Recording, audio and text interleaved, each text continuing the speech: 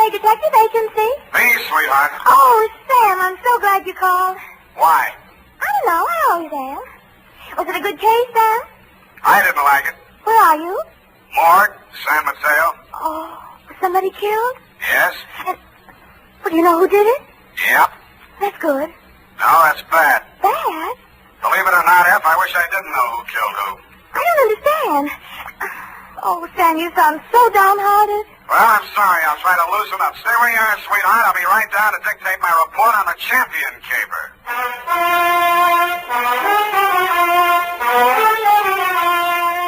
Dashiell Hammett, America's leading detective fiction writer and creator of Sam Spade, the hard-boiled private eye, and William Spear, radio's outstanding producer-director of mystery and crime drama, join their talents to make your hair stand on end with the adventures of Sam Spade. Presented by the makers of Wild Root Cream Oil for the hair. Before bringing you tonight's mystery, I'm going to take 28 seconds to tell you something that isn't a mystery. It's no mystery why so many millions of men, women, and children have well-groomed hair these days when America's favorite hair tonic, Wild Root Cream Oil, costs so little. Just 25 cents will buy you a get-acquainted bottle and show you how neatly and naturally Wild Root Cream Oil grooms your hair, how it relieves annoying dryness and removes loose, ugly dandruff. Get Wild Root Cream Oil Hair Tonic. Again and again, the choice of men and women and children, too. And now, with Howard Duff starring as Spade, Wild Root brings to the air the greatest private detective of them all in the adventures of Sam Spade.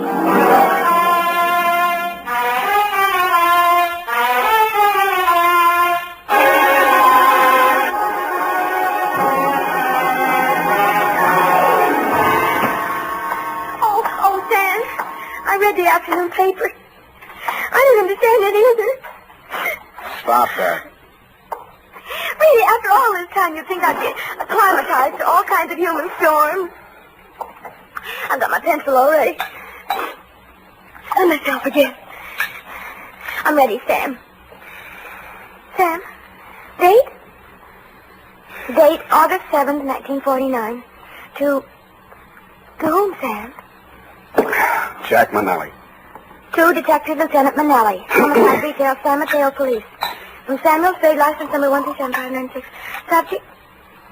Are you listening, Sam? Subject, the champion caper. Dear Manelli. You were there for the end of it, and I was there for the start of it, which is in the reception office of Elliot Champion's brokerage house in San Mateo, and where I first met Mildred Champion.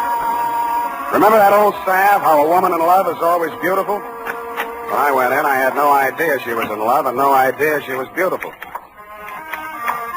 Not because she had lately been crying, but her sallow face without makeup, framed in a wisp of blonde hair, wasn't flattered by the shapeless black dress, cotton stockings, and low-heeled shoes she was wearing.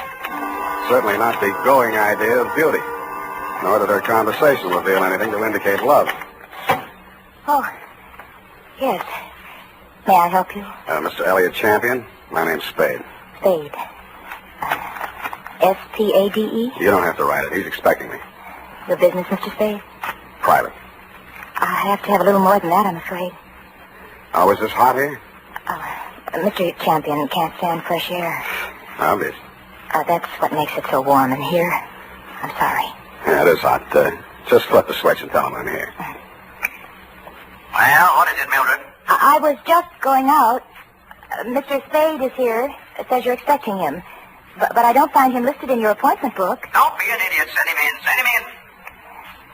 You may go in now, Mr. Spade. He always like that? He's nice today. Sorry, Mildred. That's your name, isn't it? His office is the first on the right. Don't bother. I'll find it. Thank you. I'll just go to lunch. Mr. Champion? Well, don't just stand there. Come in and shut the door. What I have to discuss with you is private. I don't want that snoopy niece of mine listening to our conversation. She's out to lunch now. But does she listen in often? All the time. Why? She didn't know who I was. I outsmarted her there. I called you from the drugstore on the corner. I don't want anyone to know who you are while you're here. Oh, now, where did I put that lighter? Behind the inkwell. Oh, yeah. I'm a dangerous man to play games with. Joseph's found that out once, and if he keeps this business up, he's going to find it out again. No games, you're dangerous. Say, are you mocking me, Spade? Just wondering what you're talking about. I just told you got ears, haven't you? Joe Josephs is back in town, and I'm not going to fool around with him. Mildred told me you were nice today. Oh, she did she? Well, Mildred talks too much. That's what's the matter with her. She talks too much. And you'd fire her, only she's your niece, and you'd have to pay somebody else 3 times what you pay her to take everything she has to take. Get out of my office. No. Wait a minute, Spade. It's just hot, I guess. Who has turned on the heat? It's Joe Josephs. He was released from San Quentin this week. And I've been receiving telephone calls from him telling me to beware and to watch out and a lot of other nonsense. What was he doing at San Quentin? 2 to 5 on an embezzling count. He's an ungrateful scoundrel, that's what he is. Why, I took him into my office as a junior executive, and 6 months later... He got tired of the $20 a week you were probably paying him and decided to dip into the bin. Only he did a bad job, got caught, you testified against him, now he's out and he's sore, and he's threatening you. And every time you yell cop around this town, there's always some snoopy reporter hanging around the sergeant's desk. Ain't that the truth? Listen, Spade, I've got $500,000 tied up in this business, and I don't want anybody thinking I might get knocked over by some loony with a grudge. And that's why you didn't tell the police? Don't you believe me? It'll do for now. You'll think of something better. Now, see here, impertinence is one thing... 25 a day and... No. That'll be 45 a day in expenses. I want you to find Joe Josephs and bring him to me. Nuisance warrant? More than that. I've got enough stuff in that desk drawer to send him back to Quentin if I have to. Oh, what kind of stuff? Left over from his trial. It'll be grand larceny this time, and they don't stop at 5 years for that kind of thing. You withheld evidence? I withheld... Put your gun out.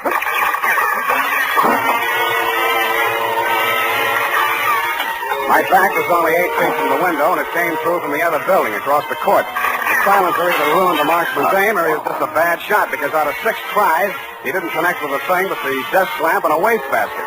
By that time, Champion and I were both on the floor, Champion on top of me. I kicked out to get loose, and he kicked me back. I gave that up and twisted around for my gun. Across the court, a window was open about 6 inches, one corner of which was full of a dark-sleeved hand and a gun arm. I fired at it from what is known as number 6 position. It's him! It's him! Get him, Spade! Get him, Spade! What do you think I hired you for? I didn't bother to answer him. I went through the window, onto the fire escape, and over to the next building. I did more. I went in that building, which was apparently vacant, down the stairs, and started out the back entrance.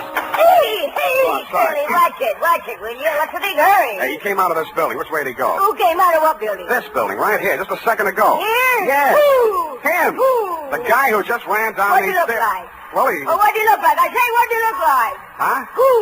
What? Where? Thanks. Don't mention it, Curly, anytime.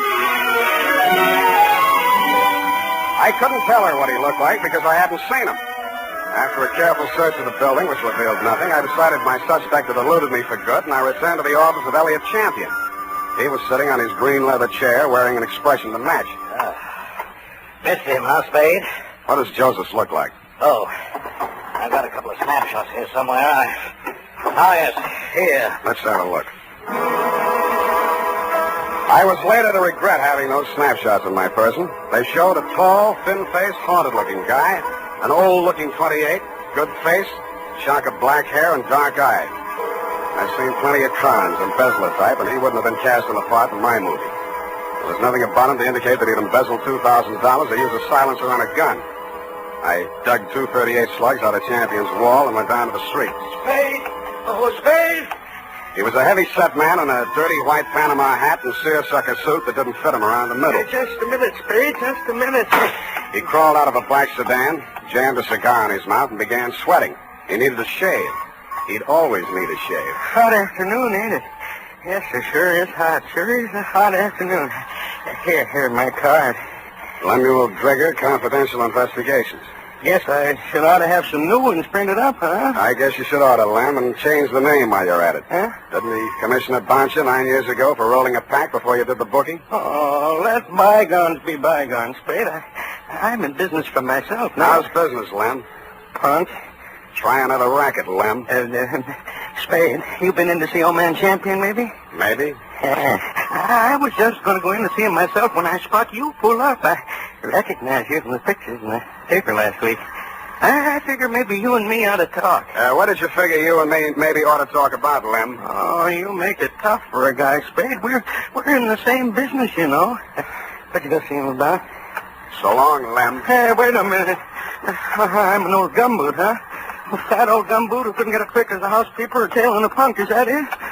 Okay, Spade, okay. You're full of vinegar now, but just you keep my card You don't want to see Lem Trigger before it's all tied up? You don't want to see me? Screw Lem.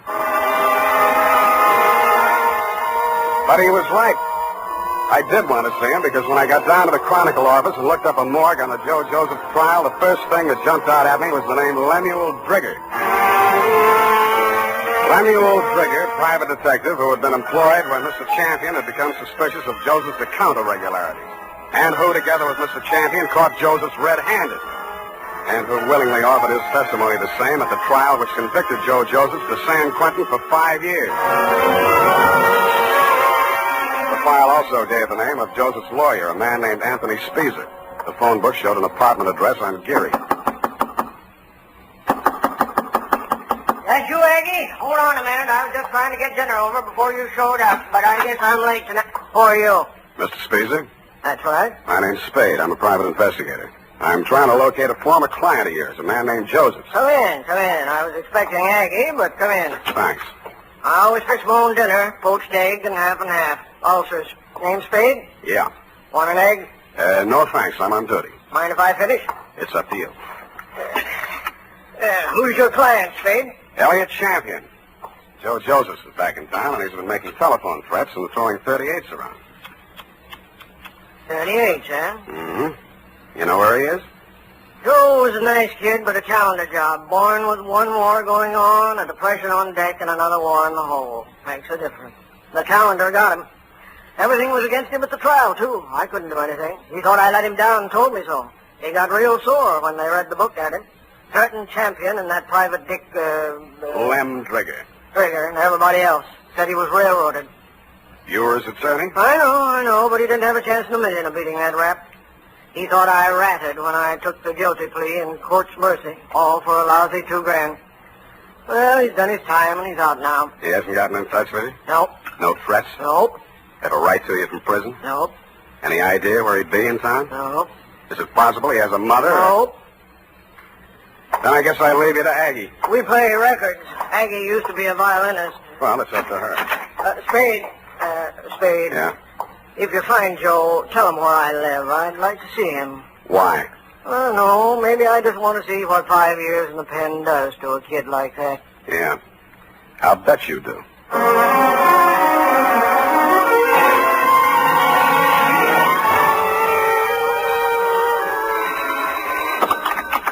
Yeah? Is this you, Mr. Spade? Who's this? This is Mildred Champion. Remember me in my uncle's office? I remember. Mr. Spade, you're looking for Joe, aren't you? I know you are. You don't have to answer me. I think I can help you find him. I must talk to you right away before something terrible happens. Please come out to the house before something terrible happens. It's right in the corner. I got out to the house as fast as I could, but not before something terrible had happened. Hey. The front door was open and all the lights were on, and Elliot Champion was lying at the foot of the stairs in the front hall holding his lapel as if it would get away from him. Hey, don't touch me. Don't try to move me. It's in my lungs somewhere. I never thought.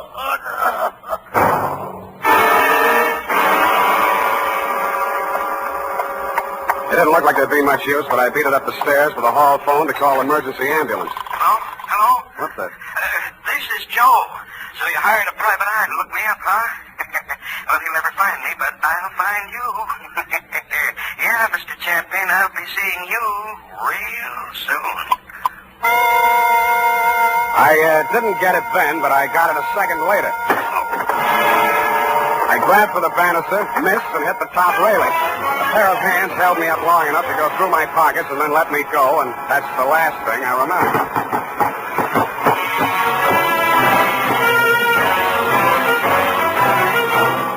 The makers of Wild Root Cream Oil are presenting the weekly Sunday adventure of Dashiell Hammett's famous private detective, Sam Spade.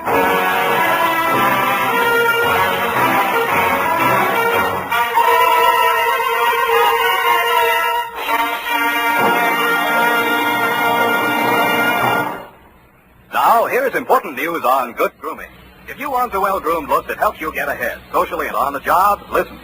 Recently, thousands of people from coast to coast who bought Wild Root Cream Oil for the first time were asked, how does Wild Root Cream Oil compare with the hair tonic you previously used? The results were amazing. Better than 4 out of 5 who replied said they preferred Wild Root Cream Oil. Remember, non-alcoholic Wild Root Cream Oil contains lanolin, It grooms the hair naturally, relieves dryness, and removes loose, ugly dandruff.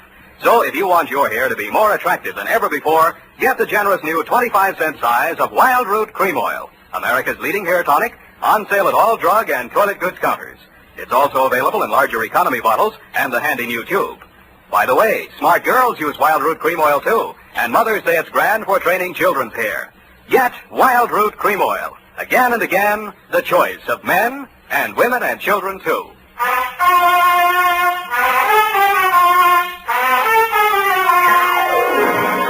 And now back to the Champion Caper. Tonight's adventure with Sam Spade.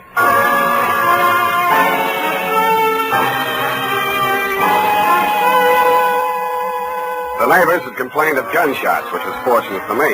I still might have been lying at the bottom of those stairs in Champion's house, Lieutenant, if you hadn't walked in, applied first aid, asked me my name, and listened to my story. You considered the threatening phone call after my client's death as a cover-up and promptly sent out a general alarm on Joe Josephs. I took an aspirin and a taxicab for home. Halfway uptown, I discovered the pictures of Joe Josephs were missing from my wallet. And that is why I was absent at the medical examiner's inquest this morning. Instead of going home, I went out to San Mateo, jimmied the lock of Champion's office, and violated City Ordinance number 352B. My dead client's desk revealed one important item. An income tax voucher dated August 17, 1944, noting him delinquent. Then I found another important item, same for 1943. His secretary's desk was even more interesting. What I found there led me to, 1, call her home. Result, no answer. And 2, to revisit Attorney Speezer. I found him poaching another egg. All right, I'm here. It's late, Aggie. What's the idea? Unless it's Beethoven, I don't... Oh, Spade. Aggie ever show? Yeah, left early. Has to work tomorrow. Oh, it's too bad. What's with you? Still looking for Joe? Yep. Any leads? Wish I could help you, Spade. Elliot Champion was shot and killed in his home tonight. No. That all you have to say? Joe do it? Maybe. Well, You don't seem scared for a mouthpiece Joe didn't like. if you mean should I be next, no. I'm not scared, Spade. The kid should realize that this time I liked him and did all I could. You've been here all evening? Aggie? Could you prove it? Yep. You may have to. Did you know Mildred Champion was married to Joe Josephs? Yeah. How'd you know? It's a secret. I found his marriage license in a desk drawer. Nosy, huh? I found something else. Champion didn't pay his income taxes all the time. A lot of people are like that, Spade. Me, Lem Trigger testified against Joe at the trial, so did Champion. Mildred worked in the office, but she didn't testify. Wife can't testify against husband. Real good story, Spade. But what about Joe? Champion had something on Lem Trigger, and Trigger had something on Champion. Joe's in between. You tell me, huh? Huh? All right, I'll tell you. It's all about a green kid hired into a brokerage firm to be framed on a phony embezzling charge to cover up a tax delinquency. You want to finish it? I can't. I don't know it. You've got ideas, though. Yeah, Spade, you're right. I've got ideas. And all of them make me sick inside. That kid stood there and told me he was innocent. He said it 1,000,000 times if he said it once. And he told me he thought Champion was short with the income tax people. And if Champion was short, he could phony up a book and get a worn-out private detective like Drigger to testify that there'd been a fraud, and Joe takes the rap. If that's what happened, they did it pretty good. Did you mention anything like this at the trial? Surmise is not admissible. There was no way to investigate it and no way to prove it. Joe was a nice kid, Spade, and he told a good story. I've been fooled a lot of times. What do you think? I haven't met him yet. All right, he's done his 5 years. He came out, and now they want him for killing the man who sent him up. His whole life's gone. And for what? Spade, I hope you don't find him. I hope nobody ever finds him. But we did find Joe Josephs, Lieutenant. He was right under our noses all the time. When I called you, you told me to come on down to the morgue at the county hospital. We both stood and looked at Joe Josephs. It's a funny thing, Sam. We had an alarm out for an hour on this guy. We've been looking all over for him, and he turns up right here. Only he's dead. He's been dead since last night about 7. 7? Same time Champion was killed. TB. Just got the whole story. Had it awful bad in prison on the sick ward his last 2 years. Mm-hmm. Wanted out awful bad. When his time was up last week, he made him release him. But he wound up here, died in the hospital. He looks awful young to be a con and all.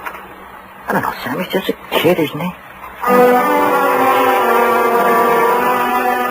Up until then, you had some kind of case against Joe Josephs. But when the medical examiner reported that my client had been shot with a .32, the rest of it began to fall into place. Lem Trigger's office was a dirty room over a shoe repair shop on Mission Street. The glass on the door hadn't been washed in 5 years, and neither did anything else. You can hardly tell where the office left off and Lem began. Oh, hello, Spade. I've been waiting for you. I thought you'd get over for some talk. What made you think that, Lem? Well, you're here, ain't you? All right, let's make talk. Did the silencer ruin your gun? Huh? Come on, I want it all. Hey, you phoned tonight after Champion was killed. You've been phoning him right along saying it was Joe. No, just a minute, Spade. We're in the same And racket. you shot at him with a silencer on your .38 this afternoon to make it look real good. You can't prove anything. I didn't kill him. One slug out of your gun will match that up. Every cop carries a .38. You were a cop once. So, Spade, you got this all You wrong, phoned him because you thought he'd called you in for protection. He called you in once on another job. Listen, I know what you're thinking, And but business was so bad you had to drum it up, didn't you? Joseph was released from prison and it was a natural, only it didn't work. Champion called me instead, and you tried to shake me down. Well, I only thought we could kind of work together. Make it a good thing. I told you once you should try another racket. But you didn't take my advice. Now you're going to have to. What do you mean? Because your license will be revoked pretty quick. You got into a lot of trouble about 2 minutes from now. I did? I was right here. What are you trying to do? I swore out a complaint on you for assault and battery. Hey, wait a minute. I ain't done nothing to you. Champion's dead, and I Yes, tell you that... did, Lem. You tried to strike me, and I had to defend myself.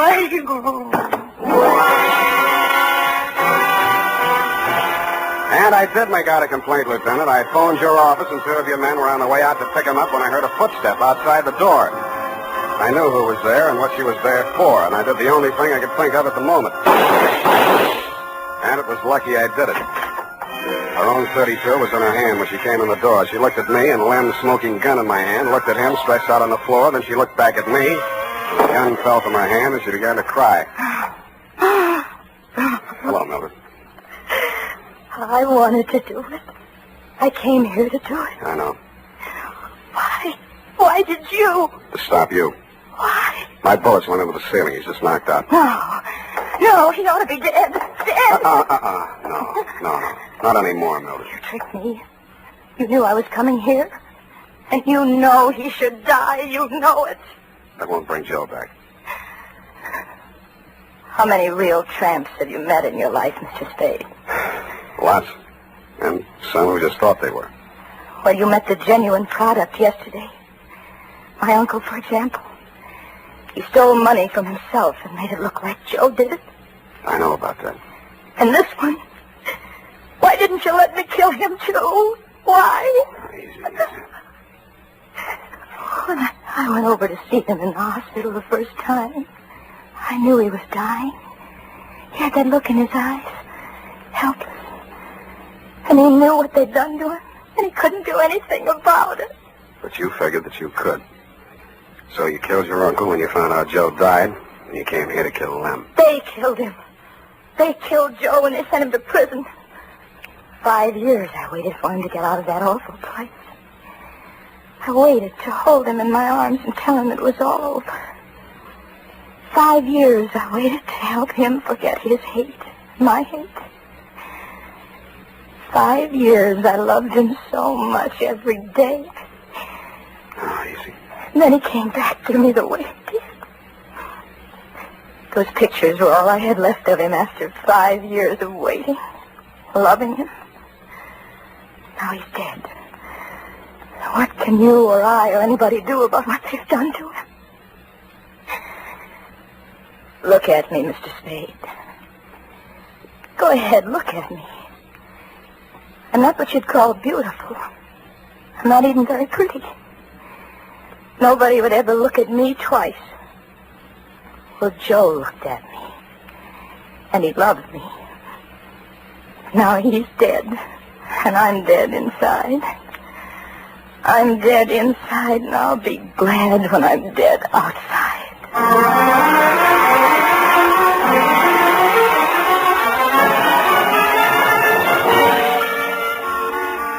Period and a report. Oh, they were so unhappy. Yeah. Add a notation that I won't be around for the coroner's inquest.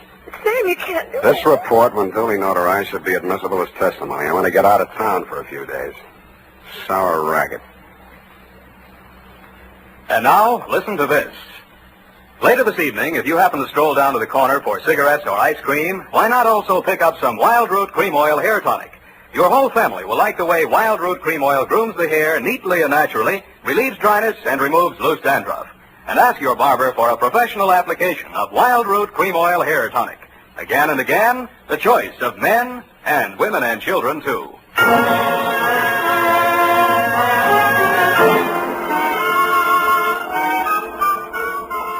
it is, Sam. Didn't make any mistakes. Of course you didn't. Are you really serious about getting out of town for a few days? I am? The world's too much with you, huh, Sam? Effie. I know it's Podge, Sam, but it seems kind of appropriate right now.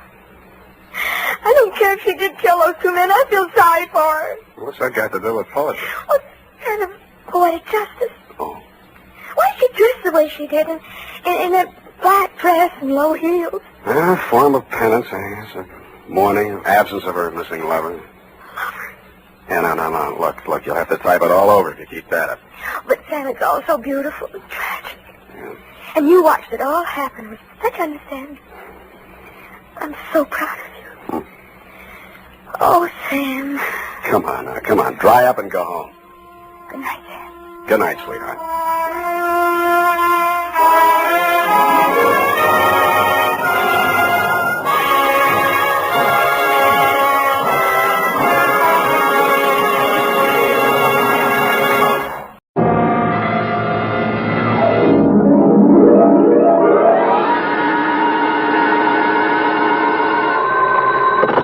Spade Detective Agency. Finitum est. Mr. Who? Finitum est. It is finished. Latin. Oh. Sam? What's left of me, sweetheart? Well, where are you? What happened? Who did it? Here, everything, and what? What? No, I asked you first. Sam. Now you're making sense. Well, did that Mr. Mortuus get in touch with you? Demortuus nil nisi bonum. Oh, Sam, stop it. Second year Latin, F. Speak well of the dead. You mean he's dead? If you have tears, prepare to shed them now. This one ends up worse than Rigoletto. Have your extra handkerchief ready, get some organ music on the radio, and I'll be down to dictate my report on the tears of Night Caper.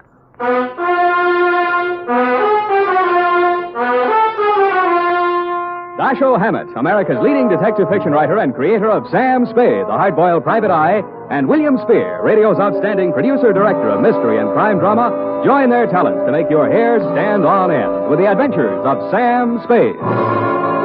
Presented by the makers of Wild Root Cream Oil for the hair. You know, just a little Wild Root Cream Oil in your hair can mean a world of improvement in your general appearance. Just try it and see. See how Wild Root Cream Oil Hair Tonic grooms your hair neatly and naturally, relieves dryness, and removes loose dandruff. Yes, you'll be glad to discover that just a few drops of Wild Root Cream Oil make a big difference. So if you've never tried it before, get the 25-cent get-acquainted size and ask for it by name. Wild Root Cream Oil Hair Tonic. Again and again, the choice of men and women and children, too.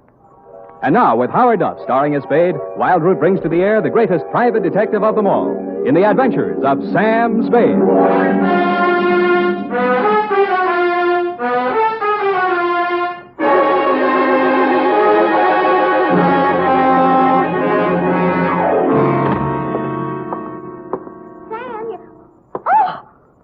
Sam, your face. What happened to it? Many things, F. But it's also kind of raw. Oh, Sam. In time, Effie, my wounds will heal. Oh, I'll bet that Mamie Gagan had something to do with it. I could tell when she came in here that she was going to be... Demortuus nil nisi bonum. Huh? Latin. Speak well of the dead, remember? Oh, yes. One thing at a time, sweetheart. Let's get this over with. I want to find a doctor. Oh, you're so brave, Sam. Carrying on in the face of your face. Sure. You won't be satisfied until you just die for your profession. Yeah, well, if I do, nil nisi bonum, Effie. Nil nisi bonum. That means?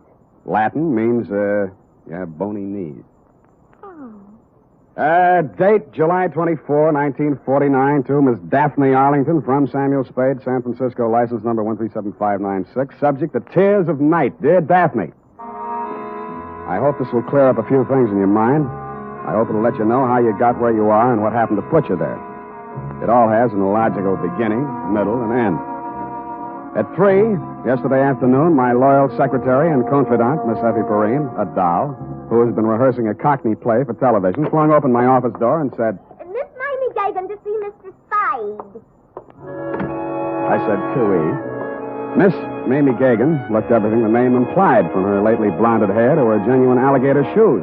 I might add, she weighed in at approximately 160 and was in very good condition. You, Spade. I am he. Sit down, please. Ah, Don't you believe me? I hate gumshoes. They all stink. Something in your background. Perhaps as a girl. I'm just assuming that you were one. All gumshoes are nosy. They talk too much. That's why I don't like them. Here. For me? Who else, stupid? Oh. And it says, pay to the order of Samuel Spade, $100, signed Mamie Gagan, co-signed Johnny McCall.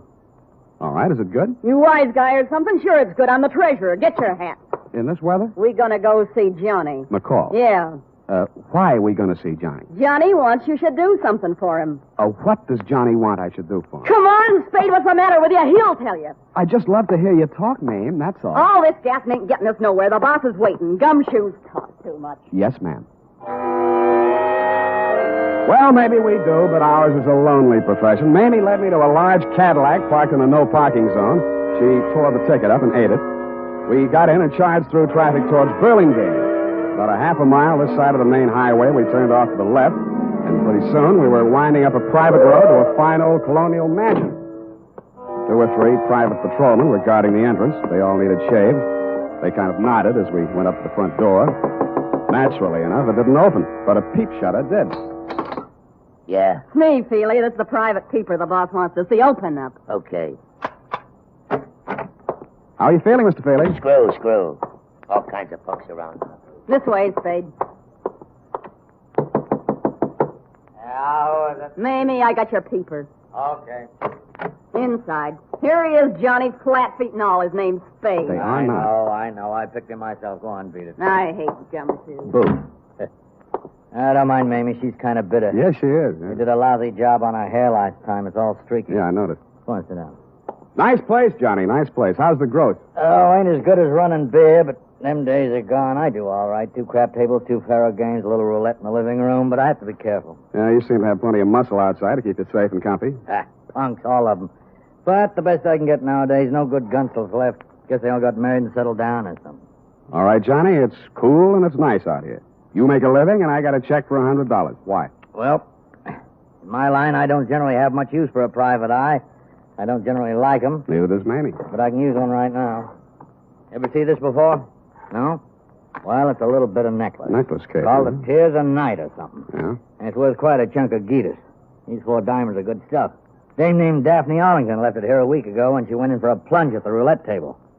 She left it for a standby till she raised the cash. Oh, screwy dame. You know, a widow with a lot of money. Boyfriend named Lenny Eppich. He paints or something. Well, she sent me a check today for the 5 G she lost, and I just want you to take this thing back to her. That all? Yeah, that's all. I got my dough, she gets a necklace. You're a licensed bonded investigator, insured, it's safe with you. I couldn't trust any of my punks with it, and I don't like to be seen in public, so you just take it back. It's all very simple. Uh-huh. Now that you've told me how simple it is, suppose you give me the unexpurgated sequel. Did her check bounce? Yep. All right. You want a drink? There wasn't any check, Sam. She called me a couple of hours ago and said if I didn't have this thing back to her by tonight, she'd call a load of cops and come out here and tear the joint apart. Not such a screwy dame at that. You're stuck. You telling me. If she comes with cop, I'm closed for season. I'm getting old. Oh, you're not old, Johnny. Feely was running the table, and I didn't know he'd taken this thing for security till we counted up. Stupid Feely. I should have pushed his mush in or something. Letting a dame like that make us a setup. Well, maybe you'll do better next time. Oh, ain't gonna be no next time, Spade. Well, here's her address. Here's the ice. Just take it to her, and I'll chalk it up to experience. You better get yourself a new boy at that table, Johnny. You telling me. You telling me. Well, bye.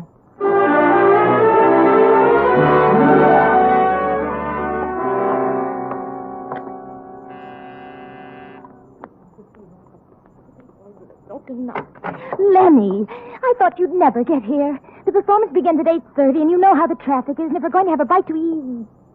You aren't Lenny. Where's Lenny? I don't know, Miss Arlington. I'm supposed to deliver some jewelry. Jewelry? That would be Mortuous. Mortuous. Mortuous. Yes, but I... What are you looking at?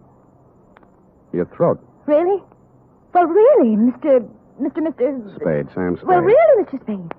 I'm only waiting for Lenny to get here so we can make the first curtain of Streetcar. And we're going to be late if he doesn't get here. You can understand that, Mr. Spade. You're going to be a little early. Streetcar doesn't open until Monday. Well, already, and he hasn't shown up. Well, Good night, Mr. Spade. Hey! The white ermine cape you were wearing and the black strapless thing needed a touch, but you had it. A diamond necklace.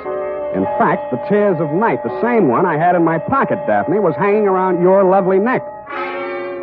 I rebuzzed your buzzer and knocked on your door for quite a while until it was quite evident that you were not going to open up. Under the hallway light, I snapped open the necklace case. Mortuous, you had said. And mortuous was what it said stamped inside the case. A gloomy word with a gloomy address. The White Hotel on Turk Street.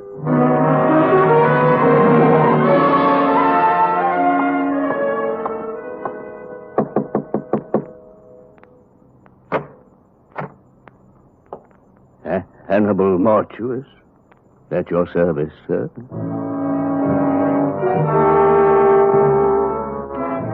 If ever a man had the look of death, it was this one who had its name.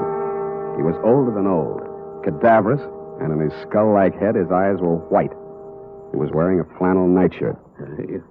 You find me a bit indisposed, Mr. Spade. The clerk at the desk said it was a matter of jewelry. Therefore, Hannibal Mortuous is at your service. Now then, sir, what is so urgent?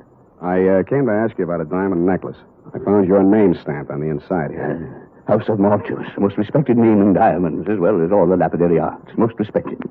Fine jewels and the name Mortuous is synonymous the world over. I am the last of 4 sons. But continue, Mr. Spade. Well, I just want you to take a look at this.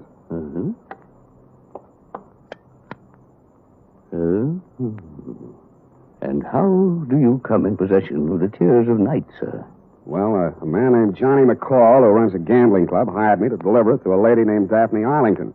She lost it at the roulette table. She left it there until she could raise the cash. Deplorable conduct on her part. Daphne Arlington, a most indiscreet young lady, to be sure. I recall my interview with her when her late husband, Sidney, ordered this necklace. A lovely body, propelled by a ridiculous mind. For shame, such conduct, a gambling house, the Tears of Night, a pond. Well, this is real, then? It isn't phony? Mr. Spade, I am a gemologist. The House of Mortuous. Of course, it's real. Take a good look. When an artist creates a dazzling thing of beauty such as this, would he be so unlikely as to forget the time, the patience, the agony of his creation? See how each stone is carefully mounted to capture every single pinpoint of light. An incomparable masterpiece. An incredible money. How much money? The wholesale market, about 10,000. Arlington? He paid 25, but he had it, as I say, incomparable. Yeah, well, I saw another one just like it tonight. Ridiculous. The finest workman at best could only create a crude resemblance. This kind of work demands an artist, or an artist. But tell me, Latin in Angus Elba? My second year Latin escapes me. Snake in the glass. Something wrong? Something wrong, yeah. You are concerned for the safety of this piece. I have a small safe in my room. You may have the key if you care. I'll take it with me. Thank you, Mr. Mortuous. My pleasure, Mr. Spade. Omnia mortuus bonum vocat est. All speak well of Mortuous, of Panzer. Good evening. In the dismal lobby of the White Hotel, I asked the night clerk for some wrapping paper and 20 cents worth of stamps. It was a hunch, plus the fact that outside in the street I spotted 2 of Johnny McCall's unshaved gorillas. They were looking up at the front of the building. Mr. Mortuous must have switched off his light or something because their eyes suddenly dropped and I saw them separate, one on each side of the front door. With shoulders carefully hunched, I stepped out into the lonesome night. I hoped they would think I was carrying my .38, which I was not. They didn't. Here's the paper, Candy. You want to ask him for a match? Candy's nearsighted. That's too bad. This him, Ernest? Got a match, Spade? Yeah, not so close. Candy asked if you got a match. He's a dummy, Candy. He don't answer. Got a match, Spade? What'd I tell you? He's a dummy. He don't look like no dummy. Take your hands. He's a dummy, all right. Ain't you, Spade? See, he's a dummy, Candy. I told him about you being nearsighted and he wouldn't answer. He don't talk. Go on, smart boy. Tell Candy how sorry you are about him being nearsighted. I told you he was a dummy, Candy. All private eyes like you. Candy asked you a question. He wants to know if all private eyes is like you. I don't like no dummy. We ask questions and he ain't told us nothing. That makes him a dummy. Maybe we find out something if we went through his pockets. Yeah, even the dummy's got pockets. Ain't that right, dummy? Hold 'em, Candy. All right, boys. You played the scene real good, and I'll see what I can do for you. Hey, you talk. Yeah. Make him talk again, Candy. Make him talk bigger, Candy. Bigger. He talks real nice, but he don't say much. Think maybe he's tough, Ernest? Yeah, maybe. Hold him up. See? He ain't so tough.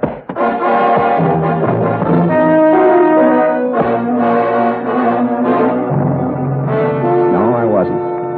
And I didn't feel like talking on that quiet little street where the only noise was my face pounding on their fists. I didn't have the necklace anymore, but they had to find out the hard way. The hard way for me.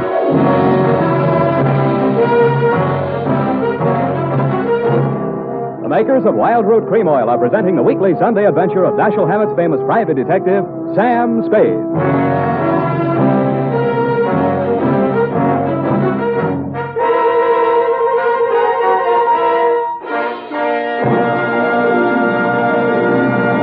Now, here's important news on good grooming.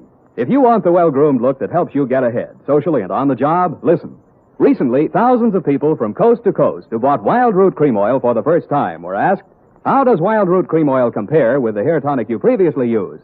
The results were amazing. Better than 4 out of 5 who replied said they preferred Wild Root Cream Oil.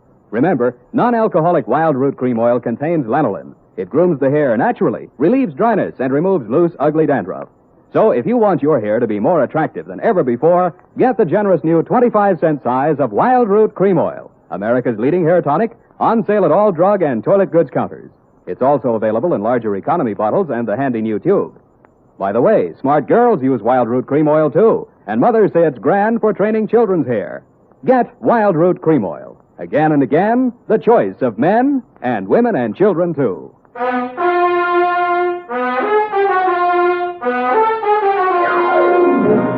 And now, back to the Tears of Night caper. Tonight's adventure with Sam Spade.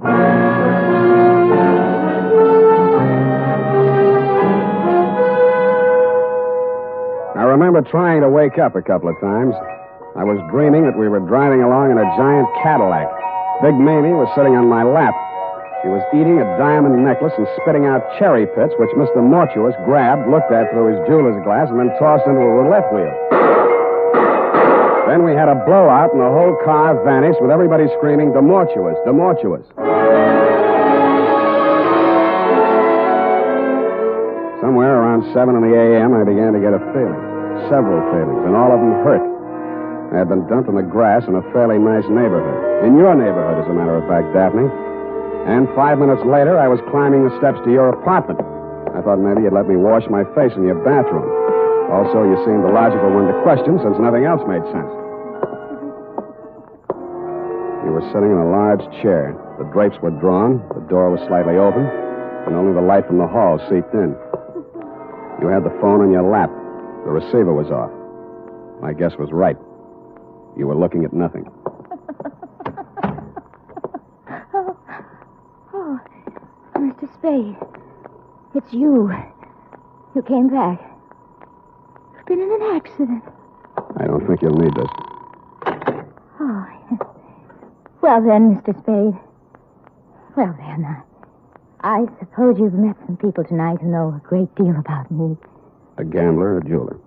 Did they tell you about Lenny Effich? No. He's really a dear, Mr. Spade. Quite the nicest boy I've met since Sidney was killed in that horrible automobile accident. Sidney and I had so many things together. I do think he enjoyed being alive with me. I mean, I cried when Sidney was killed. I really did. I cried. Miss Arlington, I didn't know what to do. I cried. That was 3 years ago, but now I have Lenny. He's really a dear. I do think that Lenny will be a very prominent artist someday. I do. Lenny asked me to marry him tonight. He did? I've been very lonely since Sidney died. Lenny isn't interested in my money. Lenny has some money of his own. What didn't I couldn't. My tongue adjusted to my mouth. Did that ever happen to you, Mr. Spade? Sometimes, yes. But perhaps I should see a correctionist. I'm glad you came by again. I didn't know you were a detective the first time. Who told you? Why, Mr. McCall. I really can't understand money. Please, Miss Allen. I know it must be strange to you, but look at them. But some people live for it, some people die. Please, Miss Allen, we can't get anything done. Look, they do look so funny. So very funny. I've seen them count money. So much money. And I really believe that is all I live for. Oh, look at me. You were pointing at something across the darkened room. It took me 10 seconds to find the light switch. Stretched out on your floor, they looked funny, all right. Candy and Ernest. Both of them as dead as you can get.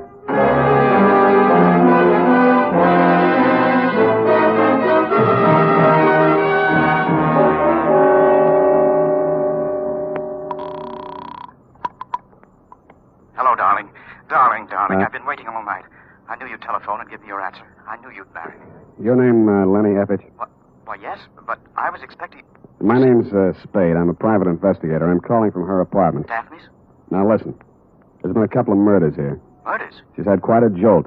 She's going to need you and all the help she can get to bring her out of it. I've called homicide, and it might be pretty rough for her. I'll be right over. Bring a doctor. Right. And a lawyer.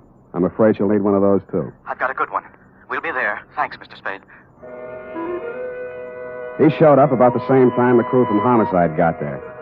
Your fiancé's a good guy. He talked fast and urgently, as did the doctor and lawyer he brought with him, and through their combined efforts, you were removed not to police headquarters, but to the private hospital in which you are now a patient. It was obvious from the powder test that you could not have fired the .45 which ended the lives of Candy and Ernest. It was also obvious that the murders had been done elsewhere. But who had done them remained to be seen. Spade, I've been expecting you. Come in, sir. I've been amusing myself with your chessboard. Sit down. Oh, you've had a hectic night. Yeah, your boys were pretty rough. Candy and Ernest, two men of another world, Mr. Spade, not our world. Allow me to apologize for that action. I want more than an apology, Mr. Mortuus. And if that's my gun and it looks like it, it's got a hair trigger. And if you'll pardon me for saying so, your hands are a little shaky. I underestimated you, Spade. Such an ingenious method of protecting the tears of night. Why, sir, by the simple expedient of placing it in an envelope and mailing it to yourself from my hotel lobby, you hired as guardians the entire United States Postal Service, not to mention the armed forces. Thanks. What happens now? We wait for the mail. Just tell me where I'm wrong, will you, Mr. Mortuus? McCall wanted me to get caught with it. He didn't know it was real. You'd made a phony for him, only you found out it wasn't phony when I came to your place. Then there was a double cross. If you can bear my vanity, I have invented a new word. Triple cross.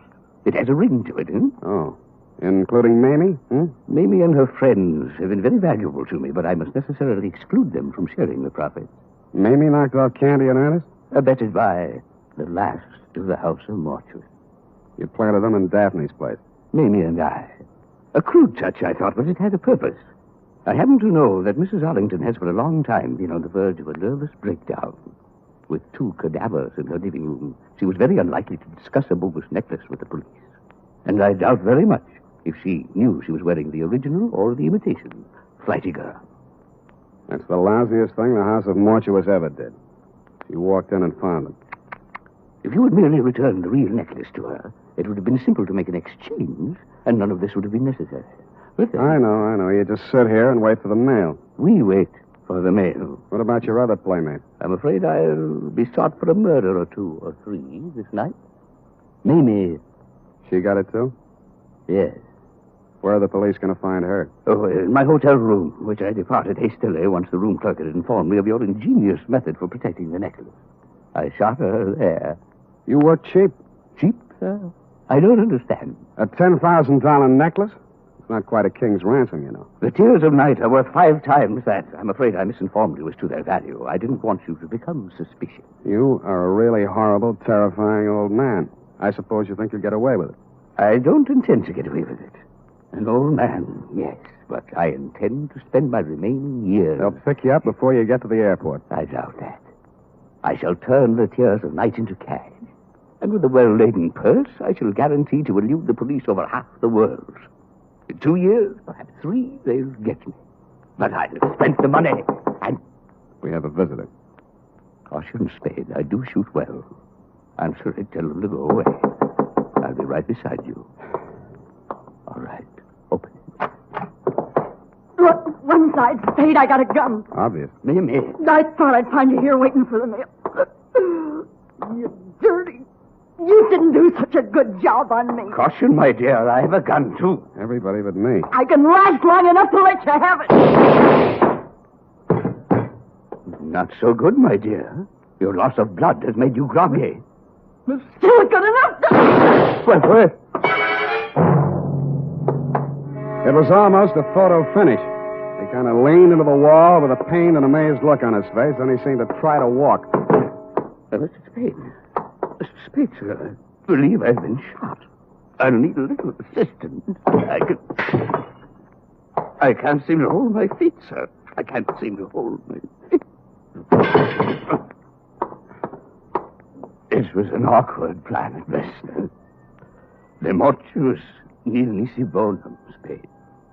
Or if your second year Latin escapes your memory, speak well the dead.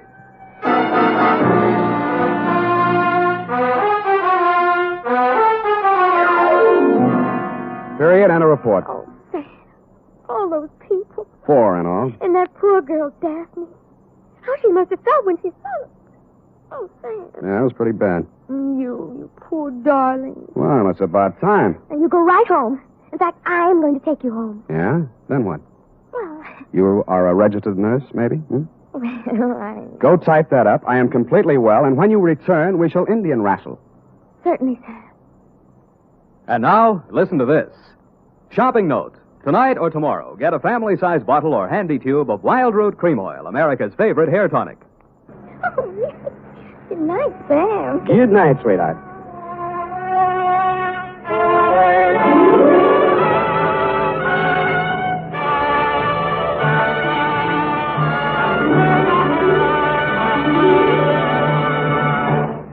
The Adventures of Sam Spade, Detective.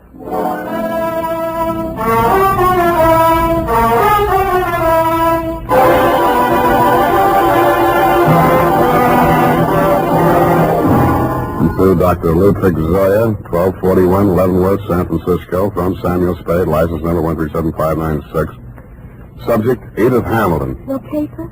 No caper. Dear Doctor, if I owe you an apology for not keeping you informed on the progress of the assignment and for letting it drag on as long as it has, then I'll have to go on owing you, which makes us even because you don't owe me anything. The start of it was a month ago. 32 days, 8 hours, 3 minutes, and 45 seconds, to be exact. Ah, Mr. Spade. Dr. Zoya? Good to see you. Let me think. How long is it? 3 years since I visited your office. That was when you were my leading suspect in the Denov case. Ah, yes, poor Denov. It was he who pointed out that we psychoanalysts are not unlike you detectives. We probe, we question, we follow up clues in order to find out what is the dark secret which has nervously disturbed the human mind. But we are limited. We have only our patients' words and our interpretations. Sometimes that is not enough.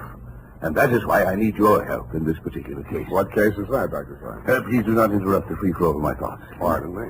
Naturally, my ego feels a certain resentment against my id for asking you for your help. What makes me think I need a detective? Well, my id was just asking my ego the very same question. Ah, you too feel resentment. We must analyze that later. Bring me your grievances. I will. Now to the case. Oh, yes, okay. This woman was referred to me by her physician. She has suffered a complete nervous collapse because she thought she recognized a certain person crossing the street. A person she had not seen for years. Who was that? My patient's son died under mysterious circumstances 3 years ago, and the woman she thought she saw was her daughter-in-law. It was widely reported in the newspapers at the time. Perhaps you remember it. Carter Hamilton? Carter Hamilton. Oh, Roanoke, Virginia, 1946. The mother accused her son's wife of murdering him. Daughter-in-law was hauled up before the grand jury, but not indicted. Dropped right out of sight afterwards. Good, you know that case. Well, actually, my patient is suffering from an agonizing sense of guilt. Unconsciously, she thinks that she herself murdered her son. Did she? Well, there may be something tangible at the bottom of so profound a feeling of guilt. You mean you want me to help you convince her that she really is guilty? No. That is for me. But first, we must find out. What we must find out is somebody else, whether they are guilty. What? Go all the way to Virginia, solve a crime that's been off the books for 3 years? No. The daughter-in-law is actually here in San Francisco. Well, if I remember right, she wasn't the only suspect. Well, whether she is innocent or guilty is of no importance. It is only important that we know. What? Excuse me. Yes, Miss Case. Mrs. Hamilton is here, Dr. Zoya. Oh, good, Miss Case. Send her in. This is my case. I mean, my patient. I want you to meet her. Oh, good afternoon, Mrs. Hamilton. Good afternoon, Doctor. The woman who stood framed in the doorway was a tall, commanding figure, impeccably dressed in black, with an easy $100,000 worth of black pearls wound around her neck and a black veil covering her face. She walked in ahead of you, displaying not a sign of nervousness, and stopped directly in front of me. Very deliberately, she lifted the veil, revealing a youthfully old face, deeply tanned and set off by snow-white hair. Only her enormous violet eyes showed any expression. She stared at me for what seemed like a full minute. Yes, you do. You look like the other one. Well, perhaps you had better explain, Mrs. Hamilton. My daughter-in-law, Edith, was very much in love with another man before she married my son, Carter. He jilted her. Carter was second choice. It was I who talked her into marrying him. That's why I'll never rest until my son's death is avenged. We must analyze this desire for vengeance. Oh, yes. Yes, I had a dream last night. I dreamed that Edith was dead, stabbed with the same bone-handled hunting knife she used to kill my son. Yes. Well, no. You just lie down on the couch and relax, Mrs. Hamilton. I'll be with you in a moment. Come, Mr. Spade. This is the most disturbing new development, her dream. You must get to that girl as soon as possible. Her life may be in danger. You mean the old lady is mixed up enough to take a shot at her? Here is the address. And take this briefcase. Why the briefcase? Well, there are legal papers in it regarding the Hamilton estate. They require her signature. I had Mrs. Hamilton arrange for you to take them to her instead of the attorney. I'm supposed to pose as a lawyer. While I'm there, I'm supposed to shake a confession out of her, and while I'm typing it up, I'm a bodyguard. You're getting a lot for your money, Dr. Zoya.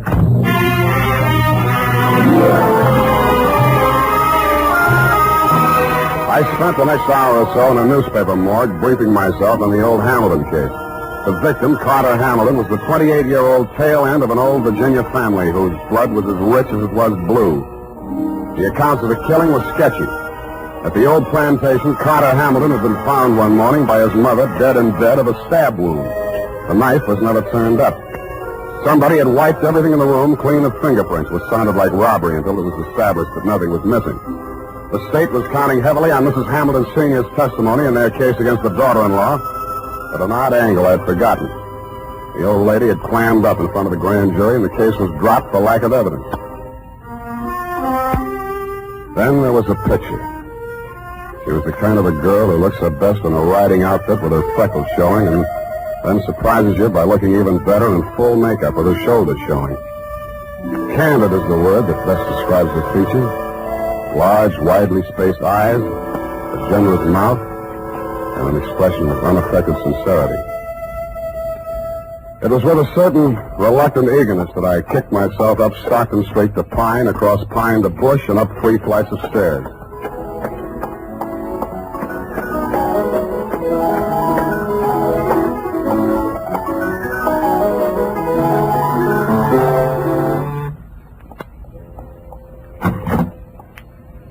Yes? This is Edith Hamilton? Yes.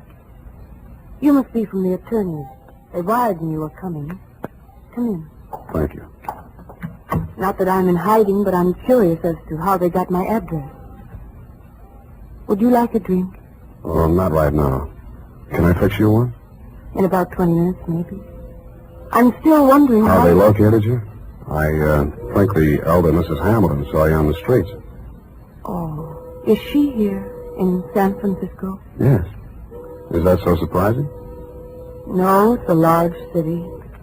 What is surprising is her staying on after learning that I was in town. And she's not very well. In fact, I think she's had some kind of a nervous breakdown. I'm sorry to hear that. I'm very fond of her, you know, in spite of everything. No, I didn't know. Maybe I should explain. I'm a private detective local. I was hired here in San Francisco to bring these papers to you. Oh, you found me. I seem to be a little slow introducing myself. I'm sorry. Sam Spade. Well, if it had to be a detective, I'm glad it's you. But I can't help wondering why they didn't send a lawyer. The lawyers cost $50 an hour. I only cost 10. Oh. In the private eye stories, it's always $25 a day and expenses. I wish those writers would get abreast of the times. I'm sure they'll catch up. But if you're being paid by the hour, perhaps I can keep you here a little longer. I'm glad you said that. You remind me of someone. Pleasantly, I hope. Yes. Oh, yes. And sadly, too. Your husband? If you don't know about that, I hope you'll never find out. I'll leave that up to you. His hair was like yours. He was thinner. And his eyes were blue. Maybe we shouldn't wait till 5 o'clock for that drink. It was a funny kind of a drink. I'd never been hit by one before, black velvet. After 2 of them, I even began to hate myself a little less. And after the third, I decided there was some mystical connection between the drink and the color of her eyes. Black velvet.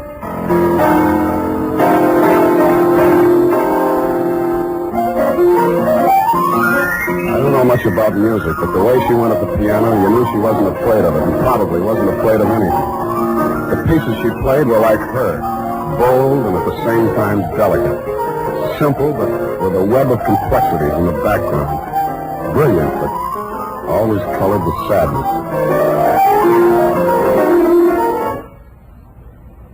What's the matter? I want you to take me someplace. Where? Any place. Dinner. I don't care.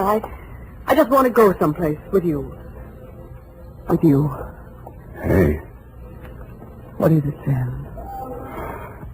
I thought we were going out.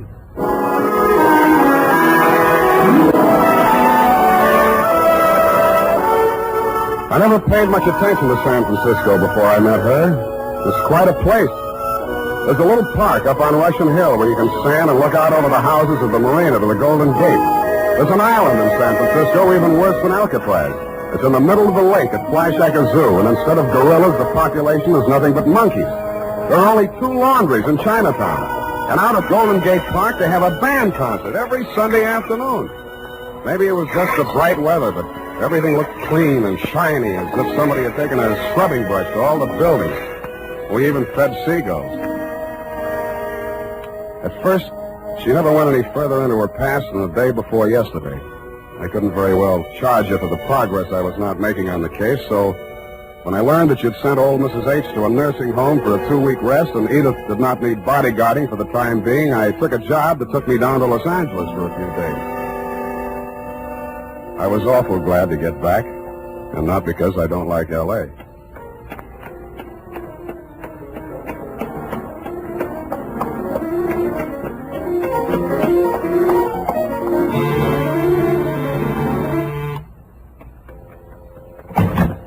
Oh, Sam.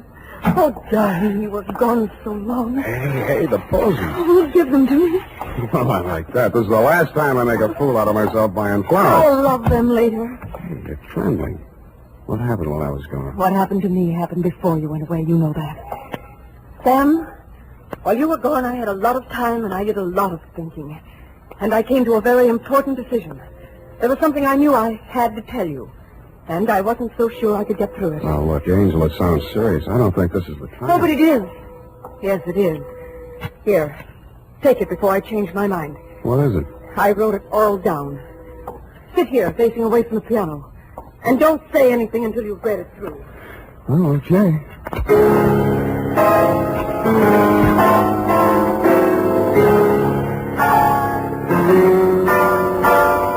The opening sentence hit me straight between the eyes. It said, I, Edith Hamilton, of my own free will, make the following confession. It was addressed to the District Attorney of Roanoke, Virginia.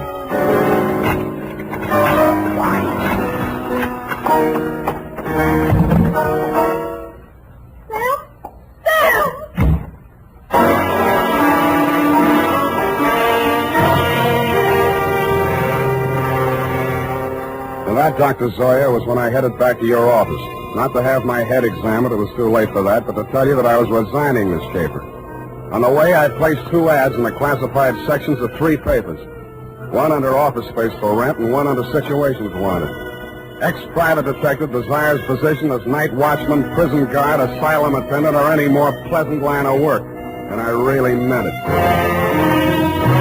The United States Armed Forces Radio Service is presenting the weekly adventure of Dashiell Hammett's famous private detective, Sam Spade.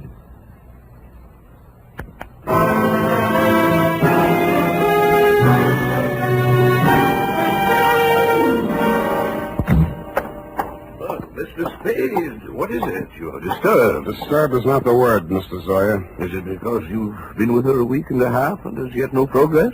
Let us analyze the situation. The whole setup has been rotten from the beginning. You send me to that girl under false pretenses. You tell me to worm my way into her confidence. One moment. Did I tell you this? How else did you expect me to get a confession out of her? Should have got the play when that old lady said I looked like a man Edith was once in love with. You thought she'd fall for me, didn't you? You thought I'd take advantage of it, didn't you? Well, you could hire somebody else to make love to her. I'm a detective, not a gigolo. So she did? You lied to me, Dr. Zoya. That place is nothing but an asylum. Well, you know that isn't true. Come, give me the gun. You're tired. You must rest. Yes. Now I can rest. I've killed her. What? In this case, she's fainted. Get some water. Let me see that gun. I'm going to Edith's place. Get an ambulance over there and don't stop to analyze anything.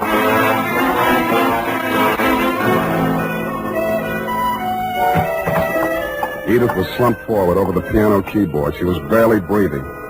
The old lady wasn't much of a hand with a gun. 4 of the slugs had punctured the big studio window. One had torn a flesh wound in her shoulder.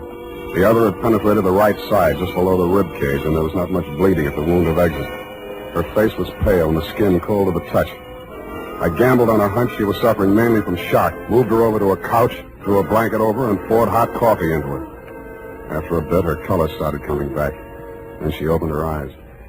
Oh, I thought you went away. I must have dreamed it. Lie still, Angel. Don't try to talk. Oh, please, don't let them know what happened. Take it easy. It's only the ambulance. I've got to save Mother Hamilton. You see, I've got to get rid of that knife and the tablet.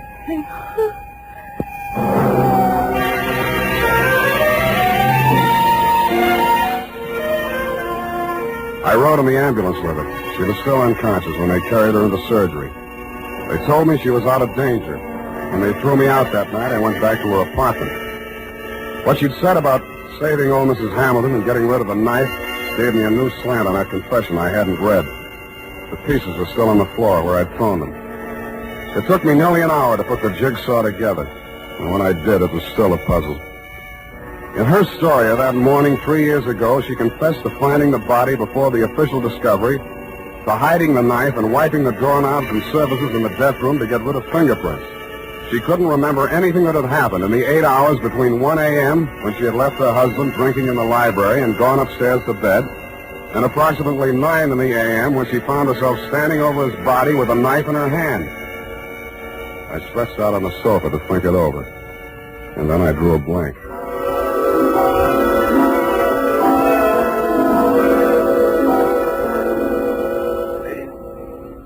Spade, wake up. What?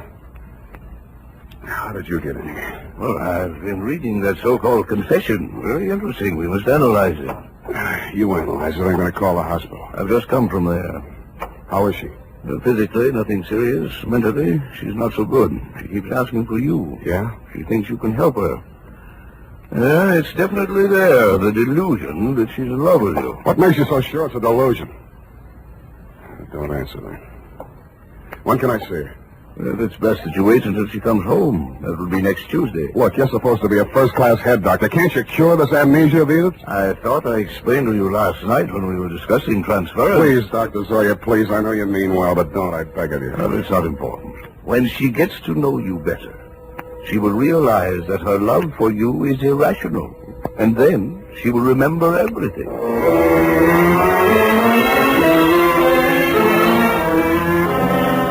I kept myself busy like crazy until Edith checked out of the hospital. There wasn't much talk between us at first. Even her music was reticent, little rambling improvisations that sounded like children's songs or lullabies with something just a little acid mixed with their simplicity. Then as the days went by and her strength and confidence started to return, her music became serene and graceful. It became like her as she sat there at the piano in front of the big window with its afternoon sun streaming down on the San Francisco hilltops, while at the same time the April fog bank started its nightly prowl in through the Golden Gate. And that was like her, too, and like her music. Brilliant, but with a touch of melancholy. And then one day it was all warmth and brilliance and she was smiling.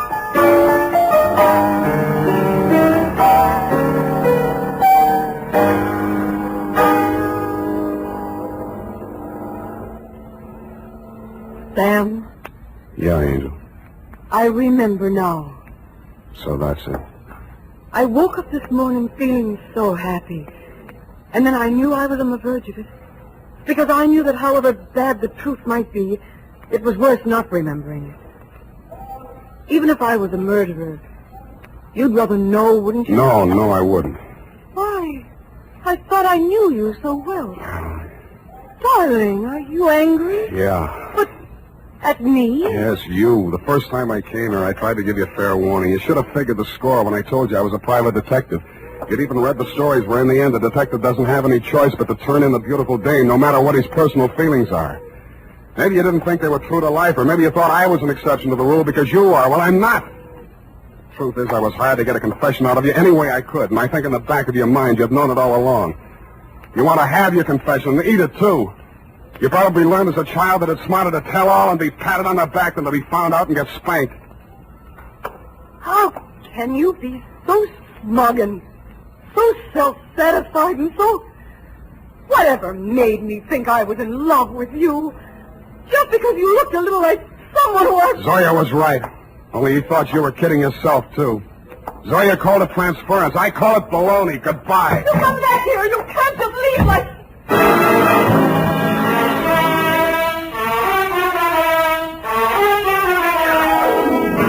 And that, Dr. Zoya, is why I never heard her confession. It turned into a lover's quarrel. But I understand she paid $25 an hour to rattle it off to you. I have before me your telephonic message. I haven't had time to analyze it, but at first glance I take it to mean that Edith was innocent of everything except destroying evidence. Motive, to spare her mother-in-law the anguish of knowing that her son was a suicide. I'm sorry, now that I know what her story was, that I didn't stay to hear her tell it.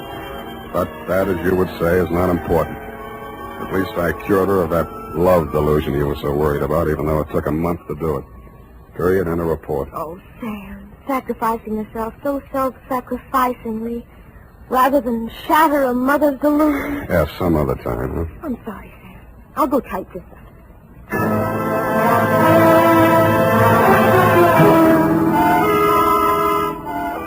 Well, here it is, Sam. Sam, where did you go? Sam Spade Detective Agency. It's Spade, sweetheart. Sam, where did you go? I'm downstairs in the bar. Sam, there's so much noise on the line, I can't... I'm drowning my sorrows. Well, you don't need to shout. Oh, hold the line a minute. Yes? May I help you? Oh, no, I'm sorry. I was hoping I might find Mr. Spade in. Hello? Would you like to leave a message? Oh, tell him Edith Hamilton called. Oh. Ooh! F, are you still on the phone? Ooh. Oh, pardon me. Yes, dear? What happened? Are you taking it back? Nothing at all. One moment, please. Miss Hamilton, I have him on the line. He's downstairs in the bar. And if you'll hurry, you can just catch him, I'm sure. Oh, downstairs. Well, I will hurry. Thank you. You're welcome. Sam, are you still on the line? What's the matter with you? Nothing. Just go ahead and drown your sorrows. But don't get loaded. Good night, Sam. Well, good night, sweetheart. I'm going to take piano lessons.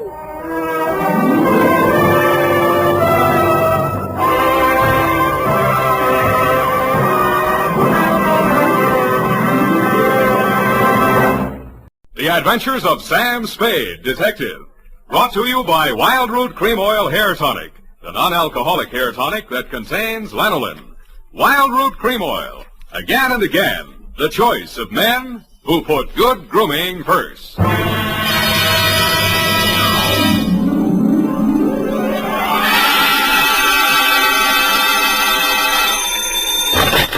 Spade, Detective Agency. They offered me a cool $1.5 million, but I couldn't be bought. Oh, Sam, all the time fooling. Straight goods, Evie. Oh, really, Sam? Why didn't you take it? Oh, but you couldn't, of course. That's right, Angel. Taxes. Oh, you mean it would put you in a bracket? The girl's name, in case you were going to ask, was Sugar Kane. Was she sweet? Oh, Effie, you made a joke. Oh, not much of one, no. That is true, but even though you do seem to be, as you would say, in a jugular vein, I shall be right down, serious and frowning, to dictate a chronicle steeped in the bitter tea of general confusion, brewed in a witch's cauldron of murder, greed, and avarice. That's what gives it that nutty flavor. What, Sam? Silly girl, I refer to the Sugar Cane caper, on which I will forthwith my report be done to dictate on,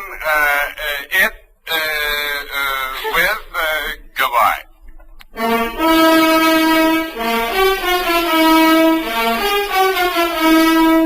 Dashiell Hammett, America's leading detective fiction writer and creator of Sam Spade, the hard-boiled private eye, and William Spear, radio's outstanding producer-director of mystery and crime drama, join their talents to make your hair stand on end with the adventures of Sam Spade. Presented by the makers of Wild Root Cream Oil for the hair. Want to look better on the job? Get Wild Root Cream Oil. Want to look better to that gal of yours? Get Wild Root Cream Oil. Wild Root Cream Oil Hair Tonic improves your entire appearance by grooming your hair neatly and naturally, relieving dryness, removing loose dandruff. If your family hasn't yet enjoyed the benefits of America's leading hair tonic, here's what to do about it. Ask at your drug or toilet goods counter for the new 25-cent get-acquainted bottle of Wild Root Cream Oil Hair Tonic. Again and again, the choice of men and women and children, too. And now, with Howard Duff starring as Spade, Wild Root brings to the air the greatest private detective of them all in the adventures of Sam Spade.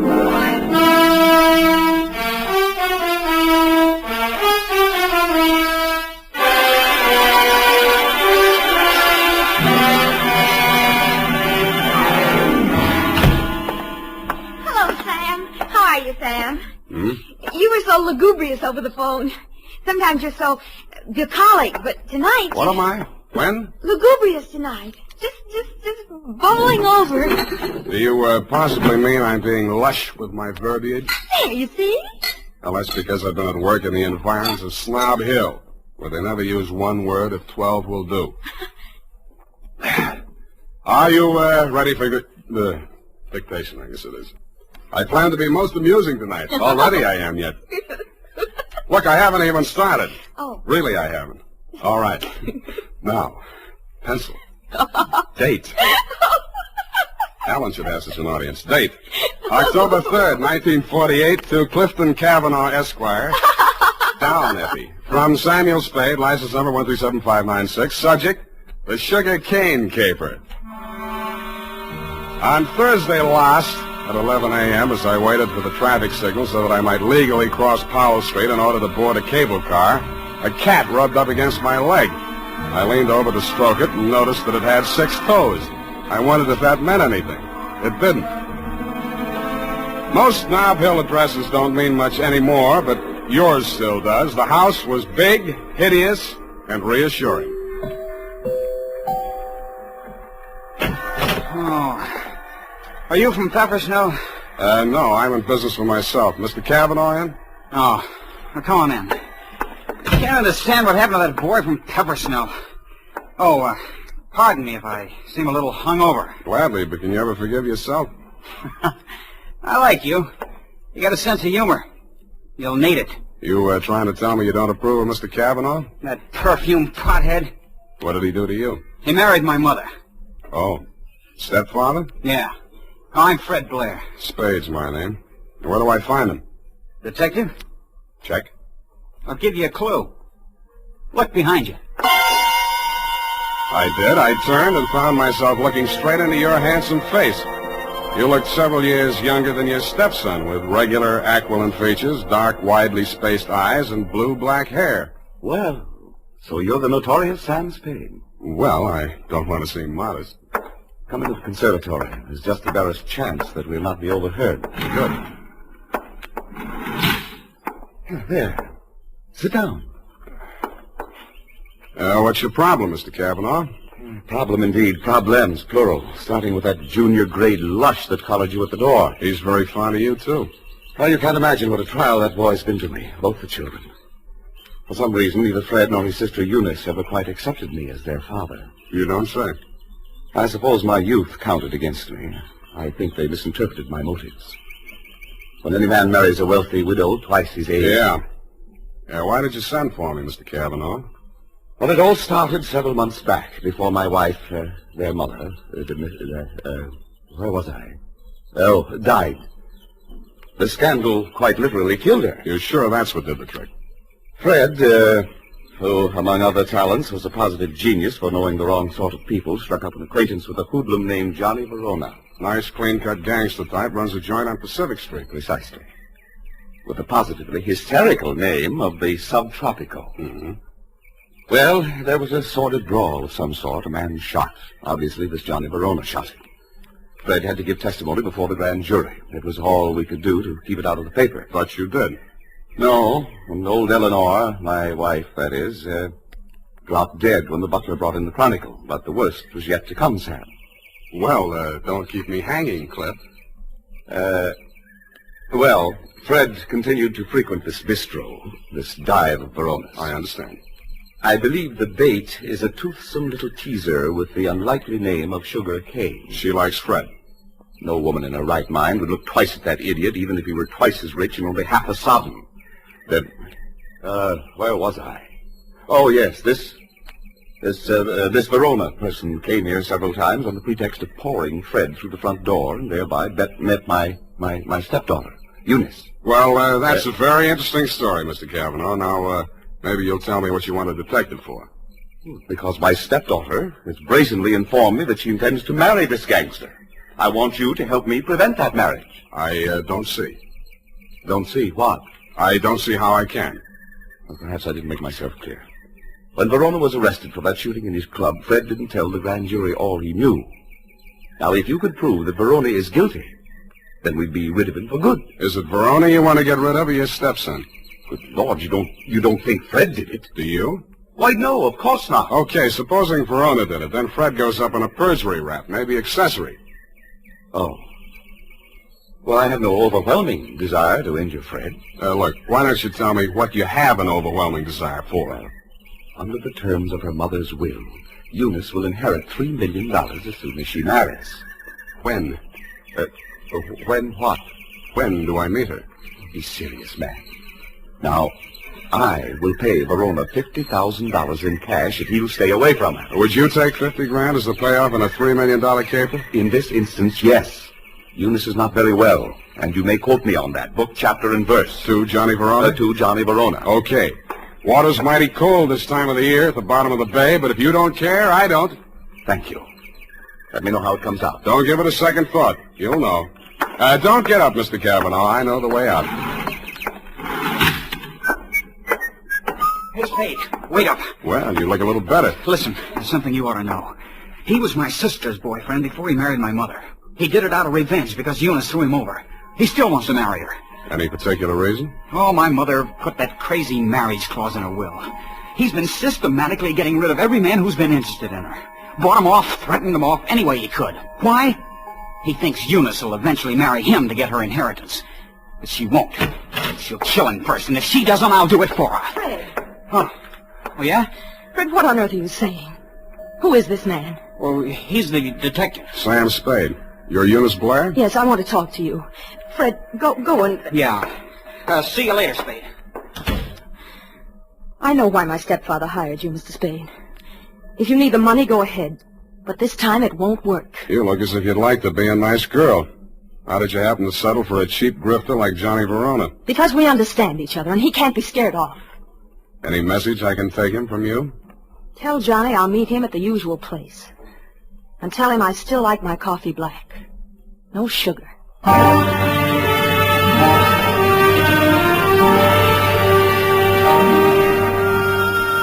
I didn't ask her what kind of sugar she didn't want any of. I thought I knew.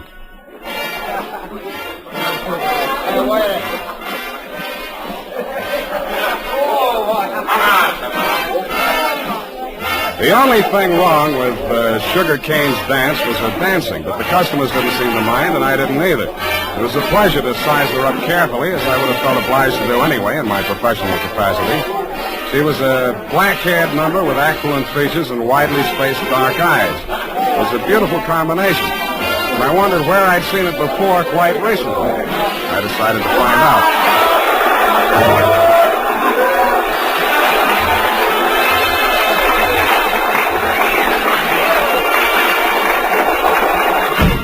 Hey, what's the idea of barging in here after me? Can't you see the sign on the door? No customers in the dressing room. Then let's go someplace else. I want to talk to you. Beat it. Take it easy. This is on business. Good. I'll fix it up with the ball. Johnny! Yeah, Sugar? What's the matter? Is Joe giving you trouble? He trailed in here after me, the cheap masher, on the pretext of discussing business affairs. Okay, out you go. Wait a minute. Come on, move. And don't come back! Well? Sorry, I had to give that bum's rush routine. I don't want to get her excited. She's a nice kid, and she doesn't know why you're here. I take it you do. Yeah. Eunice called me and told me you'd be down. Okay, Johnny, I'll give it to you fast and get out. Clifton Cavanaugh will pay you $50,000 to leave Eunice alone. He also made a few idle or not-so-idle threats about what might happen to her if you don't take his money. For example? He said she hasn't been feeling well, might not live long enough to get married. I don't have to tell you what I think about that kind of talk, and I wouldn't be peddling it if my office rent wasn't due. That's why when you started giving me that bum's rush, I made only, shall we say, a token resistance? Yeah. Now, about me marrying Eunice, you can tell Clifton to stop worrying. Hmm? Yeah, Eunice and I got married 3 weeks ago. You what? Married. You want to see the papers? Why the secrecy? I don't want her to get hurt. You're scared of Clifton? Nah. Sugar. She's got a very low boiling point. She's a... Oh, pardon me. Yeah. Yeah, Nick. What is? Go ahead. Yeah, I heard you. No, don't touch anything. Don't let anybody in. I'll be right over. Bad news? Yeah, Eunice. She's dead. How? One of my boys found her in my apartment. She was supposed to wait for me there. How did it happen? He's not sure. He thinks she took poison. I had to give Johnny Verona one thing. He didn't make any pretense about being grief-stricken. But after all, he just inherited $3 million. Sugar Kane took it standing up, too, but she just lost a rival and got her man back $3 million richer. I wasn't with you when you got the news, Mr. Cavanaugh. But the one I really wondered about was Eunice's brother, Fred.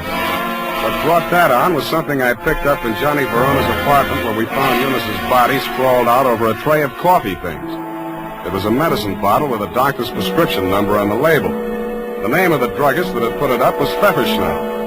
I remembered what Fred had said to me when he admitted me to your house that afternoon. Quote, "Are you the man from Pfefferschnell's?" I wondered if I'd answered yes, would Eunice still be alive?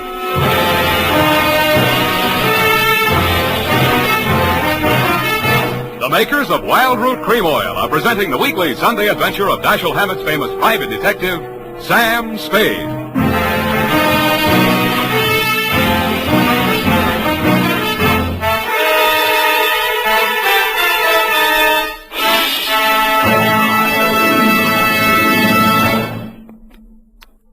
Now, here's important news on good grooming.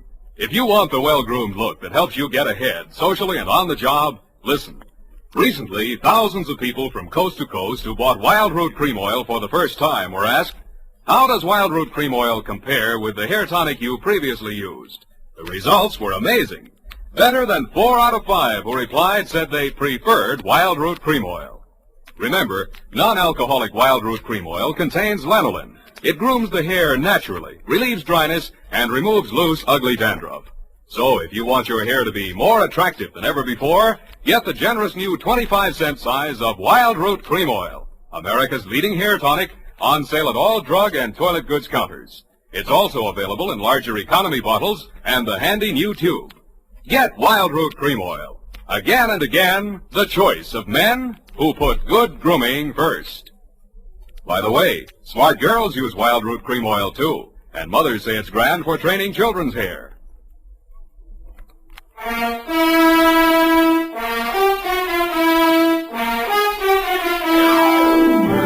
now, back to the Sugar Cane Caper. Tonight's adventure with Sam Spade.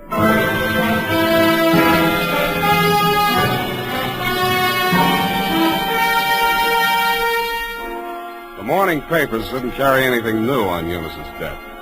Cause was put down to an overdose of a toxic drug. The doctor who prescribed it said she'd requested it for migraine headaches, which he suggested might have driven her to suicide.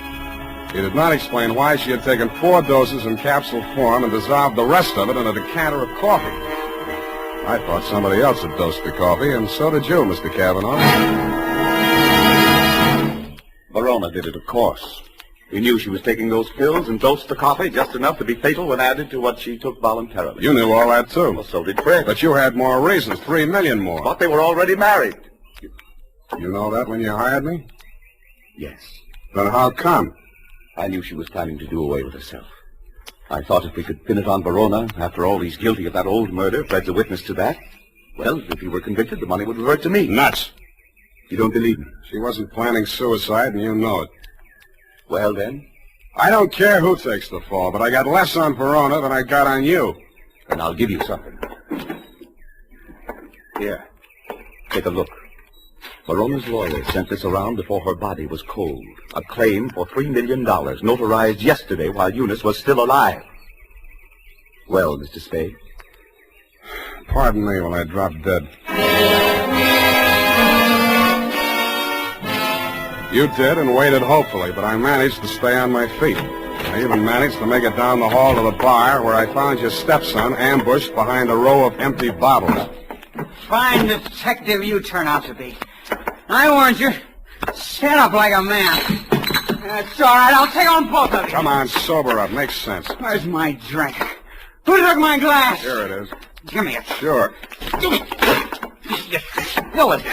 Ooh, ice on my shirt. Listen to me. This is very important. Important? You were expecting a delivery from a drugstore when I arrived there yesterday morning. Who ordered it? She did. Eunice, she told me to watch for it and bring it to her. Did you do that? No, she wasn't here. What did you do with that bottle of medicine? I'm sleepy. I gotta get some rest. Wake up! No! I said wake up! Leave me alone! Now listen. You took that bottle with you when you went out. Where did you take it? I tell you when you let me go to sleep. You took that bottle with you, didn't you? You're guessing. I know you're third degree. You went to Verona's apartment, didn't you? 2 gentlemen of Verona. Willie Shakespeare. You doped that coffee, didn't you, with the poison that killed your sister? I didn't mean it for her. I didn't know she was going there. Go on talking. I want a lawyer. I know my rights. Listen, I'm not a cop. I'm not taking a statement. You're too drunk for it to hold anyway, so you can tell me. Okay. Here's how it happened. She took her 4 pills and went to bed. Yeah? I sneaked a bottle out of the medicine chest and I went over to his place. His boy Nick was there making coffee for the boss, he said, when he got home. I hung around talking for a while and I stripped some of the stuff in the percolator while he was getting out the cups. And that's all. Why did you want to kill Johnny Verona? So Eunice wouldn't have to marry him. What do you mean, have to? She was doing it for me, so he'd keep quiet. About that brawl in the club, that old killing they tried to nail Johnny for? Yeah, that's it. The gun that did it. He got rid of it before the cops arrived. That was my gun. Fred, straighten up. Look. Yeah. Johnny dictated the story you told the grand jury. How do I know he didn't dictate the one you're telling me now? Who are you covering for? I didn't say anything. I didn't tell you anything. Get out of here! What's the matter with you? Get out the window! The revolver barrel that crashed through the darkened window pane behind the bar spoke twice. I answered it. I looked out into the darkness, making myself a good enough target to draw some fire. I fired back at the flashes. I was depending more on luck than aim, and luck was what I wasn't having much of. I went back to the place where Fred had fallen. The shots that had dropped him were luckier. He'd been dead before he hit the floor. What is it? What's happened here? See for yourself. Who? Shot through the window, couldn't see anything but the gun muzzle. Looked like a .45. Johnny Verona, he packs a .45. Who told you that? It came out of that investigation. One of the reasons they couldn't indict for that old shooting. There were a lot of reasons they couldn't get that indictment. What are you driving at? Neither one of the leading suspects was guilty. I don't follow you. Sugar Kane did that job. Well, that's wild. What if I told you Fred made a statement to that effect before he was shot? You're lying. He confessed. Did I tell you that? Well, he must have. He always talked about it when he was drunk. All right, I was bluffing. Why? Just a crazy hunch. I thought there might be something between you and Sugar. Now I'm sure there isn't. Of course not. Should have spotted it before. You're too much the same type, even look alike. I can't make you out. Well, don't try. It's not worth it. You better call Homicide about Fred here. Tell Lieutenant Dundee if he wants my statement, I'll be at my apartment.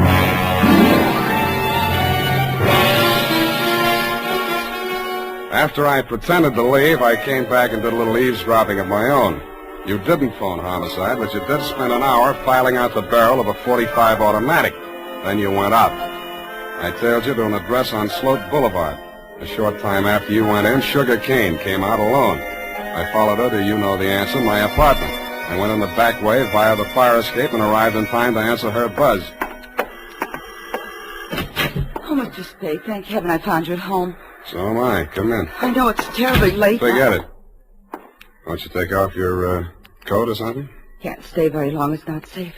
I may have been followed here. Oh, surely not. Sam, you don't mind if I call you Sam? No. I'm so frightened.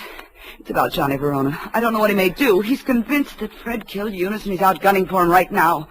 We've got to stop him before he does anything rash. You come to the wrong party, Sugar. I'm working for the enemy. Enemy? Kavanaugh. Oh. It's no skin off his nose if Johnny Verona drops Fred Blair or if you all drop. All he does is sit back and collect. Oh, he can't be as cynical as that. You ought to know. Has he told you anything about me? I'd rather hear it from you. Maybe sit down. Well, there's not much to tell. I played along with Johnny for one reason and one reason alone. To save Fred from that old murder rap. Were you figuring on marrying into that family, too? Oh, a regular pincers movement, was it? Johnny and Eunice, you and Fred. All right. It's true I wasn't in love with Fred, but it wasn't all the money. I was sorry for him. Money's not what I really want. I know that now. What do you want? Someone. Someone I can trust. Me too, Sugar. Oh, Sam, you're what I want. Say you want me to. Please say it.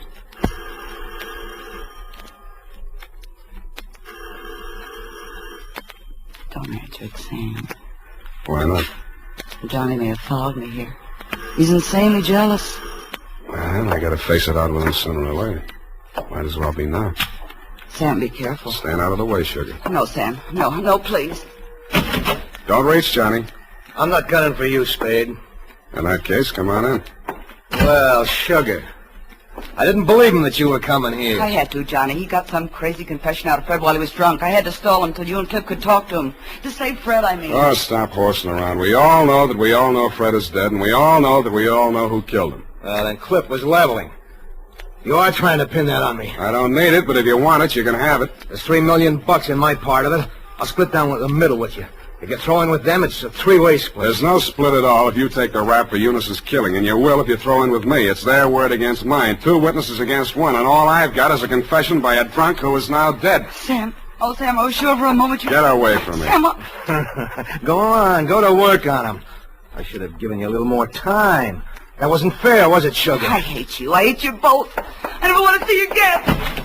Get back in that room, Sugar. Cliff. What happened, Sugar? Why were you running away? Johnny double-crossed us. Now Sam knows everything. What does he know? The whole caper. Part of it I wasn't quite sure of until I saw you and Sugar standing side by side. That blue-black hair, the same eyes, plus the fact that the bell on Sugar's apartment on Sloat Boulevard reads Kane, parenthesis, Kavanaugh. You took a crazy chance when you knocked off Fred with me right there in the room. The kind of a crazy chance a brother would take to keep his sister clear. I could have told you that. It would have helped a lot, Johnny, but you didn't. When a man lets his sister go on dancing in a joint like yours after he's in the chips and she goes on liking it, you can be sure they're both playing for big stakes and for nobody but themselves. Where do you think you were supposed to wind up, Johnny? I'll tell you. Drinking that poison coffee that Eunice got hold of by mistake. That isn't true, Johnny. I never told Fred a thing. He thought you really loved Eunice. I don't know how he found out you were forcing her into that marriage. Did you also neglect to tell him that he was innocent? That you pulled the trigger in that old killing and shoved a gun into his hand when he was too drunk to know what he was doing? I've heard enough. Flash it, Johnny.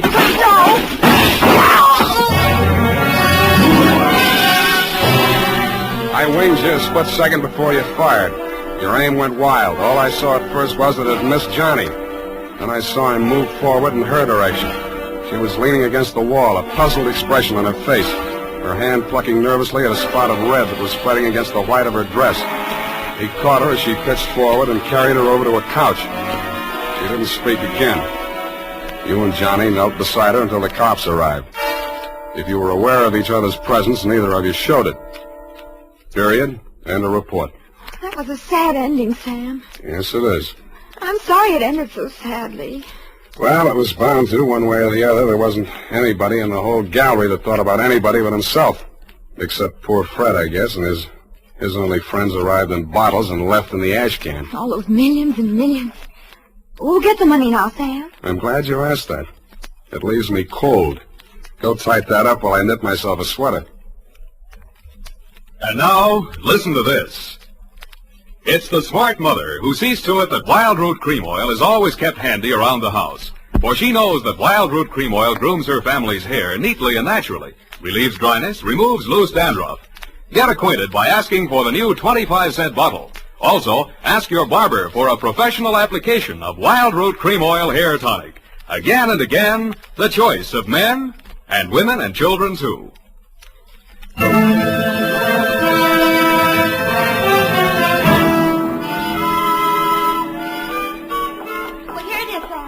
Goodness, what a terrible group of unfortunates. As you say, it just had to end badly. If you hope to get back in my good graces by quoting me, to trick me into agreeing with you, you have succeeded. There you go, Sam. So lugubrious. Effie, what is this? What means lugubrious? Oh, Sam, it's wonderful. It's my new habit. Oh? Every time I read a book now. You know, like you read a book and there's a word you don't know what it means or you're not sure. Yeah. Well, I make it a practice now to write down and learn 3 new words per day. Wow. And learn the definitions to use them in conversation. You know, like desultory. And lugubrious? Yes, that's one of my 3 for today. You see? Lugubrious, right here it is. To talk a great deal. Bucolic, state of being sorrowful. And verbose, to be out in the country. I see. Very praiseworthy. Enlarging your vocabulary. Love it. But I don't expect to be really lugubrious for the nonsense. Look, Effie, why don't you go verbose for the weekend? It's the best cure for the bucolic. Oh, Sam, look what I've done. What have you done? I've clipped the wrong definitions to the right words. Well. For instance, lugubrious, well, it isn't that at all. And bucolic, oh, Sam, I've learned them wrong. I wasn't going to tell you, Effie. It's better to find out for yourself. It's more, efficacious. A new habit. Oh, good night, Sam. Good night, sweetheart.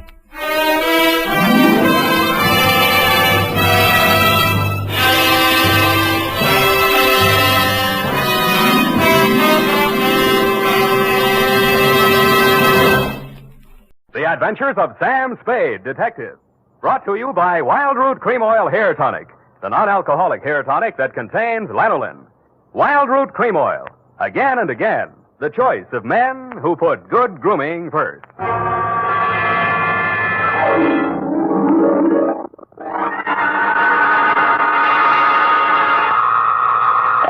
Sam Spade Detective Agency. This is Sam, Blackleg Spade, the 3rd most dangerous gambler on the Barbary Coast. Oh, Sam, not horses again. Horses, women, and the gaming tables, Effie, the diversions of the elite. Well, divert yourself with this, Sam. The phone company has sent a pink notice. Pay it no mind, sweetheart. We are healed. We have hit the cashier's cage, annexed the pot, broken the bank, and we're standing on velvet. Sam, are you sober? Definitely velvet. Warm, too. Sam, from where are you calling from? You're wrong, Effie. It's a drugstore. Stay where you are. I'll be right down to deal out my report on the hot 100 grand caper.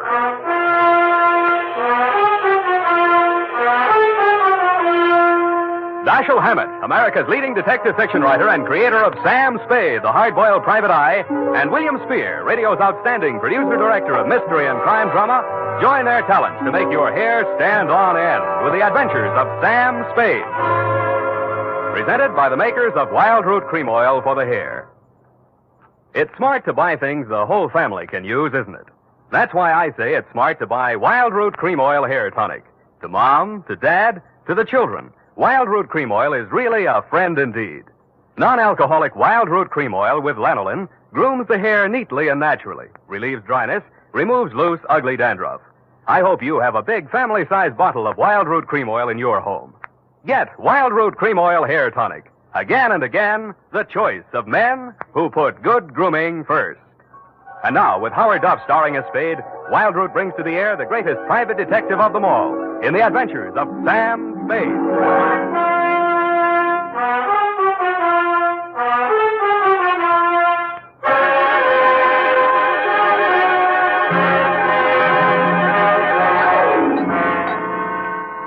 Date, September 19, 1948, to robbery detail, San Francisco Police, attention Sergeant Walsh.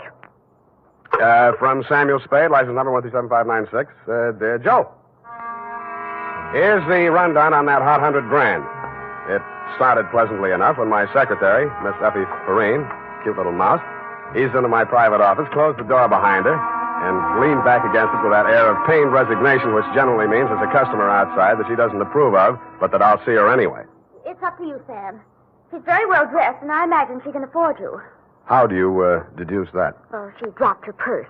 I didn't get time to count it all, but there was a $100 bill on top. Well, sure, in, Effie. Sam. Go ahead, say it.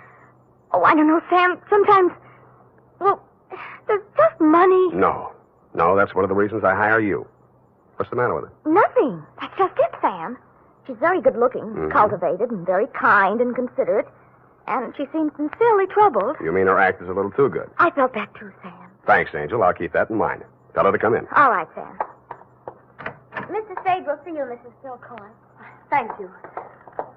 Thank you for seeing me, Mr. Spade. My pleasure. Won't you sit down? Oh, thank you. I'm Lorraine Kilcourse, Mr. Spade. It's about my husband, Leonard Kilcourse. Husband? Oh. We've only been married a short time. It was a quiet ceremony at the San Cedro Mission. Leonard didn't want to subject me to any publicity. The difference in our ages, you know? You mean you want me to keep it a secret? Oh, no, except for the newspapers, of course. Naturally, all of Leonard's friends know. No, he doesn't have many, from what I've heard. I've thought it strange, too, that such a prominent man should have such a small circle of acquaintances. I met him only a short time before I married him. He's been very kind and absolutely devoted to me, and I suppose I should feel ashamed of myself for coming to you. But there are so many things about him that are mysterious that sometimes I can't seem to find my handkerchief. Here. Kleenex. Oh, I'm sorry. Thank you. I take it you're not a San Francisco girl. No, I met him at a dude ranch. Well, maybe I can clear up some of your mysteries for free. The reason your husband doesn't have many friends is because they keep dropping dead. I don't understand you. Oh, forget it. He's a big public servant. He's built a lot of sidewalks. The streets of the city are paved with his good intentions. His name is on 1,000 manhole covers. If the names of his former business associates land on headstones, it's nothing to me. I got my own racket. Well, what? I think my husband is paying blackmail to someone. Uh-huh. And upon what do you base your suspicions, Mrs. Kane? It started about a month ago. He began withdrawing large sums from our joint account. First it was $10,000, then $20,000, and last week, $50,000. And this morning, he closed out the balance of the account. $100,000. Well, he's got it to spend, Mrs. Kilcourse. Well, I won't pretend the money doesn't interest me, but what's behind it, Mr. Spade? Each time he withdraws these cash sums, he leaves the house without a word to me. And sometimes doesn't return until dawn. My husband is not fond of nightlife, Mr. Spade. Only a desperate situation could induce him to leave the house after dark. Yeah, so I've heard. They say that's how he kept his health as long as he has. All right, you want me to trail him, find out what he does with the money. Just one question. Why'd you pick me for the job? Why, your reputation That's is... local. You say you're new in San Francisco. Well, I do read the local papers. Your picture was in only 2 weeks ago. Yeah, well, that caper didn't help my reputation. I like your looks. A nice, honest face. A man I could trust. Well, don't buy that. And I'm sentimental, too. Your picture reminded me of someone who is very dear to me. My brother. Of course, you're nothing like him, really, but you do look alike. I suppose that sounds like a silly woman's reason. Yeah. What's your address? Well, I have a little place of my own out on Divisadero. The Balboa Apartments near Normandy Terrace. Mm-hmm. You'd better keep in touch with me there. I don't want Leonard to know. The Kilcourse mansion is at 1316 Clarendon. 1316. Mm-hmm. He returns from his office around 6 in the evening. Do you have a car? No. Do I need one? Well, I don't know where he may go. Here are the keys to my car. It's parked in front of the main entrance. A gray Plymouth. He won't recognize the car. My brother's. Now, about your fee. $100 now. If I need more, I'll leave you know.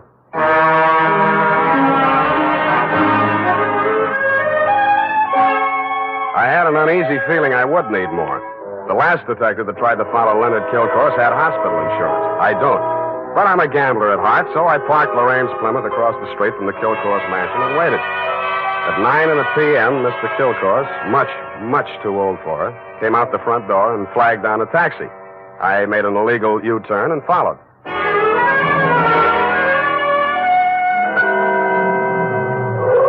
The trail ended across the Golden Gate Bridge in Marin County. It was a country club-type building on top of a hill overlooking the bay. It did business under the name of Ernie Nogales' Racket Club. The racket had nothing to do with tennis. It came from two sources. The moans and groans of the customers losing money at the roulette wheels and crap tables, and the glad hand the management threw at my quarry as I followed him in. Well, Mr. Kilcourse, surprised to see you. Since when you go out after dark? Well, I thought a little nightlife might agree with me, Nogales. Oh, that sounds like you, Mr. Kilcourse. I didn't know you better. I think you was afraid to go out night. Well, now, I was thinking of buying this place to retire to. But I figured it'd be cheaper to win it at your roulette table. What's your limit here? 10,000, but for you, wide open, the sky. $100 grand for a starter? Well, any time they catch you with hot money, Mr. Kilcourse. Come over to the cashier. I sell you the chips myself. I didn't have to bother making myself inconspicuous. Everybody in the joint stopped playing to watch Kilcourse while he shoved his $100 grand roll through the cashier's window and scooped up 4 stacks of $1,000 chips.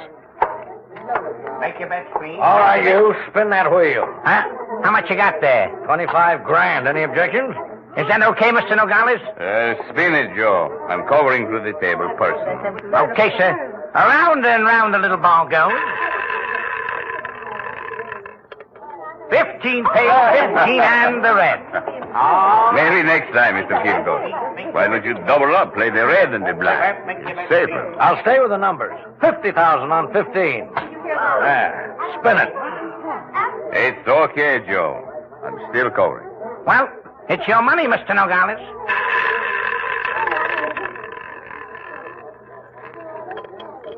Number 4 pays. Number 4 and the red again. Well, 25 grand more on 15. Look, Mr. Kilcourse, go on, enjoy yourself. Take it off your income tax, but please spend those.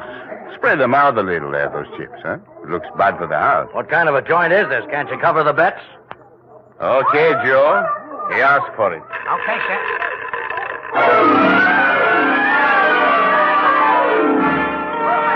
I didn't wait to see where the little ball went on the last spin of the wheel. I would have made a side bet with any taker that Kilcourse wanted to lose that $100 grand. I would also have made book he knew I was following him. As I left the table and walked out of the club, I braced myself for what usually comes next. There would either be a dead body in the car or somebody would crease my noggin with a sap. But nothing happened. I switched on the headlights and stood in the glare of them for fully a minute, but nobody even shot at me. I flushed the shrubbery, no gunman. Checked the ignition wires, no booby traps. Driving back to town, I racked my brain for some way to bring them out into the open. I felt like a man with his life savings all on one number, waiting for the wheel to stop spinning, which wasn't far from the truth. Not much of a cliffhanger, but the best we could do this week.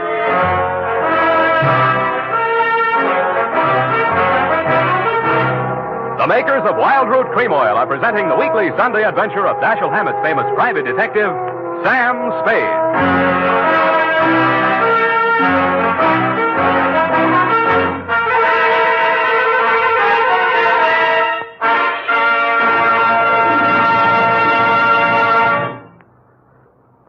Now, here's important news on good grooming.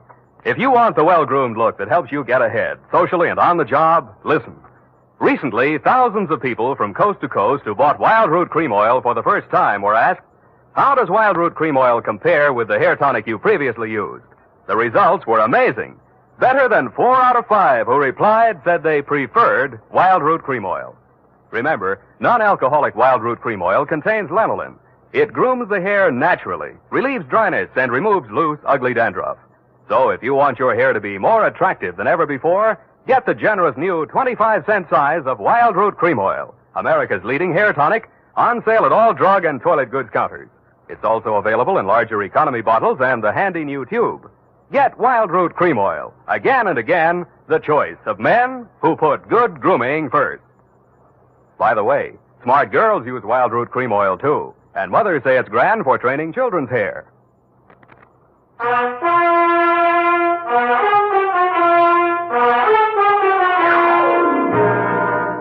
And now, back to the hot 100 Grand caper. Tonight's adventure with Sam Spade.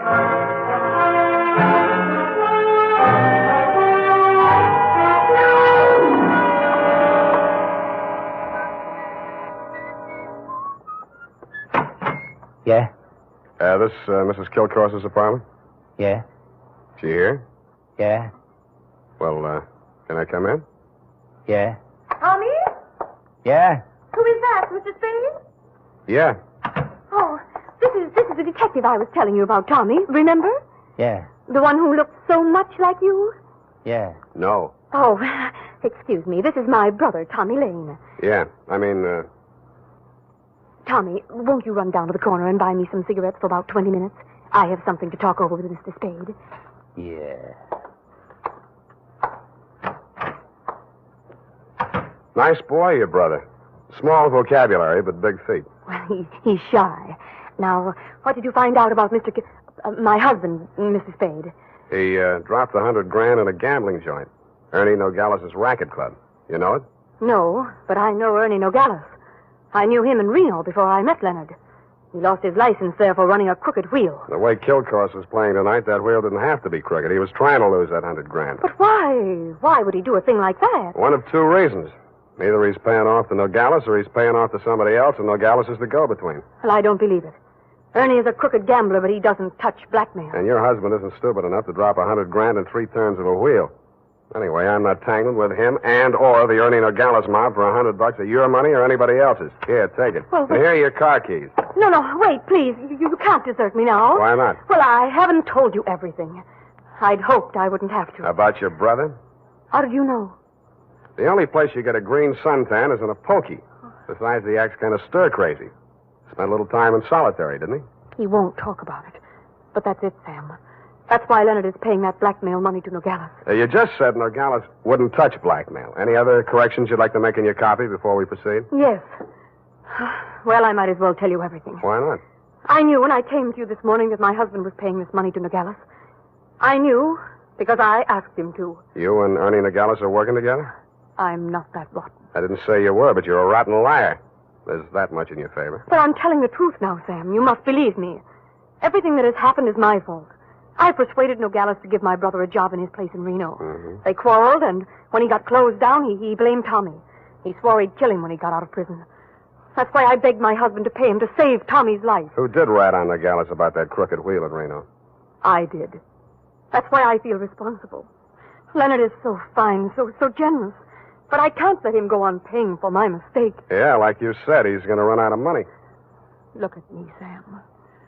Do I look like the kind of a woman to whom money means everything in the world? No, but you're looking at me, not at Kilcourse.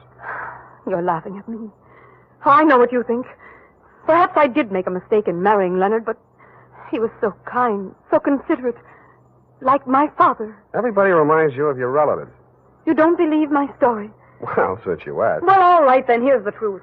I'm really Jack the Ripper's granddaughter. My parents were terribly wealthy. I harpooned my mother in her Beverly Hills swimming pool, set fire to my father with a $50,000 negotiable bond, and eloped with John Wilkes Booth. That brings us up to 1865. Shall I go on? Don't stop. It's great. Oh, get out of here. Get out of here and leave me alone. After you've told me all your secrets, I'm not that rotten. You won't help me. You never intended to. Why go on torturing me? Oh, now, stop that. Please. I believe you. I believe all your stories.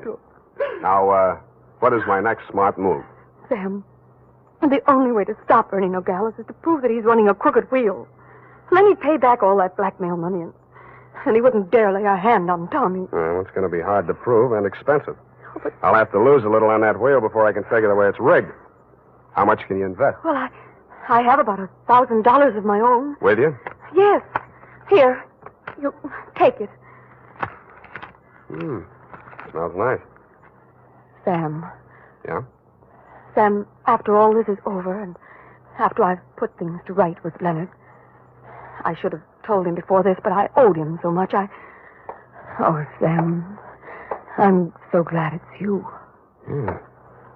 Me too, Angel. Go now, darling, before I beg you not to. What time does that joint close? Well, it runs all night, I think. Good. Let's stay up late and raid the icebox.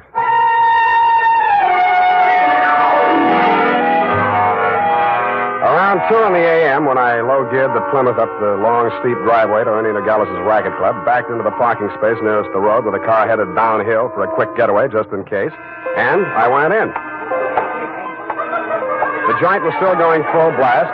I bought $500 worth of chips, swaggered over to the table where Kill Course had dropped his $100,000, and nonchalantly flipped the blue chip onto the red. Appalachia, betcha, ladies and gentlemen. Make your game. Okay, that's all. Around and round the little ball goes. I didn't look to see where the little ball went. Most of the money was on red, so it was bound to turn up black. A red, please. What? Number 15. Place your bets, please. Make your game, ladies and gentlemen. Around and round it goes. The chips were spread around more the next turn, so I stacked 100 at the bottom of the 1 to 34 column. With a crooked wheel, my 100 made it the best bet to lose. And 19, and the red wins again. Hey! I plunked 500 down on number 5 and raked in 17,500. I left my original bet on the table. When the little ball fell into the pocket, I was $35,000 to the good from my point of view, but not from my clients. I doubled my bet and looked apprehensively around. There were no surly characters edging up behind me. In fact, the only surly character in sight was Ernie Nogales, and he looked happy. That didn't make much sense. When my bankroll got to $105,000, I played a hunch. I threw $5,000 of it back on the table and lost it. That made a kind of sense. I cashed in the rest of my chips and squeezed the $100,000 U.S. currency into my inside pocket. If anybody aimed for my heart, it was thick enough to stop the slug, which was some comfort. But what I saw when I walked out to the parking lot was no comfort at all. I'd gotten just a glimpse of it through some trees. A sedan backed into a driveway halfway down the hill. It was blacked out except for 5 glowing cigar ends that showed through the windows. I could think of only one reason for 5 cigar smokers to be parked in that particular spot at that particular moment. The Plymouth was where I had parked it, pointing straight down the hill. I slammed the door but didn't get in. Then I listened. The car down the hill was getting ready, too. I cracked the door of the Plymouth wide enough to get my arm inside and pressed the starter with the heel of my hand. I switched on the lights, pushed the clutch with my left hand, used my right to shift it into low. Then I pulled the hand throttle out all the way and let it go.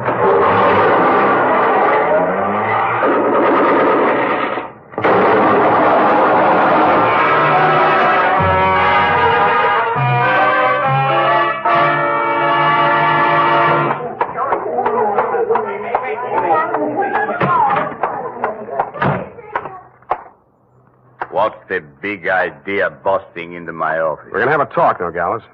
Please, don't wave that heater at me. It makes me nervous. I don't like guns. I don't either. That's why I'm here. Put your hands on top of the desk and keep them there. All right. Give me back that roll. I give you clean money for it. It was a gamble, so I lost. Can you blame me? Where'd you get this money? I buy it. 50 cents on the dollar. I don't ask where it came from, but I read the papers. I figured it was that shipyard payroll job a few days back. Like it just fell in my lap. I figured it'd make $50,000 instead of kill course 5. I guess that was dirty trick you just out of stir, Tommy, huh? I got news for you, Nogales. I didn't know this money was hot, and I am not Tommy Lane. No? Then what? Private Dick. Tommy's sister hired me to take the fall for him. Look, I'd got most of the caper. Kill Course wanted to pay Tommy $100,000. You rigged the wheel so Kill Course would lose it one night and Tommy would win it back the next night. Now, what was Kill Course paying him off for? No caper, legitimate. It was Stand up for bribing a public official. You mean he was the payoff man for Kilcourse's contracting firm? Sure, legitimate business. The grand jury went out after Kilcourse. Tommy took the rap, that's all, for a price. Yeah, $100,000. Thanks, Nogales. That's all I needed. I was afraid I might be too late. You are, Oh, I sweetheart. have so many things to explain. Where can you talk? Right in here. Who's this man? Why, that's your old sweetie from Reno, Ernie Nogales, remember? What's the matter with you two? You crazy? Oh, Sam, I should have told you the truth from the beginning. Check.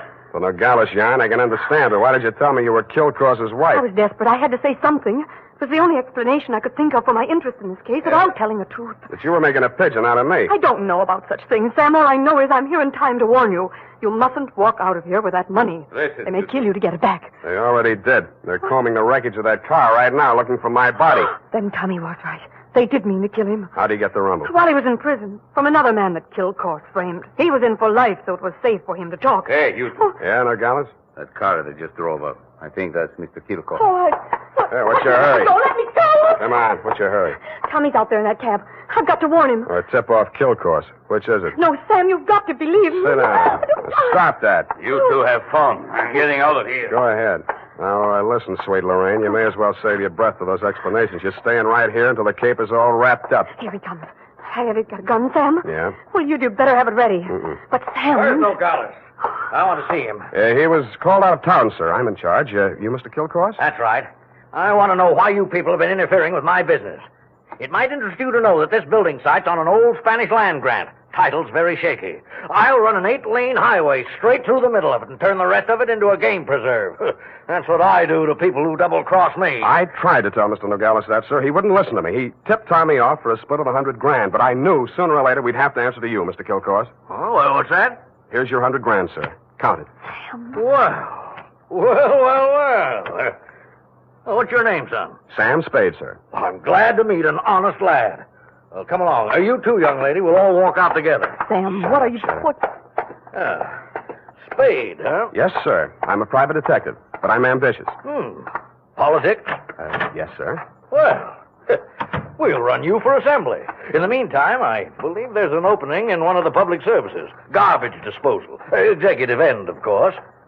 Where the devil is that man with my car? Oh, there he is. You drop around to my office in the morning. Thank you, and good night, Mr. Kilcourse. Drive on, Horace. Back to the city. Oh, Sam.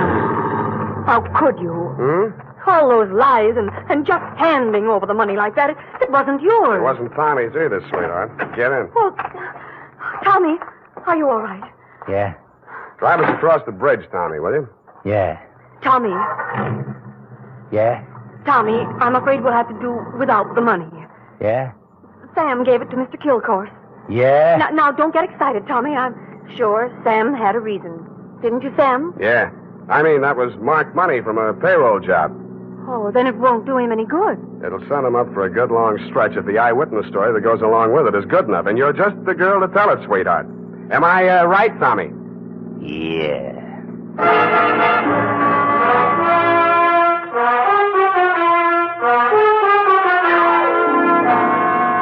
Period. End of report. Already? But Sam. Yeah? What happened? Who were the 5 men in the car, the ones who shot at that Plymouth in the mistaken belief that you were in it? Their names are of little account, Effie. Suffice it to say that Kilcourse pointed his pudgy finger at them in the hopes of keeping the charge of attempted murder out of his indictment.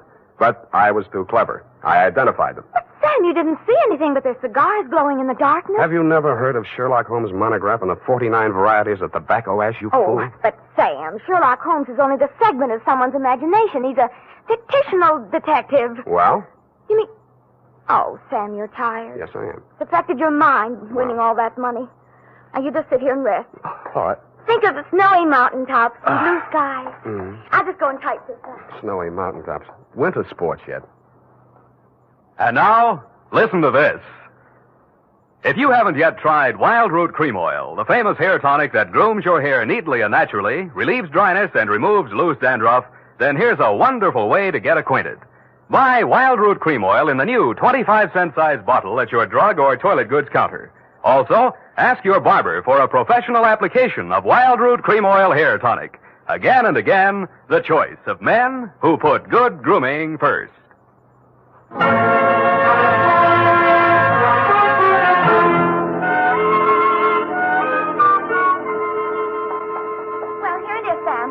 Not that it made any difference, but how did you guess that she wasn't Mrs. Kilcoyne? Simple. Kilcoyne didn't recognize it. But, Sam, that was after you denounced her. I did no such thing. From the report, Sam, in black and white. Quote, why did you tell me you were Kilcoyne's wife? Unquote. At that point, you assumed that she was not Mrs. Leonard Kilcoyne. I did not. I merely wondered why she had told me. Well, with all the lies she told, you might have assumed anything she said was totally devoid of truth. And I did, sweetheart. I did. Oh, well, that's a relief. I was afraid for a while she'd taken you in. What's that got to do with the truth? Good night, Sam. Good night, sweetheart.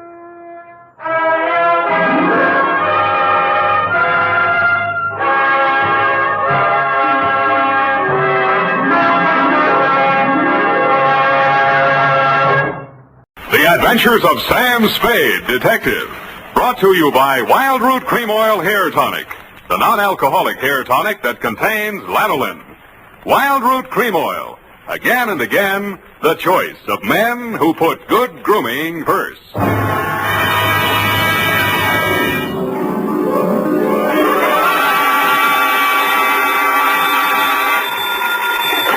Sam Spade, Detective Agency. Hey, it's me, hey, Sammy the Spade. Sam, it's not true, is it? Every word of it. What? That you've been consorting with unsavory characters? Well, she was a savory enough girl, Effie, although a crook. Well, according to the paper, she's practically a murderess. Not to mention that she's dancing the Roomba with you. That's a lie. There's a picture of you.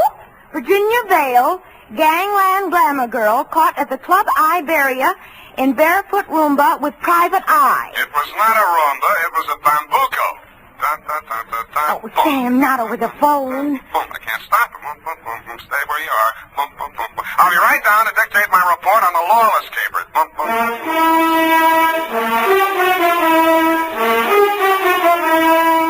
Dashiell Hammett, America's leading detective fiction writer and creator of Sam Spade, the hard-boiled private eye, and William Spear, radio's outstanding producer-director of mystery and crime drama, join their talents to make your hair stand on end with the adventures of Sam Spade.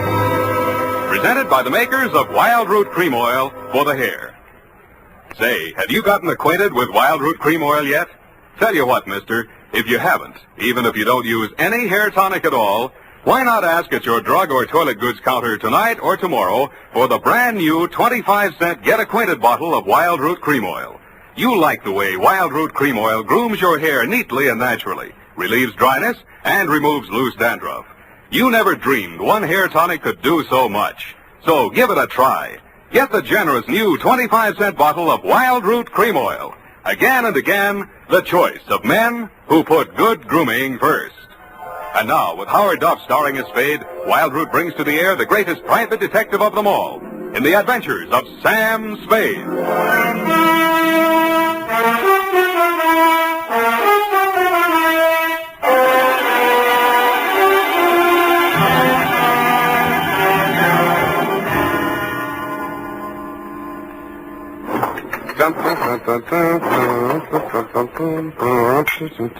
I think I'm getting it now. You even lost your shoes. Ready, sweetheart? Yes, Sam. No questions? No, Sam. That picture in the paper doesn't mean a thing, Effie. There was nothing between Virginia and me. Just wasn't room. Well, that bambuco, you know, that's the way we dance it. Authentic. Sam, I troubled to call my girlfriend, Edna Mae Schwartz, who is an instructor at Arthur Murray's. I quote, "The partners exchange graceful nods in the center of the dance floor and then separate. Well, As the senorita provocatively leads the pursuing caballero through a series of gay whirls, turns, and figures." There you see, provocative. But he never catches her, Sam. Well, I had my shoes off. That gave me the advantage. You know best, Sam. Well, that clears that up. Date? August 29th. I will give the date. Fill it in. That still doesn't explain your operating on the wrong side of the law. Down, Effie.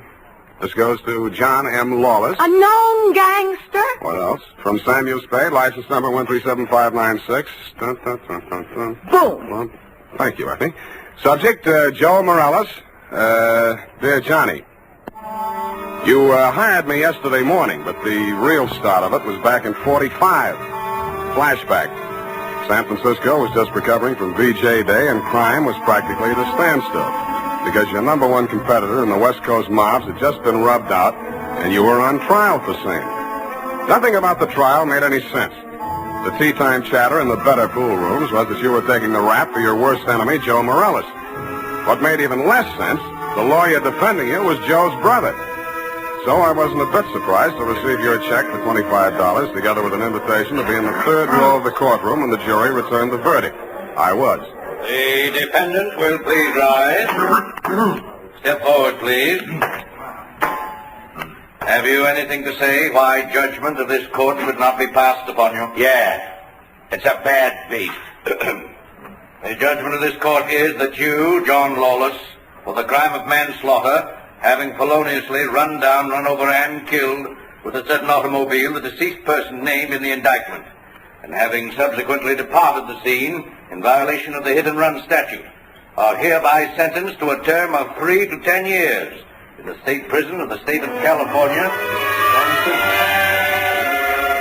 You didn't even look at the judge while he was dishing it out. Your eyes were on the man sitting directly in front of me. The man you were supposed to be taking the rap for. The man you had deliberately planted me behind, Joe Morales. I wondered what that meant. When the judge brought down his gavel, I found out. You came up the aisle with a deputy on one arm and your lawyer on the other. He seemed upset about something. I'm sorry, Johnny. I did the best I could. They've given me the judge I asked for. You passed on the jury, you cheap shyster. Okay, just wait till you get my bill. Shut up. Now, wait a minute, Sheriff. I want to speak to a friend. Hey, Johnny, hurry it. We got a train to catch. Hey, you, Joe. Yeah, Johnny? I got just this to say to you. I'm going up, but I'm not staying, see? If I'm not paroled out in 3, I'll break out. Either way, I'll get you, even if it means a murder rap. Oh, now listen, Johnny. You heard me, Spade? Yeah, Johnny, I wish I hadn't. Well, Johnny, we gotta go. Okay. Don't forget what I said, Joe. So long, Sam. Good luck, Johnny. Hey, Sally. Yeah, Joe? You hear what he said? I know. He's gonna knock me. This guy's a witness named is Spade. Spade, my brother Sally. Salvador Morales. You may have heard of me. Yeah, if I'm ever up in a hit and run, remind me not to hire you. Come along, Spade, where we can talk quietly. Just over here. My conference room. Look, we got nothing to talk about. Oh, yes, we have. Watch it. I just got this suit pressed. Yeah, right in here. Sally, is it all over? How did it come out? Where were you? In the air. I couldn't force myself to stay out there. What did he get? 3 to 10. 3 to 10, is that... Oh, I mean, how terrible. How terrible. Best I could do. This is Sam Spade, my dear. It's Virginia Vale, Johnny Lawless's fiancée. The San Quentin widow. Well, how's tricks, Virginia? Why did they bring you here? Maybe they know. He's a witness. Witness? To a threat Johnny made against my brother's life. My own client. What's funny? Ask your brother. That threat would even get you a writ against him to keep the peace. What do you mean, Sam? Sweetheart, threats don't mean anything in law unless they're backed up by some action. Even if he told you the when, the where, and the how, it wouldn't be worth anything until you're dead. But it would be worth something then? Sure, it shows premeditation. Then if he knew he was overheard, you'd be forced to testify if anything happened to Joe. Hey, beautiful. What are you trying to do to me? Well, I mean, he'd think twice before he tried anything. You'd be safe, Joe. Well, honey, I didn't know you cared. About you, I don't. I just wouldn't want Johnny to do anything foolish.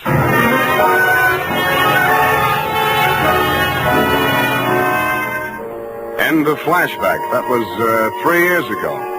A lot of big news has broken since then, but the only items that interested you in San Quentin were printed on the inside pages of the local press.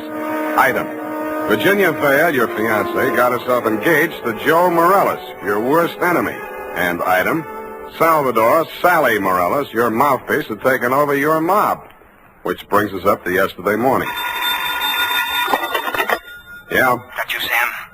Who's this? Johnny Lawless, remember me? No. I was hoping you'd say that. Look, Sam, I got a job for you. Call Peeper Breen. He may need it bad enough. I've got no contacts in the mobs anymore. This is clean. How clean? A chance to save an innocent man from the gas chamber. Well, There's $1,000 in it for you. Wait till I get a pencil. Now, what was the address? The Alma Arms on Pine Street near Jones. Yeah? Buzz me 3 times. 1 long, 2 short. And make sure there's no one on your tail. Got it. I was not tailed. I found your name on the bell panel, buzzed 1 long and 2 short, and the automatic lock clicked me in. You were waiting 1 flight up in the open door of your apartment. You didn't say anything, just made sure it was me, motioned me inside, locked the door, and led me back to a bedroom. Well, there it is, Sam. Mm-hmm. Joe Morales. Dead about 3 hours, I'd say. 4 slugs, chest, shoulder, and head. Looks like amateur work at professional aims to the belly, or did you mean it to look like an amateur job? Would I be sap enough to drop him in my own apartment? Besides, he's my lawyer's brother, and I might need Sally again. Why did you call me? Well, you heard what I said to Joe after the trial. Who told you that, Virginia? Yeah, but she didn't have to. Didn't I ask you to sit there? Oh, that's one thing that worries me. Look, let's go in the other room, huh? I feel like a drink. Well, here's my pitch, Sam. I checked out of San Quentin yesterday morning. I didn't have a mark against me. The warden himself put my case before the parole board. He called me the ideal prisoner. Shall we dance? Okay, Sam, okay, but a man can change a lot in 3 years. So can a woman. Virginia met me at the gate and we drove into the city. We didn't have a thing to say to each other. The way I felt by the time the ride was over, Joe could have her and welcome. I had other plans. Such as? Well, the parole board was getting me a job with a mining firm, a surveyor. I took a course up at Quentin. You seriously expect me to swallow this line of guff? Listen, you don't get fat making a living on the mace. Take half of these guys you hear telling the world what wonders they are at puffing boxes, knocking over joints, and the rest of the lays. Yeah, not half of them make 3 meals a day at it. Then what chance has a guy without a regular racket? And, brother, that's me. I'll buy that for now. Let's talk about that dead body. All right. Well, I called Joe on the phone this morning, see, and I told him to meet me here at 3 this afternoon. I wanted to tell him, forget about what I said about how I was going to get him. Not that I wanted to write off that rap I took for him. But if he was scared, he might come gunning for me. I might have to break parole to defend myself. About Virginia, like I told you, we got nothing to talk about. Yeah, it was beautiful while it lasted. So he was due here at 3, huh? Huh? Yeah, I was held up. As a matter of fact, I was with my lawyer at the time. Sally? Yeah, I phoned the building and told the superintendent to let Joe in, and then I got here about 4:15. But I didn't find him till just before 6 when I called you, Sam. How come? Well, I just didn't look in the bedroom. I figured he got tired waiting and left, you know. Mm-hmm. Well, look, Johnny, assuming your story is true, and if it isn't, you ought to be ashamed of yourself. Who do you think did it? Well, that depends on why. If it was somebody gunning for him, it would depend on what's going in the mob since I've been in Quentin. You know more about that than I do. If it was somebody trying to frame me... What do you mean, trying? Hey, wait a minute. I got a phone homicide. You must have known that when you called me. Yeah, that's why I ripped the wires out. That's cute. That's very cute. Oh, that makes you look real good. Look, Sam, look, I'm not asking you to do anything extracurricular. Sure, you have to yell cop, but you'll do it over a pay station downstairs. And by the time anybody can get back up here, that stiff will be out. It will. Well, how's that going to be done? I got a friend in the undertaking business. Met him up at Quentin. He just installed a new crematorium. You should have called him first. I did, but I can call him off. You're stir-happy. Look, Sam, how about it, huh? So the cops come in tonight, tomorrow. Who cares? Not Joe, the weather he'll keep. What do you say, Sam? What do you say? I say you're probably bluffing, that you got no way of getting rid of the stiff, but on the outside chance that you might not be bluffing, I'll swing along with you for a couple of hours. If I don't turn up anything by then, the deal is off. Okay, that's fair enough. Yeah, but this isn't... Hey! Sorry, I got to...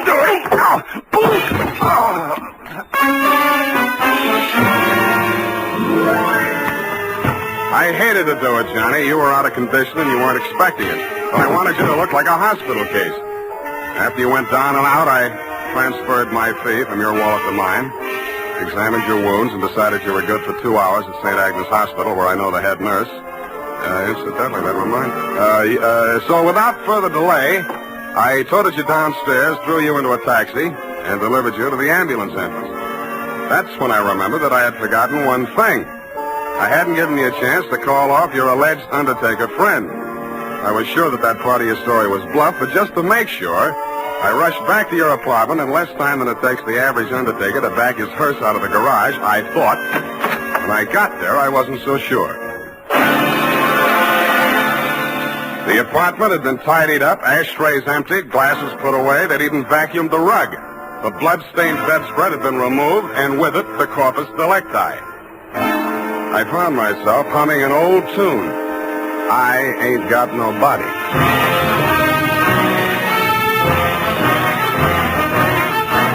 The makers of Wild Root Cream Oil are presenting the weekly Sunday adventure of Dashiell Hammett's famous private detective, Sam Spade.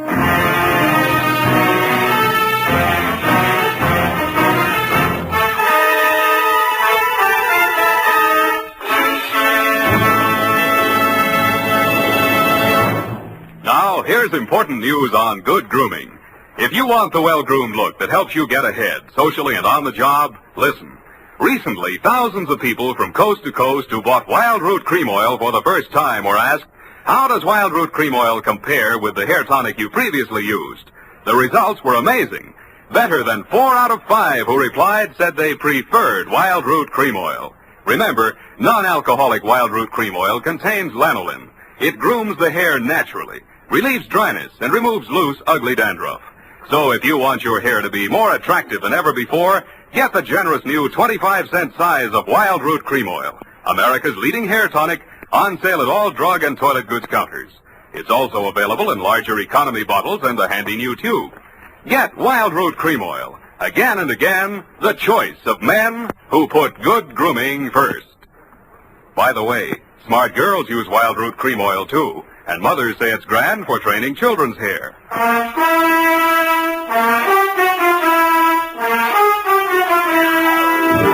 And now, back to the Lawless Caper. Tonight's adventure with Sam Spade.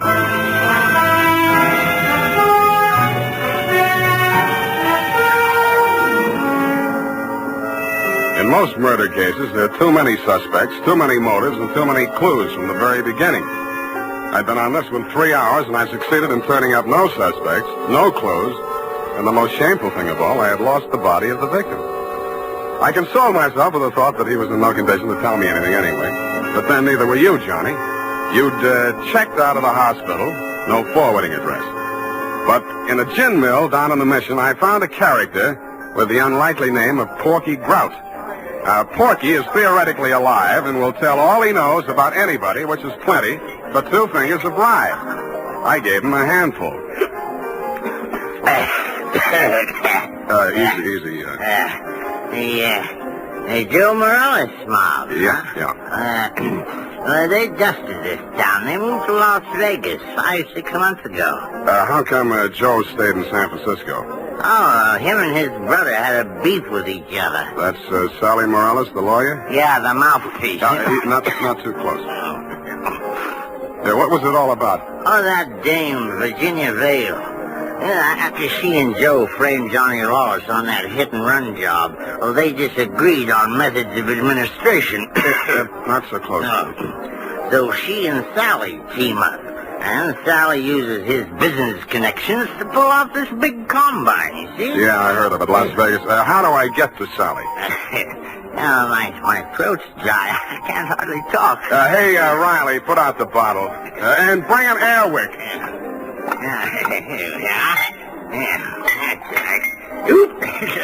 Easy, I'll help you.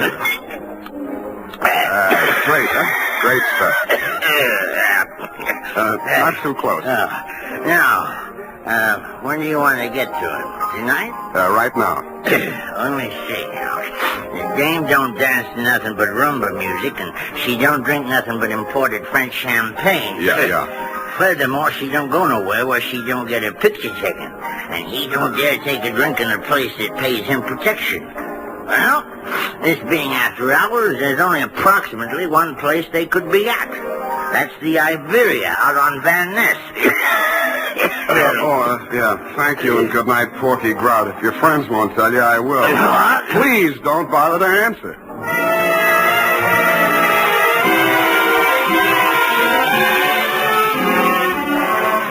I didn't have any trouble picking out their table. Virginia spotted me at about the same time, grabbed up her purse, muttered an excuse to her escort, and edged around the dance floor. She caught me in the middle of a bambuco, a combination of a rumba, a samba, and guaracha, and whirled me lightly out onto the floor. I followed as best I could. Listen, you shouldn't have come here. How did I know our first dance would be a bambuco? Now, you danced divinely, Oh. but you must leave at once. Sally is insanely jealous, and he's in an especially bad mood tonight. Yeah, so am I. I know why you came. You one up on me. Johnny Lawless has been in touch with you, hasn't he? You talked to him since yesterday morning? No. He's bound to get in touch with you. I don't know what story he's told you, but don't believe a word of it. He only wants to get you out of the way so he can get back at Joe. Still thinks Joe framed him into San Quentin. Now, you can stop worrying about Joe. Huh? Sam, what are you... He's dead, if that's news to you. I think you'd better talk to Sally after all. Come on. Well, I was just getting the hang of it.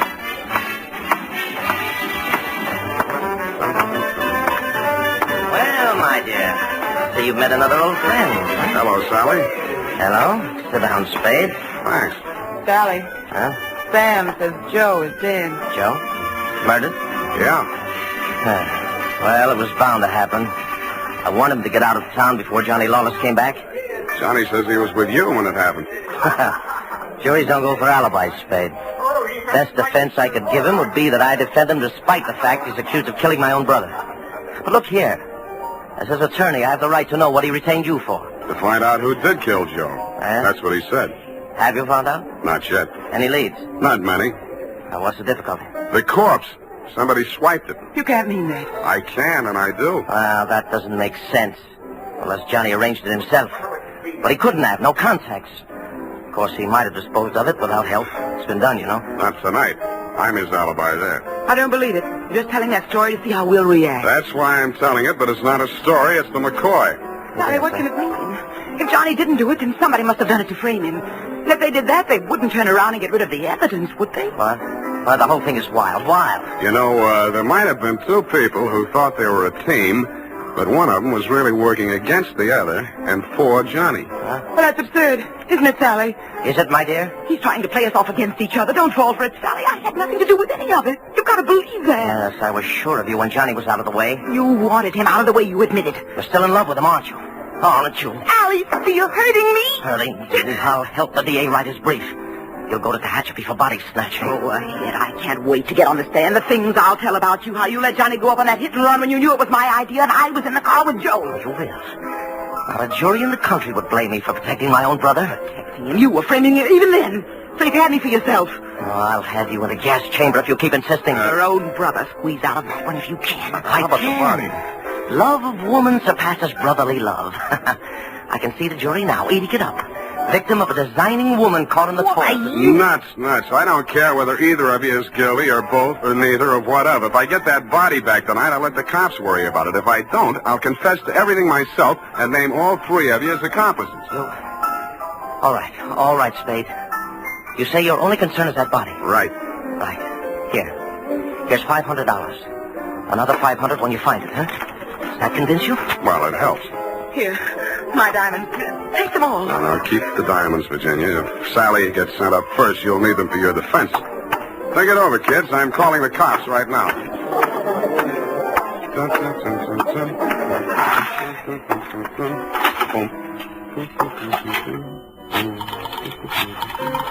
guess 1 foot back.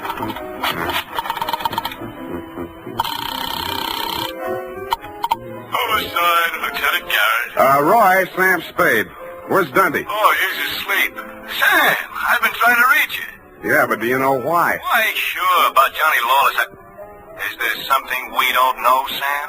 Well, I'll come down and give you a statement. It's about Joe Morales. Well, what about him? Well, he got knocked off, and somebody lifted the corpse. Oh, Sam, nobody lifted it.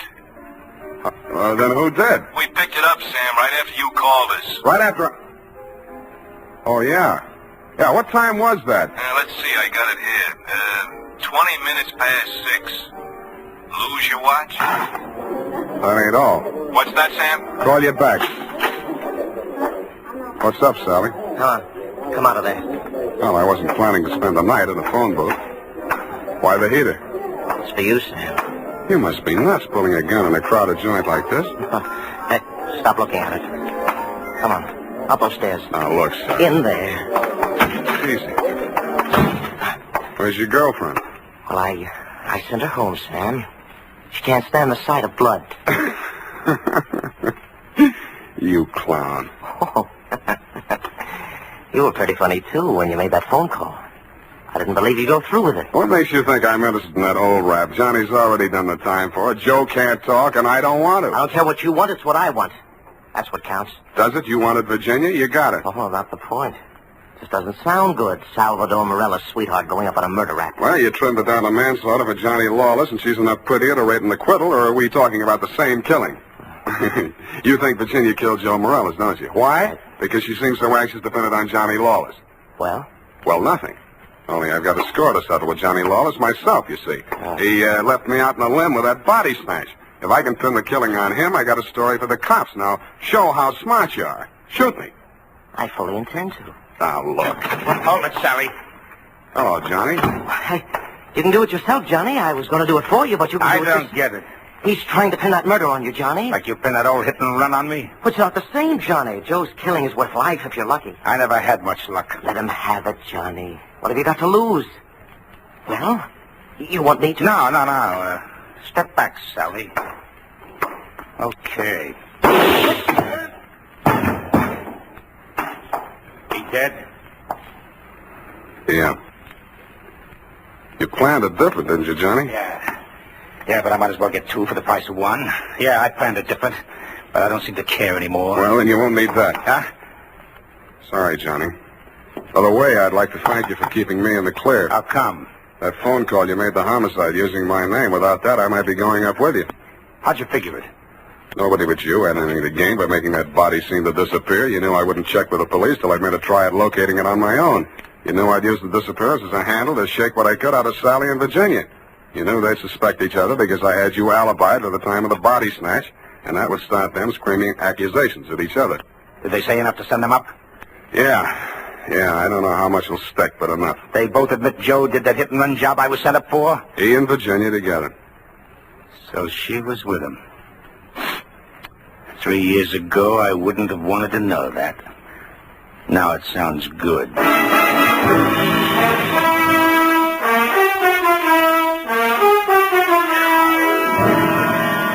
I didn't think it really sounded good to you. I was sorry to hear it myself, and after all, I'd only danced the bambuco with a mouse. I'm sorry things turned out the way they did. It's a little late to be making with the advice, but, well, you know, the best laid plans of mice and men gang after Glade. What? And as you say, what chance has a man got without a regular racket? Period. End of report. Well, heavens to Betsy. Oh. How can you be so sympathetic with a girl who did all those terrible things? Oh, I know, F, I know. It's a silly dance, but she looked cute while she was doing it. I don't mean the dance. You mean the best laid plans? What does that mean, Sam? That gang after Glade? I'll give you a hint, sweetheart. It's something you never need worry about. No.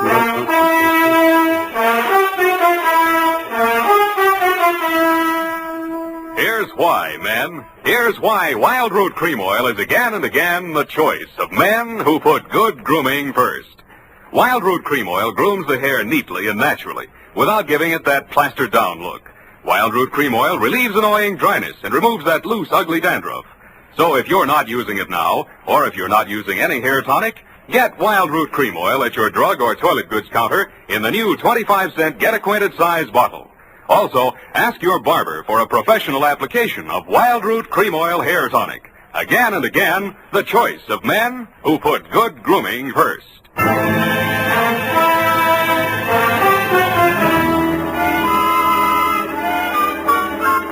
here it is, Sam. My, terribly confusing. I sensed that somehow. Who was that hit-and-run victim? Well, they named that dance after him, George L. Bambuco. I don't believe it. Sam, what does it mean? What does it mean, you know? Gang after Glade? Snafu. Oh, why didn't you say so? Darlings, yes. Good night, Sam. Good night, sweetheart.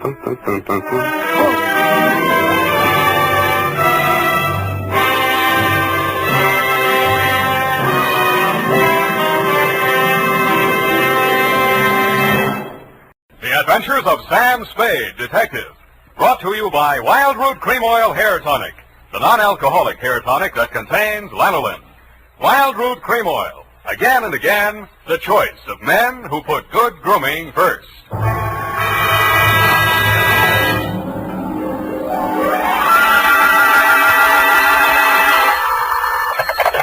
Spade Detective Agency. This is Mad Scientific Detective number 137596. Sam, no matter what anyone says, I'll stand by you. You're nothing of the sort. Not scientific? Of course not. You're two-fisted. Well, thanks, Effie, and that ain't all, Effie. I was actually mistaken for a convolutional melancholiac. Oh, Sam, are you all right now? Wrong diagnosis, Angel. It turned out to be melancholia catatonica. Oh, you poor darling. What is that? Well, it's a thing where you lie motionless and silent with fixed eyes and indifference to surroundings. Unquote. Sam, what happened to you? What hospital are you in? Can I bring you anything? No, Effie, I am now at large. Pull down the blinds, check the corridors for men in little white coats, and set a bottle in the window if the coast is clear. Oh. I'll be right down to dictate my report on the mad scientist caper.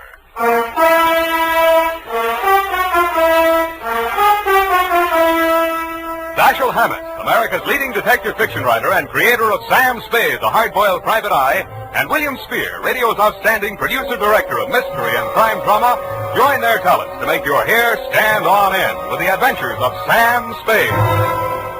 Presented by the makers of Wild Root Cream Oil for the hair. Nobody has to tell you that a neat personal appearance can have a lot to do with helping you get ahead on the job. Now, the first step to a good appearance is well-groomed hair. And I mean hair that's groomed with Wild Root Cream Oil. Wild Root Cream Oil always grooms the hair neatly and naturally. It relieves dryness, removes loose dandruff. Yes, men, to look your best at all times, spruce up with Wild Root Cream Oil Hair Tonic. Again and again, the choice of men who put good grooming first. And now, with Howard Duff starring as Spade, Wild Root brings to the air the greatest private detective of them all in the adventures of Sam Spade.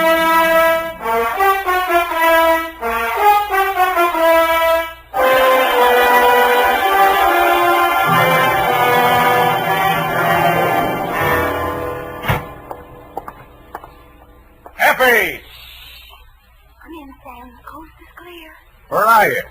Why is it so dark in here? Well, I had to put the lights out. The blind stuck. I couldn't get it down. The heat's off, Effie. Let there be light. Oh, I'm so glad. Let me look at you. Don't look at me like that and stop whispering. Oh, Sam. Did you get me all upset like that just for a joke? It's no joke, sweetheart. You really sick? Yeah, just sick of some of the types I made in this business. Oh, Sam. Date July 25, 1948, to Detective Lieutenant Dundee, Homicide Detail, San Francisco Police, from Samuel Spade, license number 137596. Subject, the mad scientist caper. I worry so. Dear Dundee, he looked like a mad scientist, and that's exactly what he was. His eyes had a wild gleam in them, his hair was a wild tangle, and he was wearing a wild assortment of clothing that looked as if they'd been slept in shifts. He leaned across the desk at me and said, They have stolen my secret formula. They had? Gee, that's too bad. Oh, you think I'm crazy? I don't know yet, I just met you. My name is Raymond Fox. Does that mean anything to you? Raymond Fox, yeah, I think it does, but I don't quite remember what. I invented the helioscope. Helioscope? No, that wasn't it. I also synthesized hydroxylamophotochronaton. That was it? Yes, but unfortunately, production costs were prohibitive. But you didn't let that discourage you. Oh, no, indeed. You see, after a brief illness, I was back in my laboratory, perfecting my greatest contribution to science. What may prove to be the greatest contribution of science to humanity. I call it penetron. Penetron? That is what they have stolen. The secret formula for penetron. Penetron, huh? Now, what exactly is penetron, Mr. Fox, and who are they? Well, penetron is a plastic with a molecular structure which repels atomic radiation more efficiently than lead, yet weighs less than aluminium. Oh, that. Do you realize the significance of this? Well, And imagine a motor no larger than a cigar box, with a power potential that even I don't believe, but they do. Who's they? Grierson Enterprises. Now, how do I know this? When I applied to the patent office to protect my discovery, I received this letter. Here, come on, read it for yourself. Commissioner of Patents, Washington, D.C. Dear Mr. Fox, your application for patent on formula designated under the trade name Penetron is hereby rejected. You see. Both formula and trade name, together with descriptive material identical to yours, have been registered by Mr. Albert Grierson, Grierson Enterprises, San Francisco. Very truly yours, George Sherman, Acting Deputy Assistant Commissioner. Yeah. You see? Yes. You don't need a detective, Mr. Fox. What you need is a good patent lawyer. Lawyer? I have one. A legal ball of fire named Roscoe Manning. You know this scoundrel? Yeah? He's got an okay reputation. And I am paying for it. $3,000 in retainers. And now he tells me he can do nothing. Insufficient evidence, he says. What is this outfit, Grierson Enterprises? Yeah, a snare in a delusion, with rented furniture, unscientific ventilation, and dirty work at the switchboard. How did they get hold of your formula? Well, it must have been while I was ill. They came and took it away. Out of your laboratory? Oh, well, what did it matter where? I've got to start someplace. Start with the man. I promise you he's a crook. If he steals from me, he's stolen from others. If we can prove that, then I have a case. Well, I can't promise you anything, Mr. Fox, but I'll see what I can do. Will $100 be enough for your retainer? Too much. 25 now, and the balance if I can do anything for you.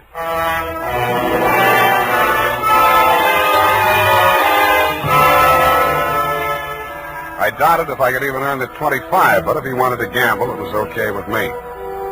The offices of Grierson Enterprises were pretty much as he described them, a beautiful front, especially at the switchboard. Grierson Enterprises, good afternoon. No, Mr. Grierson's out of town. No, I don't know when to expect it. I'll be right with you. That's good news. Grierson Enterprises? No, he is not.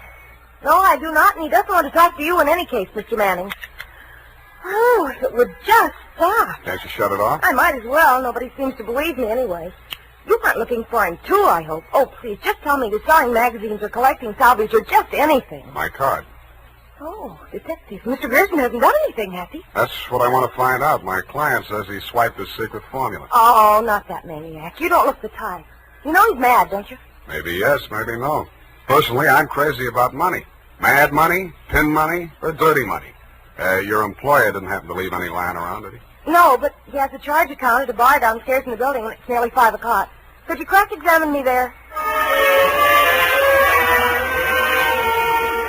I thanked her as gallantly as I could under the circumstances. She said, "Wait here, I won't be a minute." And while she was gone, I made a quick frisk of the office. The file cabinet was empty.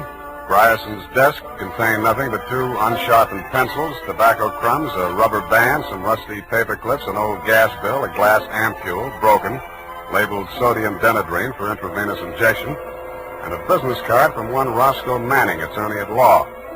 I stuck the card in my pocket, went back to the switchboard, and in less time than it takes to tell, I was calling her Lawless, and she was calling me Sam over cocktails for 2. That's all I know about it. I didn't think anything about his taking his correspondence out of the files. He often took work home with him. Mm-hmm. When was the last time you saw him? Oh, it's been nearly 6 weeks.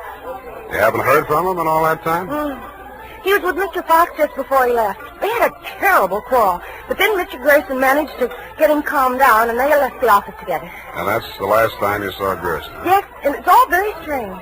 What did that maniac tell you? That Grierson swiped his invention. Do you believe that? I didn't even believe in the invention. Now I'm beginning to think it was worth stealing. Oh, Mr. Grierson wouldn't. He's a brilliant man, you know. What else has he invented? Well, I don't know. He always had a lot of projects, but of course he never took me into his confidence. Just exactly what is your job? Oh, it's quite simple, really. I just tell people he isn't in. Yeah. Look, sweetheart, you really mean to tell me it never occurred to you that there might be something slightly fishy about Grierson Enterprises? I know. Why should it? Because there's a smell of red herring up there. It's in the air. You mean Mr. Grierson's a crook? Well, what does that make me? Worry that out on his time. Drink up.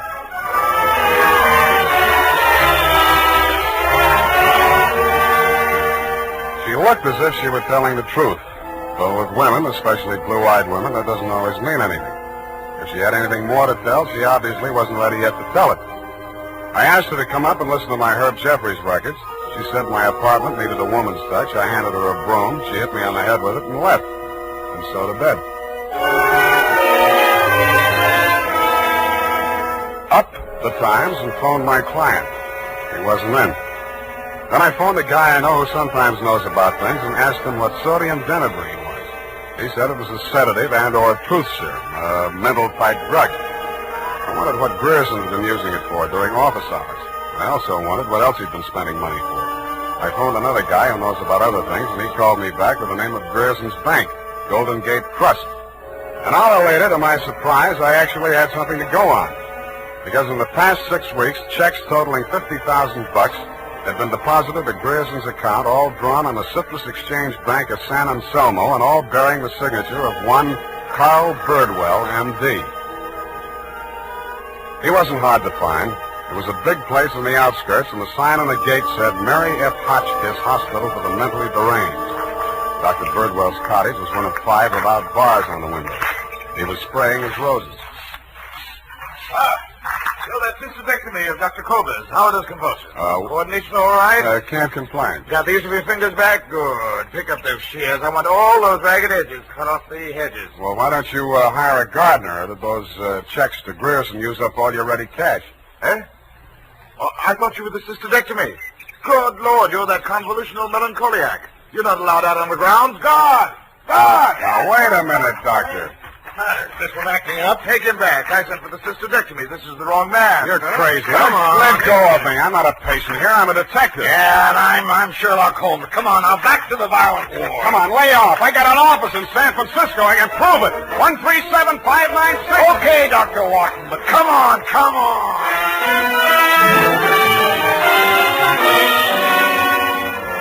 And in more time than it takes to tell, due to the guard's jiu-jitsu, I was disrobed, straitjacketed, and rolled into a wet sheet. A full-fledged inmate of the Mary F. Hotchkiss Hospital for the Mentally Deranged, which is exactly where I belong for having taken Mr. Fox's $25.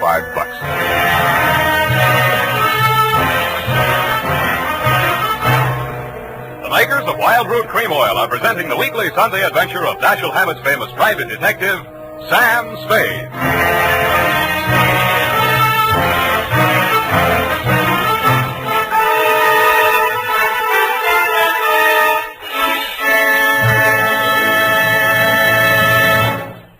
If you want the well-groomed look that helps you get ahead socially and on the job, listen.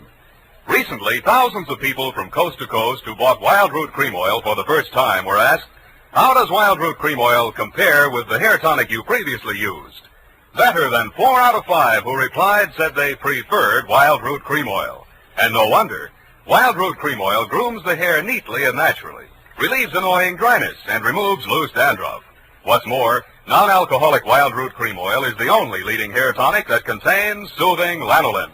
So ask for Wild Root Cream Oil Hair Tonic. Again and again, the choice of men who put good grooming first. By the way, smart girls use Wild Root Cream Oil too. And mothers say it's grand for training children's hair.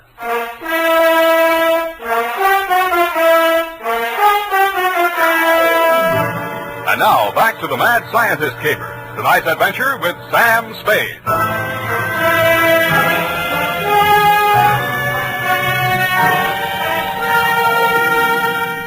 I have been shot, stabbed, slashed, pistol whipped, and sapped into unconsciousness.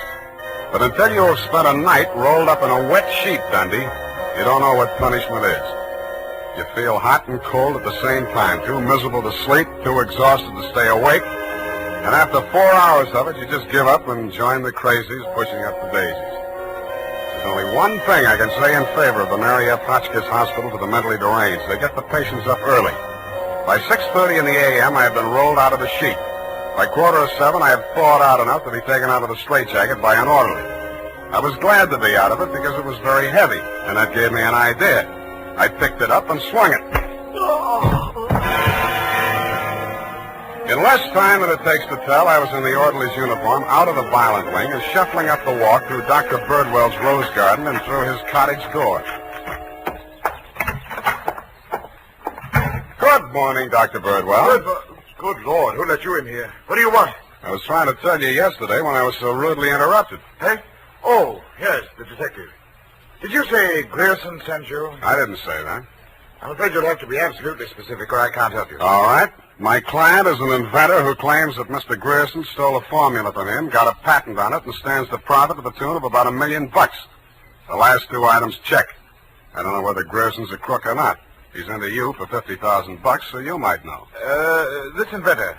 Pale eyes, contracted pupils, big mop of hair. That's a fair description. Fox. Raymond Fox. He's a patient, escaped from this hospital. That man, Mr. Spade, is a homicidal maniac. If you'll jog your memory, you may recall the case. Sacramento, 1935. Sacramento. Wait a minute. Chemistry professor, lab explosion? That's the case. 2 of his colleagues, whom he irrationally suspected of stealing the formula for the explosive he used to blow them up. You sure they didn't? The man was adjudged hopelessly insane. He must be returned to us. He may murder Grierson, he may murder you, but he will commit a murder if he remains at large. Perhaps more than one murder. You must help us, Spade. Like you, Doctor, I can't help unless you're absolutely specific about a couple of things. Your connection with Grierson, for instance. I invested in Grierson's firm. Uh-huh. How did Fox meet Grierson? He was allowed a certain degree of freedom here during his rational periods. I guessed that he went through my papers or overheard one of my conversations with Mr. Grierson. Mm-hmm. Do you know he retained a lawyer? Huh? Manning, smart patent lawyer. You must think Fox has a case. Oh, surely not. Grierson thinks so, too. You've talked to Grierson? No, but I've examined his bank statements. The bank allowed that? I told him I was Grierson's attorney. The point is, Grierson is broke. Why? Because he's paid out every penny you gave him to the order of Roscoe Manning, attorney at law. And you know what I think, Doctor? Yes? I think Raymond Fox is crazy like a fox.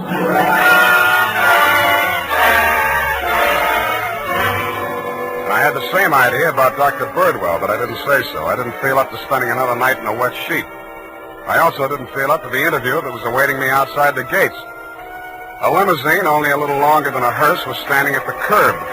A round pink head with a gray Homburg on it bobbed out at me from the driver's seat and said, Mr. Spade? Yeah? Roscoe Manning. How'd you do? About $49,975 less than you've done in the caper so far. The law is a lucrative profession, my boy.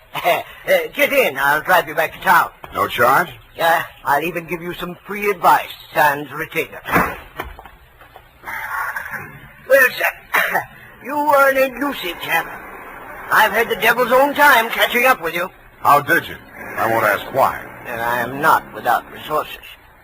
Now, as to our mutual client, Mr. Fox, obviously you've learned a good deal about him. Dr. Birdwell says he's cuckoo, and it's only a toss-up which one of us is going to blow up first. Just about what you'd expect from a medical man. If you'd listened to as much conflicting medical testimony in court as I have, you'd take them all with a grain of salt. Or should I say soda mint? Or sodium Denadrine? That's a mysterious remark. I was just trying it on for size. It didn't fit. Mm-hmm. Well, sir, here is my proposition. As to Fox's sanity, it's of no importance. He has money, and I think he has a case. We can always get a doctor to say he's back in his right mind. Where do I fit into your scheme? You just keep looking for Grierson. And watch that secretary of his. I don't trust her. Anything else? Oh, I almost forgot. Here's $500, and here's your ticket to Chicago.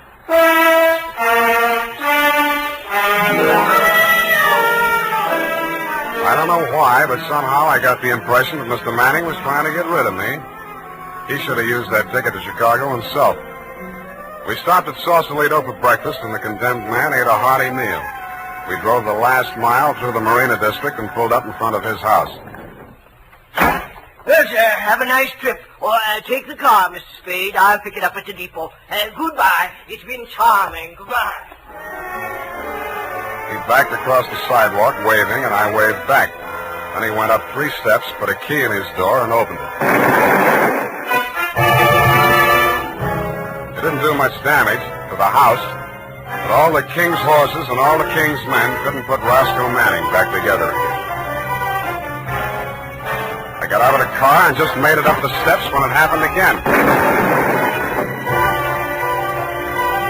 I hated the look, but I did. For the limousine had been parked with me in it was a smoking heap of scrap metal. I then headed for the nearest phone booth and, pausing only to inspect it for mines and booby traps, dialed the number of Grierson Enterprises.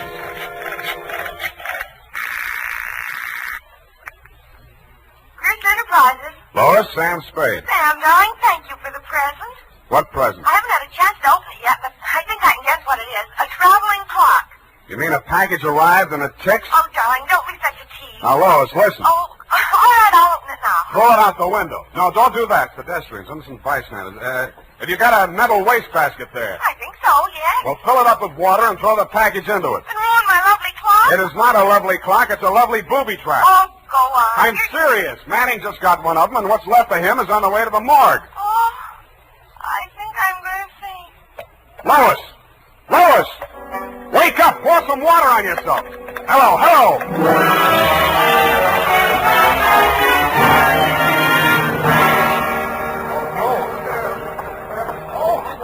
Let me through here. Come on, let me through.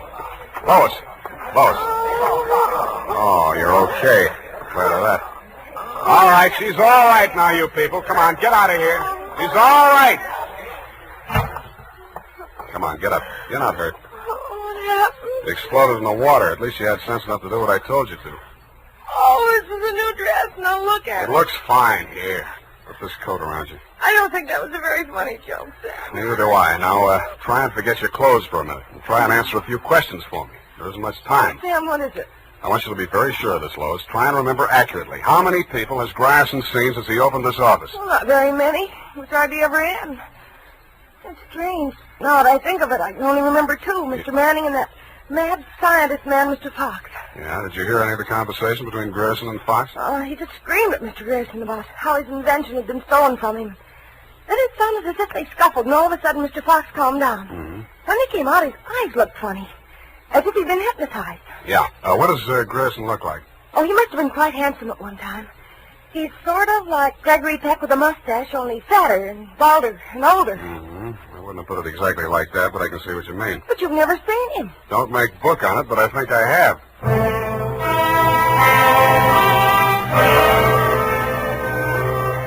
I made 3 phone calls. One to a crime reporter I don't like very well, giving him a false story on the death of Lois, Grierson's secretary. Another to my client, the mad scientist, alias Raymond Fox, and one to Dr. Birdwell. Then I went to my apartment and waited. My client arrived 5 minutes before the doctor. When Birdwell came in, my client said, Aha! That's he. He stole my secret formula. Oh, now, Raymond, you're getting confused again. No. I'm the doctor, don't you remember? That's not true. Your name is Grierson. Oh, he's much worse. He's identification. Now, you must try to remember, Raymond. Nobody's going to hurt you. But you'll be much sicker if you don't remember. But I do remember. I remember everything. Do you remember setting the bombs at Manning's house and the one you sent to Mr. Grierson's office? No. Grierson isn't dead. You're Grierson. No, Grierson isn't dead. Only that poor girl. No. She didn't steal my formula. It was you. Oh, you're trying to mix me up. I'm trying to help you. Now, roll up your sleeve. I'll give you something to quiet your nerves, and we'll go back to the hospital. Put it away, Doctor. You've helped him enough. Huh? Now, look here. This man is my patient. He needs medical attention. I won't argue with you, but I think you'd better get it from some other doctor. Right now, he's making more sense than you are. Just keep on the way you're going, Spade, and I'll have you back in that wet sheet. I did it once, and I can do it again. Sit down. You got delusions of grandeur. Stop shaking, Raymond. I said you're making more sense than he is, and I can prove it. You think you're very astute, don't you? No, I'm stupid, but I'm lucky. I should have tumbled to the whole caper when I found that you'd invested 50,000 smackers in Grierson Enterprises. When I found out that Raymond was an escaped patient, I should have tumbled to what that Denadrine file was doing in Grierson's desk. I should have known then that you and Grierson were one and the same person. I told you. When I discovered that you'd paid Manning all that shakedown money, I should have known you were planning to knock him off and everybody else who could identify you. But it didn't work out that way. I got out of the car before it blew up. Dumb luck. And you can identify me as Grierson? I don't have to. Oh, God. Surely you're not counting on Raymond's sanity to that extent. He can't even remember that I was his doctor. Can you, Raymond? You're trying to mix me up. You stole my formula. I didn't kill them, did I, Mr. Spade? Now lie down on the couch and relax, Raymond. Don't worry about a thing. Well, Doctor, what now? You relax, too. Okay, Lois, come on in. What? Lois! Why, Mr. Grierson, have you been sick? How dare you? How dare you ruin all my plans like this? You stupid girl! Okay, that's enough. Come on, get back there. Get back. Sorry, sweetheart. I didn't mean to let him get that close to you. What were you trying to do? It was an experiment, just to see what would happen. It did. So that's the way you scientific detectives work. For a hard-boiled chap, you have the vaguest way of doing things I ever heard of. Well, plans are all right sometimes, Doctor, and sometimes just stirring things up is all right if you're tough enough to survive and keep your eyes open so you see what you want when it comes to the top or something. Spade, Dundee. I'm at home. I've got 2 homicidal characters here, one sane and one insane. Now, if you can tell the difference, I'll let you give the story to the papers.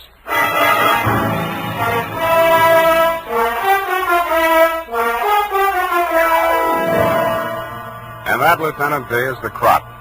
You picked the wrong one. Figures. It's as simple as this. Raymond Fox was the loony, But Birdwell, alias Grierson, conceived and executed the whole scheme, including the explosions. Don't worry about Fox. He's now back at the hospital working on a new secret formula. I don't know what it is, but it might be an anti-truth serum, because that's how Birdwell got the Penetron formula, by using truth serum on the mad scientist to make him talk. Anyway you figure it, he's crazy like a fox. His enemies are all dead or on their way, and he's as snug as a rug in a bug house. Period. End of Looney Tunes. Well, of all...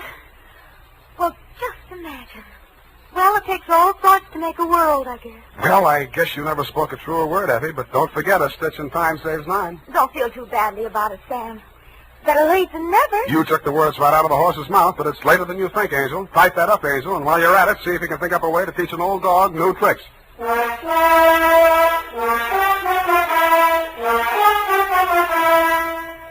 Say, mister, if you haven't tried Wild Root Cream Oil Hair Tonic, why not get it tonight or first thing tomorrow? You'll be glad you did, for Wild Root Cream Oil grooms your hair neatly and naturally without giving it that plastered-down look. Wild Root Cream Oil also relieves annoying dryness and removes loose, ugly dandruff. Simply step up to your drug or toilet goods counter and ask for Wild Root Cream Oil in the big economy bottle and the handy new tube that's easy to pack when you travel. Also, ask your barber for a professional application of Wild Root Cream Oil Hair Tonic. Again and again, the choice of men who put good grooming first. Well, here it is, Sam. And I've been thinking over what you said. Which? About teaching an old dog new tricks. You're only as old as you feel, Sam. Then send in the application for my old age pension. Oh, Sam, I won't let you talk that way now. You're just tired and nervous and run down. Yeah, backaches, stay up nights, sour racket. You're just feeling sorry for that Mr. Fox. I wouldn't worry about him. As you pointed out, he's safer where he is for all concerned. And after all, necessity is the mother of invention. What's that got to do with anything? Well, he's an inventor, isn't he? Oh, that. You see? All's well that ends well. Good night, Sam. Good night, Pollyanna. Pollyanna. Oh, she's a glad girl. Oh, no, Sam, that's Shakespeare, that old... You know best. All ashore that's going ashore. Good night, sweetheart.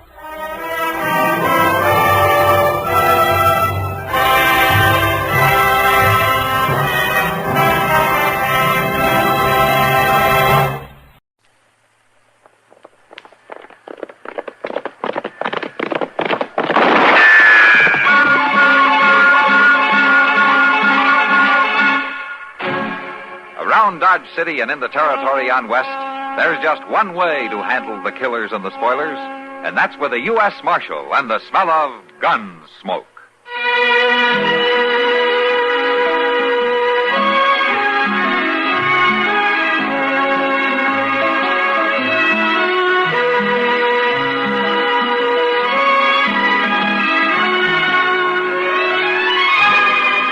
Gunsmoke, starring William Conrad.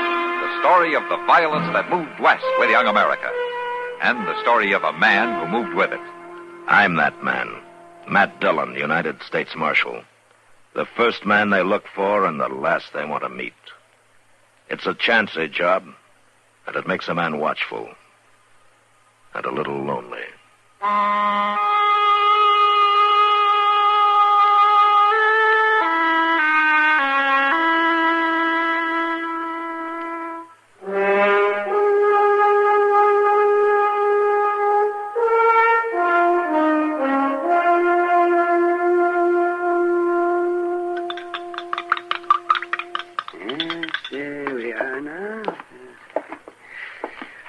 There you go, Jobe.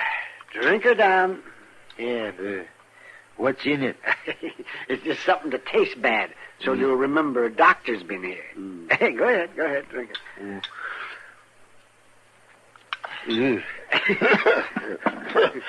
I remember you being here all right. Oh, I don't know why I keep coming by all the time either. You know, you don't need doctoring, Jobe. You're going to outlive us all. If it's the money, Doc. Oh, now forget about the money. If I'd wanted to get rich, I'd have gotten out of this game a long time ago. But I'll be able to pay regular now that the boy is back. You mean Tad's back? Sure. He come in day before yesterday riding up like he just been to town for the mail. Instead of being gone 4 years. Where? What, he say where he'd been? No, Doc, he didn't. But it don't matter none now that he's home. Oh, say, it'll do you a lot of good having Tad around. Yeah, that's a fact, Doc. Well, I just about given up being out here alone all the time. Didn't seem like it was worth keeping going. A man should never do that, Jobe. Well, sure not.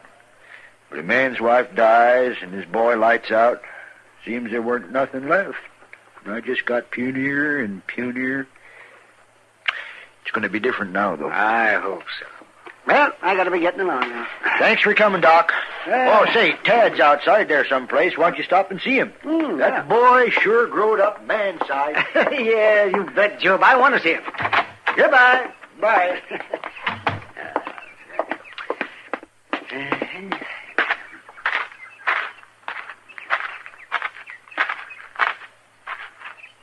Oh, you Tad? Yeah, I'm Tad. Well, it's been quite a spell since I've seen you, lad. I'm Doc Adams. I remember. I just been with your pa. I seen you drive up. Yeah, well, I thought you might like to know what shape he's in. He's crumbling, like everything else around here. But, you know, you can help him. Well, you know, it's a good thing you're home, Tad. How do you figure? Well, there's not much that I can do for him. He's old and he's tired and he's just about worn through. Well, but you can do a lot for him. You mean you want me to nurse him? No, I don't want you to nurse him. but you can do the chores for him, or you can keep the place going. And most of all, you can talk to him. Talk to him? Yeah, that's right. That's mostly what I've been coming around here for. To give him somebody to talk to once in a while. Now, look, Doc, I ain't his little boy no more. I ain't gonna hold his hand. Well, I don't remember asking you to. Maybe not. But if you think I come back here to take care of a broken-down old man and a broken-down farm, you got another think coming. What did you come home for? I come home because I didn't have nowhere else to go. But I'm taking care of that right soon.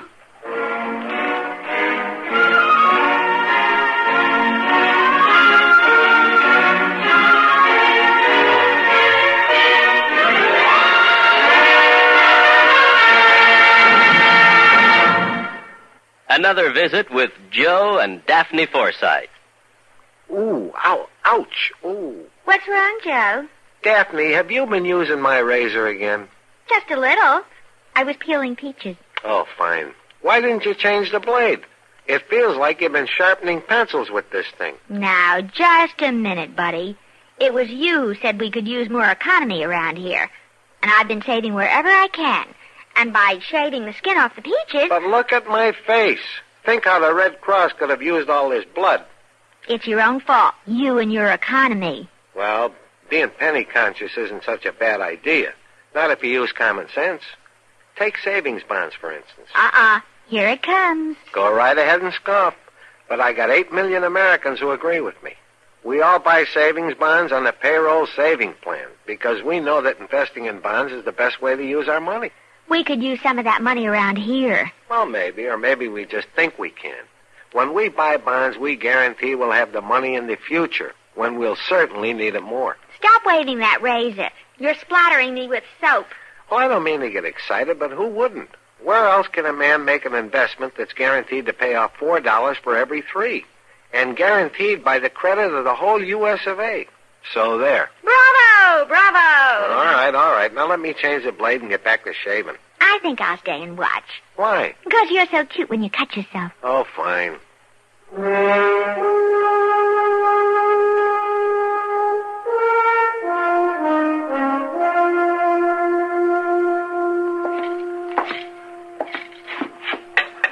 Have some coffee, Doc? Might make you feel better. I don't know. Chester made it? Yeah. That'd make me feel worse.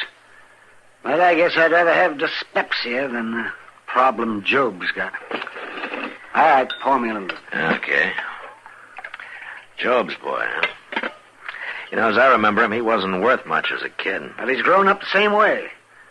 I tell you, Matt, that boy's as worthless as they come. It's too bad his 4 years away didn't do him any good. He's just bigger and meaner, that's all. Hello, Chester. Chester. Well, what's the matter with you two? Doc just had some of your coffee. That always makes a man pretty sober. Oh, now, Mr. Dillon, it ain't that bad. Well, that was a fresh egg I used in it this time. Matter of fact, it wasn't as bad as usual, Chester. Well, now, Doc, I'm glad. Doc's just been telling me about seeing old Jobe this morning. Say, don't he have a boy named Tad? That's right. It's about all he has got. Well, it's a shame. No? What do you mean? I've been watching him down at the Long Branch this evening. You mean he's there now? He was when I left. And I must say, Mr. Dillon, he don't look to me like he's going to be much comfort to his pa. Is he causing trouble? Well, not trouble exactly. He's just bellying up to the bar, swilling down drinks, and acting like he wants everybody to know how big and growed up he is. Well, he'd be in trouble if anybody treated him that way. That's just what I think, Doc. And some of the boys are riling him up pretty good, too. Yeah. I think maybe I'll go down there. Want me to come with you, Mr. Dillon? Yeah, if you want to, Chester. I just want to reacquaint myself with Tad. It'll be no pleasure. I'm sort of curious to see just how big a man he really is.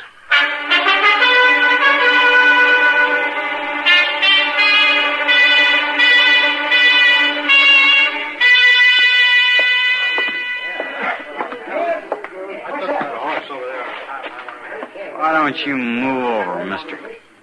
All right, boy. There's room for both of us at the bar. Just don't crowd me. Ain't you Jobe Harley's boy?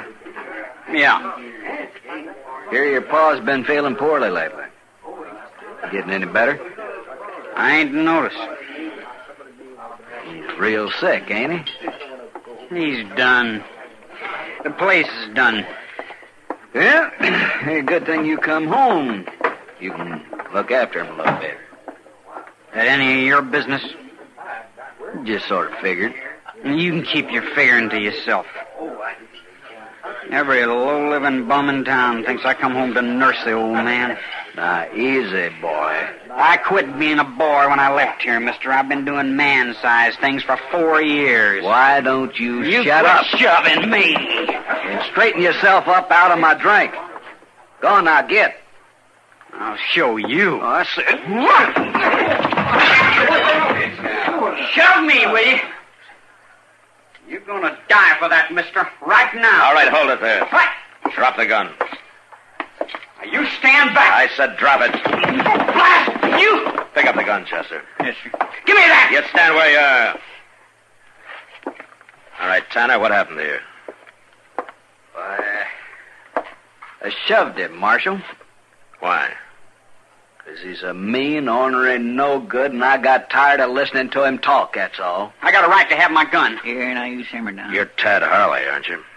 How do you know? I've been hearing about you. Listen, Marshal, You got some special trouble with Tanner here? He's been crowding me, just like everybody else in this town.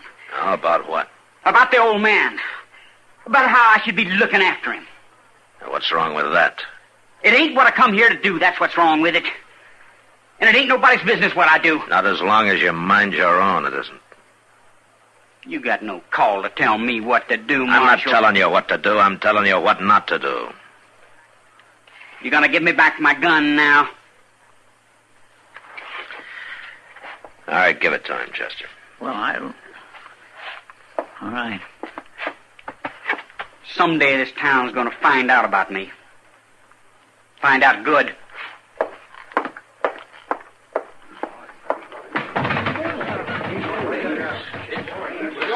Well, I sure am glad to see that one go. I swear he's been keeping this place stirred up ever since I come in this afternoon.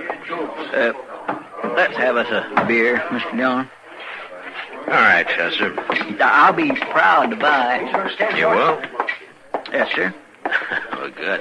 Hey, Sam, a couple of beers, huh? 2 beers. You know, there's going to be more trouble from that boy, Mr. Dillon. Oh, I don't know, Chester. He could be just a loud, bragging kid. Or the badness could be full-grown in him. I don't know. Either way, it's mighty hard on poor old Jobe. Well, he's done nothing for 4 whole years, but just wait for the day his boy would come home. Well, he was better off waiting. I wonder when Jobe will find out this boy's no count. Well, Jobe's old and sick, but he's not blind, Chester. Yeah, but he don't deserve a disappointment like this. No, he doesn't. Jobe's a good man. I remember Miss Harley telling me one time she had 5 babies, and Tad was the only one that lived. That must be the exception to the rule. How's that, Mr. Dillon? Doesn't sound much like the survival of the fittest.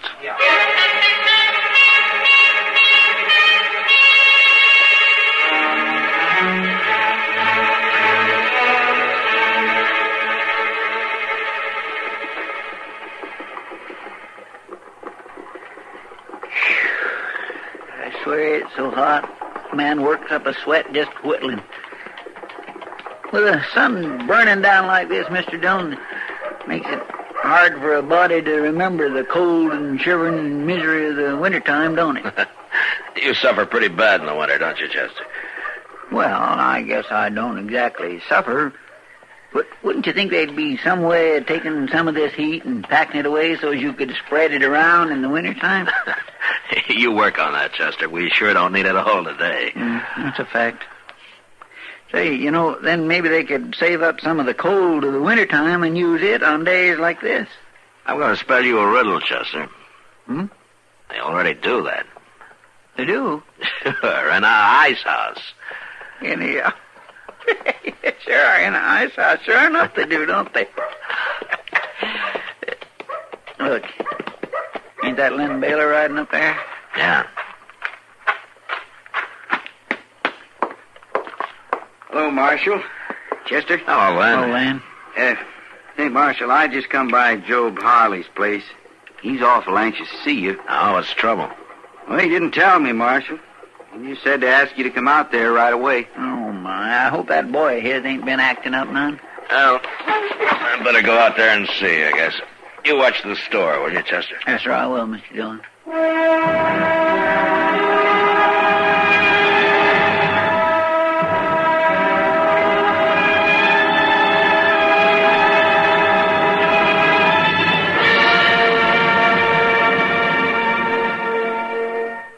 Another visit with Joe and Daphne Forsythe. Joe, Yeah, Daphne. look at this story about savings bonds in the paper. Yeah? What about it? Do you think that's the best way to tell people about savings bonds? Why not? Look, see, it says here that savings bonds are a guaranteed investment. Right now, they pay off at the rate of $4 at maturity for every $3 invested. Uh-uh. You're not convinced? Mm-mm. Why not? No salesmanship. No salesmanship? What more do you need to know? Why, right now, more than 8 million Americans are buying saving bonds regularly through the payroll savings plan. So? So what? That's what I say. So what?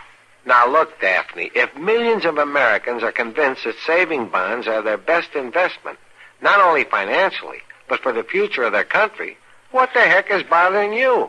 Well, I think they could sell a lot more with salesmanship. You know, slogans and jingles.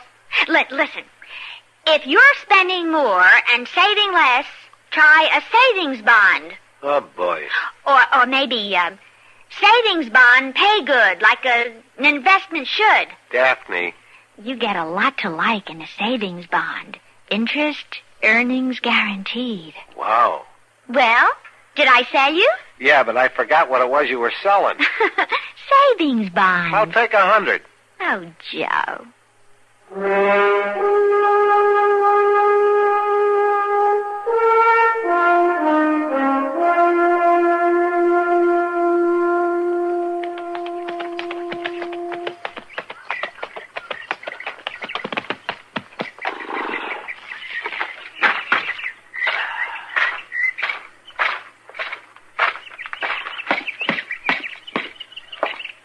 Hey, Jobe. Hey, Jobe. Matt Dillon. Come in, Marshal, come in. Hey, you got trouble out here, Jobe? Sure, I'm glad you could come out, Marshal.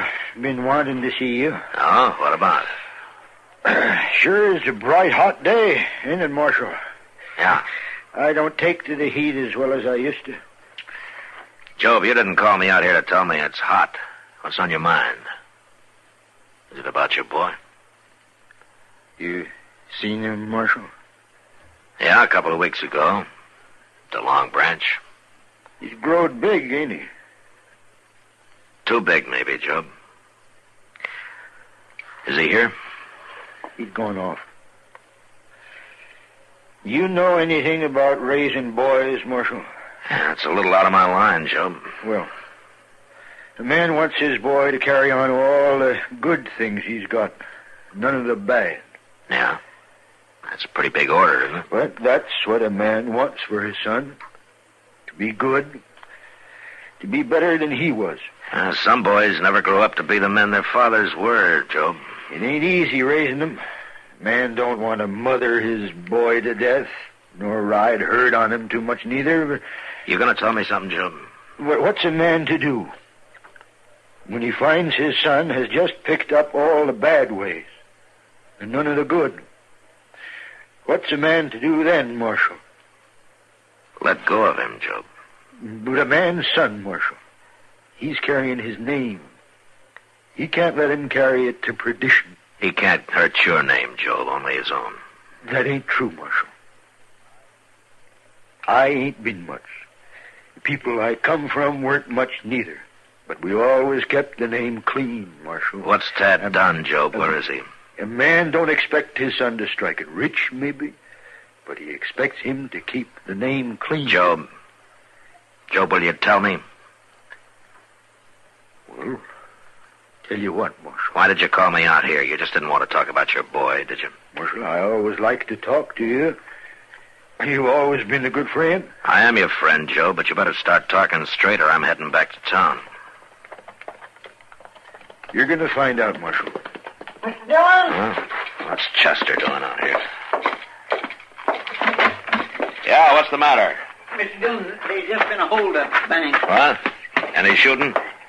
Yes, sir, there was. Well, how many were there? Just one. He get away? No, sir, Mr. Harley, he didn't. Was he hurt?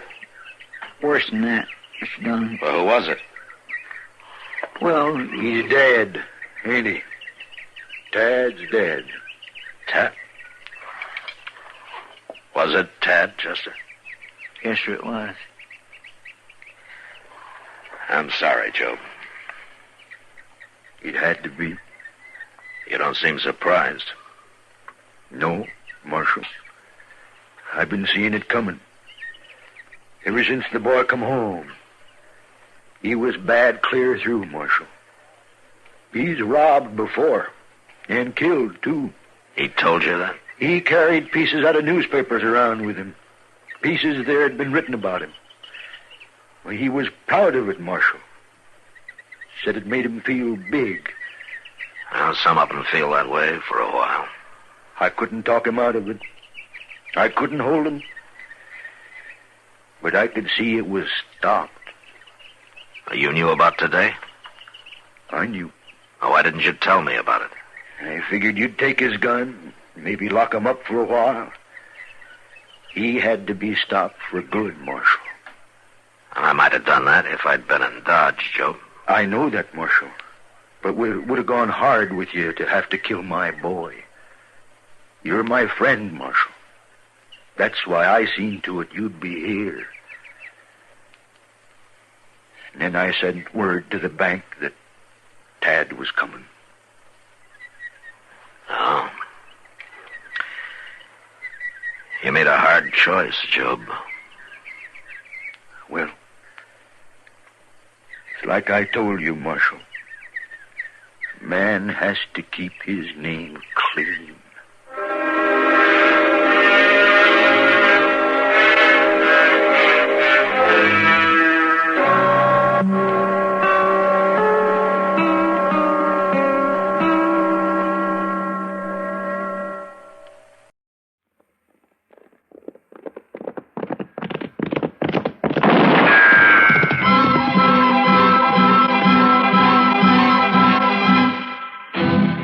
Around Dodge City and in the territory on West, there's just one way to handle the killers and the spoilers, and that's with a U.S. Marshal and the smell of Gunsmoke.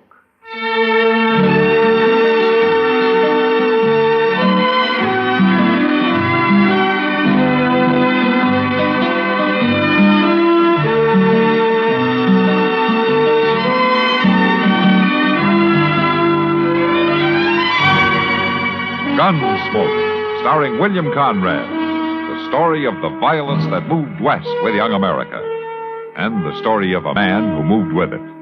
I'm that man. Matt Dillon, United States Marshal. The first man they look for and the last they want to meet. It's a chancy job, and it makes a man watchful. And a little lonely.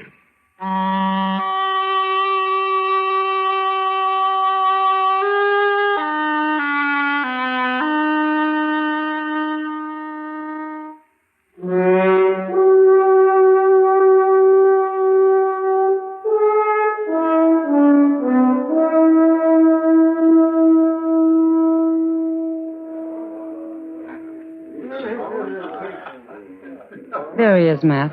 That's Harry Pope at the bar there. Little short fella? Oh, yeah.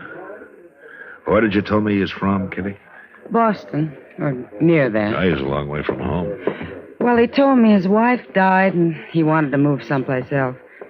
So he came out here about 4 months ago and built himself a little sod hut out in the prairie. Planted some corn, and he's trying to raise a few pigs. That's all. Uh-huh.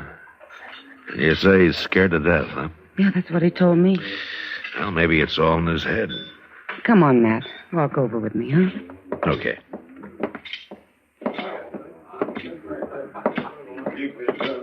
Hello, Miss Kitty. This is Marshal Dillon, Harry Pope. How are you, Mr. Pope? Well, nobody ever called me Mr. Marshal. No? All right.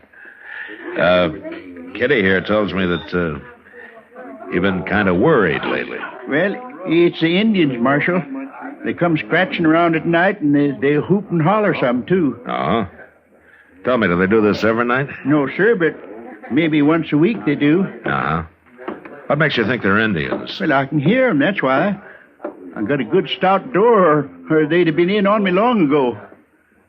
Look, Harry, if what you've been hearing was Indians, you'd have been done for a long time ago. Indians just don't scratch around at night, and they don't come whooping and hollering either.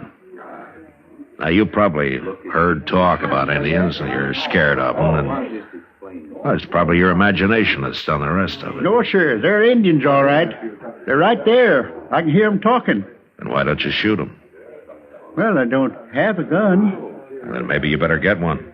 Man needs a gun out here. But if I kill any of them, don't you think they'll go after the whole tribe? No, Harry, I don't think they will. Well, all right, Marshal, I'll try it. I'll get me a gun today.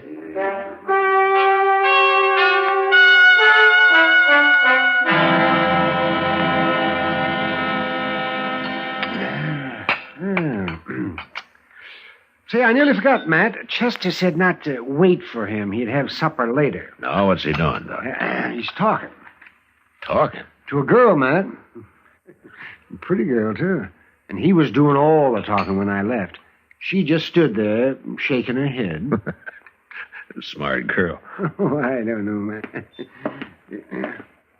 Marshal Dillon? Oh, hello, Honeyman. You know Doc Adams here, Ned Honeyman. How are you, Doc? Why don't you sit down? Yeah. Marshal, you know that new fella, Harry Pope? Pope? Yeah, I met him a couple of days ago. Why? He killed Joe Carter last night. He what? Carter's worked for me a long time. He was one of the best friends I ever had. We buried him this morning. Or did they have a fight? Pope shot him in cold blood, that's all. Out near that hut of his. Blasted Easterner. I'm looking forward to seeing him hung. Were you there, Honeyman? No. Earl Brandt was there. He brought Joe's body back to the ranch. Brandt works for you, too, doesn't he? Yeah, but not as long as Joe. Now tell me what happened. I did. Pope murdered Joe Carter. They were riding by that dirty little sodbuster's hut last night, and he come out and shot Joe and killed him. Maybe it was a mistake, Honeyman. You don't kill men by mistake, Marshal. Now, are you going to arrest him? Well, I'll ride out there first thing in the morning.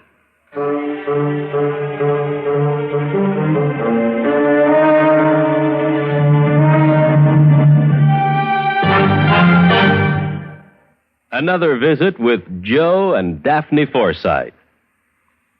Joe? Joe?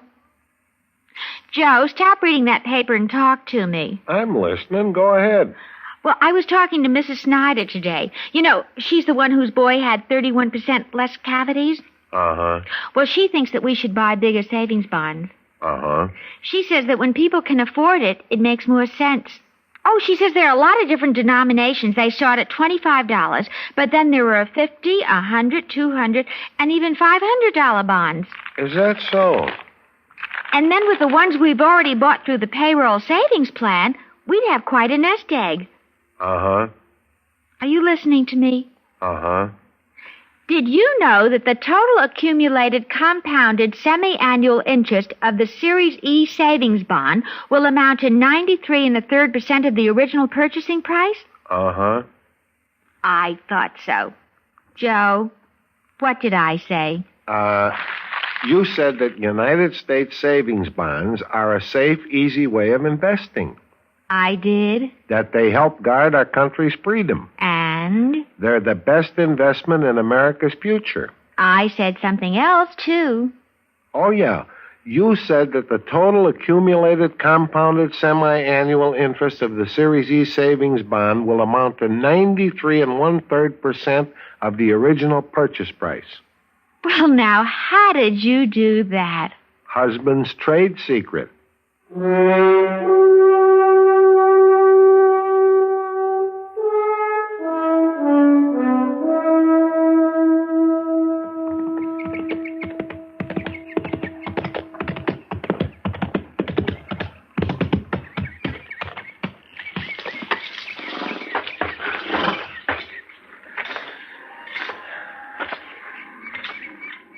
Hello, Marshal.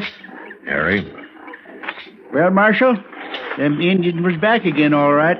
Not poor last. But I came outside and shot at them like you said, and they rode off. And I just hope the whole tribe don't come after me now. Harry, how many Indians were there? Just 2. That's all I saw, anyway. Now, you say you shot at them. Did you hit them? And I couldn't tell. It was too dark. I tried to, though. Tell me what happened, huh? Well, sir, I heard him just like before. But this time they put a couple of shots in my hut there. I opened the door a little, and I heard one riding off right over that way. I took a couple of shots at him, and then the other one started shooting at me from somewhere. So I ducked inside again and waited. But they didn't come back. They weren't Indians. Well, you always keep saying that, Marshal, but I know better. They were 2 men who worked for Ned Honeyman. One of them, Joe Carter, you killed. Earl Brandt was the other man. He took Carter's body back to the Honeyman Ranch. Oh, my. I'm afraid you made a bad mistake, Harry. Oh, but how'd you know about this, Marshal? Ned Honeyman told me. Well, he could be lying. No, Honeyman has his faults, but lying isn't one of them. Harry, has there been any trouble between you and these men? Oh, no, sir. I hardly know them. Oh, they've ridden by a few times, that's all, but I wouldn't have shot at him if I'd known who there was. Except it couldn't have been. They were shooting at my hut first. It just don't make no sense at all. You going to arrest me, Marshal? Look, Harry, the Indians that you've been hearing around your place don't exist. Indians just don't act that way. But I believe that you think you've been hearing them. Now, maybe it's getting worse with you, and so the other night you heard those men riding by and you just started shooting. You think I'm crazy, don't you? Well, I don't think you intentionally murdered Carter, if that's any help. Then you ain't going to arrest me? No, I'm not. Not now. I'm going to talk to Brandt and Honeyman. But in the meantime, don't get scared and try to run, Harry. Because you wouldn't get very far. All right, Marshal.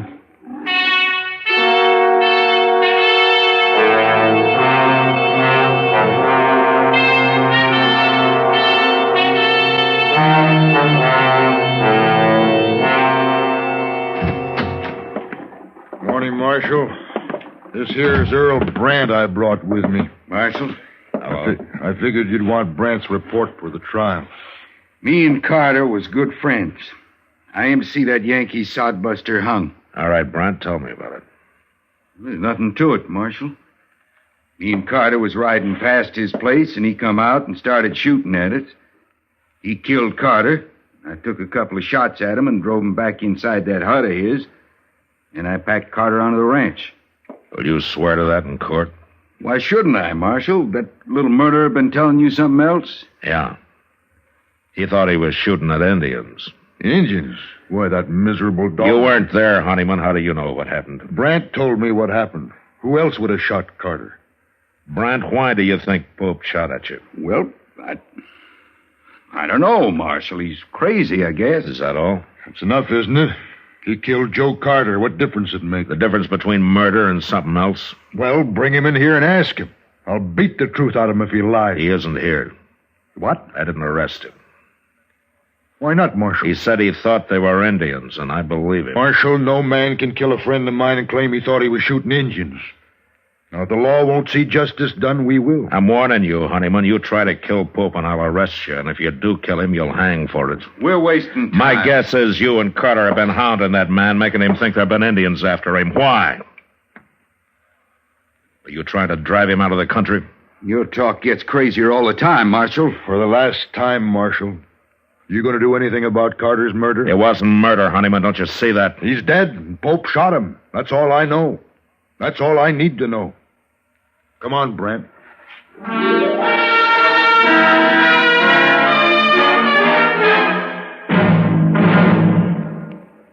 Another visit with Joe and Daphne Forsythe.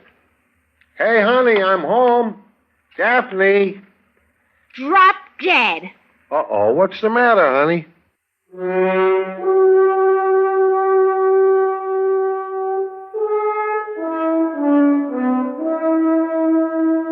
That afternoon, I rode out to see Pope. It was a bad situation, and I did a lot of thinking about it.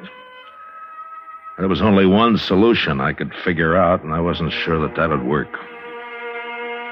I found Pope weeding a few miserable rows of corn that he'd planted out in front of his hut. Well, you told me a lot, Marshal, but I don't understand it all. Look, Harry, I don't know why they did it, but Carter and Brant were the Indians that you thought you heard. I know. You what? Well, I figured that you know what Indians are like and that you wasn't lying to me, so it must have been Carter and Brant. Oh. Look, Harry, Honeyman and Brant want you arrested. They're threatening to take it into their own hands. I see. Listen, you're not going to like this, but... well, it'd be better if you left here. Now, it isn't your fault, but you got enemies now, and you'd be a whole lot safer somewhere else. No, I won't leave. Let him come. I'll fight it out with him. It'll just mean more bloodshed. And like you said, Marshal, I ain't done nothing wrong. The man's got a right to defend himself. I know. But you won't have any peace here. I won't leave, Marshal. All right, Harry. But think it over anyway, huh? I have. I'm sorry about this. Thank you, Marshal. So long. Goodbye.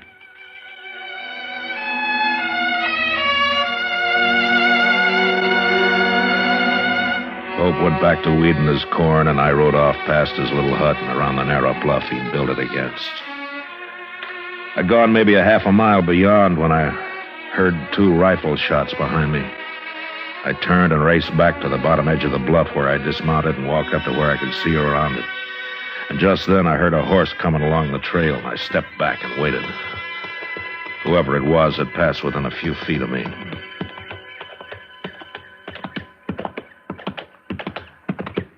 Brant, hold it! Don't shoot. Just keep your hands up.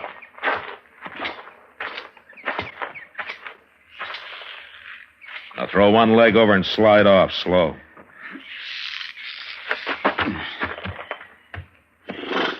How long you been here, Marshal? Turn around.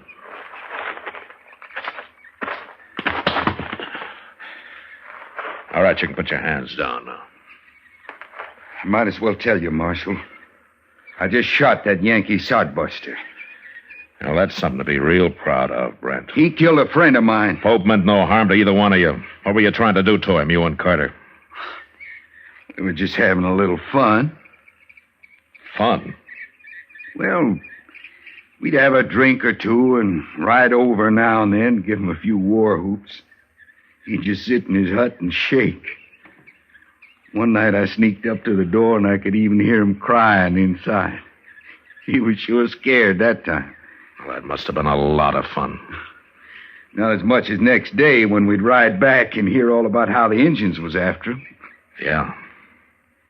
He'd been all right if he hadn't gone and bought himself a gun. I advised him to. You did? I'm sorry if I spoiled your fun, Brent. Carter's dead because of you. Does Honeyman know about this? I told him I was going to get Pope, is all. And he agreed?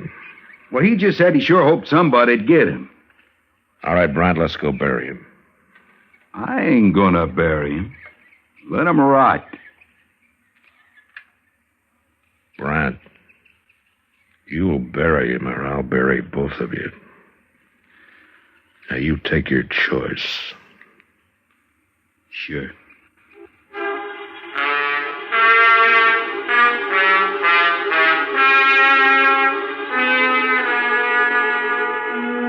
It was too late to try to teach Brant anything, but Ned Honeyman was a different matter. I wanted to be sure he understood what really happened. Otherwise, he'd spread the word against me and against the law, and there were a lot of men who'd be glad to listen to him. We buried Pope near his little hut and then rode on into Dodge. I kept off Front Street and rode up to the jail from the rear. Chester told me Honeyman was up at the Long Branch. So after Brant was locked up, I went on to the saloon.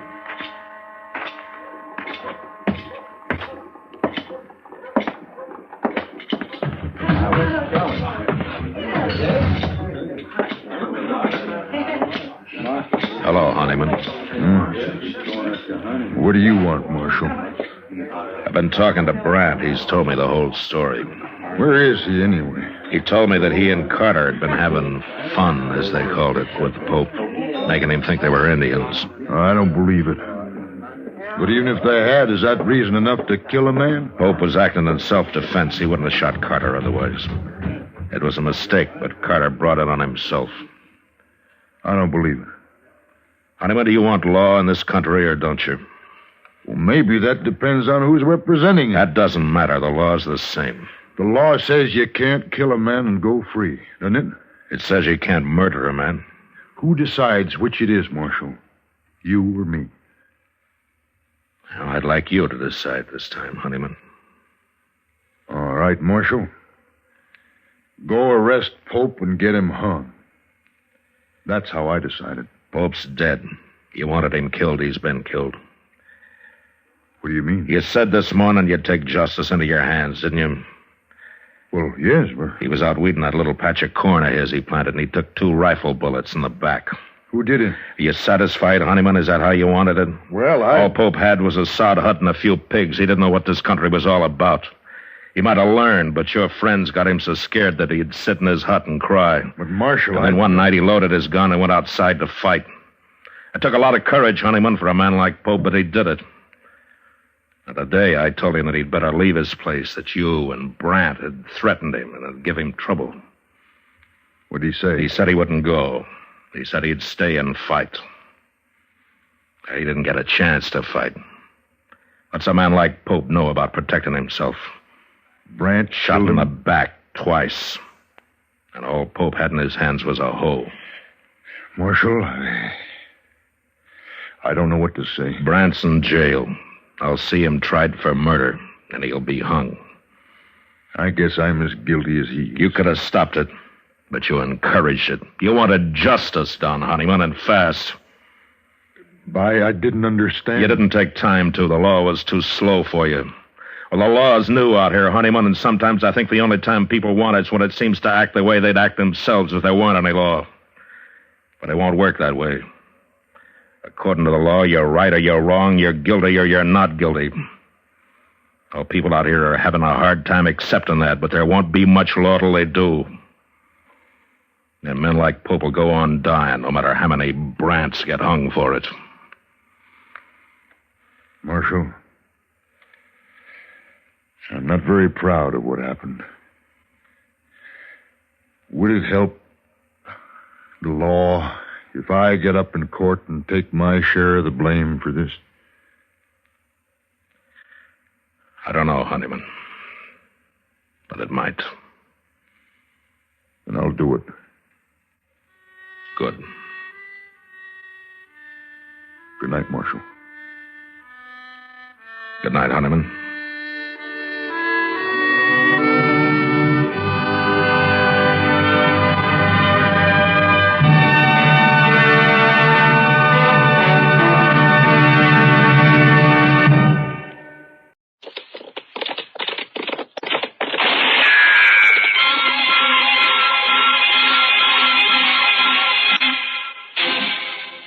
Dodge City and in the territory on West, there's just one way to handle the killers and the spoilers, and that's with a U.S. Marshal and the smell of Gunsmoke.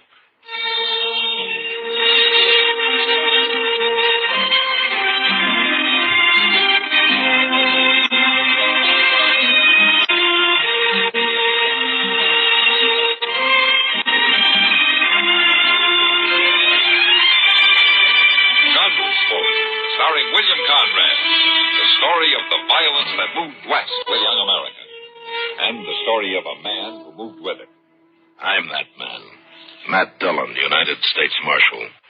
The first man they look for and the last they want to meet. It's a chancy job, and it makes a man watchful and a little lonely.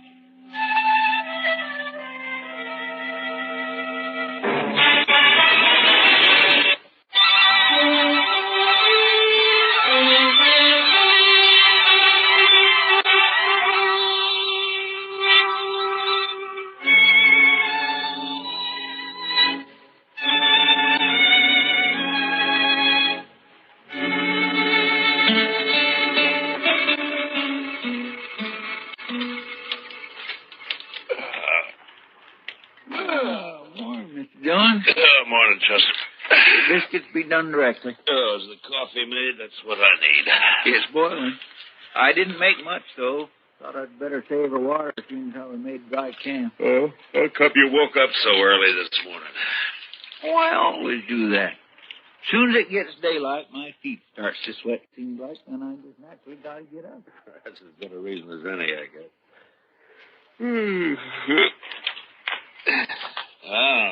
Looks like we got company. What? Where? No, right over there, heading straight for us. Oh, some cowboy, probably. I don't know, he doesn't ride like a cowboy. Well, that's just a kid, Mr. John. Yes, it is, isn't it? Sure does need a haircut. Well, I declare it's a girl. what could she be doing on here? Carrying a rifle, too. Morning, miss. You want to get on and have some coffee with us? Who are you, mister? I'm a U.S. Marshal out of Dodge, ma'am. Oh, a U.S. Marshal? Oh, that's good. It is?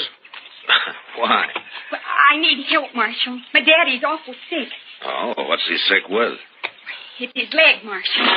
A horse threw him and his saddle both in the corral, and then it stepped on his foot. And now his whole leg's all funny. He's got a fever, too. My Mr. Young, that sounds like... Yeah, I know, Chester. Tell me, miss, when the horse stepped on him, did it cut his foot? Did it break the skin anywhere? Oh, there's just a scratch. It tore his boot off, though. Oh, please come and see him. I'm scared the way his leg is and everything. Oh, sure we'll come. Is your mother with him now? I don't have a mother, Marshal. Oh, well, then what are you doing out here if your daddy's sick? Well, we ran out of meat about 3 days ago, and I don't have anything to feed him. Oh. Chester, I'll ride back with what is your name, anyway? Tara Hawtree. Oh. I'll be 16 next January. Well, that's fine, Tara. Chester, we'll go back to the Hawtree place, and you scout around for some meat, huh? All right. And if you don't find any antelope, shoot the first calf you see. Anybody's calf. I'll do it, Mr. Dillon.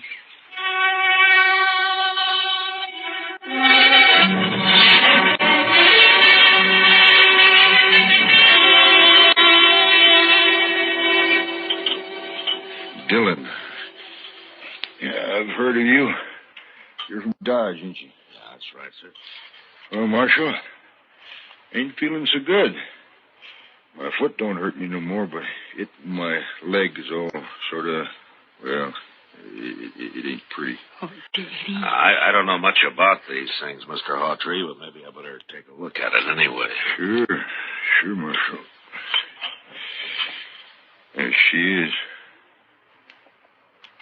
Yeah, all right, she can cover it up. I was in the war, Marshal.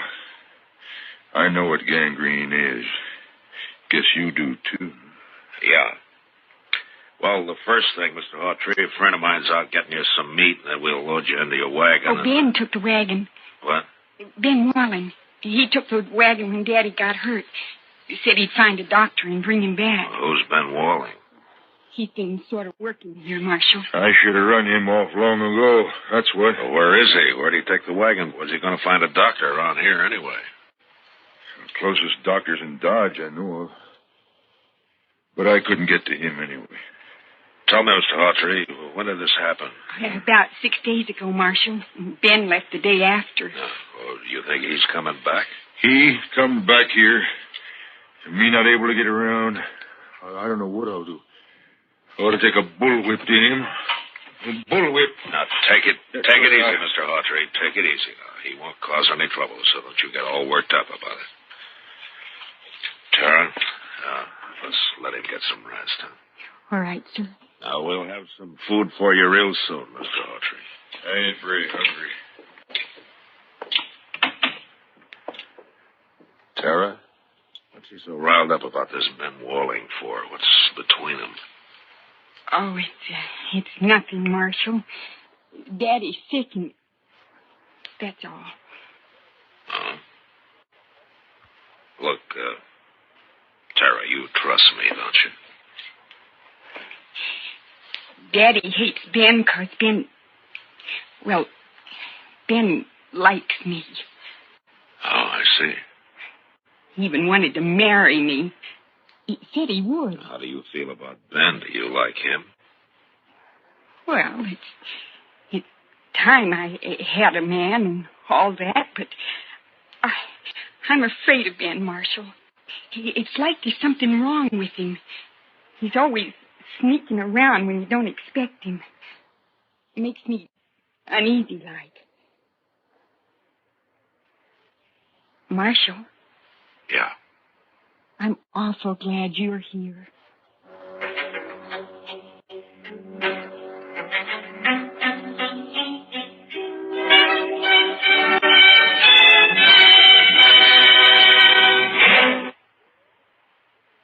I rolled the smoke and looked out across the flat distances of the prairie and wondered how anybody could survive in all that emptiness. Hawtree lying on his bed back there in the house, he wouldn't survive. The prairie had got to him, all right. And Tara, what could she do out here in this endless land of grass? Well, I was glad to get my mind off it when Chester rode in with an antelope across his saddle. We hung it on the corral and dressed it and took a hind quarter into Tara, and we went back outside and sat out on the porch. It's bad, ain't it, Mr. Dillon? Yeah, it's blood poisoning, Chester. As soon as it reaches his heart, he's done for. Ain't there no way to stop it? Yeah, sure there is. Cut his leg off. It's too bad Doc ain't here. Yeah. But would that stop it, Mr. Dillon, cutting his leg off? I don't know, Chester. I don't know. Maybe it's too late anyway. Well, I sure do wish we could do something for him. I don't take sitting around just waiting for a man to die. Nobody does. It ain't right somehow, that poor fella. And Tara, why, Mr. Dillon, that girl will go crazy out here all alone. All right, Chester. What do you want me to do about it? I'm not a doctor. I just shut up. Well, Mr. Dillon, you could do it. Mr. Dillon? I know you could. Do what? Be a doctor. Long enough to save Mr. Hawtree's life, anyway. Oh, well, you out of your head. No, Imposter. And what are you talking like that for? The most I ever did was doctor a horse for the colic. That's fine training for this, isn't it? I know. But I couldn't do it. I just plain don't have the spirit, but you do. Mr. Dillon, you wouldn't ever just stand by and let a man die.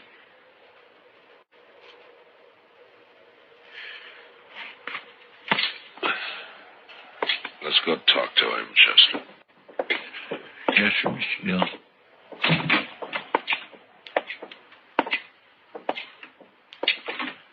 Daddy's fever's worse, Marshal. I'm going to get some more water.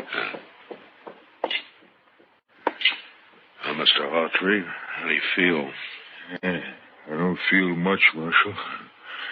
Outside of burning up. I've been trying to tell Tara that I can't last long with blood poisoning. And she just got to figure on it. That's what I came in to talk to you about. I guess you know the only thing that'll give you a chance. I know. But I couldn't ask any man to do that. You didn't ask me. It's up to you, Mr. Hawtree. I'll try it if you're willing. If it was just me, I wouldn't do it, but I can't leave Tara alone. Not if I can help it, I can't. You're a brave man. Oh, Marshal. I just don't have any choice. Come on. Let's get it over with. Have you got any liquor in the house? Yeah, there's a jug of corn out in the kitchen. Chester, go get it, will you? And tell Tara to start boiling a lot of water. I'll talk to her in a few minutes. I'll be right back. Now, Mr. Hawtree, tell me everything you know about this. Yeah. First, I'll tell you what you need. There's a straight iron out by the corral somewhere. Yeah. You can heat it in the main room fireplace. All right, fine. Now what else? Yeah. Tara will find some cloth for bandages. And the rest of the stuff you can get in the kitchen. The only thing worrying me is what we'll use to tie off the arteries with. Plain thread won't hold. Well, maybe some thin strips of rawhide. No. So they soak through. Something. Wait a minute. I think I know what'll work. What about horsehair? Huh? Yeah, that's it, Marshal. Pull it off the tail. It'll work fine. Here's the jug, Mr. Hawtree, and I brought you a cup, too. Pour me some. I want to get good and drunk. Here you are. Thanks.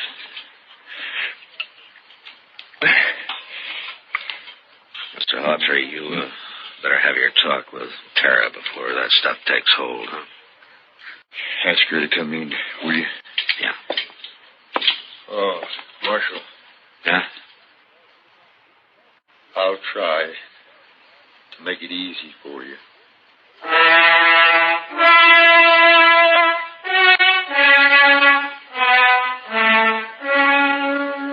Shortly after noon, I operated.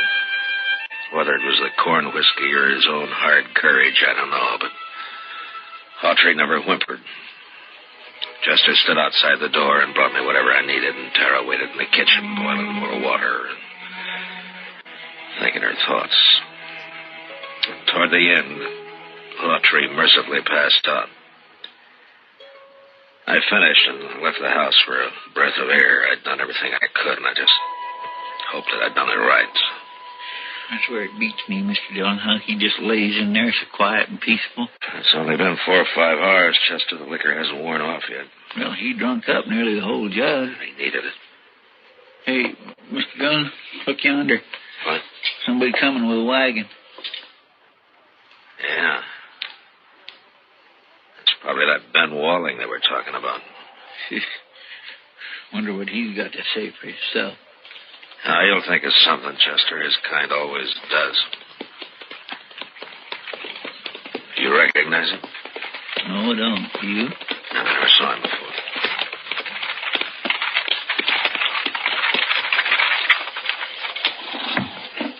Hey, What are you doing here? You Ben Walling? How'd you know? You've been away a long time, Ben. Where you been? Who are you anyway, mister? The U.S. Marshal. I went to fetch a doctor. Anything wrong in that? No, not at all. Where is he? Well, first night, them horses run away. I've been chasing them ever since. Didn't catch them till this morning. I see. How's old Hawtrey? I was kind of worried about that foot. Looked to me like it might have poison in it. It did. I mean, it did.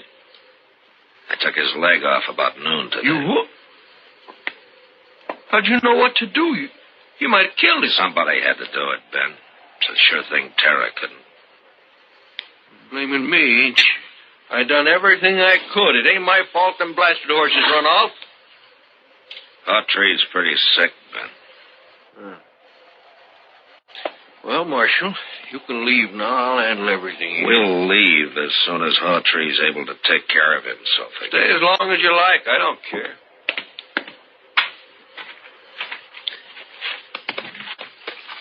Mr. Dillon? Yeah. I think that cussed Ben's a no good liar. You see that saddle over there, Chester? Yeah, well, that belongs to Mr. Hawtrey. Yeah, I know. I looked at it this noon. Somebody cut the cinch strap on it. But no wonder that bronc bucked him and the saddle off both. Do you think Tara did it? It was Ben, wasn't it? You figured the old man would get hurt, maybe killed. But why? So he'd have a free hand with Tara. Miserable low down. Mr. Dillon, let me rest him. No, not yet, Chester. There's plenty of time. All right. I'll wait.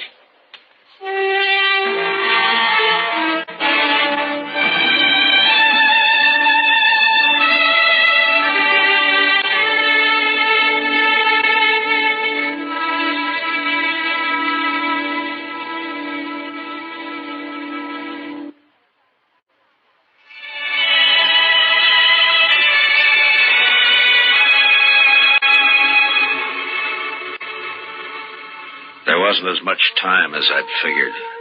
Hawtrey had a bad night, and by morning he was so weak he couldn't lift his head. I tried to take his pulse, but I could hardly find it. Maybe I'd operated too late. Maybe the poison had already moved up into his body. I didn't know. I had no way of knowing. Want some more coffee, Mr. Dillon? What? Oh, yeah, Chester. Fill it up, will you, please? That poor Tara just won't eat nothing at all. Just sits there by his bed. Ain't slept a wink, I know. Well, it's her father, Chester. He's all she's got. Oh, Marshal. Huh? Please come. Yeah, what is it, Tara? Daddy wants you, and I think he... Come on, Chester. Yes.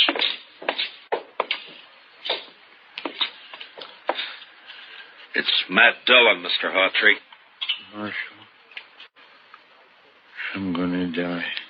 Oh, Daddy. Daddy, please. Tara, don't leave her here. Ben Walling, he's no good. Now, don't you worry about Ben Walling, Mr. Hawtrey. I promise you that he won't get anywhere near Tara, now or ever. Tara can't stay here alone. It's a bad way to die. Not knowing. Mr. Hawtrey. Not knowing. Mr. Hawtrey, Yeah. I want you to listen to me. I'll take care of Tara. I'll see that she's all right. I'll see that she's cared for. Now, I promise you that. You hear me? I thank you, Marshal. I sure thank you. Where's Tara? Oh, Daddy, I'm right here. Daddy, please. Tara. Come on, Chester.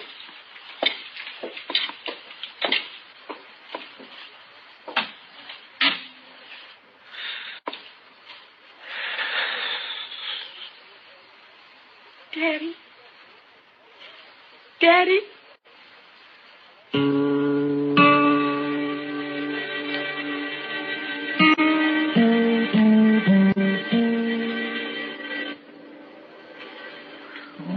I wish Tara'd come out of that house.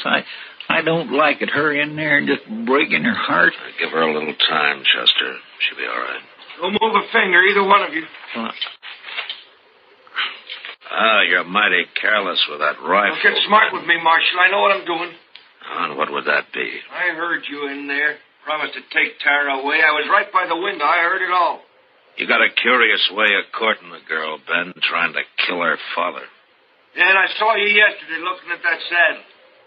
But I didn't kill him, Marshal. You did. That's a lie, Ben Wong, and Oh, you you know it. shut up. I won't shut up. We just got here sooner. Mr. Dunn would have saved him, that's Well, all. too bad you got here at all, because you're going to die for it, both of you. Put the gun down, Ben. You're under arrest for attempted murder. Stay right where you are, Marshal. You know, I got an idea you smell powder before, Ben, and that you're afraid of it. I got an idea that's why you tried to get Hawtrey like you did instead of facing him. Stop right there. And right now you wish you didn't have that rifle at all, don't you, Ben? Because I might have to shoot you for it. No, don't, Marshal. Give me that.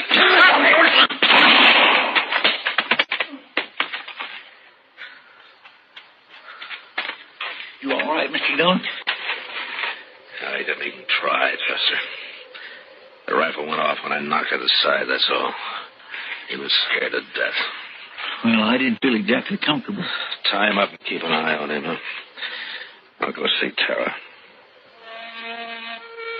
Late that evening, we buried Hawtrey out on the prairie, out in back of the little homestead that would die now, too, and fall apart without him. The next morning, we loaded up everything we could get into the wagon, and with Tara beside me, we started off for Dodge. Ben Walling never said a word. Chester led his horse, and they rode along ahead of us.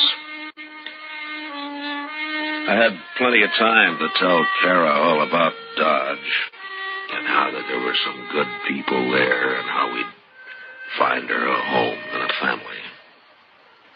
She just sat there, tight-lipped. Didn't say much. She never once looked back.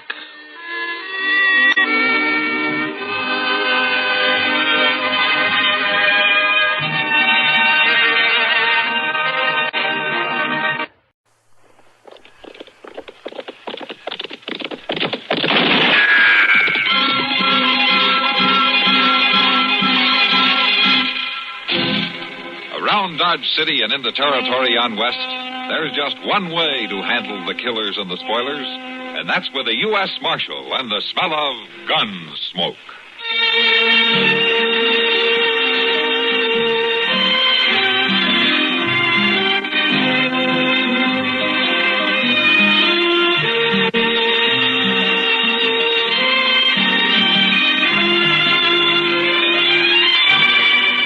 Gunsmoke, starring William Conrad. The story of the violence that moved west with young America. And the story of a man who moved with it. I'm that man. Matt Dillon, United States Marshal. The first man they look for and the last they want to meet. It's a chancy job, and it makes a man watchful. And a little lonely.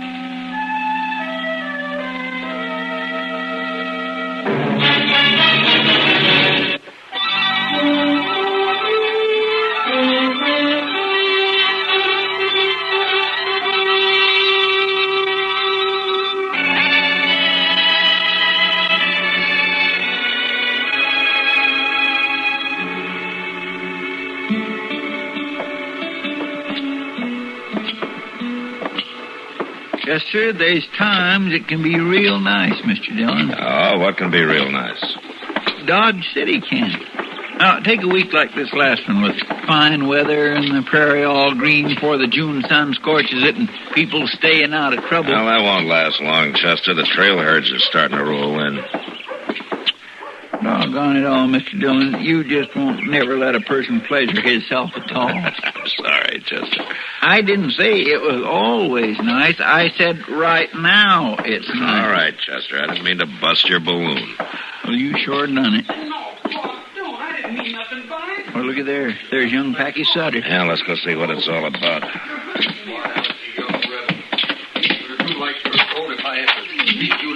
My goodness, Leif's going to twist that boy's arm right off if he ain't careful. We'll get no thanks for poking our noses into a family row. Just rode into town with him, Pa. I can't see nothing wrong in that. Maybe I'll learn you to see a little different. Pa, please! Hey, Late! Mind your own What's business. the trouble? Oh, you, Marshal. That boy's getting pretty near as big as you are, Leif. If you're not careful, one of these days he's going to turn on you. You lift a hand to me just once, I'll take a horsewhip and cut him to ribbons. But all I done was to ride into town with Mr. Roll. You mean Jason Roll, Packy? Yes, sir. I met him on the trail south of the creek. Shut your mouth, boy. Now get on over to the livery stable and wait for me. And whenever I'm ready to go home, you better be sitting in that wagon seat. You hear me? Yes, sir. All right. Still wet behind the ears and back talking like you was growed up. Why are you so worked up against Jason Roll, Leif? Because he's no good, that's why. I told that boy of mine 24 times stay shy of him. He's gonna learn to do it if I have to beat him to death. But if that's what you're figuring on, you better do it outside of Dodge. You button into a man's right to teach his family discipline, Discipline's one thing, but a grown man beating a boy with his fist is something else, and that's what you were doing when we walked He up. knowed what to expect. He's been told enough. Told what? Jason Roll's pretty well liked as far as I've ever heard. Listen, I aim to raise Packy up to be a cattleman, to take over the ranch someday, to run it with his own 2 hands. I aim to be proud of him. All right, so I ain't raising him up to be no good book-reading poet. Just enough sense to plant a bean patch and live off in a herd of scrawny sheep. And I told that boy to stop hanging around that no-good Roll. So have I, Mr. Sutter. How are you, Jason? Marshal? It wasn't because I don't enjoy his company that I told him to stay away, but because I knew it was making trouble for him with you. I had no intention of trying to convince him by beating him to a pulp. I ain't sure you're man enough. I am sure, though. That's why I don't have to go around proving it 24 hours a day. You trying to start something with me? I think it's already started, Sutter. As long as you confined your attack on me to talk, I wasn't greatly concerned. But I don't like being shot at from ambush. What do you mean, shot at? When was this? Last week, Marshal. Maybe Sutter can tell you more about it. You claiming I tried to shoot you in the back? As a matter of fact, my back was turned. Odd that you knew. I never even been near that shack of yours. I think you're a liar, Sutter. Too bad you ain't wearing a gun when you say that. Suppose you take yours off. You outweigh me 20 pounds.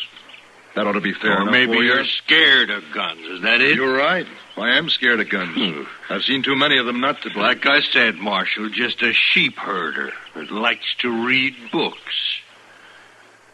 Roll. You keep away from my boy. You hear me? Any friend who comes to my door is welcome, and that includes Packy. And another thing, Sutter. From tonight on, I'll be wearing a gun. I'm mighty glad to hear that. Mighty glad. I'll believe it when I see it. Oh. You better get somebody to learn you how to load it. Marshal, that boy ought to be taken away from him. Well, that'd be pretty hard to do, Jason. The law gives a man a lot of leeway where his own family's concerned. Packy's a good youngster. But his father's killing the spirit in him.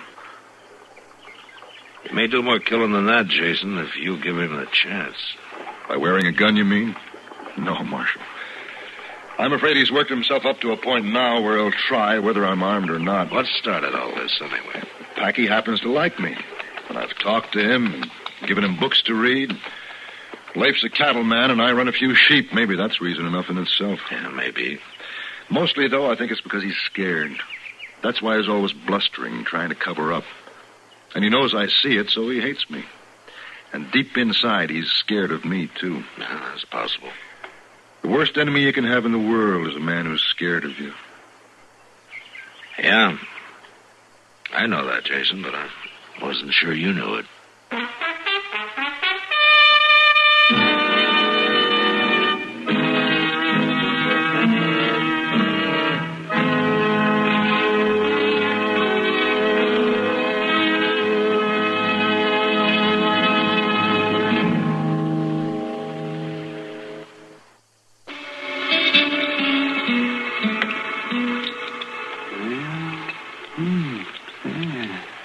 By golly, is Mighty strange-looking cadaver, all right.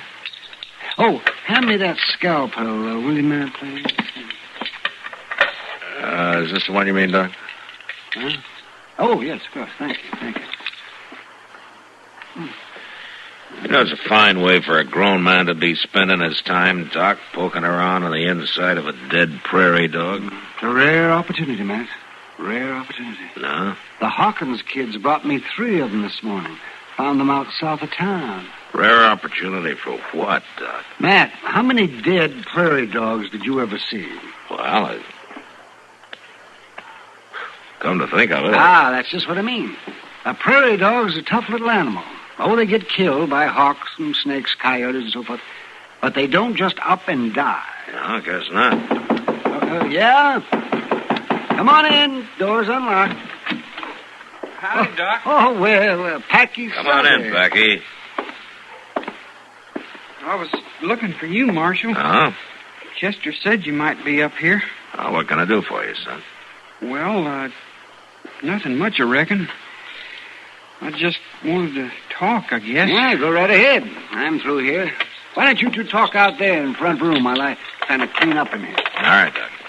Come on, Becky.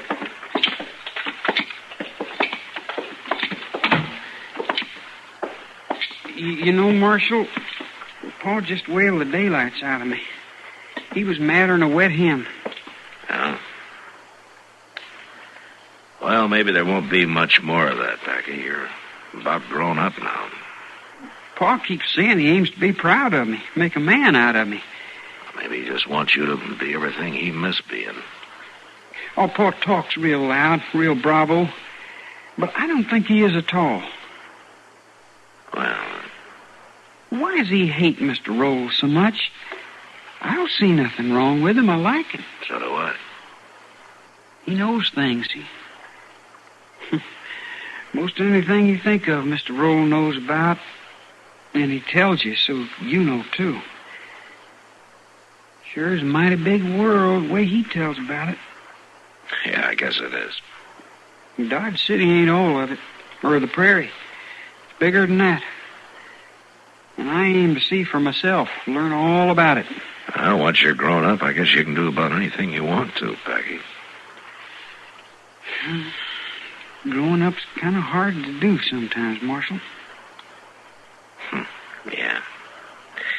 Yeah, it's pretty hard. A lot of people never make it, Becky.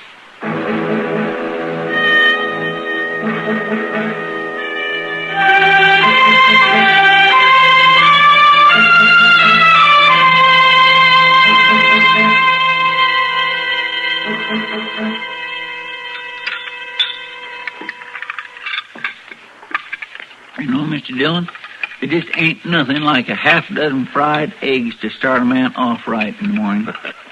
Yeah, I imagine a hog wakes up with pretty much the same feeling, Chester. Well, a good appetite is a sign of good health. Then I'd say you're about the healthiest man west of St. Louis.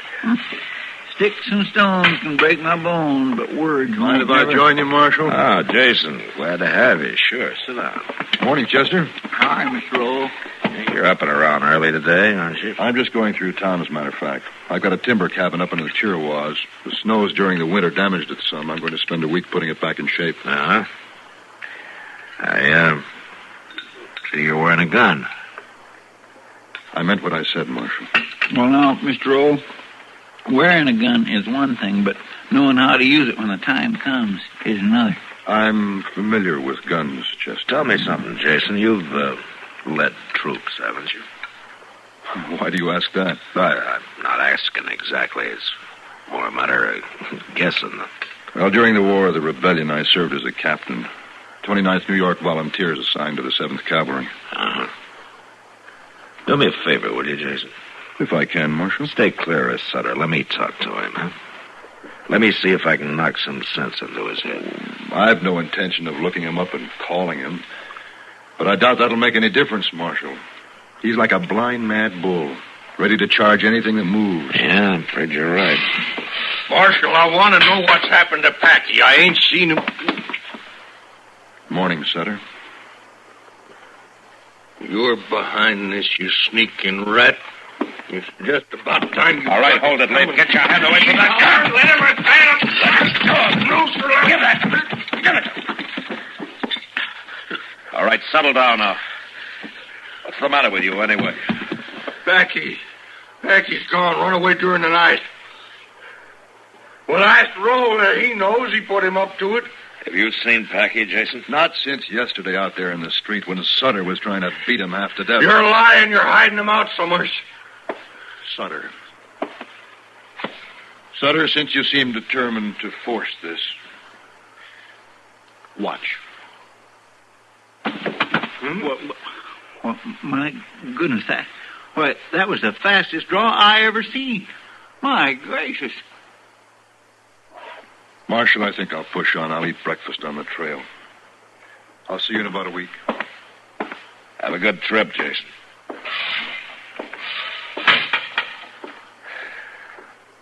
All right, Leif, there's your gun. If you know what's good for you, you'll keep it in its holster. You might as well keep a cell ready, Marshal. I'll kill him, no matter how fast he is. I don't think I'll bother with a cell, Leif. If you do try it, what you're going to need's a grave.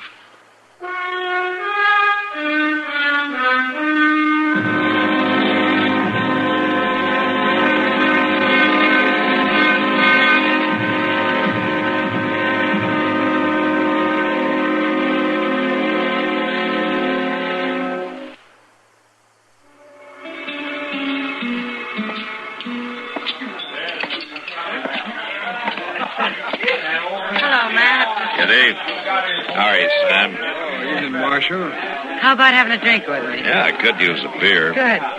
Sam, shuffle up a pitcher of beer, will you? Sure, Kate.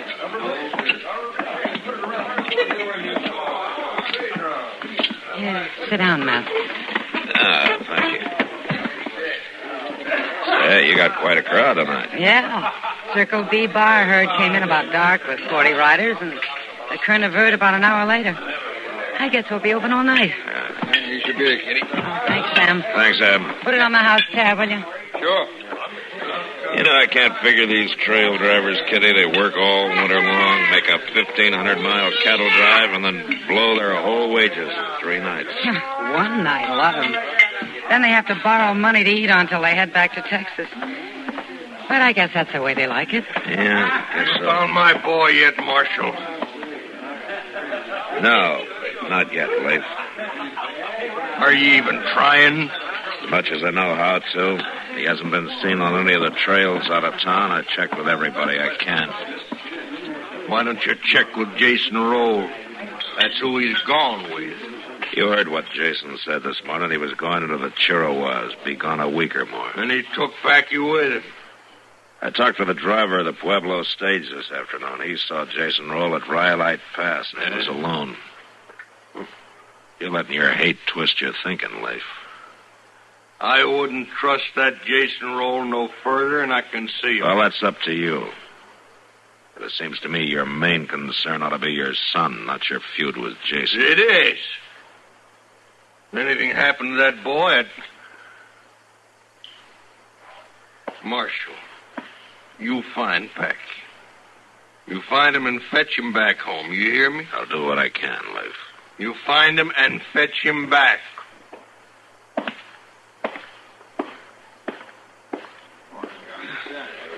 Funny, Matt. A person will let a hate get hold of him without any real reason that it ride him that way. Yeah. And ride him right into the ground more than often. Matt, you think Jason did help Packy run away? No, I think the boy just got tired of being cuffed around, that's all. Yeah, but still, Leif worships that kid. Yeah, I suppose he does in his own way. It's like a jealousy, almost. Leif wants the boy to look up to him like he does to Jason. And we'll never get him to do it by slapping him in the head. Well, I guess we can't solve everybody's problems, Matt. No, I gave that up a long time ago. Mr. Dillon. Huh? Oh, what is it, Chester? Looks like maybe we kindly got took in by Jason Roll. Oh, well, what do you mean? Well, it appears like he didn't go to the Chiricahua after all. I reckon he must have circled back. What? Well, a homesteader just come in from out that way and said there's a light in Jason's cabin. He's lied to us, Mr. Dillon. We better go out and see him before Sutter finds out. He already has. He heard about it the same time I did, and he just this minute took out of here like a big-footed bird. All right, let's go, Chester.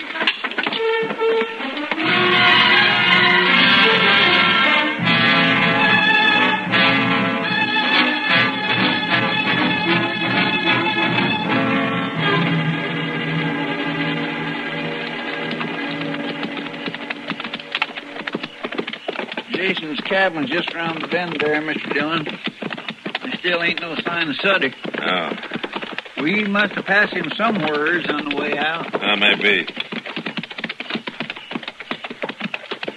Well, it looks like that homesteader was telling the truth, Chester. There's a light in the cabin there. Sure, by golly, there sure is.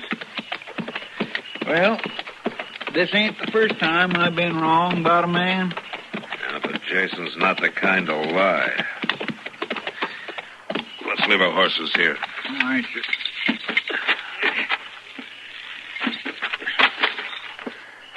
You would have had plenty of time to circle back, though, even if you was seen at Rhyolite. I guess so. All right, let's go. It is kind of disheartening, though, ain't it? When you figure a man lied to you. I know you're in there, Roll. There's Sutter, over there in the brush. Come on, you rotten coward. Late. Hold it. Hey, look, somebody's opening the cabin door. Get out of the light. Get away from that door. Shot him, Mr. Dillon. Shot him, Sutter. Shot him down in cold blood. Maybe he isn't dead. Let's go see. Marshal, tell him, Late. Put down that rifle. We're going to the cabin. Sure, Marshal. I got no trouble with you. Fired from ambush without giving him no chance at all. Here, give me a hand, Chester. Help me turn him over. Maybe there's a little chance he's still open. Oh, Mr. Dillon. Yeah, it's just what I thought. I'll take my medicine, Marshal. But I don't reckon a jury will go too hard on a man for shooting somebody that kidnapped his son. Leif, I told you that hate was going to twist your thinking. Jason Roll is somewhere on the Churrowas. Huh? Are you telling me that this ain't Jason? Blackie. Was a good shot, Leif. One bullet right through the heart. Your son never knew what hit him.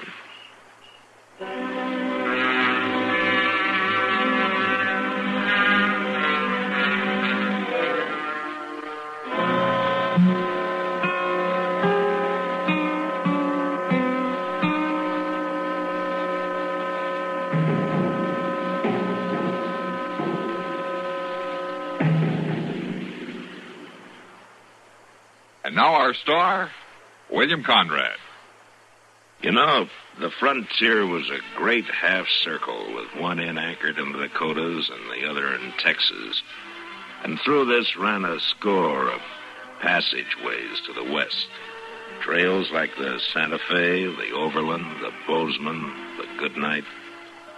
Well, next week, our story centers around a band of people traveling west on one of these trails.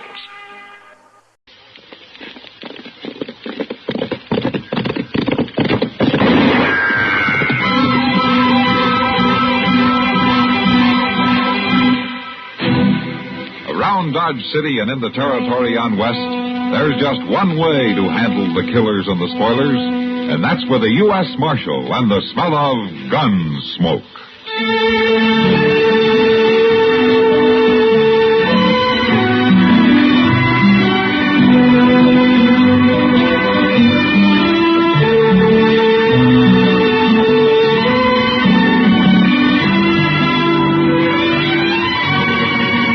Gunsmoke, starring William Conrad. The story of the violence that moved west with young America. And the story of a man who moved with it. I'm that man. Matt Dillon, United States Marshal. The first man they look for and the last they want to meet. It's a chancy job, And it makes a man watchful and a little lonely.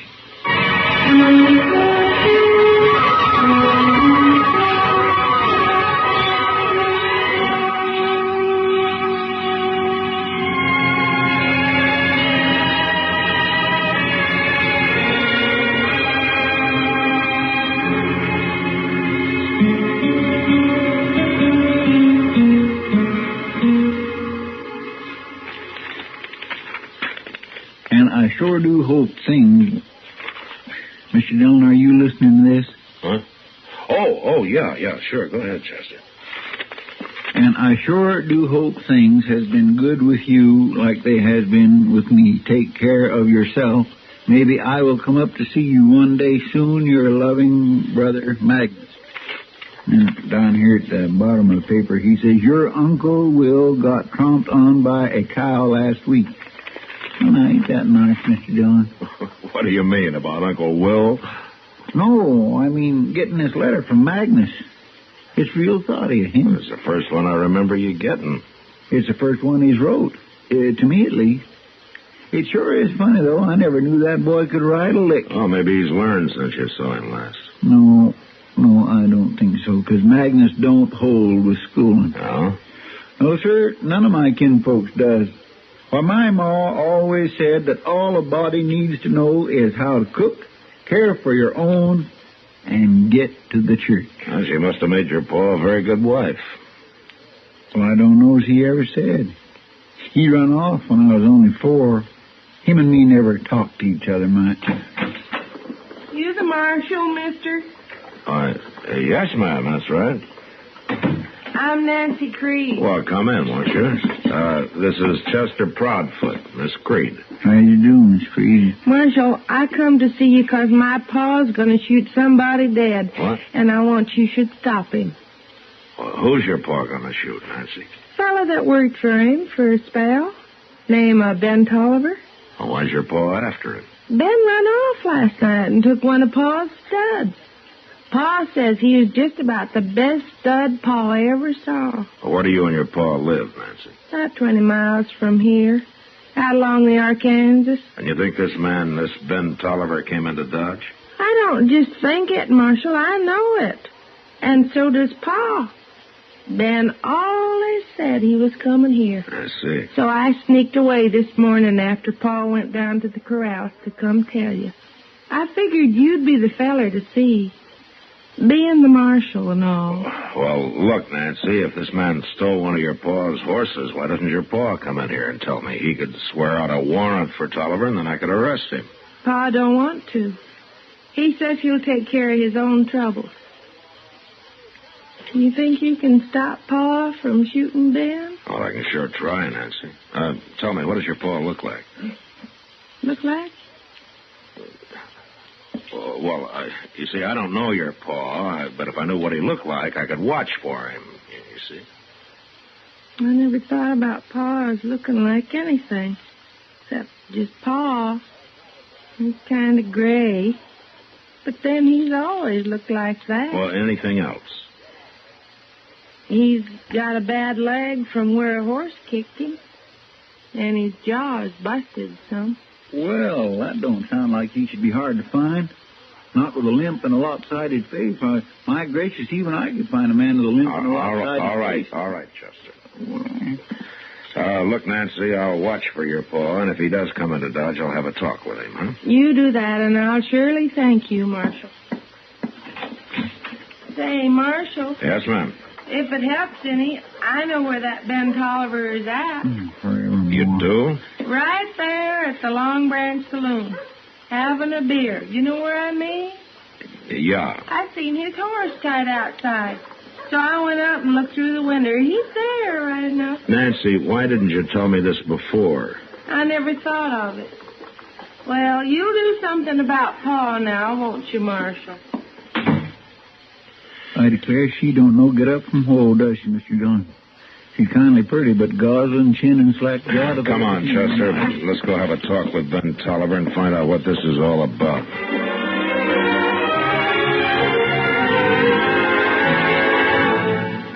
When United States military personnel arrive at an overseas station, One of the first problems they encounter in human relations is the language barrier.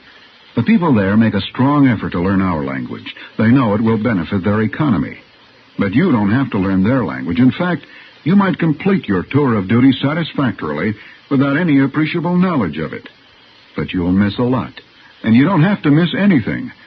For as a member of the Armed Forces of the United States, you have the opportunity to enroll in a USAFI spoken language course. The language series includes courses in 24 foreign tongues. They are practical, conversational studies with primary emphasis on spoken usage. Inquire about a language course from your education officer. Join a group class. And when you've mastered the vocabulary, watch the faces light up as you greet people in their native tongue. It's one more version of Power Through Knowledge with USAFI.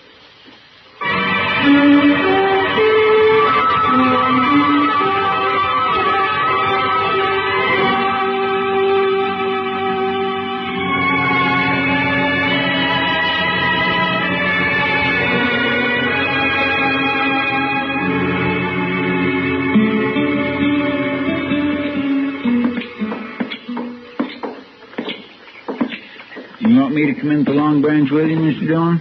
Yeah, Chester, but stay by the door while I talk to Tolliver. Mm-hmm. But how are you going to know which one is him? There won't be more than 3 or 4 people in there this time of day. You reckon that's him sitting at the table over there? Yeah, it could be.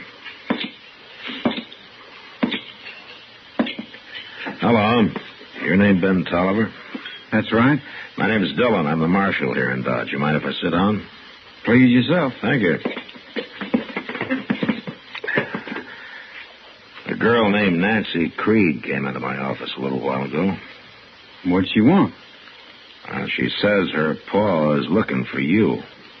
No? Yeah, he claims you stole one of his horses. Is that right? He owed me 4 months' wages and he wouldn't pay me. Trouble. Do you think you can stop Pa from shooting Ben? Well, I can sure trust to somebody else, no matter what you figure. Look, mister, I caught him when he was running wild out on the range. I brought him into old Creed's place and broke him myself. I put 3 months' work into that stud, and on my own time of an evening. Creed says it was his horse and that you stole him. No such thing. Besides, he said he'd pay me $30 a month, then he threw me out without a penny. Well, come on, Ben. Come on where? I'm going to take you to jail. Jail? What are you putting me in jail for? If what Nancy says is true, Creed is coming into town to shoot you. Putting you in jail is the best way I know to stop a fight. But I ain't done nothing wrong, Marsh. You'll only be in jail till this thing gets straightened out. Now, later this afternoon, I'll ride out and have a talk with Creed before he decides to come into town.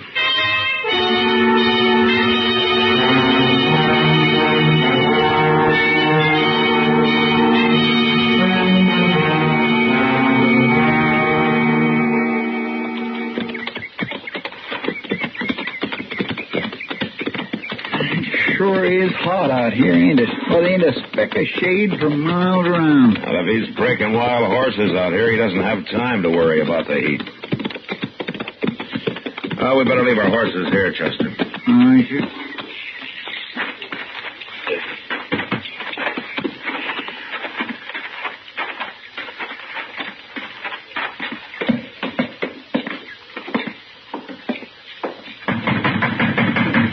Don't be banging on the door. I seen you coming. You Jake Creed? That's right. I want to talk to you, Creed. Who are you, mister? Marshal Dillon from Dodge. I'll come out. What is it you want? I want to know about Ben Tolliver. That fool Nancy run to Dodge and told you. That's right. Well, since she did, I won't try to fool you. That boy stole a horse of mine. I figure in a couple of days I'll go after him. Find him, shoot him. Now, look, Creed, you just can't shoot a man down, you know. Why not? He stole a horse, so I got cause to shoot him. Oh, now listen to me, Creed. I don't have to listen to nobody. Being a marshal, you're all filled up with laws. We ain't got time to mess with that, no. I'll just shoot him. Creed, either you come into Dodge and swear out a complaint against Tolliver, or you forget about the whole thing. I got better than 40 range horses out here, only half broke. I can't be wasting time fooling around with no trial. Did you owe the boy money? Of course not. Everything he did, I had to show him how. The way I see it, he should have paid me. He worked out here for you for 4 months, didn't he? You could say that. Well, he told me that stud horse was his. Well, since he caught him and broke him, I guess he'd figure it that way, but Ben was working on my place and taking my food. That stud's mine. The law might not agree with you, Creed. That's just why I'm going to handle my own trouble and not mess around with the law. Look, I've tried to tell you, Creed, and I'm going to tell you once more, real plain. You shoot that boy and you'll hang for it. I don't care what you think the right of it is. All right, come on, Chester. And maybe I won't shoot him. Maybe I'll fix that boy good some other way. Him and that stud horse he's so proud of. That miserable old buffalo's as mean as an acre of snakes, ain't he? Yeah. What are you going to do, Mr. Dillon? Well, I can't keep Ben Tolliver in jail forever. No, sir. Just have to turn him loose in the morning and hope they don't run into each other.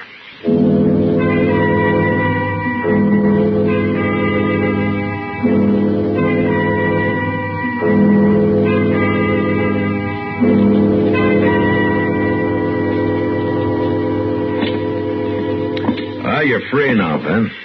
Thanks, Marshal. Being in jail overnight makes a fella kind of ouchy. I'm sorry about that. I did it to save trouble. Oh, I know, Marshal. I don't blame you none. What you going to do now, Ben? Well, Chester, I thought maybe I could find myself a job of work somewhere. Oh, what kind of work? All I know is horses. There ought to be some spread near here that could use a hand. Well, if there is anybody looking for a hired hand, Sam over at the Long Branch would know about it. I'll tell you what, Ben. I'll walk down with you if you like. Well, thanks, Marshal. Mr. Dillon? Yeah, what is it, Chester? You could just have a beer while you're down there talking, couldn't you? Yeah. Say, Chester, well, why don't you come along with us, huh? Well, thank you. Say, that's a good idea, Mr. Dillon, and I'm glad you thought of it. Well, thank you, Chester. Where are you from, Ben? California. California? What are you doing in Kansas? This is the cow country, Marshal. California just don't have the spreads. Yeah, but all that gold out there. The gold rush was 20 years ago, Chester. Well, I know that. But there might just be a little dab of it left laying around. I sure didn't find any, Chester. Well, maybe you didn't know where to look.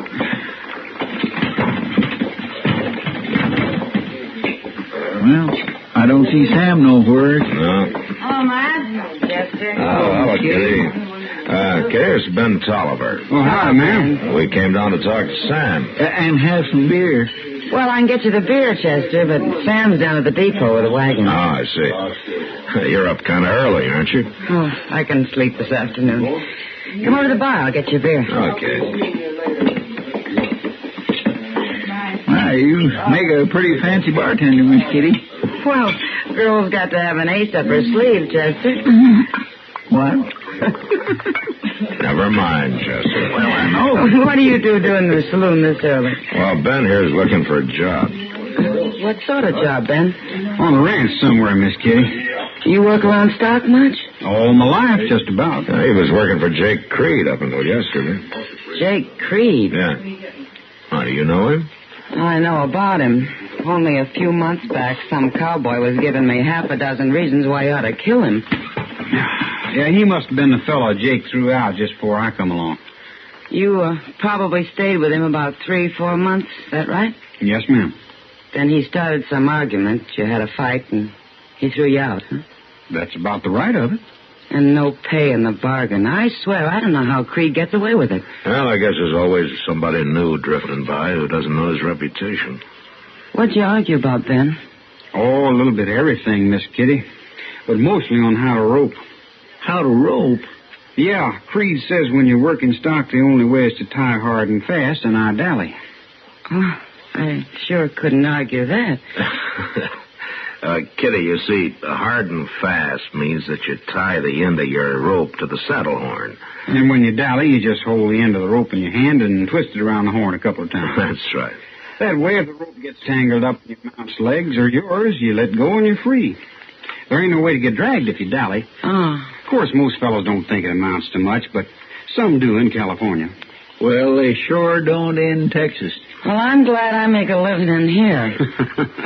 It sounds complicated, I guess, Miss Kitty, but it ain't to a horseman. Well, no matter what the argument was about, he should have paid you, Ben. Say, Ben, have you got any money at all? No, sir.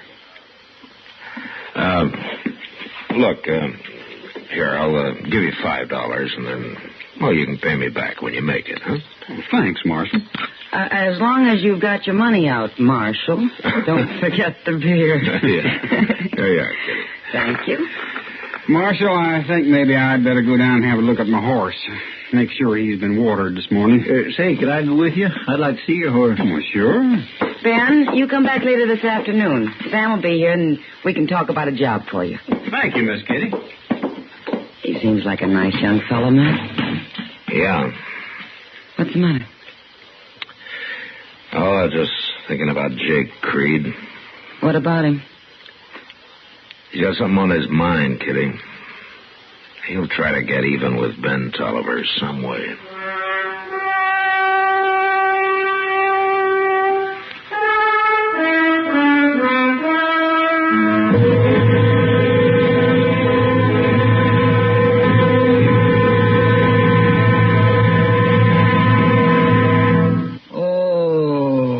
Pardon me, sir. What's the matter?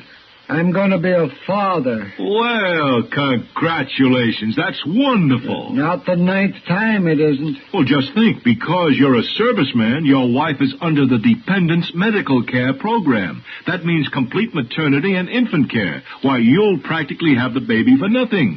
It's not having that bothers me. It's the rest. The rest? Yeah, I don't get any. They're always crying and yelling and playing and wanting a drink of water in the middle of the night. And there's the food bills and the clothing bills. For more about Medicare, get the pamphlet Dependents Medical Care Program. Baby oil and pablum and 3 o'clock feedings and burping and walking.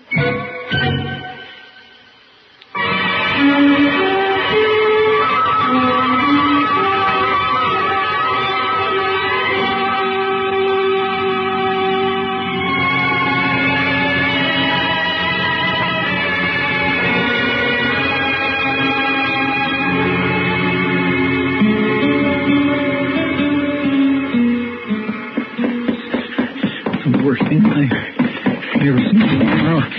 Mr. Dillon? Yeah, what is it, Chester? Mr. Dillon, he's gone. What? Who's gone? Ben Tolliver. He took a horse from Moss Grimmick's and he's headed out to the Creed place. He says he's going to kill him. Well, what for? What's this all about? Well, this morning I was having a cup of coffee with Ben over at the Long Branch, and I walked down to the stable with him to kind of keep him company like while she fed. And that's when we saw it. Oh, that poor old stud. He was... Saw what, Chester? Moss told us he'd seen old man Creed out and back with the corrals, but he didn't think too much of it. Chester, will you tell me what happened? That mean old devil hamstrung Ben's stud, Mr. Dillon. He hamstrung her. He cut the tendons in both hind legs. That poor horse couldn't budge an inch out of his tracks. Ben just stood there, real stony-like, looking at the stud. And then he shot him.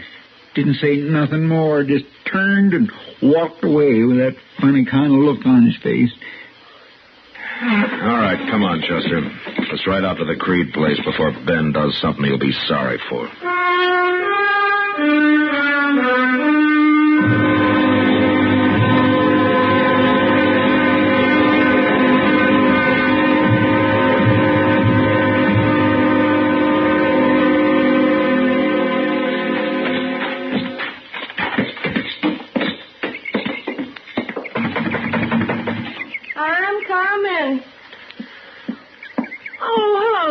Is your pa here, Nancy? Down to the catch pen. It ain't time to eat, so he's working. Nancy, have you seen Ben Tolliver? Sure did. He rode up here a few minutes ago, wanted to see Pa.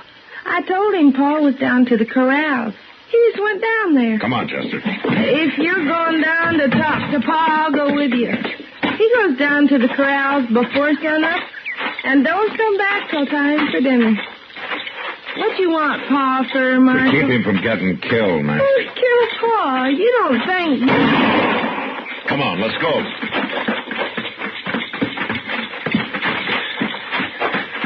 Mr. Dillon, look. Out there in the middle of that catch pan. All right, Tolliver. Hold it right where you are. I ain't moving.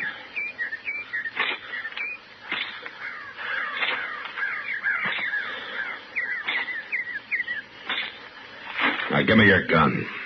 What for? Just give it to me. All right, now you're under arrest, and this time you'll stay in jail. Ben, why did you shoot my Pa? I didn't, Nancy. Well, then who did shoot him? Nobody shot him, Marshal. I'm trying to tell you, Jake was already dead when I got here. It was the horse I shot. What? See for yourself. Looks to me like Jake's horse got tangled up in the rope while they were working a Mustang. The horse got throwed, and Jake was trapped under him, and the Mustang drug them both. It killed Jake. His horse had 2 legs broke, so I shot him. That's what you heard. Well, looks like you're telling the truth, then. I am, Marshal. Poor old Pa. I always told Jake he shouldn't work wild horses alone. He ought to have somebody snub for him. Pa always did have a mind of his own. He sure did. That old devil. You should be glad he did, Ben. It saved you from hanging.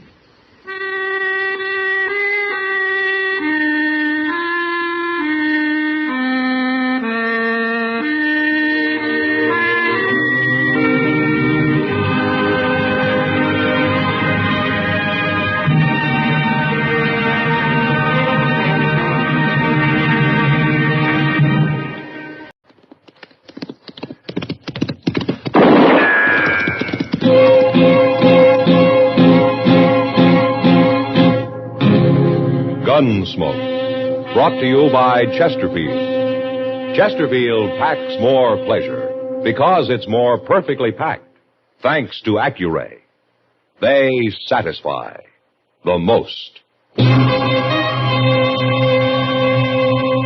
Around Dodge City and in the territory on West, there's just one way to handle the killers and the spoilers, and that's with a U.S. Marshal and the smell of Gunsmoke.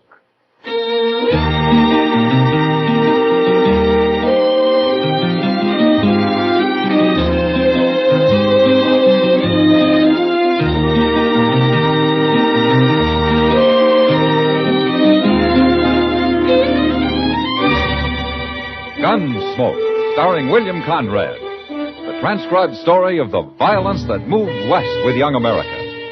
And the story of a man who moved with it. I'm that man, Matt Dillon, United States Marshal. The first man they look for and the last they want to meet.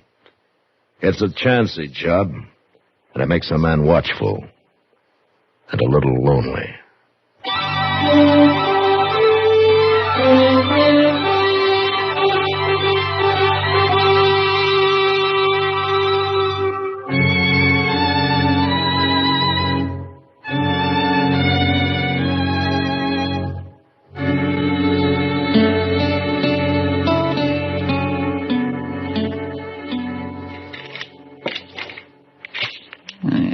Doggone thing.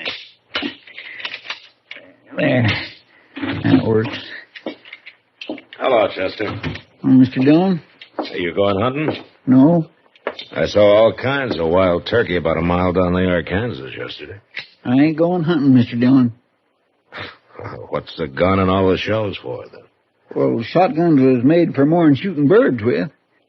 Yeah, that's true. Mr. Dillon, you ever hear me talk about Live Oak County? South Texas? Sure I have. According to you, it's a hideout for bandits. Yes, it is. And they've got a saying down there that if the law ever did catch any of them, there ain't enough good men around to act as a jury to try the bad ones. Well, that's very interesting, Chester, but you're a long way from Live Oak County now. Well, part of it's moved up here. What? Asa Ledbetter. He's in Dodge. Asa Ledbetter? Is he an outlaw? No, sir. But I seen him at the Long Branch, and there's only one thing he's here for, Mr. Dillon. Well, what? To kill me.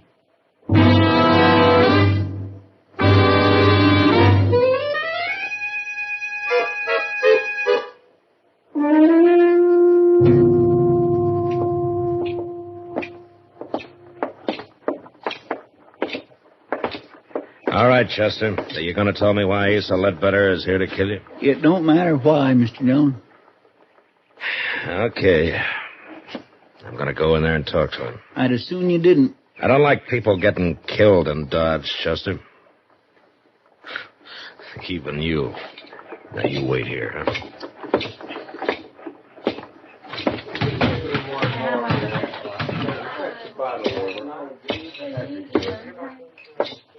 Hello? Oh, say, you're the marshal. Your name Asa Ledbetter? How'd you know that? Chester told me. Chester? Yeah, Chester Proudfoot. Well, okay, Marshal, you got my name right, but I don't recall his. What? I never heard no Chester Proudfoot. Glad to meet you, though. Buy a drink? Oh, thank you. Say, there was a fella in here a while ago, I remember, 'cause he was staring at me so hard. He heard me say my name, too. I was talking to a cowboy about finding work around here. Where you from, Ledbetter? Texas. What part? Amarillo. Ever been in South Texas? No, never have. Marshal, what's this all about? Now, Chester thinks that you came here to kill him. Now, just look here, Marshal. I don't know this Chester fella. Never even heard of him. I don't go around murdering people. I hope that's true, Ledbetter. Of course 'tis. And I don't like nobody dragging down my good name, Marshal. Nobody is. So long. You just asked anybody from Amarillo about me, Marshal. They can tell you.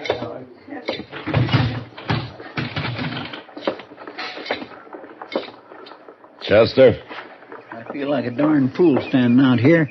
Are you sure you haven't got Asa Ledbetter mixed up with somebody else? Not hardly. He claims he never heard of you. He's been looking for me for years. Why, Chester? It don't matter why, Mr. Dillon. If I'm dead, all that matters is I'm dead. Why don't you take a few days off, huh? Go fishing or something. You don't believe me, do you? I didn't say that, Chester. Well, you'll be sorry, Mr. Dillon. You'll be real sorry.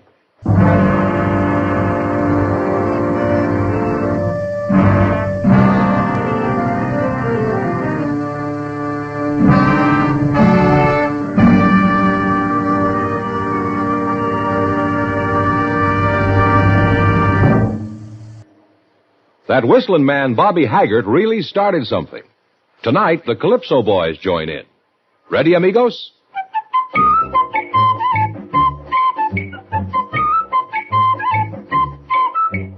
Packs more pleasure, packs more pleasure. Chesterfield packs more pleasure because Chesterfield's more perfectly packed. It stands to reason a cigarette made better and packed better, smokes better, tastes better. And Chesterfield is more perfectly packed by Accuray. This electronic miracle removes human error in cigarette manufacture.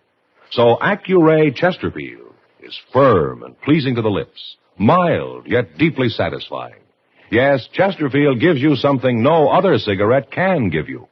Chesterfield packs more pleasure because Chesterfield's more perfectly packed. To the touch, to the taste, Chesterfield packs more pleasure because it's more perfectly packed. By Chesterfield, mild, yet they satisfy the most.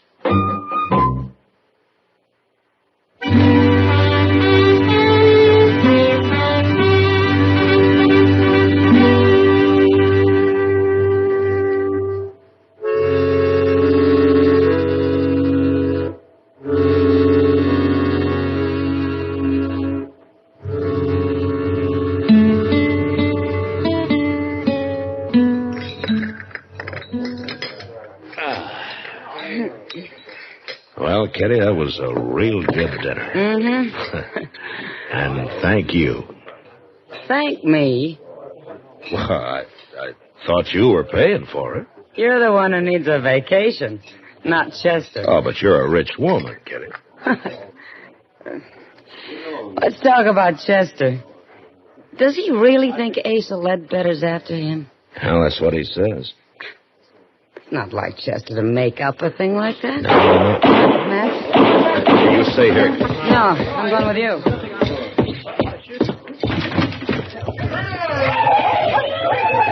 It's a couple of drunken cowboys. You going after him? Mr. Dillon. It's Chester, Matt, down there by the alley. Come on.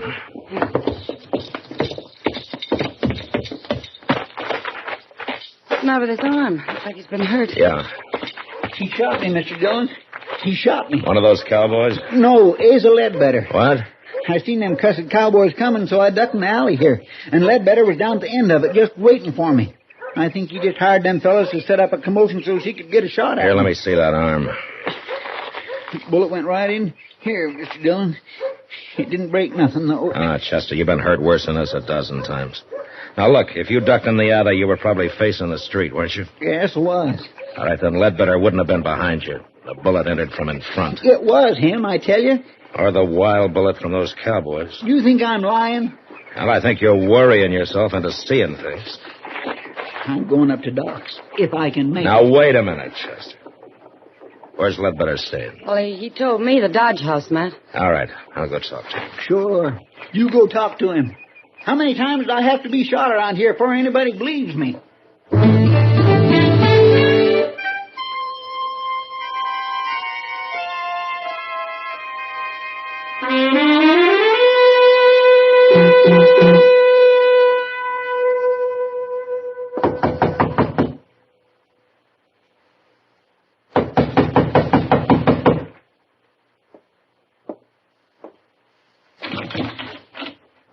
Oh, hello, Marshal. Ledbetter.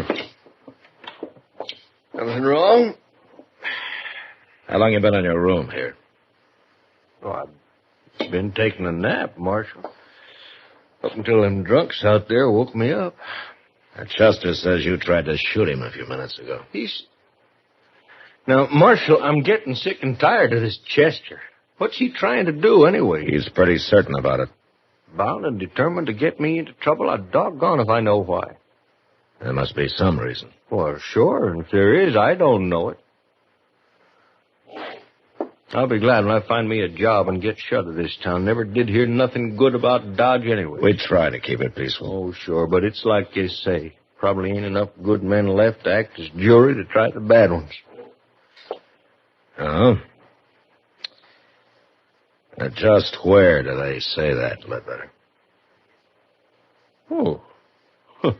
I don't know. You heard it before, ain't you? Yeah, I've heard it before. It's a saying down in South Texas in Live Oak County. Well, that may be, Marshal. And I heard it in Amarillo. Now, ain't that possible? Yeah, I guess it is. Marshal, listen here. If I come here to kill a man, what did I be waiting around for? A change of weather? It don't make sense, does it? No. No, it doesn't make sense. Any part of it.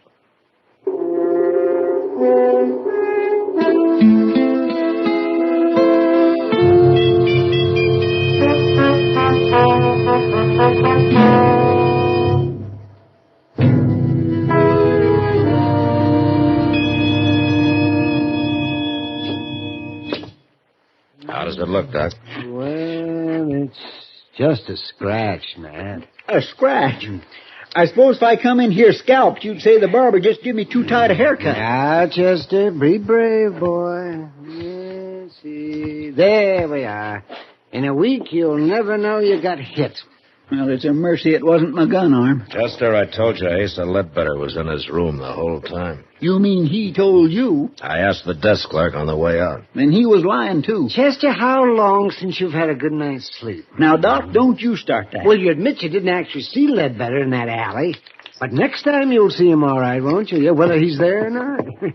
Have you finished doctoring my wound? Oh, now, wait a minute. Getting mad won't help you. Well, maybe it will. Well, where are you going now? Who cares where I'm going?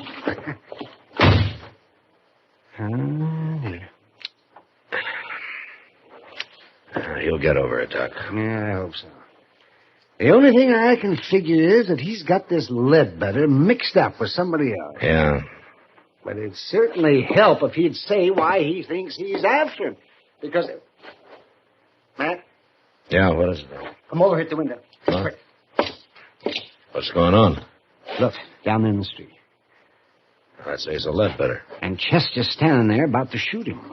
I'd better hurry, Doc.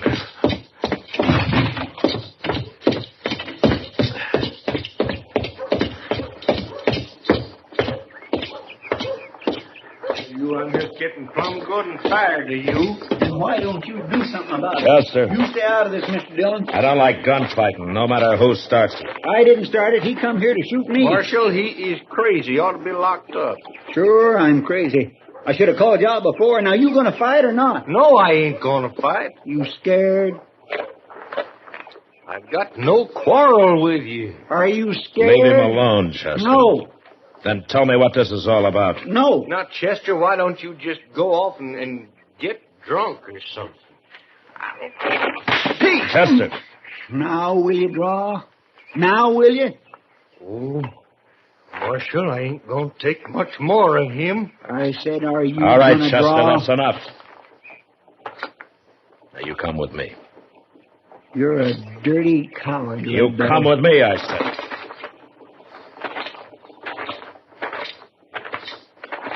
You're with him, ain't you? You and Doc and everybody. Maybe you are crazy, Chester. Sure. Oh, sure. Oh, where you going? I'm going to get me a drink. Alone.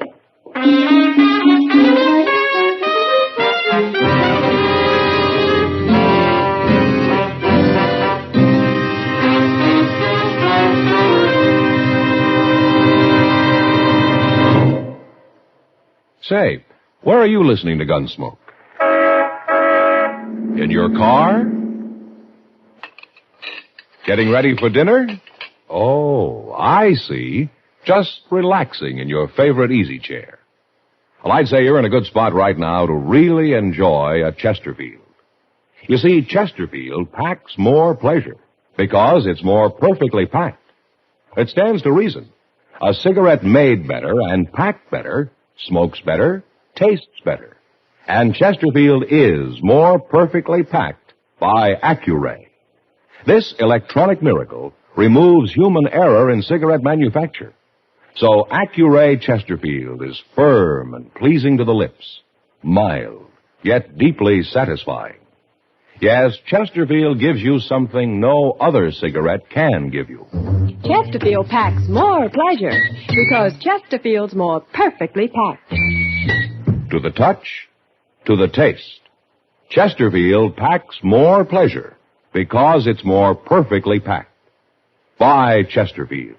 Mild, yet they satisfy the most.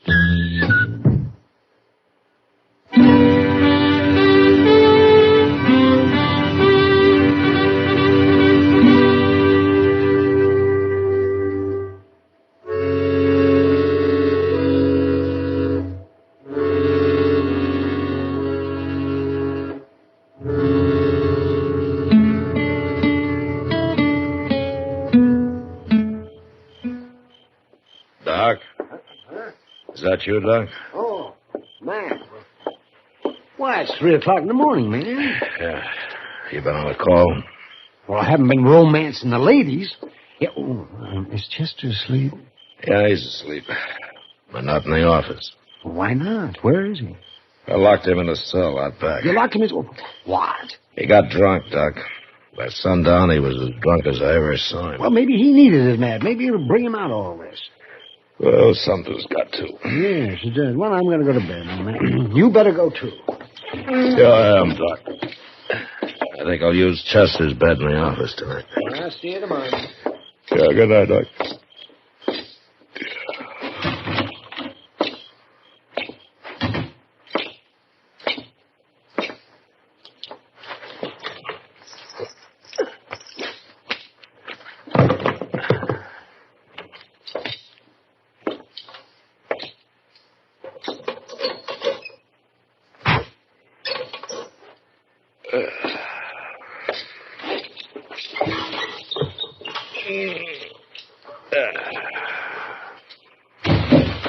move, Chester. This here's a shotgun. All right, now get off that bed and get over to the window. Go on.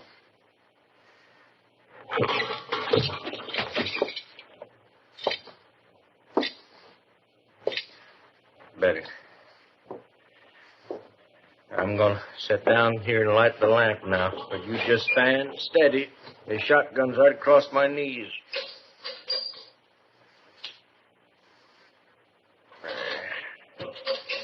Now, Chester, you and me, we're going... Marshal? What you doing here? I was trying to get some sleep. Well, you don't sleep here. It's Chester's bed, all right. Where is he? Now, he's around. Somewhere. Where you going? Stand still. Marshal, stand still. I mean it. Well, I was just going to close the back door here. You left it open. I want it open. All right. I'll open it wide. Here, Marshal. No call for that. All right, where's Chester at? I don't know where he is, Ledbetter. You're lying. Yeah, I'm lying. He got drunk this afternoon. You brought him over here. I thought you put him to bed, but since you didn't, there ain't but one place he'd be. Right out there in that cell behind you. You walk right past him on your way in, Ledbetter. Get out of that doorway, Marshal. No. I'll shoot you if you don't. You'll shoot Chester if I do. Now move, I I say. can't oblige you, Ledbetter. I'm sorry. I'll kill you, Marshal.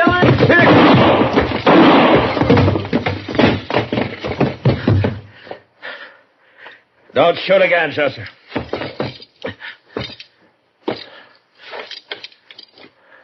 Mr. Dillon?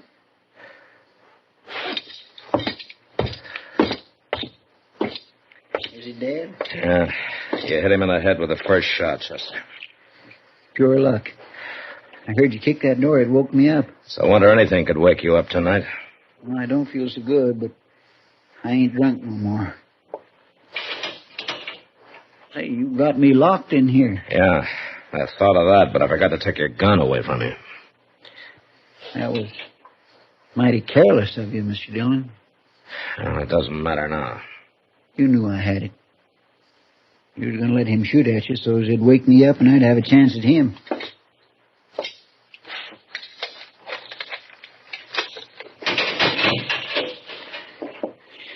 I guess I was kindly wrong about you being agin me. You know, it might have helped things if you'd have told me why Ledbetter was after you, Chester.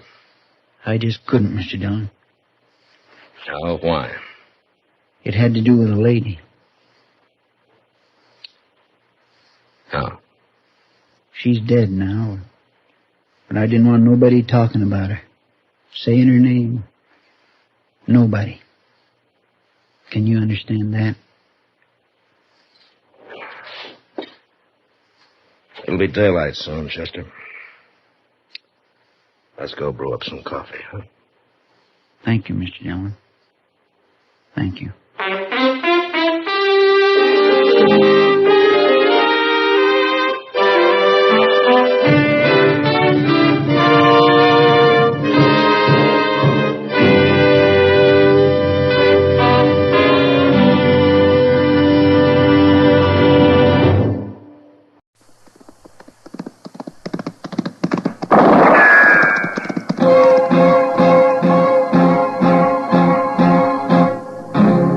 Gunsmoke, brought to you by Chesterfield. Chesterfield packs more pleasure because it's more perfectly packed, thanks to Accuray. They satisfy the most. Around Dodge City and in the territory on West, there's just one way to handle the killers and the spoilers, and that's with a U.S. Marshal and the smell of Gunsmoke.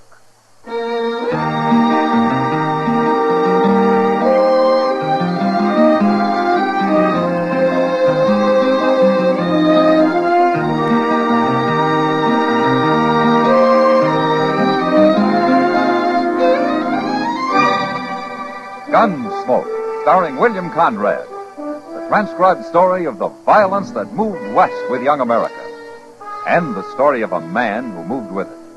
I'm that man, Matt Dillon, United States Marshal. The first man they look for and the last they want to meet. It's a chancy job, and it makes a man watchful and a little lonely.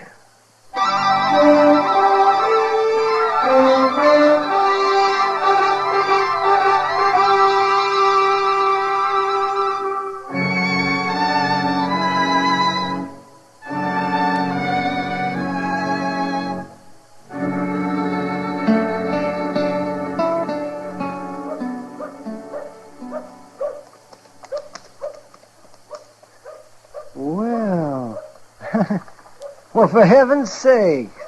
Matt. Yeah, what, Doc? Look at that coming. It's a Surrey. What? A 4-passenger Surrey. Oh, well, that's the first one of those I've seen west of St. Louis. What? That's Kitty up there with the driver, isn't it, Doc? Kitty? Oh, why, so it is. But who is the driver? I don't know. I don't know the one sitting in back either. Hey, that's pretty fancy for Dodge. Yeah. Those are a couple of dudes, if I ever saw any. Green as squash. Hi, Matt. Hello, Doc. Hi, Kitty. Hello, Kitty. Haven't met either one? Haven't even seen them, Kitty. Here they are. Marshal Dillon, Doc Adams, Sir Samuel Sprague, and Clifton Bunker. Hello. Howdy, Sprague. Mr. Mr. Bunker. Quite a wagon you gentlemen have. We brought it with us, Doctor, on the train. We've been all over the country around here in that Surrey, haven't we, Bunker? What are you, prospectors? No, Doc. We're writers, Doctor, from New York. Writers? Did you ever read anything by Ned Buntline? Oh, then you're not reporters. You write make-believe stories. Well, we want to write true stories, Doctor, but there doesn't seem to be much material around here. Kind of disappointed. There hasn't been a gunfight since they arrived, and every Indian in Kansas seems to be growing old on a reservation. We're not going to get any stories this way. You mentioned that writer, Ned Buntline, Mr. Sprague. I met him once through Jim Bridger. Oh, yes, he wrote a lot of stories about Jim Bridger's adventures. Mm-hmm. Most of them were lies. They made Bridger look like a fool. They also made Jim Bridger famous, Marshal. Like Wyatt Earp, Buntline wrote about him, too. Anything wrong with being famous? I guess it depends how you get that way, Mr. Sprague. Yeah, go stir 'em up some Indians, Matt. A few massacred families out here would... Oh, that'd make nice reading in New York. Yeah. Let's go get a drink, Kitty. You two go ahead. I'll join you. All right. Good day, gentlemen. Well, you were a great help. What do you care about them, Kitty? I don't think a series of stories in the New York papers would hurt Dodge any, do you? Oh, she's thinking of business, Matt. I keep forgetting she's half owner of the Long Branch now. So that's it, huh? Of course it is. Don't want anybody killed, but you might at least be polite to them. Haven't got time, Kitty. What? I got to ride up to Hayes City tomorrow. May not be back for a week. Good. You want to come along? Ha!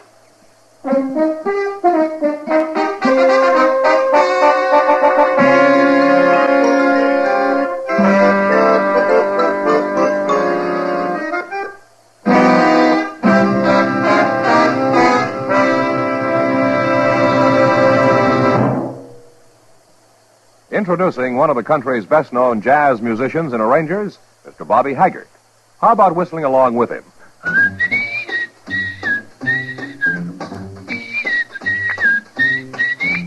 Packs more pleasure, packs more pleasure. Chesterfield packs more pleasure because Chesterfield's more perfectly packed. It stands to reason a cigarette made better and packed better, smokes better, tastes better. And Chesterfield is more perfectly packed by Accuray. This electronic miracle removes human error in cigarette manufacture. So Accuray Chesterfield is firm and pleasing to the lips, mild yet deeply satisfying. Yes, Chesterfield gives you something no other cigarette can give you. Chesterfield packs more pleasure because Chesterfield's more perfectly packed. To the touch, to the taste, Chesterfield packs more pleasure because it's more perfectly packed. By Chesterfield, mild, yet they satisfy the most.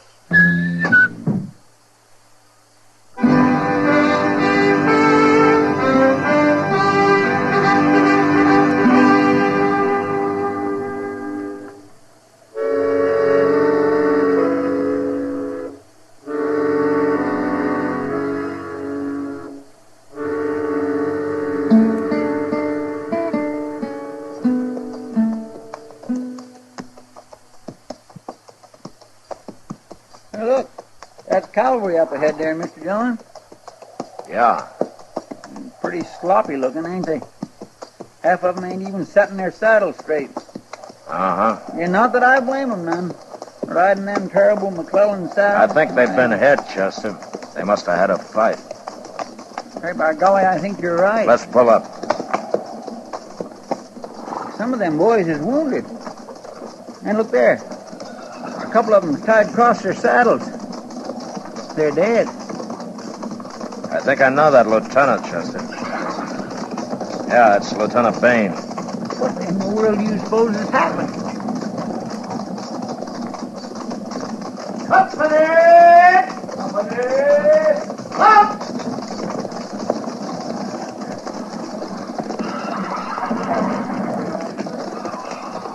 Hello, Lieutenant. Can we give you any help?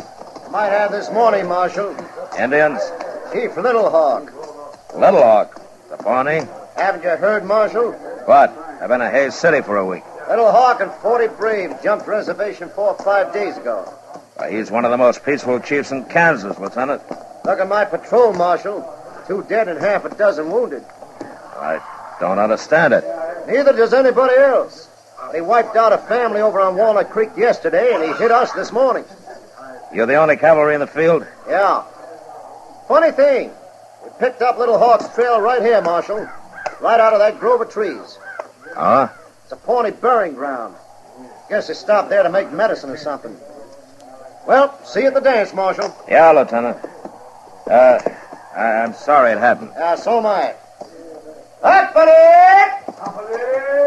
Forward! Forward!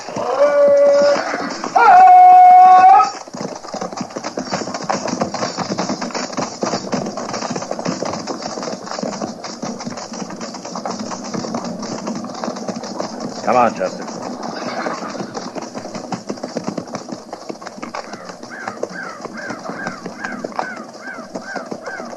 Them poor devils, they really got it, didn't they? Well, they're not far from Fort Dodge now.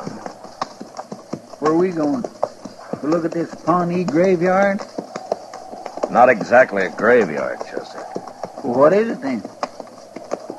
You'll see.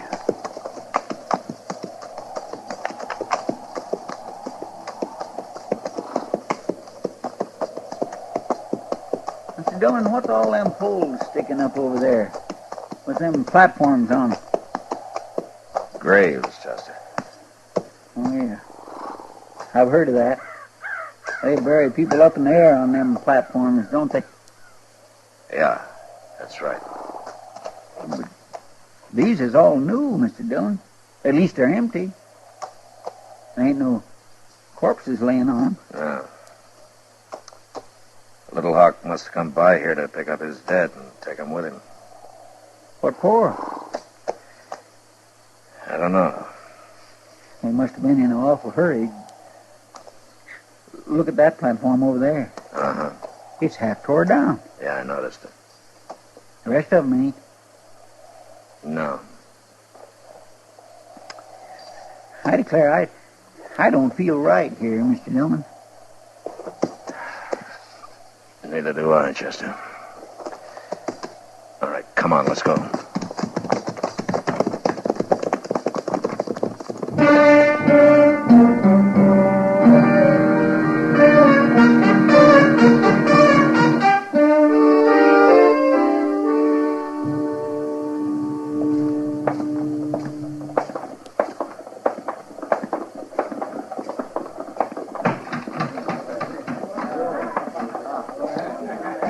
I'll buy us the first drinks, Mr. Dillon. All right, Chester. I swear my throat's solid alkali. Yeah, so's Matt? my... It's Kitty. Yeah, she wants you, Mr. Dillon. I'll join you at the bar, Chester. All right, sir.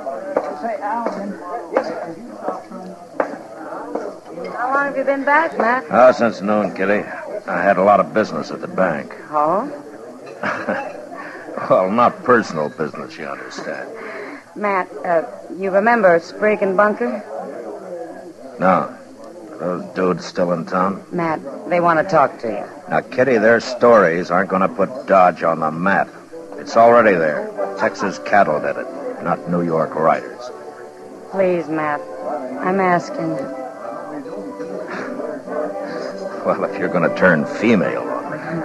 You forget I'm part owner of this place now. I can have you thrown out. Yeah? I'd sure be talking to those two. Oh, right there, Matt, at that table. You see him? No. Well, then walk around a while. You'll find him. I'm going to talk to Chester.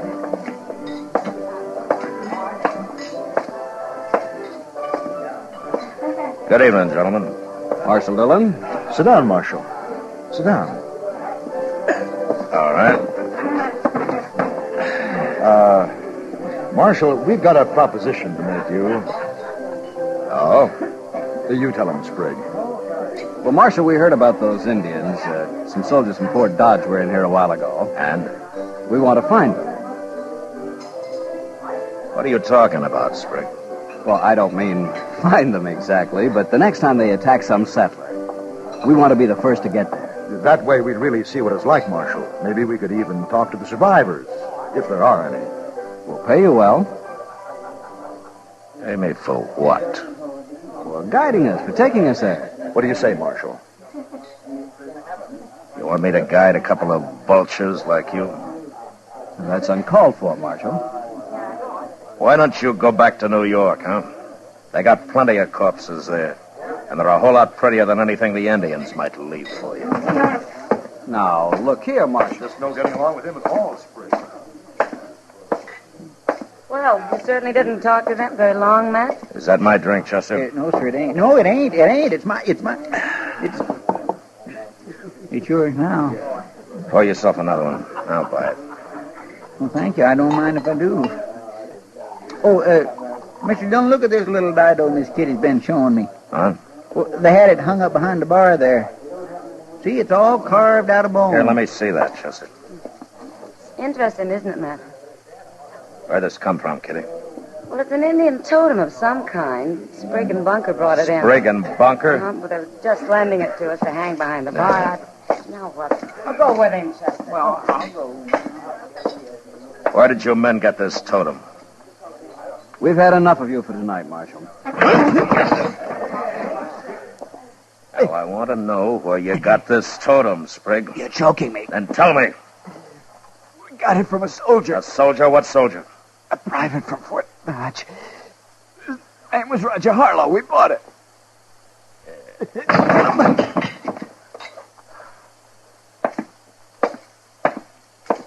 What is it, Mr. Dillon?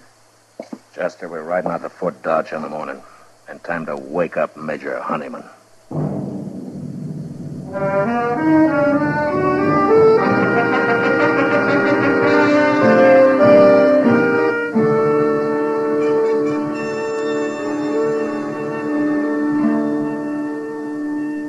All right, Marshal. B Company moved out yesterday. My judgment of the situation is that they'll make almost immediate contact. I see, Major. But I don't like your insinuation that the cavalry is responsible for Little Hawk jumping reservation. Well, I'll admit garrison life's dull, but no soldier in my command would want action that badly. Where's your proof, Marshal? Right here, Major. Why, this is a Pawnee totem. It's more than that, Major. It's a Fox Clan totem. Little Hawk's clan. Yeah. Well, I've told you where I think it came from. Now let's get that private in here and settle this, huh? Marshal, I'll feed him to Little Hawk if this is true. Oh, Sergeant Grimes. Oh, what'd you say his name is? Harlow. Roger Harlow. Yes, Major? Now, Sergeant, you pride yourself on knowing every man at Fort Dodge. As regimental sergeant, I consider it my duty, sir. What company is Private Roger Harlow assigned to? Private Roger Harlow? Yes, that's right. There ain't no Roger Harlow on this post, Major. There never had been.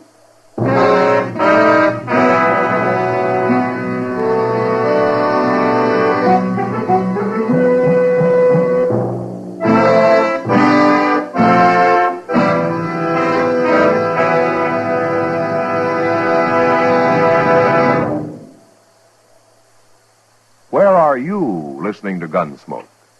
In your kitchen? Getting ready for Sunday supper? Maybe in your living room, relaxing? Or out driving? Say, be sure and watch the road. But remember, there's pleasure ahead when you smoke Chesterfield. when you satisfy yourself with Chesterfield's better taste and mildness. It stands to reason. A cigarette made better and packed better smokes better, tastes better. And Chesterfield is more perfectly packed by Accuray. This electronic miracle removes human error in cigarette manufacture. So Accuray Chesterfield is firm and pleasing to the lips, mild, yet deeply satisfying. Yes, Chesterfield gives you something no other cigarette can give you. Chesterfield packs more pleasure because Chesterfield's more perfectly packed.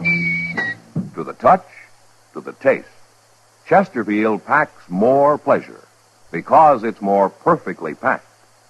By Chesterfield. Mild, yet they satisfy the most.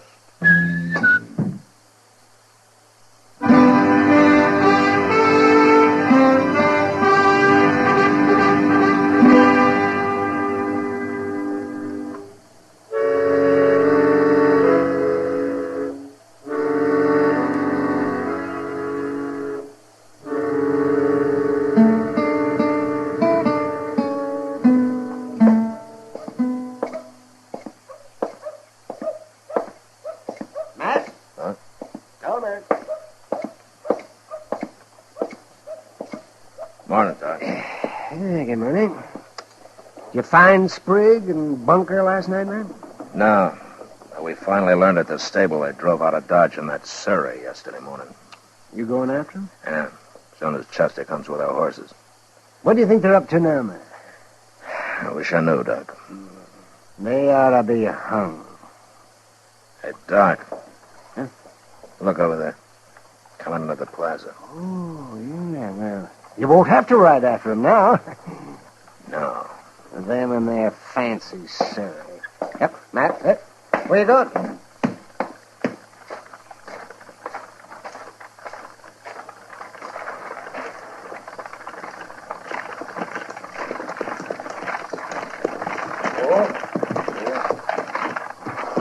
Hello, Marshal.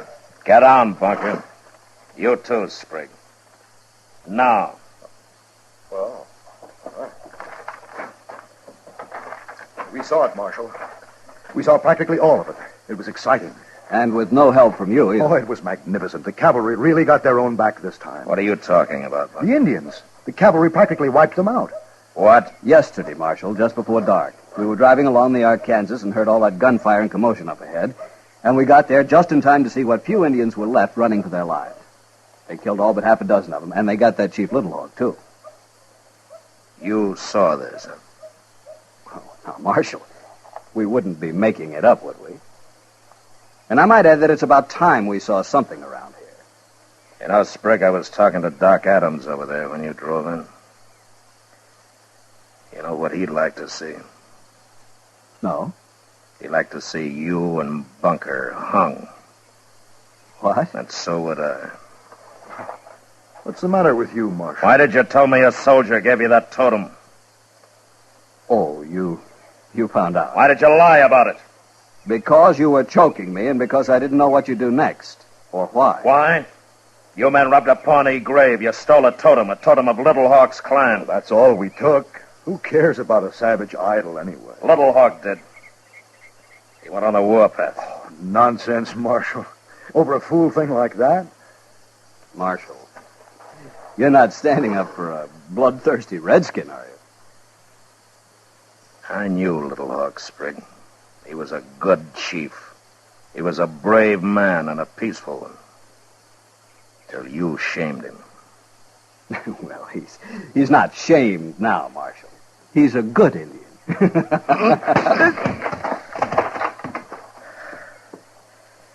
Now you get out, both of you. You get out today.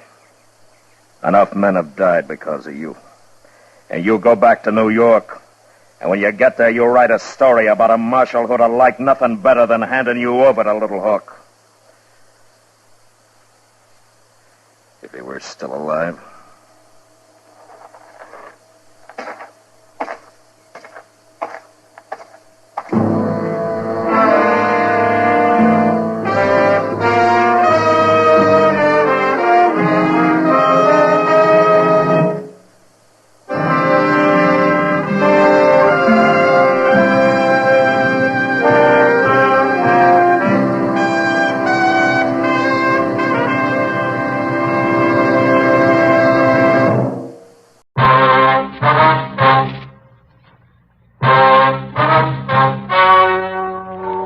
Ladies and gentlemen, the story you are about to hear is true. The names have been changed to protect the innocent. Fatima Cigarettes, king size, extra mild and soothing, brings you Dragnet on both radio and television.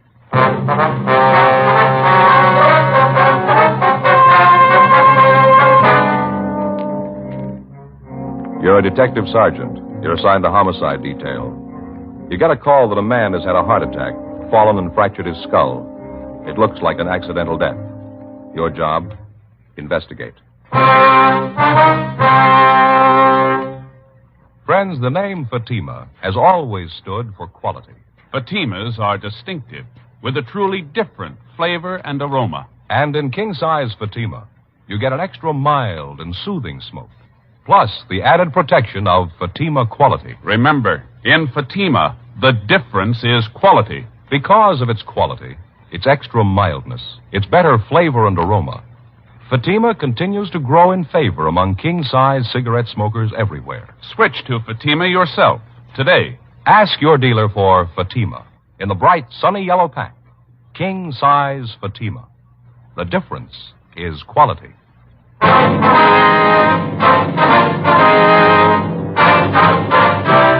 Dragnet, the documented drama of an actual crime. For the next 30 minutes, in cooperation with the Los Angeles Police Department, you will travel step by step on the side of the law through an actual case transcribed from official police files. From beginning to end, from crime to punishment, Dragnet is the story of your police force in action.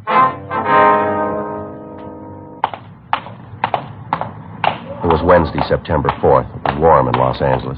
We were working the night watch out of homicide detail. My partner's Frank Smith. The boss is Thad Brown, chief of detectives. My name's Friday. It was 10:46 p.m. when we got to 2102 West Francis Avenue. The front door. Yes? Miss Prater? Yes, that's right. Police officers, ma'am. Oh, yes, of course. Come in. Thank you. Well, I'm Sergeant Friday. This is my partner, Frank Smith. How do you do? How do you do, ma'am? How do you do, Mr. Smith? Won't you sit down? Yes, thank you very much. Doctor said you'd be here. Guess he told you about the accident. Yes, ma'am. Well, if there's something you want to know, I guess I can tell you about it. Mm-hmm. Your husband's full name was Alfred Kenneth Prater, is that right? Yes, Alfred Kenneth. I wonder if we could go in, Miss Prater. Yes, he's in the dining room. Yes, ma'am. We just finished dinner, and Alfred got up from the table, said he wanted to see the ball game on television. Excused himself and got up, then all of a sudden he put his hand on his chest and started to stagger. Said something about his heart. Asked me to help him. Yes, ma'am. Go ahead. Well, I jumped up to go to him. He just crumpled and fell. Hit his head on the table. Lay there, didn't move. The doctor said his skull might be fractured. That's what it might have killed him. Did you call the doctor right away? No, I stayed with Alfred. My mother called Dr. Adams. He's her own doctor. When we got here, poor Alfred was gone. Try to take it easy. Dr. Adams, he's the one that called us. Yes, he said he would. Something about a death certificate. I didn't understand it. Well, Miss Prater, maybe you'd like to go into the living room. Yes, please. All right. Can we get you anything? Glass of water, anything? No, I'll be all right. It'll just take a minute. All right. I'm sorry. Yes, ma'am. Just a few more questions. Did your husband have a history of a bad heart, any trouble like this before? Not that I know of. He never said anything about it. He used to work awfully hard, long hours. Has your husband been under the care of a physician? No, never was sick. Had a doctor where we used to live. Since we've been here, we haven't had any need for one. Did your husband ever give you any indication there was something wrong with his heart? No, if there was something wrong, Alfred would have said something about it. We had no secrets, told each other everything. Married 14 years and never had a single fight that amounted to anything. Wonderful husband. One couldn't ask for anything more. Good provider. Well, who was here when your husband had the accident, ma'am? My mother, she lives with us. Is she here now? Yes, she's in the next room lying down. It's been a trying time, officer. Yes, ma'am. All those years, Alfred and me. When Ray was born, he's 9 now. Happy family. All the neighbors used to tell me how lucky I was, but I knew it. I knew it. Now it's all gone. I wonder if we could speak to your mother, Miss Prater. Yes, of course. I'll get her. Sergeant? Yes, ma'am. She's 55. Hasn't been too well lately, and this whole thing's been quite a shock for her. I'd appreciate it if you'd be as brief as possible. Yes, ma'am. We understand. Mother? Mother, are you awake? Yes, dear. What is it? Well, there are 2 officers out in the living room. They'd like to talk to you. What about? It's about Alfred. Alfred, what about him? I just wanted to ask you some questions. Nothing wrong. I'll tell him I'll be right there. All right, dear. She'll be right out, officers. All right, thank you, Miss Prater. Can I get you something? A cup of coffee or something? No, not a thing, thank you. No, ma'am, thank you very much. If you don't mind, I'd like to make a pot of tea for Mother and myself. Yes, go right ahead. Do you want to come out in the kitchen? We can talk while I put the water on. All right, ma'am. Did you call the coroner, Frank? Yeah, Joe, before we left the office. Should be here any minute now. Have to get a sketch of the room before he removes the body. Yeah. Ray's the one who's going to suffer for it. How's that, ma'am? Poor little kid. He and his father were great friends. I don't know what he's going to do when he really knows what's happened. Well, doesn't the boy know about it yet? Yes, he was here when it happened, but I don't think he realizes yet what it means. How old did you say he was, ma'am? 9. He was 9 last month. Where is he now, Miss Prater? He's in his room, asleep. Here's Mother now, officers. Mother? Yes, dear. Mother, this is Mr. Friday and Mr. Smith from the police. My mother, Mrs. Atkins. Hello. How do you do, ma'am? Ellen says there's something about Alfred. Yes, ma'am, that's right. I don't see any need to call the police. Accident, that's what the doctor said. Well, there's no death certificate, ma'am. We have to look into it. It's just routine. Mrs. Prater told us pretty much what we want to know. We'd just like to get your side of it. Sure, I was there, you know. I saw it all. He got up from the table, said he had a heart attack. Well, he wasn't fooling me. I beg your pardon? He wasn't fooling me. I knew. Heart attack. Phooey. Don't understand. He was drunk. Mother. Well, I still think he was, and you ain't going to change my mind. Had Mr. Prater been drinking? No. Well, he maybe had a drink on the way home from work, you know, to relax him a little. Mm-hmm. Relax him. There was no trouble relaxing him. Big thing was to get him off the dime. Laziest man I ever knew. I told her not to marry him. I was against it all the time. I knew his type. Out carousing around. Hanging around in bars. And he'd come home and take it out on poor Ellen and little Ray. Mother, please. Alfred was my husband. He's Ray's father. He's dead. Find a little forgiveness in your heart. That's all I'll find. A little. Officer, I'm not afraid to say what I think. I didn't like him. I never did. As far as I'm concerned, he was no good. Drunken bum, that's all he was. He hated me. He never did like me. Regretted every mouthful of food I ate. Never was too quiet about it either. Mother, that's not true. Alfred never regretted having you here with us. Well, that's what you say, and I know different. He might have died from a heart attack, all right, but if he did, that was that cheap liquor brought it on.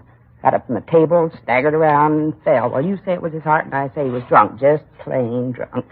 Well, how about it, Miss Prater? Had Mr. Prater been drinking enough to make him fall, do you think? Certainly not, officer. You'll have to excuse Mother. She doesn't mean what she's saying. I do, too. If you're going to call me a liar, I'm going to my room. When you're sorry about what you said, you can call me. You'll have to forgive her. She doesn't know what she's saying. Yes, ma'am. My father died when I was very young, Sergeant. That was all Mother had. Guess she never did think any man was good enough for me. I hate to do this, Mrs. Prater, but there are some questions we have to ask for our report, if you'll bear with us. Of course, I understand. You said his full name was Alfred Kenneth Prater, is that right? Yes. What was his age? 36. Birthday's November 22nd. How about his physical description? 5'11", 167 pounds. Front door. You mind answering it? Not at all, ma'am. My imagine's for us anyway. I'll get it, Joe. All right. Miss Prater, we'd like to get this straight. Just your mother, your son, and yourself were present when this accident occurred, is that right? Yes, just the three of us. The water's ready. You sure you don't want a cup of tea? No, ma'am. Thanks just the same. How about the other officer? No, I don't think you'll want any either. About your boy, Ray, Miss Prater. What about him? You said he was asleep? That's right. We put him to bed right after the accident. He was so close to Alfred. They were great friends. Thought it might be best if he went right to sleep. You want to see him? Well, probably better if he sleeps right now. We can talk to him in the morning if we have to. I'd appreciate it if you could, Mr. Friday. He's just a boy and all of this. You know. Surely, ma'am. We understand. Deputy Coroner Joey's taking care of the body. Well, that about does it, huh? You're going to take Alfred now? Yes, ma'am. Will he be? Can I go along? Poor Alfred. There's no need for it, ma'am. There'll be an inquest after the autopsy. We'll give you a call about that. We know how you feel, ma'am. We don't like to intrude at a time like this, but it's one of our duties, there being no doctor in attendance at the time of death. Meantime, if there's anything we can do for you, here's our card, and you let us know anything at all. Thank you very much. Michigan 5211. That's right, that's right. Station 2521. All right, Mr. Friday. Terrible thing. Can't hardly believe it. Alfred dead. Terrible. Officers. Yes, ma'am?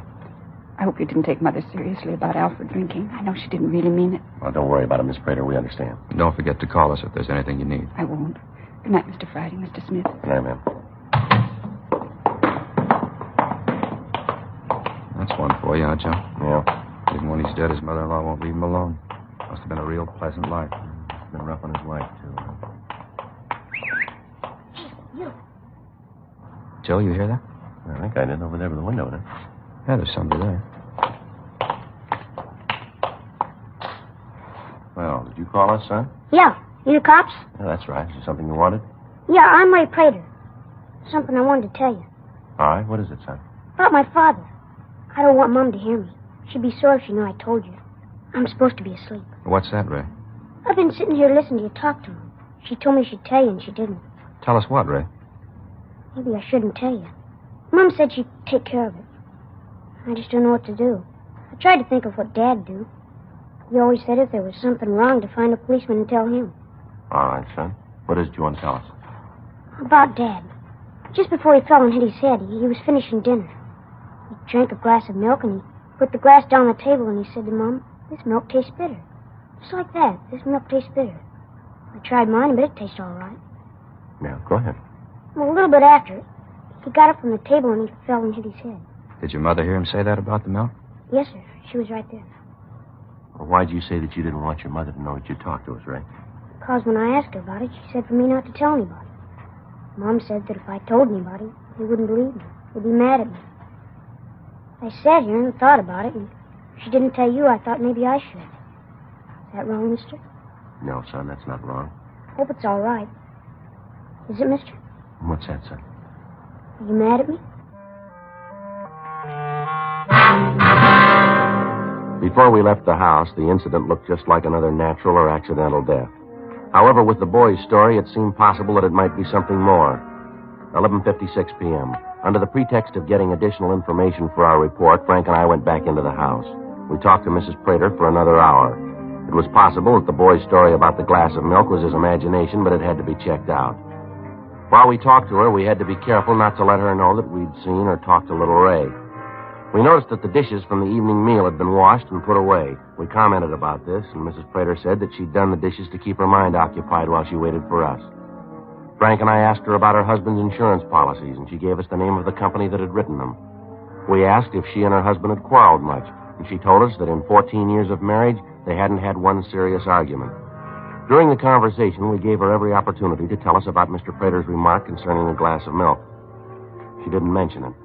Until we received the results of the autopsy, Frank and I figured we'd better wait before questioning her further.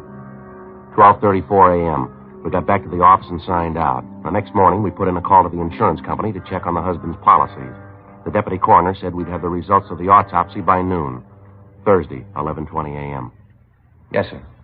Mm-hmm. All right, sir, thank you. Yeah, that's right, Smith, 2521. Thanks again. Bye. Anything? The insurance company says when they wrote the policy on Prater, there was nothing wrong with his heart. Yeah. Good-sized policy, Joe. Yeah. $25,000 double indemnity in case of accidental death. Who's the beneficiary? His wife. The guy at the company told me that Mrs. Prater called last week, wanted to know the premium on a larger amount. Mm-hmm. He gave it to her and said they'd like to send a salesman over to the house to talk to her and her husband. She said it wouldn't be necessary. She'd bring him down to the office. They haven't heard from her since. $50,000. Sure good enough motive, isn't it? Yeah. Funny about the kid, isn't it? What do you mean?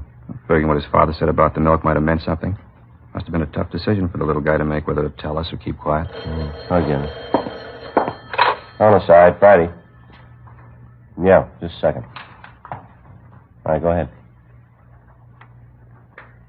Yeah. Okay, thank you. Abernathy at the coroner's office just finished the autopsy. Anything? Yeah. Considerable amount of poison in the victim's stomach.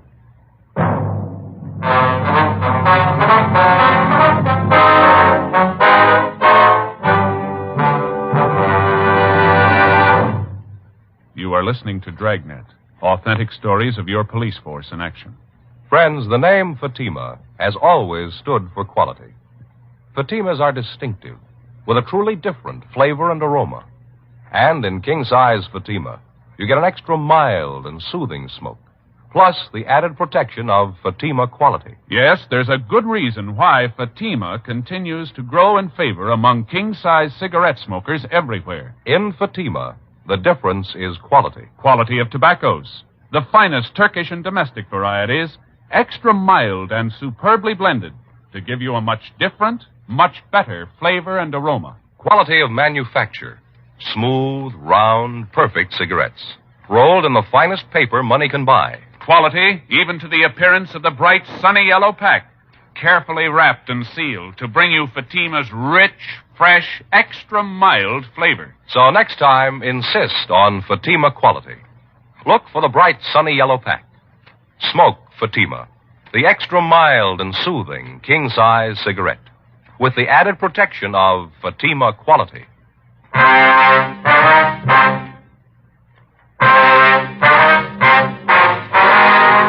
The finding of the poison in the stomach of Alfred Prater had definitely ruled out natural or accidental death.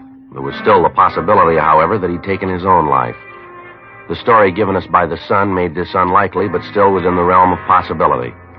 1:15 p.m. Frank and I arrived at the Prater residence. Yes? Oh, you're the officers who were here last night. Won't you come in? Thank you, ma'am. Something more that you wanted to know? I think I told you everything last night. Well, something's come up, ma'am. Kind of changes things a little. What's that? Well, originally, ma'am, we thought your husband's death was natural or accidental. You mean now you don't think so? No, ma'am, he died of poison.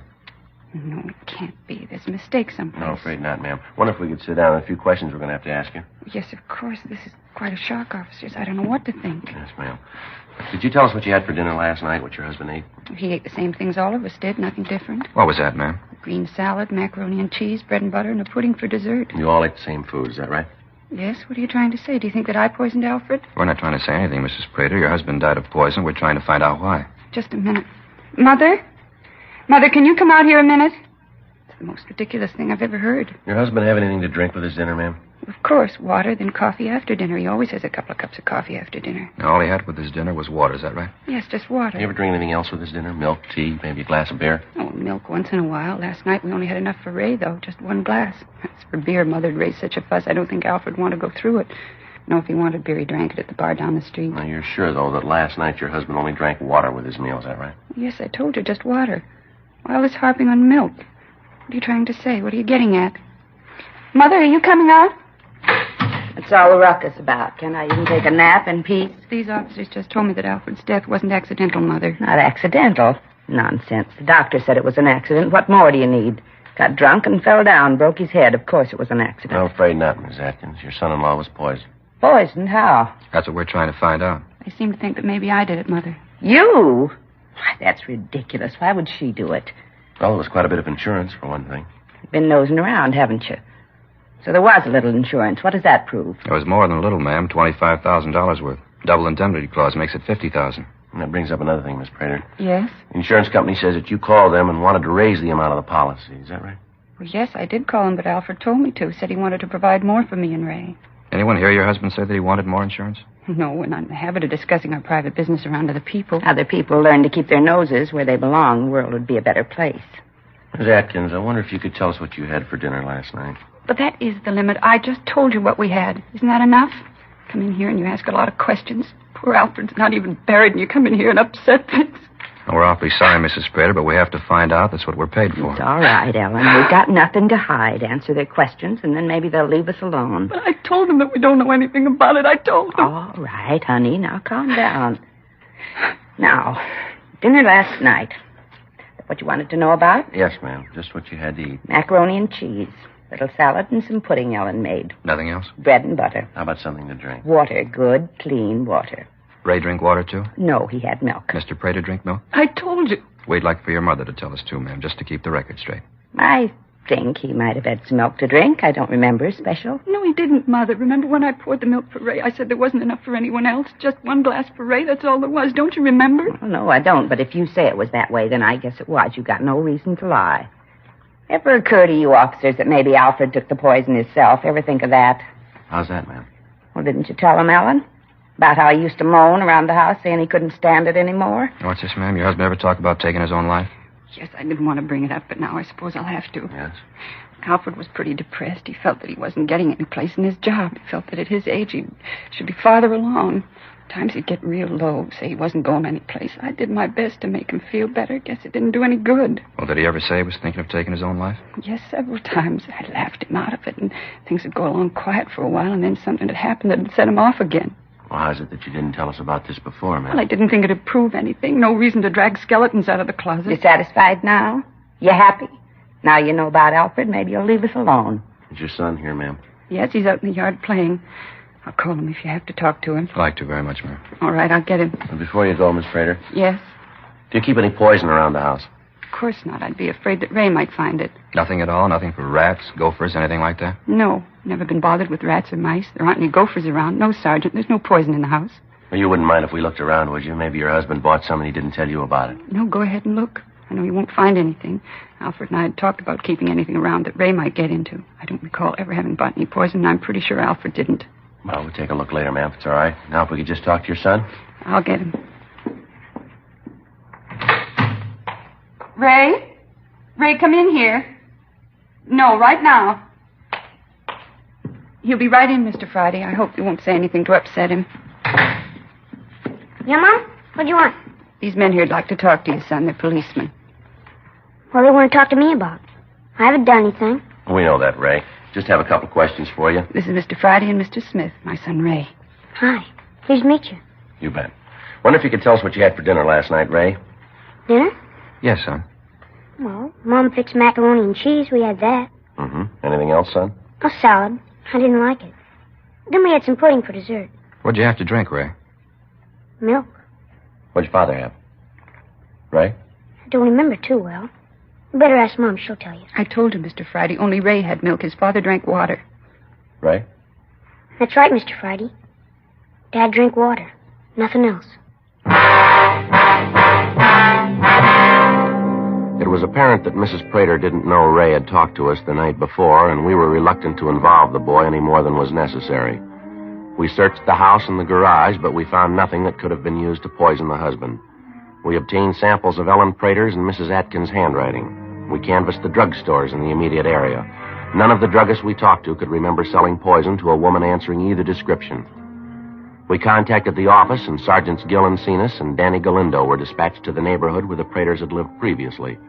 They were to canvass the drugstores and at the same time talk to the neighbors. In talking to the people in the area around the house, we found that the Praters were the subject of constant gossip. We heard tales of violent arguments between the victim and his wife. Several of the quarrels had resulted in the neighbors calling the police to quiet them. Around the neighborhood, we found out that Mrs. Prater had a violent temper and had had several arguments with her husband in the corner bar.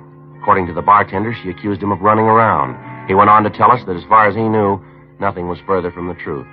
That Alfred Prater loved his home and his son, and that he took to drinking as an excuse to get away from his wife's nagging. 5:20 p.m. Frank and I checked into the office. Rough day. Yeah, a lot of legwork. Not that so much. Just hoping Cenas and Galindo did better than us. Well, we didn't do too bad. We pretty much proved that what she said about the happy home life wasn't true. I suppose. Without being able to show they were in possession of the poison, we aren't going to be able to prove much. I got it, Joe. I'm beside Smith. Yeah, Gil. Mm-hmm. How about that? Yeah, ask him to, huh? Okay. Said what? Yeah, I got it. Right. See you then. And Cenas? Yeah, they found the place she bought the poison. Druggist out there remembered her from the description, checked the book, used the name Eileen Peters. Funny thing, though. Yeah. When the druggist asked her the address, she gave him the real one. You know, the house they lived in previously. She said what she wanted the poison for? Yeah, Gil said the book read to destroy pests. On the way out to pick up Mrs. Prater, Frank and I outlined the plan for identification. In the event the druggist was unable to give a positive identification, we thought it better if the suspect didn't know she was being observed. This would forestall any embarrassment to the druggist. We arrived at the Prater home and took the suspect into custody. She said that she couldn't understand why we were arresting her, but that she'd be more than happy to go with us to get the thing straightened out. 6:40 p.m. Frank and I talked with Mrs. Prater in the interrogation room. Alfred and I got along perfectly, never a misunderstanding. Oh, your neighbors don't bear that out, Miss Prater. What? They said that you two used to fight all the time. Had to call the police a couple of times. They're busybodies, Mr. Friday, busybodies. They were jealous because Alfred and I were so happy. Once in a while we had a little fuss, but nothing worth mentioning. How about the police being called, ma'am? Well, they might have come by when we were playing the radio a little loud, having a party, something like that, but never an argument. And you said your husband didn't drink any milk the night he died, is that right? That's right, I did. Your boy Ray seems to disagree with that. He said that his father did drink some milk, commented on the fact that it tasted bitter. But the little sneak, he's lying, of course, you knew that. Wait a minute, you talked to him. He said that his father drank water, like I said. What are you trying to do, cause trouble between me and my son? No, ma'am. I should hope not. Poor little kid, father dead, and you trying to say that I did it, that I killed Ray's father. You ought to be ashamed of yourself. Yes, ma'am. Frank? Yeah, Joe. It's a little warm in here. You want to open the door for a minute? Yeah, sure. Thank you. That's better. Not too cold on you, is it, Miss Prater? No. Miss Prater, did you ever buy any poison for any purpose? You asked me that before. I told you no then. The answer's the same now. You're sure that you never bought any poison of any type? Absolutely. Did you ever do any business with a Mr. McLean in your old neighborhood? McLean? Don't recall the name. He's a druggist. No. No, I always bought from Mr. Swenson, little drugstore in the corner near the house. Excuse me a minute, will you please? I want to check something down the hall. Yeah, all right, fine. Listen, maybe you haven't got anything else to do, but I have. So if you'll get this foolishness over with, I'd like to go home. Well, we're almost finished, Miss Prater. Just a couple more things. Well, get 'em over with.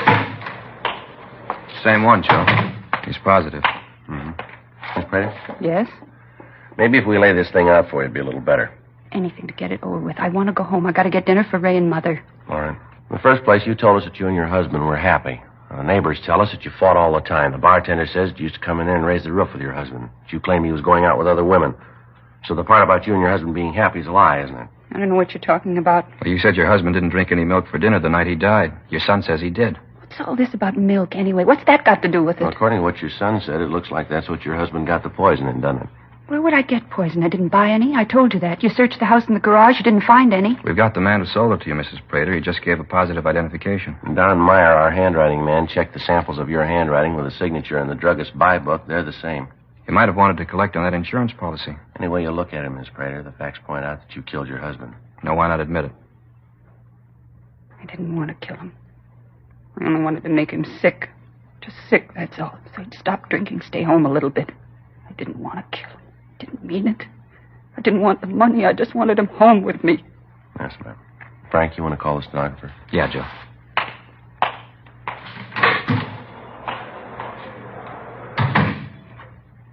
You can understand it, can't you, Mr. Friday? Ma'am? You can understand it? I thought he was running around. I wanted him home with me and Ray and Mother. A nice little home for Ray. That's all I wanted. Is that wrong? Something nice for Ray. Is that wrong? Well, I don't know. What? What's he got now?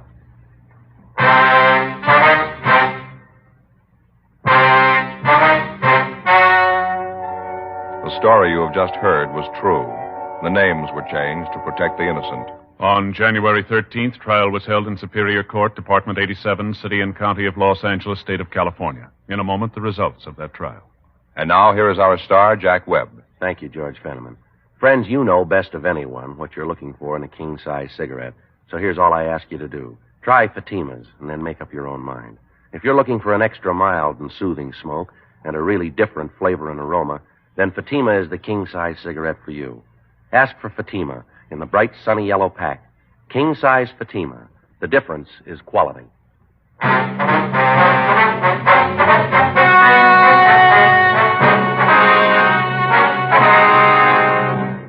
Ellen Adelaide Prater was tried and found guilty of murder in the first degree.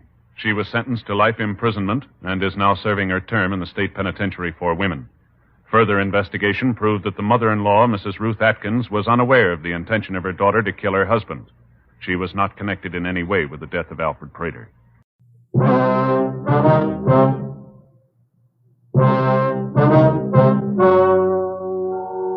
Ladies and gentlemen, the story you are about to hear is true.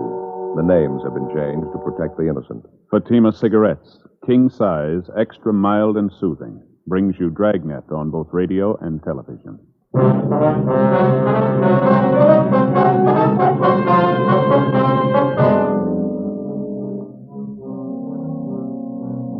You're a detective sergeant. You're assigned to homicide detail. A young man walks into your office and tells you that his best friend has been killed by unknown assailants.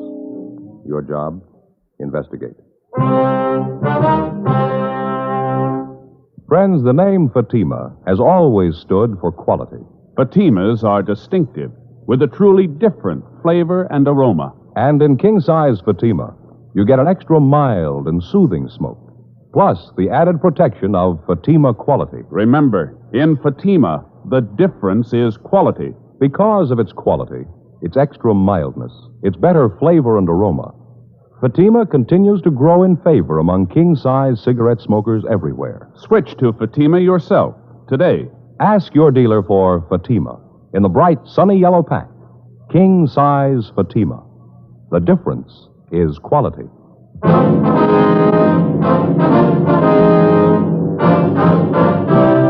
Dragnet, the documented drama of an actual crime. For the next 30 minutes, in cooperation with the Los Angeles Police Department, you will travel step by step on the side of the law through an actual case transcribed from official police files.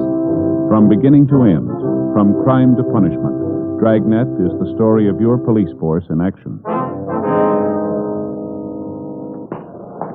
It was Monday, August 9th. It was warm in Los Angeles. We were working the day watch out of homicide detail. My partner's Frank Smith. The boss is Captain Lorman. My name's Friday.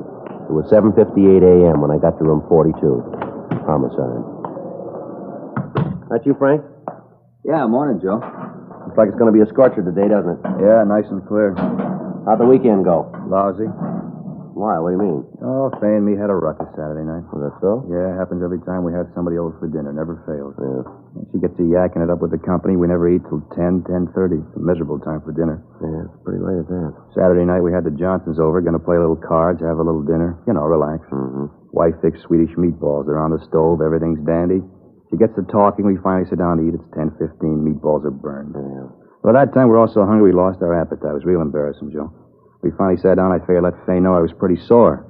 But I didn't want to come right out and tell her in front of the Johnsons, you know. Yeah, I understand. So I picked up one of the meatballs that was burned, said she'd invented something new. Everybody else used chlorophyll for their teeth, but we had built-in charcoal. Yeah, what did she say? Nothing, just a look. Hasn't said a word to me since. Sends the kids with messages for me. It's pretty miserable. She'll probably be over when you get home tonight. Pardon me. Yes, sir? Is the homicide department where you report a murder? Yes, sir, that's right. You the fellas I talked to about a murder? Yes, sir. Come on in. Sit down. Take that chair over there. How'd I never make it? Are you all right? Yeah, now that I'm here, it's all right. Your face is pretty badly cut there. Those bruises, scratches on your throat. You sure you're all right now? Yeah, I'm all right.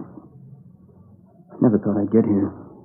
Times I was ready to quit, but then I'd think of Kevin, what they did to him, and I had to keep walking. I had to. For Kevin, I had to. Well, everything's all right now. You can tell us about it. I don't know where to start. What's your name, young fella? Bruce Hamilton. All right, Bruce. I'm Joe Friday. This is my partner, Frank Smith. Hello, Bruce. Oh. Well, we know that you must have been through a terrible ordeal, but you can tell us about it. It's all right. What day is today? It's Monday the 9th. Monday. And it was Saturday night. Just 2 days. Seems like 10 years. We just finished dinner, sitting around the fire having coffee, trying to figure out whose turn it was to do the dishes. Then we heard them. You heard them? Who's that? Horsemen. Lots of them. They rode right into the camp. One of them yelled something, and they all stopped. Stood there looking at us. We didn't know what to do, who they were. We just stood there. Then this big guy, I guess he was the leader, said something to us in Spanish. We couldn't understand him. All right, go ahead. You see, Kevin and I go to school together. Summer vacation, we decided to go down to Mexico and do a little prospecting. That's the reason we were there. Mm-hmm. Go on. We just stood there and looked at him. Big guy said something else, and then they all laughed. And he got off his horse and came over to Kevin and me. He was a big man. When we tried to tell him that we didn't know what he was saying, he laughed and turned to the other men, and they laughed too. Big guy said something else to him, and they all got off their horses and started to go through our things. Kevin told them not to and started to walk over to him to stop him. The leader hit Kevin and knocked him down. The men laughed at him, and Kevin got up and ran toward one of them. Kevin started to hit him. I broke away from the one that was holding me and ran to help Kevin. The big guy grabbed me and hit me in the face, knocked me down, started to kick me. I heard a shot. When I looked where Kevin was, he was all doubled up, holding his stomach. He hollered at me to help him. And the guy shot him again. He fell down, didn't move. They all laughed, thought it was a big joke. I got up, one of them shot at me. I started running. I ran as fast as I could. He kept shooting. Thought sure they'd hit me, and I kind of waited for it. Then I ran through some bushes, and I fell into this gully. Mm-hmm. When I hit the bottom, I just lay there and didn't move, almost afraid to breathe. Guess they thought they'd kill me. I see. What happened then? I waited until I couldn't hear them anymore, and then I crawled up out of the gully to see if they were gone. I wanted to help Kevin. I didn't see anybody, so I walked over to where he was. He was laying on his face. You got no idea how I felt when I turned him over. Mm-hmm. All right, we understand. Go ahead. I knew right away he was dead. It shot him in the stomach and in the chest. Shirt was all stained. There was nothing I could do for him. Nothing anybody could do. I looked at him for a long time. I guess I cried. It was terrible. Kevin was dead and there's nothing I could do for him. Okay. What'd you do then? I buried Kevin.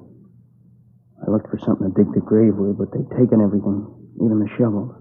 Everything. I found a place under a tree and dug a grave with my hands. Then I went back and got Kevin. Laid him in the grave I dug and covered him up. Said a prayer for him. I did the best I could for him. Best I could. All right, son. Try to take it easy. Frank, let's get him some water. I'll take him down to the interrogation room, all right? Podge.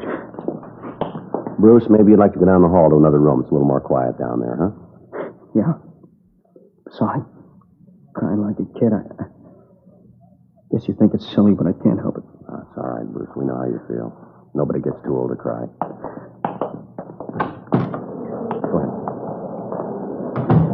No, it's down this way. Okay. I'm so tired. I'm glad to get this over with. Sure. All right, here we are. Go ahead, Bruce. Want to sit down? Thanks. Here's your glass of water, Bruce. Thanks.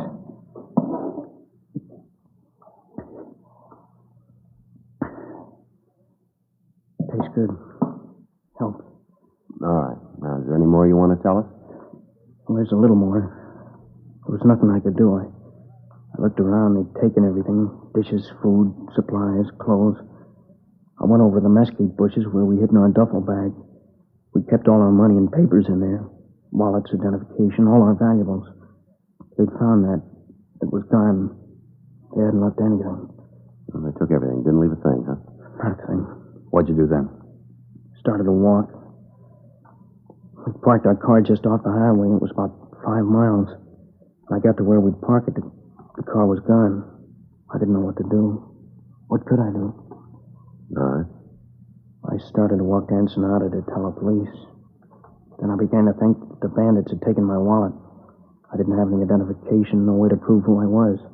Couldn't even speak the language. Got scared that they might not believe me. Now, you walked all the way from Ensenada to the American border, is that it? That's right. I walked all Saturday night, and Sunday morning I found an old adobe house, and I crawled through a window and slept. I don't know how long I was asleep, but it was dark when I woke up.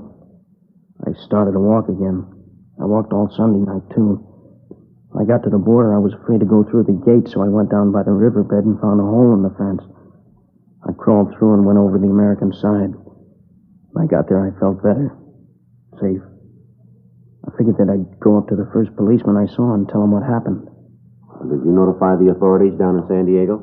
No, I got to the police station, but I didn't go in. I didn't tell them. Why not? Like I said, I didn't have any way to prove who I was. I had no money. My wallet was gone. My clothes were all torn. Face was all cut. I thought it'd be better if I could get to Kevin's mother. If I could see her and talk to her, she'd know what to do. I hitched a ride. I wanted to go to San Francisco. Truck driver brought me this far. While we were driving, I thought more and more about what I'd say to Kevin's mother, how I'd tell her he was dead. Then I knew I couldn't do it. But I had to tell somebody. That's why I came to see you. Now, Bruce, we're going to have to go back down to Mexico. You'll be able to show us where the body is, won't you? Well, if I have to go, I guess I can. But I can tell you exactly where it was. I can give you a map, tell you right where he's buried. Do you want to give us that information now? Yeah. It was south of Ensenada, 40 miles down the new paved highway. South of Ensenada, 40 miles. You sure it was 40 miles? Yeah. While we were driving, Kevin and I kept trying to figure out how many kilometers to a mile. I kept watching the speedometer. It was just 40 miles when we turned off the paved highway onto a little dirt road. 40 miles? Yeah. There's a clump of trees near there in the gully. You can't miss it. I see. Can you give us the description of the car, the license number? Oh, I don't remember the license number, but the car was a 51 Ford sedan, dark blue. Car belonged to Kevin. I never paid any attention to the license. Mm-hmm. That's Kevin, Kevin, huh? Yeah. Well, we can check that through DMV. What was Kevin's full name and address? Kevin Allen Bradley. He lived at 6502 Washington Street, San Francisco. He lived with his mother. apartment on Nob Hill. Would you give us a description of Kevin? Well, he's about my size, generally. 5'10", 140 pounds, blue eyes. His hair's light, kind of blonde like mine, 22 years old. We looked a lot alike. Kids at school used to think we were brothers sometimes. I see. Joe, we better get a communication to the Mexican authorities, fill them in on the whole thing. Tell them we're coming down. Yeah. Contact San Francisco and let them handle that end of the thing. Get a teletype off the DMV in Sacramento, get a license number on the car. We better contact the San Diego PD and get a hold of Al Gate and fill him in on the thing. Yeah, that's a good idea. I'll stay here with Bruce. You want to take care of that?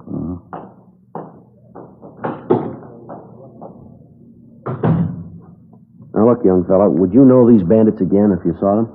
I might not know some of them, but the big guy and the one that shot Kevin, I'll never forget them. The big guy was tall, heavy, over 6 feet, well over 200 pounds. I'll never forget him. That laugh when he killed Kevin. When he laughed, you could see he had 2 gold teeth right here in front. These here. 2 gold teeth, huh? Yeah. Now, how about the other man, Bruce? You get a good look at him? He was a small man, dark like the leader. He wasn't wearing a hat. Real thin face. His clothes were all dirty, and his pants were torn around the bottoms. He was wearing those leather sandals, the open kind. His feet were filthy, like he hadn't had a bath in a year. You think you'd be able to identify any of the others? Well, I don't know. Maybe if I saw him. I was scared, and I don't mind admitting it. Joe? Yeah, Frank. I stopped by R&I before I went on with the other communications. Checked the name Kevin Allen Bradley through. Yeah. There's a teletype from San Francisco dated July 13th. It's a missing person report on Kevin. You want to read it? What's it say? Regular missing report? It's described as male, white American, 22 years, 5'10", 140 pounds, blonde, blue eyes, fair complexion. Time of disappearance was wearing a dark blue gabardine suit. Driving a dark blue 1951 Ford, license number 1 Robert 2951. Something else, Joe.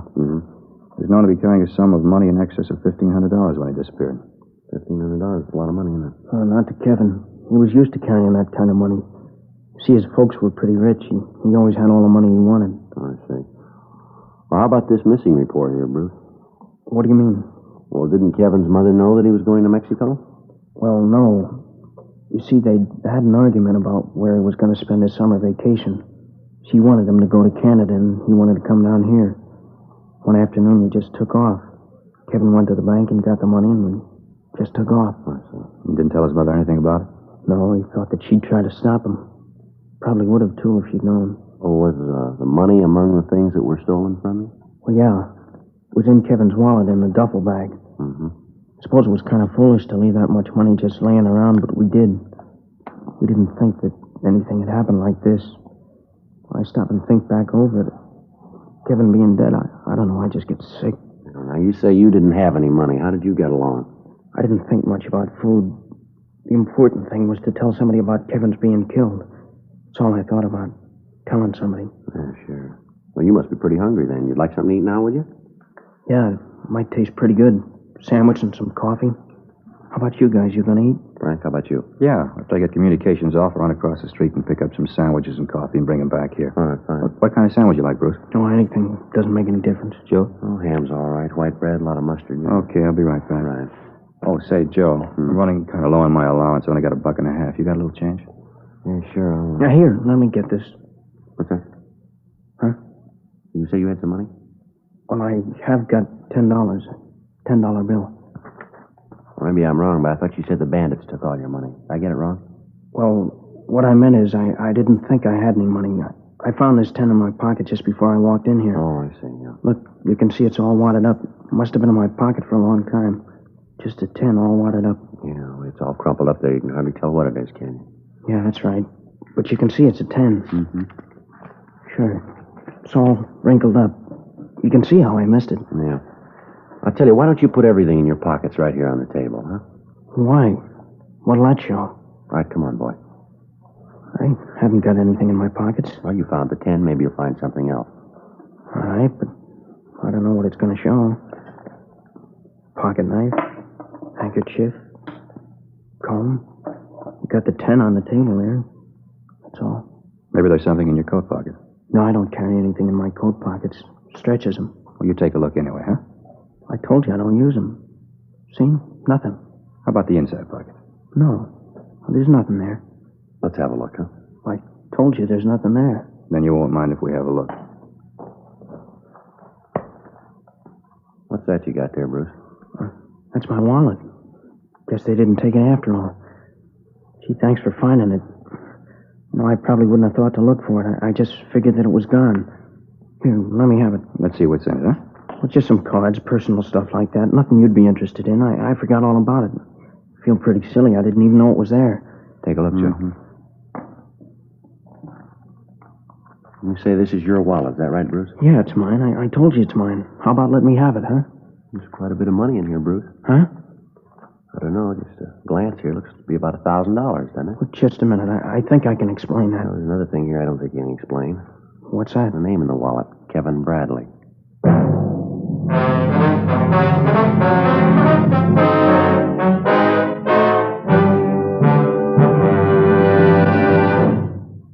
You are listening to Dragnet, authentic stories of your police force in action. Friends, the name Fatima has always stood for quality. Fatimas are distinctive, with a truly different flavor and aroma. And in king-size Fatima, you get an extra mild and soothing smoke, plus the added protection of Fatima quality. Yes, there's a good reason why Fatima continues to grow in favor among king-size cigarette smokers everywhere. In Fatima, the difference is quality. Quality of tobaccos, the finest Turkish and domestic varieties, extra mild and superbly blended to give you a much different, much better flavor and aroma. Quality of manufacture. Smooth, round, perfect cigarettes. Rolled in the finest paper money can buy. Quality, even to the appearance of the bright, sunny yellow pack. Carefully wrapped and sealed to bring you Fatima's rich, fresh, extra mild flavor. So next time, insist on Fatima quality. Look for the bright, sunny yellow pack. Smoke Fatima, the extra mild and soothing king-size cigarette, with the added protection of Fatima quality.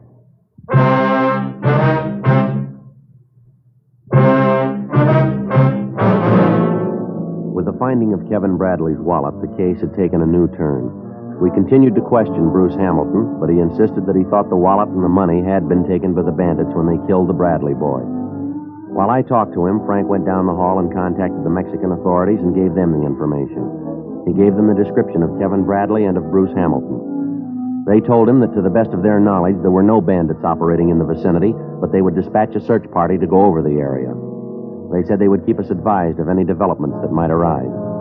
Frank also contacted the San Francisco Police Department and gave them the information. They said they'd take care of that end of the investigation. 11:47 a.m. Frank came back to the interrogation room, and we continued to question the Hamilton boy. Well, I told you all I know. I don't know how the money got there. I was as surprised as you were. I don't understand it. You gotta believe me. Yeah, well, you're making it pretty tough to believe, Bruce. It's kind of hard to buy the fact that over $1,000 in Kevin's wallet turns up in your pocket and you don't know how it got there. But it's the truth. I don't know how I can convince you that it's the truth. Well, there are a couple of other things that aren't clear here. What? Tell me. I'm not lying. I've got nothing to hide. What's not right? Tell me. Well, this business of not telling the authorities. I told you I was scared that they might not believe me. You can understand that, can't you? Well, maybe up to a point. I thought that if I could get to Kevin's mother, then she could take care of it. I didn't know what else to do. And when I got to L.A., I had a chance to think about it, and I couldn't go through with it. I couldn't tell his mother. I couldn't face her. Bruce, when you described where we could find the body, you said it was about 40 miles down the paved highway, that right? That's what I said. Well, how long has it been since you've been to Mexico? Well, I told you I just came back from there. Don't you believe anything I've told you? Well, Joe and I just finished an investigation down in Mexico. Investigation took us about 70 miles south of Ensenada. We found a highway paved for only about 5 miles south. You say 40 miles. How do you explain the difference? Well, maybe I was wrong about the distance. Well, you're pretty sure when you first told us about it. Well, maybe I made a mistake. There's something else, Bruce. It's a little hazy here. I told you I want to help anything. How far south of Ensenada did you say you were? I said about 40 miles. Now I'm not sure. But you are sure that it was south of Ensenada? Well, yeah. And Kevin was killed on a Saturday night? That's right. And you started for the States right away? That's what I said. I started walking as soon as I found the car was gone. And you walked all the way to the border? Well, that's right. How'd you walk? What route did you take? I told you I stayed off the road. I was afraid of the bandits coming back. I walked along the roadside and then through the hills.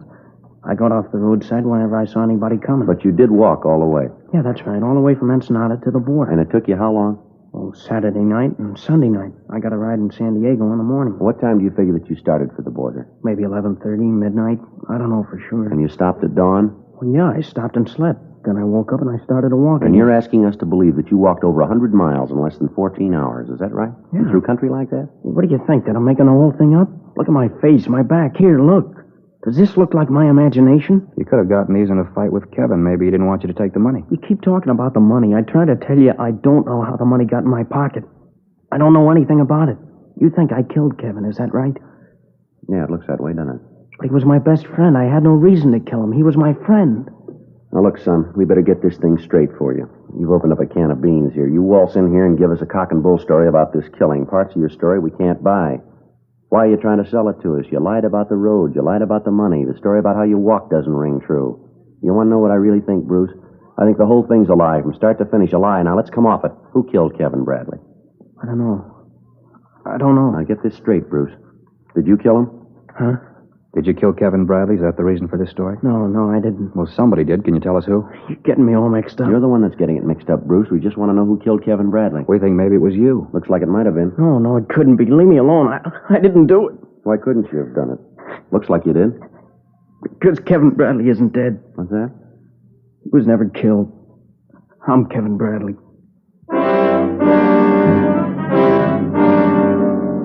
The boy broke down completely and admitted that the whole thing was a hoax. He said he hadn't been in Mexico at all, but that he'd spent the past week in a downtown hotel working out the story that he planned to tell us.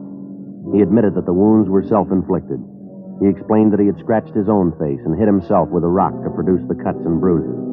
He went on to say that he had picked Mexico as the scene of the false killing because he thought the story would be more difficult to trace. Like many citizens, he was unaware of the close cooperation between American law enforcement agencies and the Mexican authorities. We asked him about the existence of a Bruce Hamilton, and he told us there was such a boy in his class at school.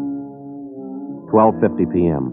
The communication had come through from San Francisco, and the teletype said that Mrs. Bradley was en route to Los Angeles to aid in the investigation. When we told Kevin about this, he lapsed into silence, and for another hour refused to say anything. 2:05 p.m. All right, now look, boy, you've been sitting there for an hour and you haven't said a word. If there's something you want to say, we'll listen. There's nothing to say. I tried to get away from her. All my life she's told me what to do. I tried to tell her, but I couldn't. Nobody'd understand. You don't, you can't. Every time I tried to get away, she'd say something or do something, so I couldn't leave. I was trapped, and I didn't know what to do. Then I thought I did know, and even that didn't work. I thought that if you told her I was dead, she'd forget me. Leave me alone. I can't even die right.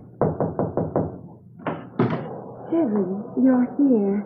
I knew what they told me was wrong. I knew you were all right. Hello, Mother. What happened to you, Kevin, darling? Your face, your clothes. Oh, my poor baby, how did this happen? Are you all right? Oh, your poor face all cut. What's happened, Kevin? It's all right, Mother. No, it's not all right. I don't know what happened or who did this awful thing, but I'll take care of it. Officer. Yes, ma'am. What do you know about this? I beg your pardon? What do you know about this? Did you do it? Did you hit this poor boy? Look at this poor face. Just look at it. It's terrible. That's what it is. It's terrible. I mean to find out just what happened here. I'll get to the bottom of this. No, don't you worry, Kevin, baby. Mother's here. She'll take care of you. Mother, please. It's all right, honey. Everything will be all right. Mother, these officers had nothing to do with it. Of course not. If you say so, Kevin, baby. Have you called the doctor about this? Have you gotten in touch with someone to take care of his face? Never mind. I'll take him to a doctor. I'll look after him.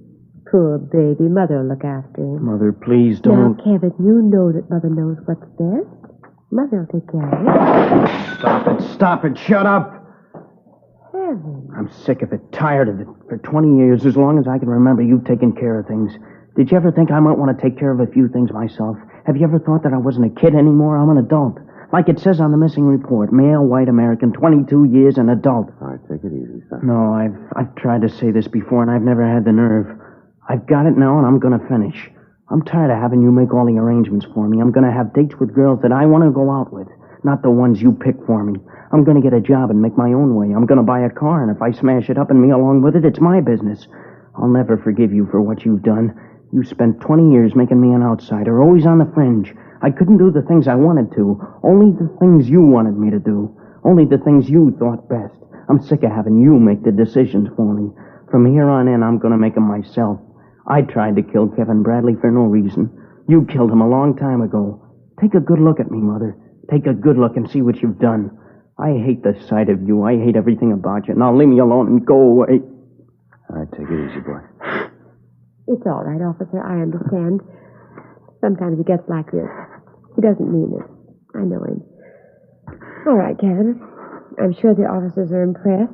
Dry your eyes and we'll go home. Do you hear me, Kevin? Stop this foolishness, I said. We're going home. Yes, Mother, I hear you. I'm sorry, officers. Embarrassing. I don't know why he does these things. He's always been pretty emotional. Yes, ma'am.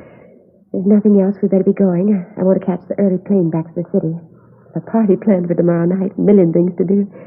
You'll have to help Kevin. Kevin, do you hear me? Yes, Mother, I hear you. Well, then say goodbye to the officers and let's go. Goodbye, Mr. Friday. Mr. Smith. I'm sorry this all happened. Yeah, so are we, son. I tried, Sergeant. Just didn't work, but I did try.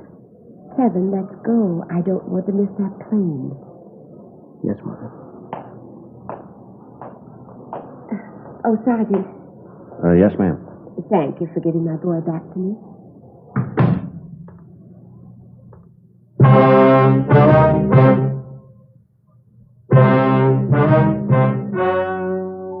The story you have just heard was true.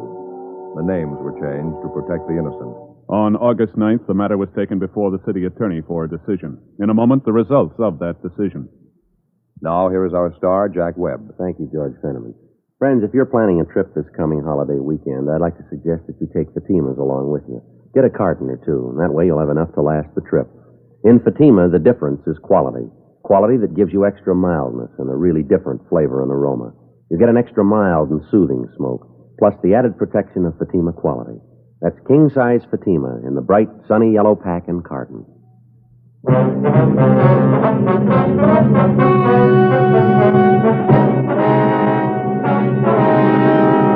In the interest of justice, there was no complaint filed against Kevin Allen Bradley.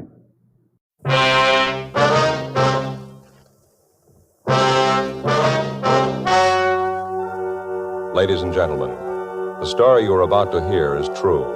The names have been changed to protect the innocent. Fatima Cigarettes, king size, extra mild and soothing, brings you Dragnet on both radio and television.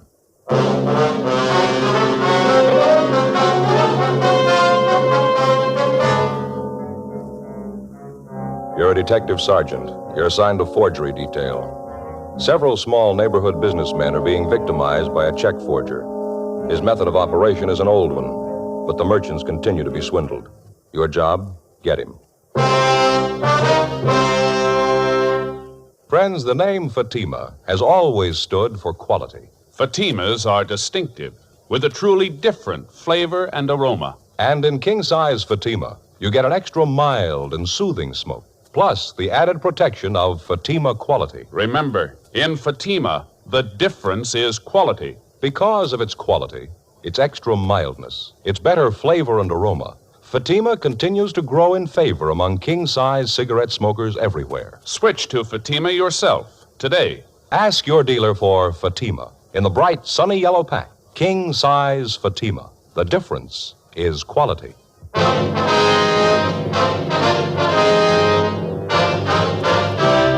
Dragnet, the documented drama of an actual crime. For the next 30 minutes, in cooperation with the Los Angeles Police Department, you will travel step by step on the side of the law through an actual case transcribed from official police files. From beginning to end, from crime to punishment, Dragnet is the story of your police force in action.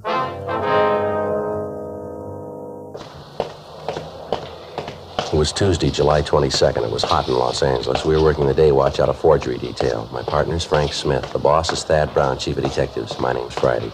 I was on the way into work, and it was 7:50 a.m. when I got to room 29. Forgery detail. Morning, Joe. Frank, how's it going? Well, what'd I tell you? What do you mean? Well, what'd I say just last night when we signed out? I don't know. What did you say?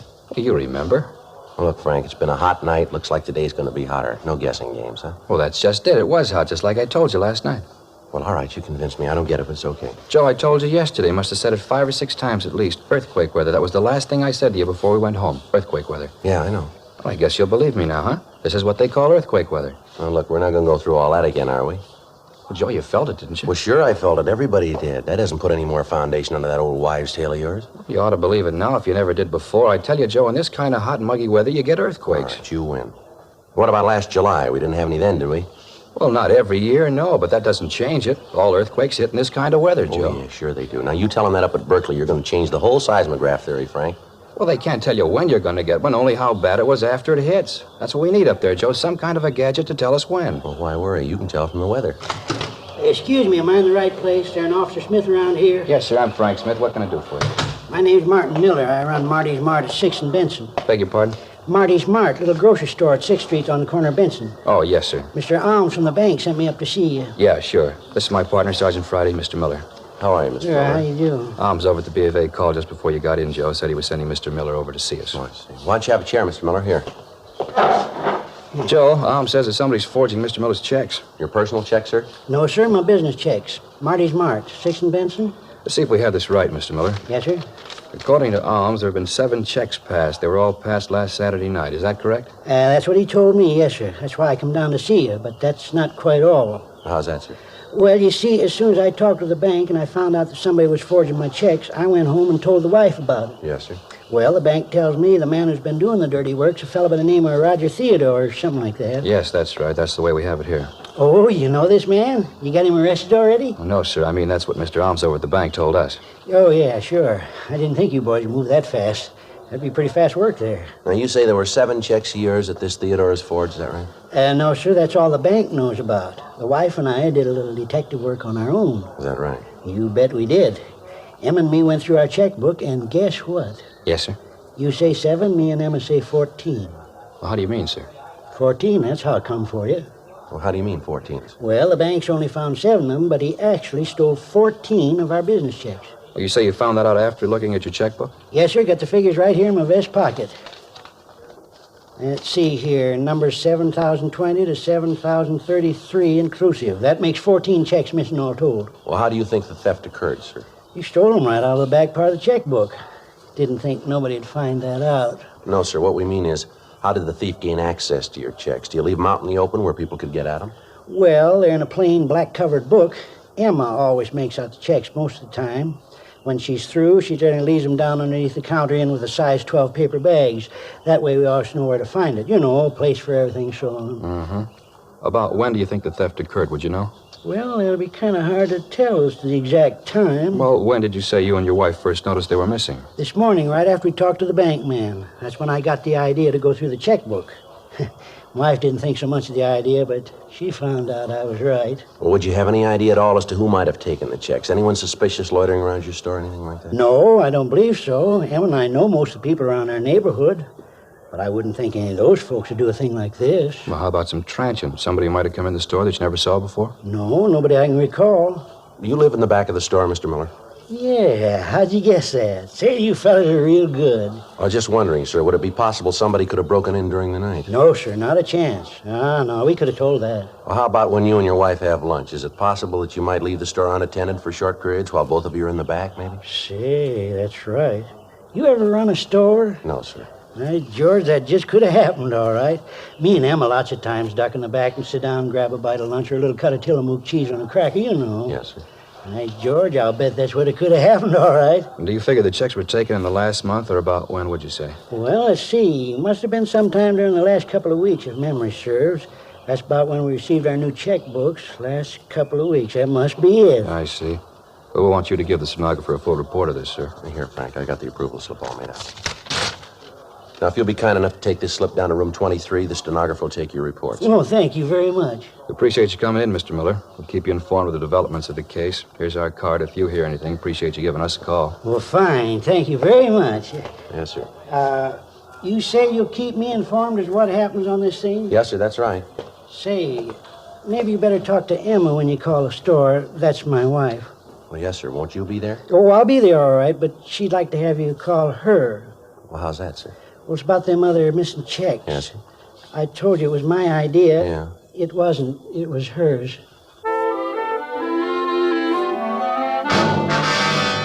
9:30 a.m. Martin Miller went down the hall to make his report. Frank and I checked the name Roger Theodore through our files and also through R&I, but there was no record on him. 10:02 a.m. We checked with the head cashier at the bank where Miller had his checking account. The cashier was unable to let us see the forged checks, explaining that they'd been sent back to the people who had deposited them. However, he was able to give us a list of the firms that had taken in the bad checks. They were all large supermarkets in the central Hollywood area. He told us that the checks had varied in amount from $32.50 up to $78.97, and that each check was made out to a Roger G. Theodore, with the endorsement on the back of the check also by Theodore. 11:25 a.m., Frank and I drove out to a market at the corner of Franklin and Yucca. It was a big place with fruit stands along the front and large signs saying, "We never close." Where do you think we find the manager? Probably in the back there. These places, most of them work on one of the check stands, don't they? Hey, Joe. Yeah. Look at those Concord grapes. You ever seen so big? Sweet, too, I bet. Yeah. You ever figure out some way to grow them without seeds that got it made? Yeah. Seeds always get stuck in my teeth. That the manager back there unpacking those cans, see, with a badge? Yeah, that might be him. Pardon me, are you the manager here? Yeah, something I can do for you? Yes, sir, police officers. This is my partner, Frank Smith. My name's Friday. How do you do? My name's Giles, Mickey Giles. We'd like to talk to you about that check you cashed for Roger Theodore. Theodore? Yes, sir. Now, according to the bank, you cashed a check last Saturday for $64.89 for a Roger Theodore. The check was drawn on the account of a Martin Miller. Yeah, I remember now. You catch the bum? No, sir, not yet. We'd just like to ask you some questions. Sure. You don't mind if I go ahead with this stuff, do you? I gotta get these cans stowed. No, sir. Go right ahead. Well, who cashed the check, sir? Would you remember that? Sure, I remember. Me. At least I okayed it. One of the cashiers called me over, said this guy wanted to cash a check, and would I okay it? I did. Can you describe the man? Sure can. When that check came back from the bank, I got to thinking about the crummy deal, remembered almost every word of the conversation. Of all the lousy snow jobs, that no-good bum really dished out a lulu. Yes, sir. How tall would you say the man was? Maybe 5'10", 11, about 160 pounds. Said he worked for this grocery store, this Marty's... Marty's Mart. Yeah, that's it. Said he worked down there. We talked about the grocery business. He told me how he wanted to start a place of his own. Tired of working for somebody else. Lousy trick. Can you give us a further description of him, sir? Well, he was dark. Real dark, black wavy hair. His eyes were almost solid black. Nice-looking kid. How old would you say he was, sir? 30, 31. Hard to tell. He was the kind of a guy who don't show his age too much. Do you remember what time he came into the store? Yeah, it was right after I announced the sale of day-old bread on the PA. That'd make it about 8:30 or 8:40. I always try to make it then so we won't be stuck with a lot of bread the next day. You know, get it off the shelves. It's not really a day-old, but by the time these women get through squeezing it, it sure looks like it's been on the shelves a long time. Well, are you in the habit of cashing checks here often, sir? Well, we never cash personal checks. Get stuck too often. We will cash payroll checks if a guy's got identification. Theodore have identification? Sure, had his driver's license. Do you have the check now, sir? Yeah, it's in the back. You want to see it? Yes, sir. Like to if we can. Yeah, sure thing. Hold on a minute. I'll get it for you. All right. Driver's license might lead to something, huh? Yeah, doesn't figure he'd use his real name, though. Here it is. You see right here in the corner the driver's license number, W414626. What was that again? W414626. No, 26. Right, thank you. Right. May I see that, sir? Yeah, here. Thank you. There's an endorsement on the back. Like I said, I hope you catch a crummy bum. The dirtiest trick ever played. Yes, sir. Comes in here, buys a pound of weenies, 52 cents on special, and a kosher dill. Grand total, 61 cents. Lousy deal. Yes, sir. I wonder if we could take this check with us. We'd like to have our handwriting man get a look at it. Sure, anything to catch that no-good bum. Spends 61 cents and cons me into cashing his check for $64.89. It's not the weenies or the pickle that gripe me. No, sir. It's the thought of that guy spending $63 of my money someplace else. Frank and I called the office and asked them to check with DMV for a make on the number of the driver's license that we'd found written on the check. 11:55 a.m., we began to canvass the other 6 stores where Theodore had passed bad checks. In each instance, the descriptions we were able to obtain varied little. All of the managers of the stores had described him as a dark man in his early 30s. In checking with the managers further, we found that all of the checks had been passed within a period of an hour and a half. From the addresses of the stores, we could almost trace the exact route the forger had taken in making his rounds. The victims all gave us the same story, that Theodore had made a small purchase, talked about the grocery business, and used his driver's license as identification to cash the check. 2:14 p.m., we checked back into the office. The teletype had come through from DMV up in Sacramento giving the particulars on the driver's license. The license was made out to a Roger George Theodore, 1082 Whitley Street, Hollywood. The description on the license, however, did not tally with the one that we'd gotten from the victims of the forgeries. We asked DMV to send a photostat of Theodore's license to us for handwriting comparison with the forged checks that we'd been able to collect. The stats office made a run for us on Theodore's M.O. The names that they gave us were checked out but led us nowhere. 4:47 p.m., Frank and I drove out to the address listed on Theodore's driver's license. It was a large brick apartment building with a white marble entrance. We didn't find the suspect's name in the mailboxes, so we rang the bell to the manager's apartment. Yes. Mrs. Rice? That's right. Something I can do for you? Police officers, ma'am. We'd like to ask you a few questions. Police officers? Well, what's going on? Is something wrong? No, Mrs. Rice, just some routine questions about one of your tenants. Oh. Well, in that case, come in. Thank you very much. If you're police officers, I suppose you have some sort of identification. Yes, ma'am, we do. Here's my ID card. My name's Joe Friday. This is my partner, Frank Smith. I do. I'm Violet Wright. Oh, but then you know that. Can't be too careful these days. Oh, who was it you wanted to know about? I know almost all of my tenants here. They all know me, too. Call them by their first names, and they call me Violet. I don't like formality. I never could stand it. Oh, speaking of stand, move that sewing onto the floor and sit down, young man. Oh, yes, ma'am. Thank you very much. Well, this is about Roger Theodore, Mrs. Rice. Roger? Oh, yes. Well, what is it you want to know about him? Him and his wife and me used to be great friends. Roger was a cartoonist, you know, worked for one of the studios in the valley. The pictures he used to draw, just beautiful. I have some of them if you'd like to see them. No, ma'am, not right now. We'd just like to know if Mr. Theodore lives here. No, his wife moved out about 6 months ago. I'd have to get the rent receipts to be sure, but I think it was about 6 months ago. Moved down to the beach. Took it pretty hard, you know. Ma'am? Took it pretty hard. Mrs. Theodore was so sudden. What's that, Mrs. Rice? When Roger died 6 months ago.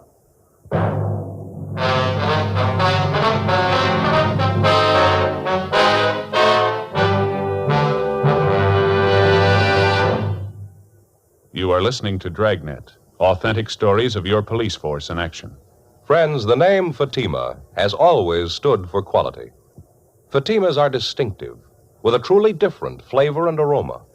And in king-size Fatima, you get an extra mild and soothing smoke, plus the added protection of Fatima quality. Yes, there's a good reason why Fatima continues to grow in favor among king-size cigarette smokers everywhere. In Fatima, the difference is quality. Quality of tobaccos, the finest Turkish and domestic varieties, extra mild and superbly blended to give you a much different, much better flavor and aroma. Quality of manufacture.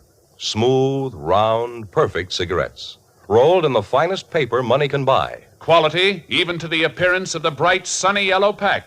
Carefully wrapped and sealed to bring you Fatima's rich, fresh, extra mild flavor. So next time, insist on Fatima quality. Look for the bright, sunny yellow pack. Smoke Fatima, the extra mild and soothing king-size cigarette, with the added protection of Fatima quality.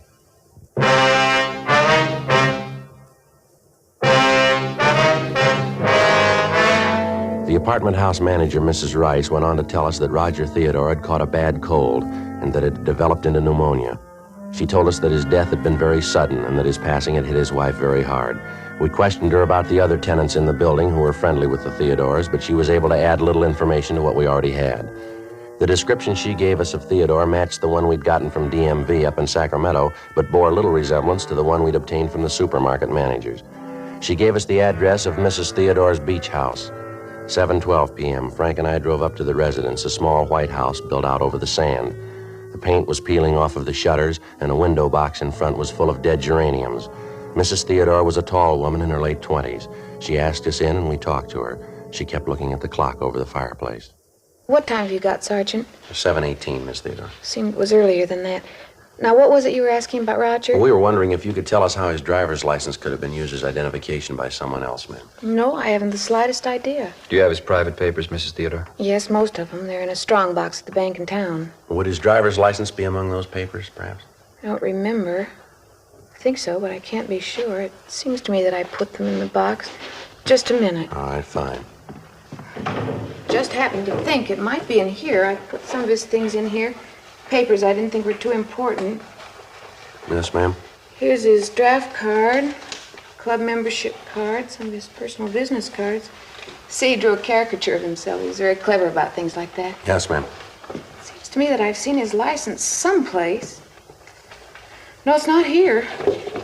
Well, where did Mr. Theodore keep the license, ma'am? He used to keep it out in the glove compartment of the car. Of course, I knew I'd seen it just a few days ago. It's in the glove compartment. That's where it is. I wonder if we might see it, ma'am. Surely. What time have you got, Sergeant? 7:20. Thank you. Certainly turning cold all of a sudden. Yes, ma'am. Fog's coming in. Usually have it this time of year. Days have been so nice. Warm. That's funny. What's that, ma'am? I was sure it was here. Saw it just the other day. Now it's gone. Some of the other things, too. Gone, ma'am?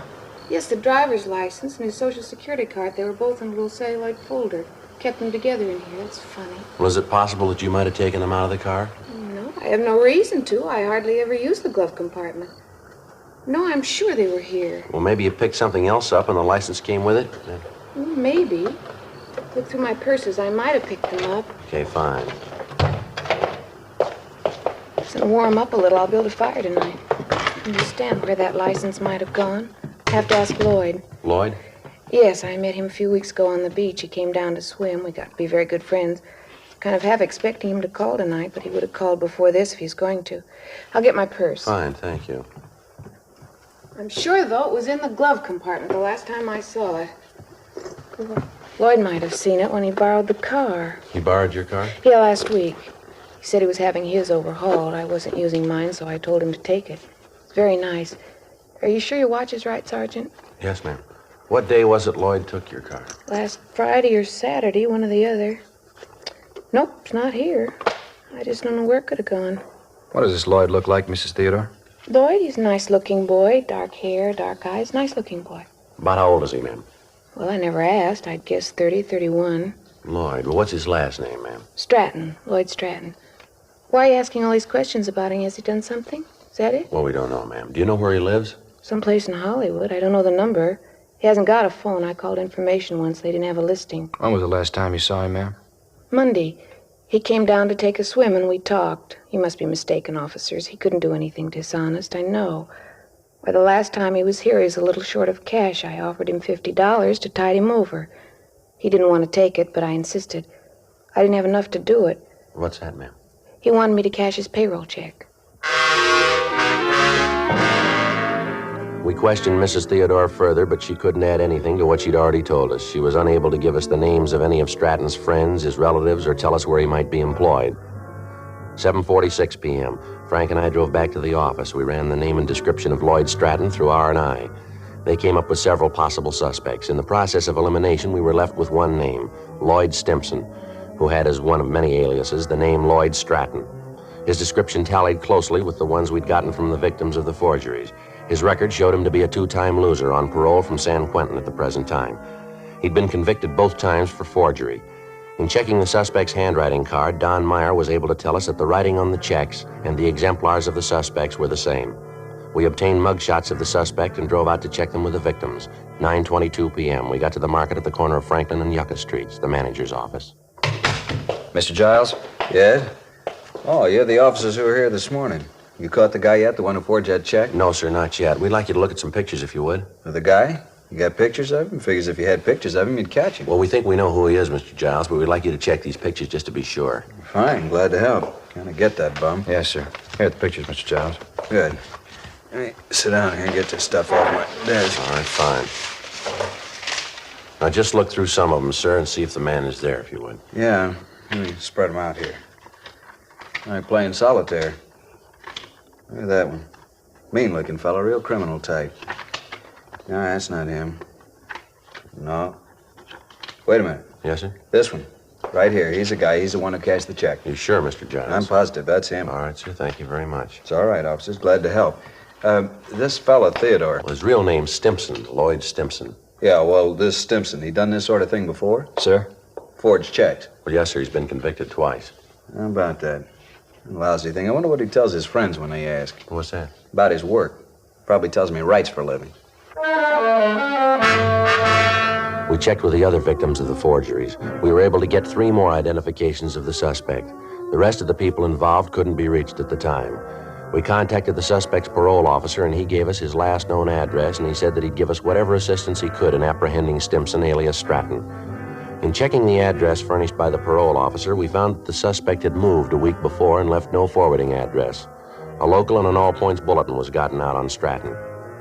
There were still 7 checks to be accounted for, and none of these had been reported to us as having been forged in past.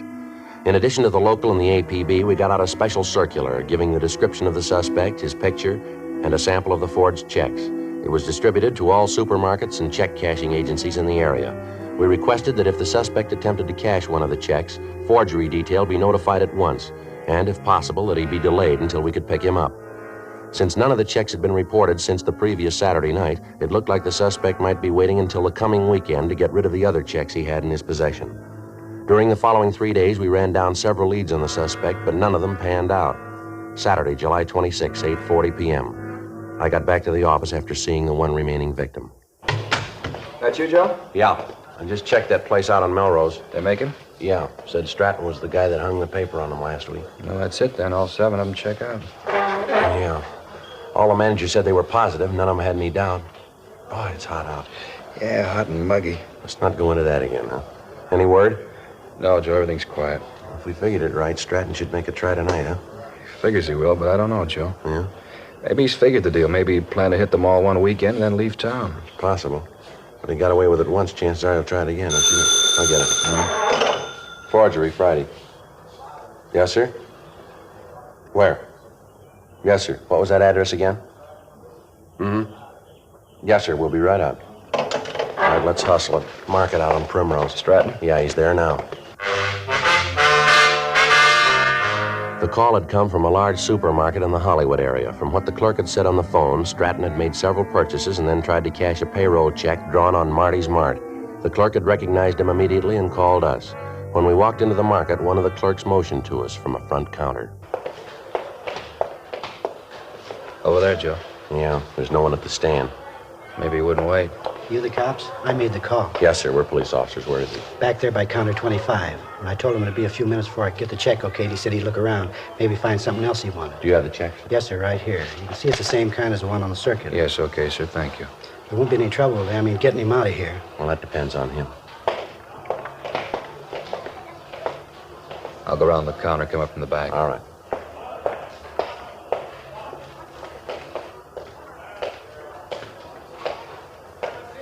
Mr. Theodore? You Roger Theodore? Yes, you the manager here? I don't see what the problem is. It's a payroll check. If you don't want the business, there are other stores I can go to. No, police officer, Mr. Stratton. I want to talk to you. Certainly, but there's some mistake. My name's not Stratton, it's Roger Theodore. No mistake, mister. Let's go. No! Come here.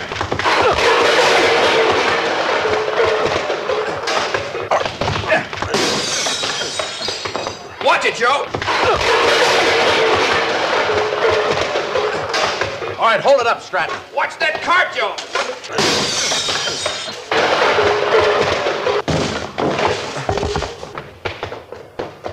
Outside. Getting in the car, Joe. All right, hold it up, Stratton. Stay where you are. Don't shoot! Don't shoot, I won't try anything. Don't shoot! All right, out of the car, mister. I'll shake him. Oh, what's this all about? What are you trying to prove? He's clean, Joe. Hands behind your back. Want to check the car, Frank? You won't find anything. There's nothing to find. A few groceries, that's all. Must be some kind of mistake. No, I don't think so, Stratton. Frank, what do you got? Looks clean, Joe. Just checking the seat covers. You sure you got the right guy? You keep calling me Stratton. I told you my name's Theodore. Look, get my driver's license out of my pocket. It'll tell you who I am. All right, let's come off it. We know who you are. We got your record and a dozen people to identify you. Joe? Yeah. Found these under the seat covers in the back. Checks from Marty's Mart. So what? No law against having a few blank checks, is there? Only when you try to cash them.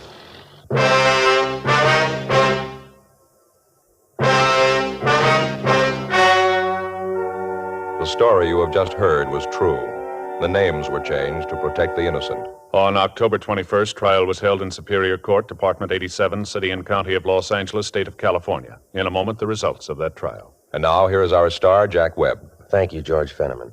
Friends, there's a good reason why Fatima continues to grow in favor among king-size cigarette smokers everywhere. In Fatima, the difference is quality.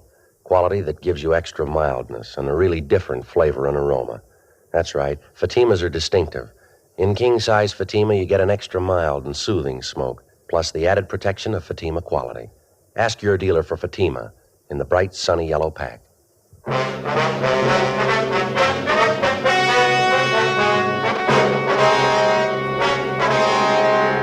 Lloyd Harold Stimson, alias Lloyd Stratton, was tried and convicted of 7 counts of forgery. He is now serving his term in the state penitentiary. Forgery is punishable by imprisonment for a period of not less than 1, nor more than 14 years. The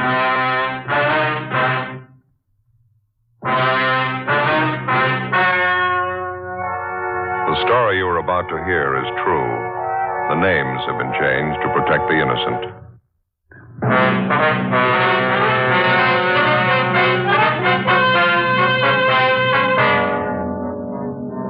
You're a detective sergeant. You're assigned to robbery detail. A pair of bandits are staging a rapid-fire campaign of holdups in your city. In 21 days, 11 food markets have been robbed. The holdups go on. The suspects are still unidentified. Your job? Get them.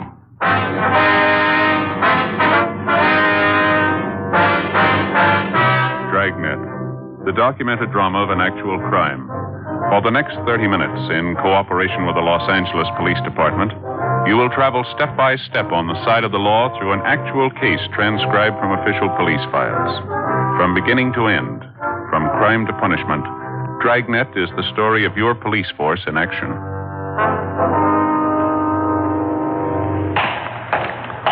It was Tuesday, September 26th. It was hot in Los Angeles. We were working the day watch out of robbery detail. My partner's Ben Romero. The boss is Captain Didion. My name's Friday. It was 9:18 a.m. when I got to the record bureau, Lieutenant Cunningham's office. Joe, what's doing? Oh, not too much. Got a job you can do for us, Frank. Like to have it as soon as you can get it out. Oh, what's it about? On these market bandits. We've already gotten out a dozen teletypes and bulletins on them. Like to get out some mimeographs, too, if we can. General distribution, eh? What do you want on them? Well, I better lay out the whole thing for you. A lot of the copies are going to the Retail Grocers Association, all their members. No luck with those two thieves so far? No. We're no closer than we were 3 weeks ago. Figure this ought to plug another loophole. How many copies you figure you want on this? About 1,000? Yeah, that's fine. That ought to do it. All right. Okay, now what do you want to go in it, Joe? Well, you better lead off with the first job they pulled. That was on the 3rd of this month. Makes it a little better than 3 weeks now. They hit a supermarket out on Pico. Okay. Got it? Ever since, they've averaged about 3 jobs a week. We know they're hitting nothing but supermarkets. All of them on main thoroughfares, no small neighborhood stuff. I got it. So far, they've confined their operations to the 77th Street Division and the county territories, generally the south end of town. They're 2 men, and they got a pretty well-established M.O. Well-established M.O., okay. They're hitting in the morning hours, usually from the time the markets open up until around noontime. They use a stolen car. 95% of the time, a car stolen from the industrial area. Cars they steal for the jobs are always either a Pontiac or Nash. Yeah. We also know they're dropping the stolen cars within a short radius of the holdup scene, about a half a dozen blocks or so. In some instances, they use a second automobile or public transportation, some kind of bus or streetcar, to make their getaway after they drop the stolen just a minute, Joey. I'm sorry. Going a little fast, huh? Yeah. Okay, I got it. Okay. Well, let's see. All right, go ahead now. They usually pull up and park directly in front of the market that they're going to hold up. One of the men always remains in the car behind the wheel. Apparently, it's always the same man. Here's the description. Meager. We know he's good size. MWA. Fairly large build. Here's about the best description we've been able to piece together on the second man. Picked up a little bit from each victim. All right. Second man described as MWA also. About 5 foot 8 inches, medium build, 155 to 160 pounds. Always wears a hat. Yeah. Brown suit, rough material of some kind, maybe tweed. Want to smoke, Frank? Huh? Smoke. Oh, no. All right. When he enters the market for the holdup, the second man always holds a white handkerchief. Holds a white handkerchief to his face as if he's wiping his eyes. Keeps most of his face covered with it during the robbery. He's armed with a nickel-plated revolver, possibly .38 caliber. We know the jobs are well cased because in almost every instance the suspect goes directly to the manager of the market. Goes directly to the manager. He hands the manager a brown paper sack, tells him to put the money in it, and then he takes off. So far, he's never attempted any rough stuff, no gunplay. On 3 occasions, when the suspects got only small amounts of money at one market, they hit again in 15 or 20 minutes at another store in the same general area. They never make any attempt to disguise or conceal the license number on the getaway car. As I say, they always abandon the car a short distance from the holdup scene. I see, Okay, I got it. Well, that's about all of it, Frank. I guess you can boil that down into some kind of shape, huh? Yeah, okay. I'll have it typed up in a form. I'll get you a copy before we make the run, see if it's okay with you. Fine, thanks. It's not going so good, huh? No, it isn't, Frank. Pretty slow. We've been on top of the thing for a couple of weeks now. We're still looking for some kind of a break. Say, I understand Glenn Chandler from your office took off for some fishing down in Mexico, huh? Yeah. He's not doing bad from what I hear. I got a card from him yesterday. He's down by Keno Bay. He put the bite on me to send him a dozen martin plugs. Yeah. Fish must be hidden pretty good down there. Oh, that's what he says, yeah. Those big brown sea bass especially. I wouldn't mind getting in a couple of days down there myself. Excuse me. Yeah.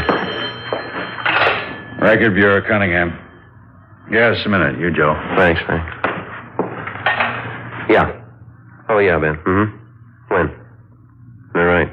Yeah, okay. Right away. Yeah, fine. Check that for me later, Frank. Might be a little change. What's the matter? Market bandits. They hit again. 9:38 a.m. Ben and I got in the car and drove to the scene of the bandits' latest holdup, a new supermarket out on Slauson near the intersection of South Broadway.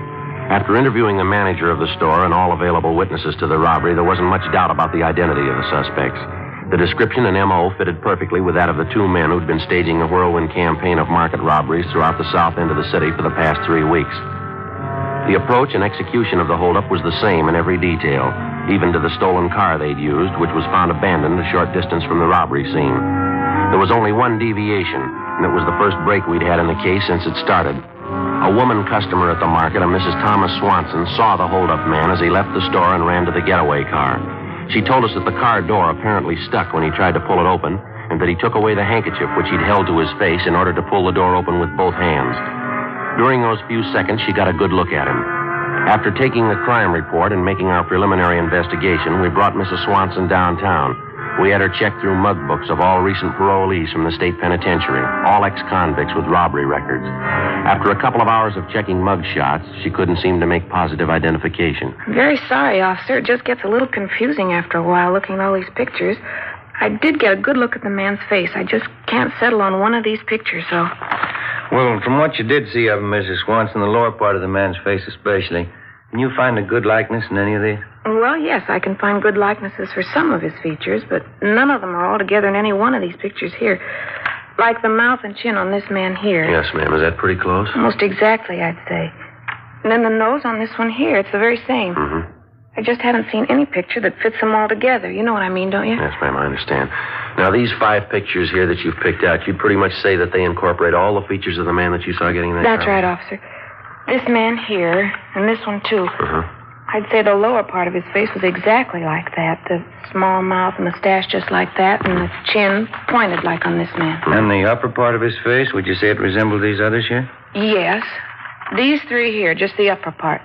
You see, around the eyes, the forehead. I'd say that was very close. Now, just put the 2 sets of pictures together, I think you'd have the man perfectly.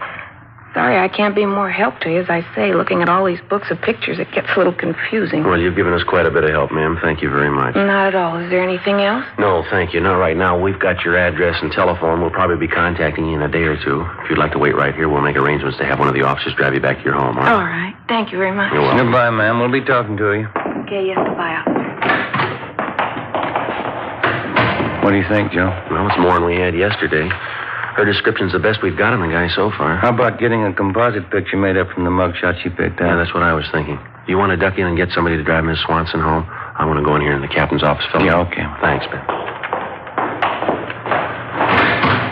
Friday, how'd you make out? Well, could have been worse, Captain. Woman find anything in the mug books? No positive identification. She picked out 5 of them she thought were close. I think maybe Putoff over at the crime lab ought to be able to make up a pretty good composite from them. She fairly positive about the man's description? Yeah, seems to have a clear idea. Good composite ought to help us quite a bit. You get this new description of that mimeograph you're having made up? No, not yet. I'm going to see Frank about it in a minute. Hi, Skipper. Ben? Got a hold of Jess Gonzalez, Joe. He's going to drive Mrs. Swanson home. Fine. Did you ask him if he checked on that last run we made through the stats office? Yeah, he picked it up. He and Frank Estrada are going to start checking the names this morning. It's not much of a list. Been pretty well picked over already. So all you got from the witnesses out there this morning, huh? Description from this Mrs. Swanson? Yeah, that's about it. The rest of it was their usual M.O. Swanson woman was the only one who got a good look at the guy when he took the handkerchief away from his face. How about the getaway car they found? Same as the others. Leighton Prince checked it over. It's clean. Well, 2 thieves had their share of luck. When do we get ours? How about Metro Division, Captain? Can we get any help out there? What do you got in mind? Well, we know the take that the 2 thieves got in that job this morning was pretty small for them, $340. Yeah. From their M.O. in the past, we know whenever they get a small take on a job, they usually hit another place fast. They work in a fairly concentrated area, down the south end. They only go after big markets on the main thoroughfares. Well, I was thinking if we could get some help from Metro, put maybe 15 or 20 crews down in the area for the next couple of days, might stand a good chance of grabbing them. We were talking to Dick Tiernan over at the sheriff's office, Skipper. He says he could put some of his men down that area, too. Cover the county on the fringes, the territory around there. What do you think? All right, fine. See if I can get Stevens at Metro right now. Set it up. Figure about 20 crews, is that right? Just about, yeah. With any kind of luck at all, we ought to land them. Well, sure worth a try. Lieutenant Stevens, please. Yeah, Joe, this is Harry Didion. Fine. We've got a little stakeout problem here. How about using some of your men? About 30? All right, I'll settle for 25. McKay? Yeah, south end of town. Those market bandits. Fine, would you have them report here at robbery, 7 o'clock tomorrow morning? All right. Thanks a lot. It's all set. You got 25 men, 7 o'clock tomorrow morning. Okay, Skipper. We'll give you a dozen teams to start with. Gonzalez and Estrada are one more. How many you figure working from the sheriff's office? Oh, about 4 or 5 teams, I imagine. All right, it's your operation. You two will be in charge on our end. You run the show, you brief the men. If you need anything, call me. Right. How about the overall plan, Skipper? You got any special ideas on it? Just one. Yeah? Get 'em. 1:18 p.m. We got the revised description of one of the hold-up men to Lieutenant Frank Cunningham at the Record Bureau. He told us 1,000 copies of the special mimeograph form containing all available information on the 2 market bandits would be ready for us that night. We met with Sergeant Putoff, the artist at the crime lab, and he went to work making up a composite picture of one of the suspects from the mugshot selected by the robbery witness, Mrs. Swanson. When the picture was completed, we had Mrs. Swanson check it for similarity to the actual hold-up man, and then we brought it back to the Record Bureau, where 1,000 copies were made of it. The pictures, along with the mimeograph forms, were sent immediately to the Retail Grocers Association for distribution to all market operators throughout the city. Additional copies of the picture and the information sheet were given to each man who was to work the stakeout when we met in the squad room at 7 o'clock the next morning. Besides the men from Metropolitan Division and the men from Robbery who were going to work with us, Lieutenant Dick Tiernan and Sergeant Dave Terry from the sheriff's office were also there for the briefing. Well, briefly, that's a rundown on the 2 suspects and the M.O. they follow. It's the same information and description on them you'll find in those memo forms we handed out. Joe, you want to take over and give them their assignment? Yeah, all right. Well, if you'll just take a look at this pinup map here for a minute, I'll try and brief you on how the stakeout's going to go. The way we got it figured, anyway. Now, we've worked out a plan we think ought to be the easiest and the best way to work it. If any of you have any suggestions as we go along, we'd sure like to have them. All right, now, as you can see from the map here, the stakeout area is in the south end. It runs from, can you all see it from there? Yeah. Okay. It runs from Santa Fe Avenue over here on the east to Vermont Avenue on the west, running north and south. Now, we'll have to cover from Santa Barbara Avenue on the north down to Manchester. That'll be the southern boundary right there. That's the area the thieves have been working. And we're going to have 14 of our own crews covering that area, and Dick Tiernan and Dave Terry from the sheriff's office will have their men covering adjoining county territory. Now, we've broken the map down into equal units, as you can see here. Each unit will be covered by 1 car, and each of you will be assigned a unit number. Romero and myself will be an 80K. We'll have a roving unit. We'll cover the entire area. You'll have 3-way radios in your car, so you'll be able to contact us directly if you have to. Now, if you'll check the map again, you can see these green pins we've placed here. Well, each one of them represents a market robbery. Now, notice that every one of them is on a main thoroughfare. See? Manchester, South Broadway, Vernon, South Hoover. Now, I don't have to tell you that that's where you'll have to keep a sharp watch on the main street. Each of the individual units here on the map will be covered by 1 car, as I said. Each one's roughly 9 blocks square. Now, you'll be responsible for the area assigned to you. We haven't got too much time, so before we go down the list to assign the areas, have you got any questions? Any questions at all? Yeah. Suppose there's a 211 call in somebody else's area. I mean, other than the one you're assigned to. Do we leave our area and head over there? No, Jess, I meant to bring that out. If there's a robbery call in somebody else's area, stay put till you get a call to lend a hand. Oh. Anything else? Yeah, how about the managers of these markets? They've been briefed on the stakeout? They know we're going to be covering the area? Yeah, they've all been alerted. Now, in case of a holdup, they might try to contact you directly. They'll be looking for you. You'll be looking for them. That it, Bob? Is that covered for you? Well, yeah, but I'm just wondering about this number 2 suspect, the one who drives the getaway car. Yeah. Well, it says here on the dope sheet, number 1 suspect carries a nickel-plated revolver. Now, how about number 2? He carry a gun? Well, I wish I could answer that. We don't know. All the information we got on him is on the sheet right there. I see. Well, they never try any rough stuff anyway, do they? No gunplay. They never hurt anyone. No, not yet. Don't let him make you the first. 7:30 a.m. We finished handing out the assignments, and the men left to take up their stakeout positions in the south end of the city.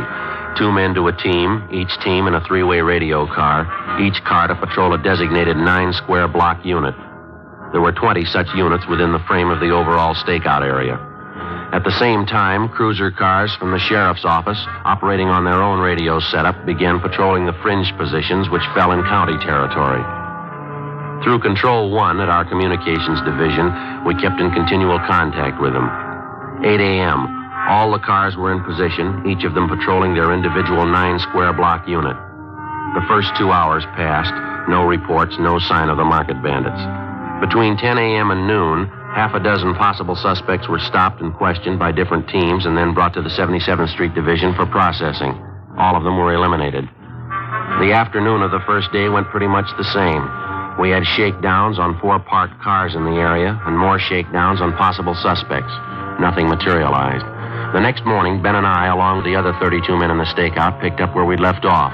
Again, no sign of the suspects, no reports. The morning of the third day, the stakeout detail met in the squad room as usual and then left to take up their regular assigned positions. 7:35 a.m. How about it, Joe? You ready to go? Yeah, just a minute. Okay, let's go. I'll get it. Okay. Robbery Friday. Yeah. Where? When was that? Yeah, right away. Oh, come on, we gotta hurry. What is it? Market bandits. Maybe we got them. 7:50 a.m. Ben and I arrived at the intersection of 58th and San Pedro Streets. 2 of our stakeout cruiser cars were pulled up at the southwest corner. One of the teams was Jess Gonzalez and his partner Frank Estrada. Gonzalez briefed us on what had happened. Victim's the owner of the supermarket down the block in San Pedro. He was walking from his house to the store, and he passed the corner here about 7:35 a.m. Had $340 on him. Part of yesterday's receipts from the store. They got him right up the street there, took every dollar of it. You sure it was a market bandit? An MO description, they check out all the way. We had 2 teams on it as soon as we got the word. Located the holdup car a minute ago. Where is it? Down on Avalon Boulevard. Well, how about the thieves, Jess? Car was empty, no trace of them.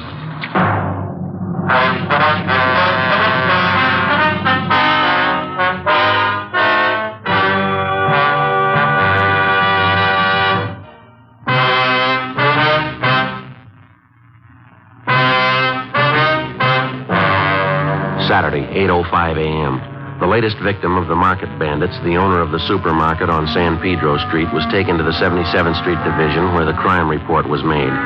He told us that one of the men who robbed him bore a very close resemblance to the composite picture which we'd had drawn up of one of the suspects. We figured we missed grabbing the holdup men by a matter of minutes. Even though some of our units were in the general area at the time of the robbery, it did little good. The victim had delayed reporting the holdup for a full 5 minutes because the bandits had threatened to find him and kill him if he did. Despite the fact that they'd changed their M.O. to the extent of robbing the store owner on the street instead of in the market proper, we had no doubt that the same 2 men we were looking for had committed the holdup. The abandoned car which they'd used in the robbery was gone over for fingerprints, but it was clean. Meantime, the stakeout went on. Saturday passed. Sunday, Monday, nothing. No leads on the suspects, not a trace of them. Tuesday, the same thing all over again. The operation settled down to a dull routine. Tuesday night, we checked the closing of the last market in our stakeout area. 10:45 p.m. Ben and I drove back to the 77th Street Division.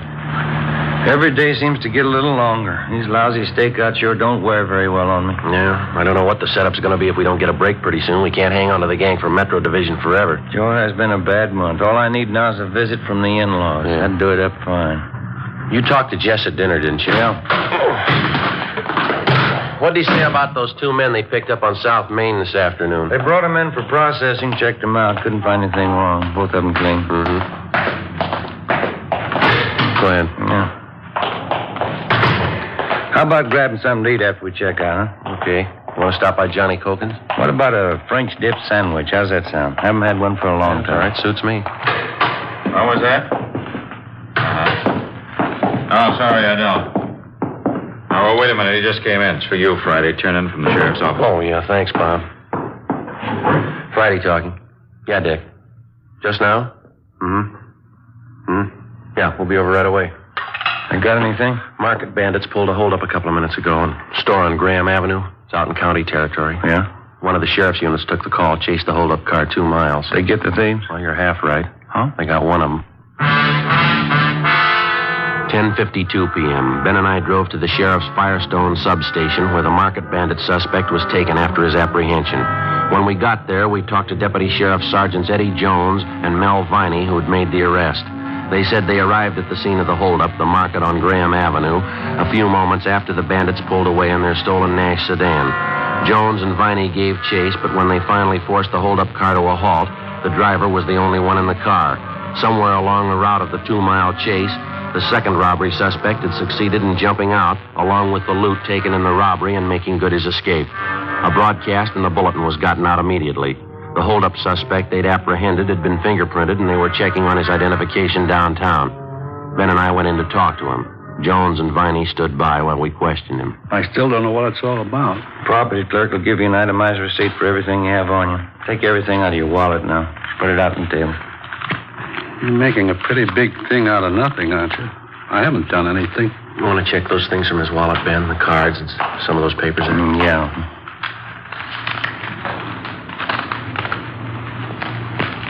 This your true name on this card here? Grant B. Jameson, is that right? That's right. This your present address? Yeah. You ever been arrested before? Why you ask that? It's not going to take too much time to find out. You might as well tell us. We still don't know what this is all about. I was speeding a little, that's all. I haven't done anything. No, you're kidding yourself, Jameson. We got everything on you that we need. What do you think you're going to gain by stalling us? You must have me mixed up with somebody else. I don't know what you're getting at. This card here you took out of your wallet, you recognize it? Why? These names and addresses you've got jotted down on the back of it. Mind checking them out for? I don't know what you mean. Take a look. These here. Whose addresses are they? Who are the people?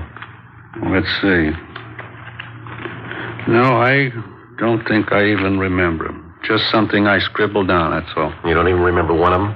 No, I don't think so. Why do you ask? Why don't you come off it, mister? What are you talking about? You know what we're talking about. You know it as well as you know your own name. 14 robberies down here in 28 days. You're picked up in the hold-up car after the last try tonight. Your partner gets away. Now, you go right on kidding yourself, Jameson. Play it real close. You see how far it gets you. I sure wish I knew what you were talking about. I don't know a thing about any robberies. All right, then you stand by, mister. You're going to know a lot more about them. You're going to know a lot in a hurry. Yeah? Just as soon as we pick up your partner. 12:20 a.m. We continued to question the suspect, Grant Jameson, but he refused to admit anything, even the fact that he'd stolen the car that he'd been apprehended in. The only strong lead we could pick out from the articles found on his person was the list of 4 names and addresses jotted on the back of a card found in his wallet. 12:30 a.m. Ben and I left the substation and drove to the address Jameson had told us was his present residence, an apartment house on Vernon Avenue. The manager told us he'd moved at least a year ago without leaving a forwarding address. 1 a.m., we began checking out the list of 4 names and addresses which we'd found in the suspect's wallet. The first was a Jack Williams. His address, a Spring Street rooming house. The landlady told us he'd moved to Cleveland, Ohio 3 months before. The second was a John Gallagher. His address, a third-rate hotel in East Hollywood. He hadn't been registered there in the past 2 months. The third was a Matthew Sanford. His address turned out to be an apartment house in the Crenshaw district. Want to flash the light on the mailboxes over here, Joe? Yeah. Here you go. You see the name there? Yeah, here it is. M.L. Sanford. That ought to be it. Apartment 5. All right. Let's try it. Front door open? Let's see. Yeah, let's go. All right. Number 5. Should be down this way, I guess. Mm-hmm.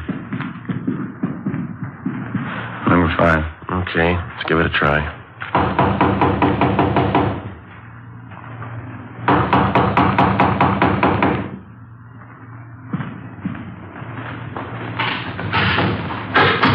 Grant, that you? Police officers. You Matthew Sanford? Get up here. All right, hit it, Ben. Yep.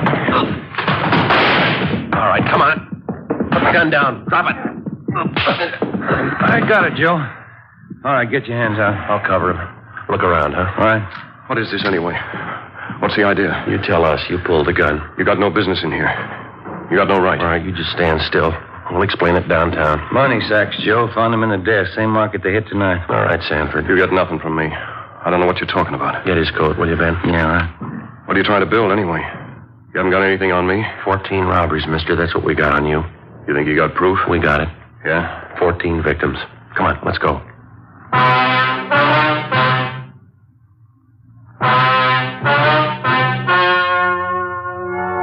The story you have just heard was true. The names were changed to protect the innocent. The two market bandit suspects, Grant Burton Jameson and Matthew Roy Sanford, were tried and convicted on 14 counts of first-degree robbery and received sentences as prescribed by law. First-degree robbery is punishable by imprisonment in the state penitentiary from 5 years to life.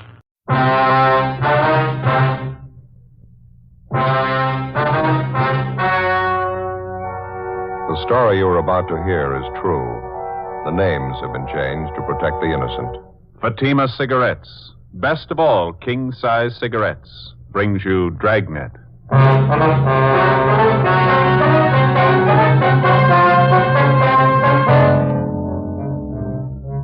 You're a detective sergeant. You're assigned to burglary detail. A wave of shoplifting breaks out in your city. There's no pattern to the thief's operations. There are no leads. Weeks pass. The number of thefts keep growing. Your job? Stop them. In Fatima, the difference is quality. Confirmed by smokers coast to coast. In Fatima, the difference is quality. Confirmed by latest Fatima sales reports. Yes, Fatima quality. The finest domestic and Turkish tobaccos superbly blended to make Fatima extra mild, to give you a much different, much better flavor and aroma. So compare Fatima. See for yourself why thousands and thousands of king-size cigarette smokers are switching to Fatima every day. Enjoy all the advantages of extra length plus Fatima quality, which no other king-size cigarette has. Remember, Fatimas cost the same as the cigarette you're now smoking. But in Fatima, the difference is quality. Next time, buy Fatima. Best of all, king-size cigarettes.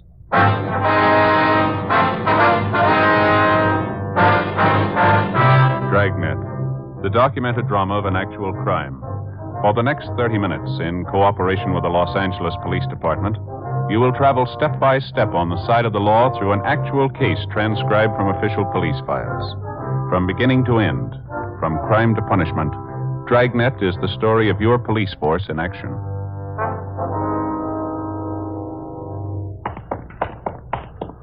It was Tuesday, August 22nd. It was hot in Los Angeles. We were working the day watch out of burglary detail.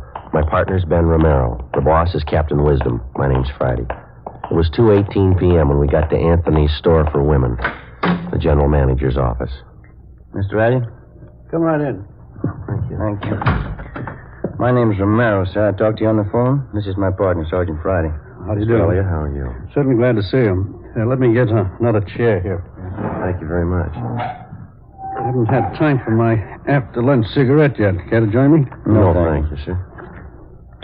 I got a light for you. Oh, yeah, thanks. Well, I guess you know what the problem is. No need for me to go all the way back and start from the beginning. I didn't get it quite clear on the phone, Mr. Elliot. When did this last thing come up?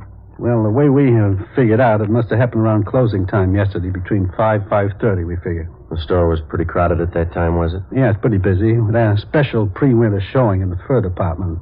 No one noticed it was gone until after we'd closed up. Uh-huh. Can you give us a description of the piece of merchandise, Mr. Elliot? Yes, yeah. You got it right. Complete description, you see. Silver blue mink stole, satin lining, 2 slash pockets, silver chain fastener. Complete description of it for you. Yes, I see. Thank you. These are the code numbers and the serial numbers on it, is that right? That's right. The whole thing's getting way out of hand, Sergeant. We've had a lot of things lifted from the store the last few weeks, but nothing this big. If this keeps up, I don't see how we're going to get our insurance renewed. I guess your store detectives are working on this latest one, the missing fur? Yes, but it's the same as all the recent cases we've had. They haven't been able to find a thing. All the personnel have been checked, all the people who were around the department when the fur was stolen. I mean, those it was possible to check on. As far as we know, they're all clear. What were the circumstances of this thing, Mr. Elliott? I mean, was this mink stole on a display rack? Did one of the models have it on? Exactly how was it? Well, it was modeled, yes. After it was shown to several parties, it was put back in stock. We have a special rack for the stoles, regular enclosed cabinets, sliding doors on it. Cabinets usually open during store hours. I see. There was a store detective in the department at the time. All those salespeople were standing around. I can't understand why one of them didn't see it happen.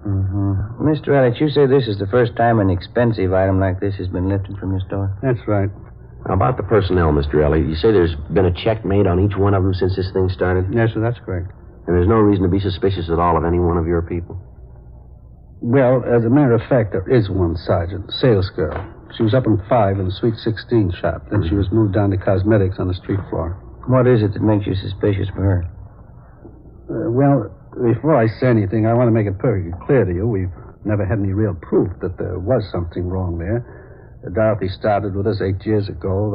That's the girl's name, Dorothy Kirkman. She came to us right out of high school. She seemed to be doing all right, got along with the customers, dressed neatly, always on time. And all of a sudden, this shoplifting started. We didn't think there was any connection at first. Thought it was only coincidence. How do you mean, sir?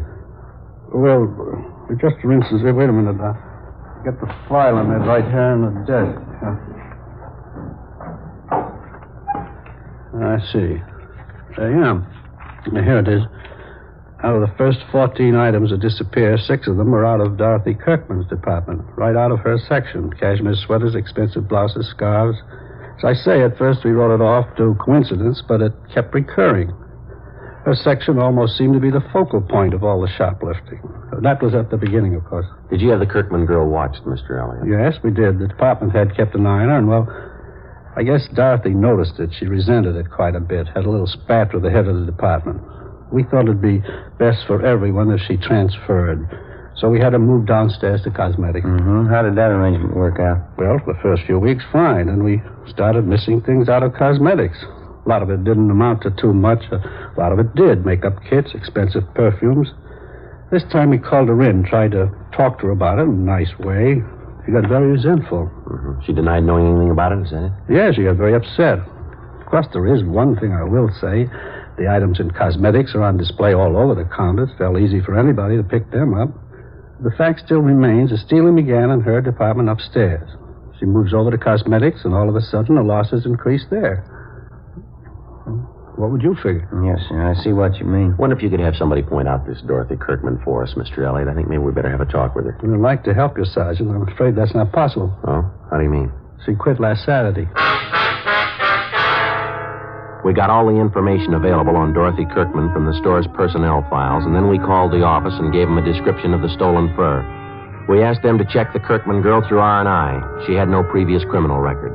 Before we left the store, we went to the fur department, talked to all the salespeople concerned, but we were unable to come up with anything new regarding the theft of the silver blue mink stole.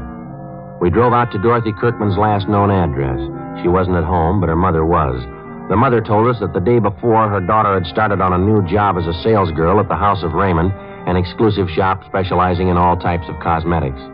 We checked the phone book and found that the House of Raymond was located in the same 10-block stretch along Wilshire Boulevard where the shoplifting campaign was going on.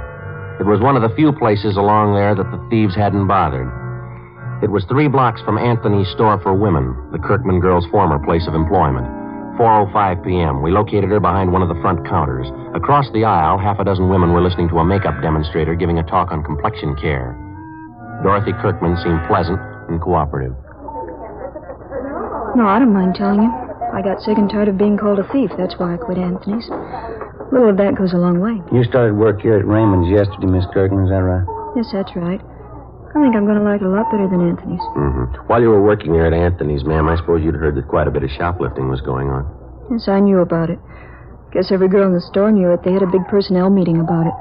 You have any suspicions of your own, Miss Kirkman? How do you mean that? Well, I mean, was there anyone in particular that you might have been a little suspicious of? Maybe one of the customers? No. I've waited on some real weird ones, but I didn't see any of them ever try to walk out with anything. All I knew was what Mr. Elliott told us at that meeting. Well, this might be an embarrassing question for you, miss, and we'd appreciate an honest answer. Yes? What about the sales girls you worked with? Did any of them ever give you cause to be suspicious? You mean, do I think any of them were doing the stealing? No. There were some of them I didn't like. I didn't trust them either. But I wouldn't accuse them of stealing. I wouldn't accuse anybody unless I had proof. That's more than I can say for some people I know. Well, by any chance, did you happen to be in Anthony's this past Monday? Monday? No, why do you ask? When you were working on the 5th floor up the street at Anthony's, we understand that when the merchandise first started disappearing, a pretty good percentage of it was out of your section. That's what they told me, yes. And then when you were transferred downstairs to the cosmetics counter, quite a few things started disappearing from there. Now, we'd like an honest answer, Miss Kirkman. Do you have any explanation at all for this? I'll tell you the same thing I told them at the store, Sergeant. I can't explain it.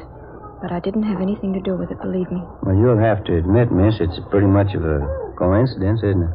Sergeant, you can call it anything you want to. I didn't have anything to do with it. The only thing I ever took home from that store was my paycheck. Would you excuse me, please? Customer I have to wait on. Yes, ma'am. Go right ahead. Huh? What do you think? I don't know. She's a nice enough girl. Seems to be telling the truth. Could be a coincidence, the way it worked out. Nothing to prove otherwise. 4:38 p.m. We finished questioning the suspect, Dorothy Kirkman, and Ben and I went back to the office and made arrangements to have the girl kept under temporary surveillance.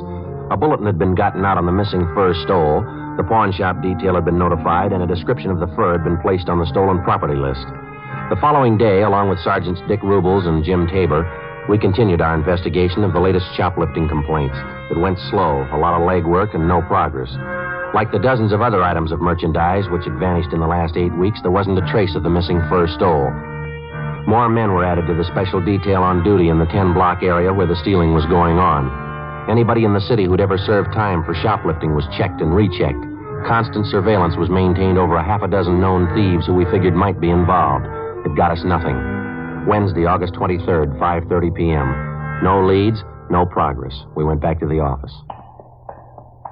Sure hope I get home before 6 o'clock tonight. I want to see that shoe repair man out in our neighborhood. Well, what's the matter? You need some half soles? No.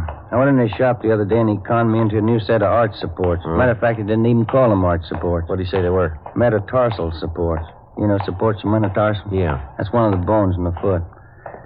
He sold me a pair of these things and told me I should wear only one of them in my right shoe. Yeah, what's the matter with that? Isn't it working out? Miserable. Feel like I've been walking around with one foot in a bucket.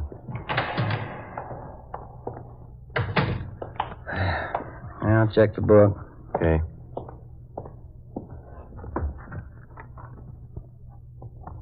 Anything? Yeah, sure is, from Robles. What do you got? That mink fur. It's been found. 2 hours before, at approximately 3:30 p.m. in the main depot of the Santa Fe bus lines, a 38-year-old housewife, a Mrs. Harriet Briggs, noticed an unclaimed parcel lying on one of the benches in the depot waiting room. When it became apparent to Mrs. Briggs that the parcel was either lost or forgotten, she picked it up and took it to the clerk in charge of lost and found articles. In checking the package for some kind of identification, they discovered the silver blue mink stole inside. The car was dispatched to pick up the fur, and it was identified as the garment taken from Anthony's fur salon. Mrs. Briggs volunteered to come along to the office to give what information she could. A stakeout was placed at the bus depot in case anybody called for the package. 5:50 p.m. We interviewed Mrs. Briggs in the squad room. That's right, officer. It was just a little before 3:30. I was in the bus depot there waiting for my husband. That's when I first noticed this package lying on the bench just across from me. I see. Where'd you go on, please, Miss Briggs? I didn't think anything of it at first. I went on reading the afternoon paper, but no one came for the package. It was just lying there. Was there a long time. Well, how long would you say, ma'am? I mean, before you picked it up and took it to the lost and found clerk?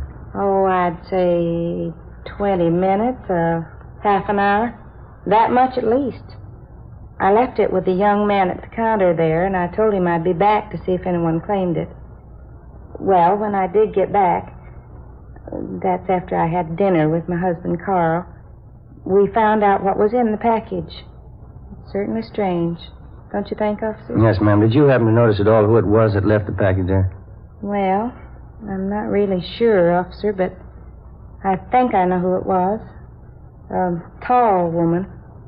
She had a brown jacket, if I remember rightly. I think you'd say she was in her early 30s. Have you ever seen this woman before, Miss Briggs? No, I never did. Very attractive, as I recall. She wore glasses. Anything else about her you might have noticed? Let me think. She had blonde hair. I remember that much. And the reason I do remember it is because she wore it like I used to when I was a girl, you know, sort of back in a bun like this. And you're pretty sure that this woman you described is the one who left the package there? If I remember rightly, she's the only one that sat across from me. I guess it must be her. If it wasn't her, I don't know who else it could have been. All right, Miss Briggs, thank you very much. We appreciate it. That beautiful fur. I know that woman must be just sick about losing it. Certainly hope you find her, officer. Yes, ma'am, so do we. We had the stats office make a run for us on all females with shoplifting records who fitted the description of the woman who'd left the mink stole in the waiting room at the bus depot. The following morning, we checked with the men on stakeout at the depot. They told us nobody had come back to report losing such a parcel. Together with Rubles and Tabor, we spent most of the day checking out the names on the list of known shoplifters which the stats office had made up for us. Names of possible suspects who physically resembled the tall blonde woman seen at the depot. We got nowhere. Either they had ironclad alibis or they had since moved out of the city. We ran down every possible angle on the freak recovery of the missing fur stole. During the next 10 days, the case got more involved than it already was. Some of the stolen articles of new merchandise began showing up, but not through any of the channels we expected. Some of the items were found dumped in sidewalk refuse cans. Some were found in hotel lobbies, in the post office, in theaters. Some were found tossed in vacant lots. The only logical answer we could figure was that it was the work of somebody who was stealing for just the love of stealing. A kleptomaniac. Tuesday, September 4th, a 15-year-old girl in one of the exclusive residential neighborhoods reported finding 2 parcels containing women's clothing and expensive costume jewelry. They still had the price tags on them, and they totaled $360. Ben and I drove out to talk to the girl, a Patricia Denvers. Where'd you happen to find these things, Patricia? Empty lot right down the block there. I was on my way home from the show. I took the things home and showed my mother. She called the police. If nobody claims this package with the costume jewelry, can I keep it? Certainly beautiful. No, I'm afraid not, miss. We know who the things belong to. We're going to have to return them. Oh, I certainly don't understand that. Well, how do you mean? Well, as far as I could see, she threw the things away. I thought she didn't want them. What do you mean? Who didn't want them? Well, the lady who threw them in the empty lot. You saw who it was that threw the packages in that lot, did you? Yes, I was on my way home from the show, just like I told you. I could see this lady walking up ahead of me. She was about a block away, I guess. When she went by the lot, I saw her take these packages from under her arm and toss them in the grass. She wouldn't do that if she wanted them, would she? Did you get a good look at this woman? You have any idea what she looks like? She's a good-looking woman. Tall. She has beautiful blonde hair. Her husband's a doctor. And you know who she is? You've seen her before? Well, I don't know her to talk to. I just see her around the neighborhood. Does she live around here? Do you know that? Yeah, right next door to my girlfriend.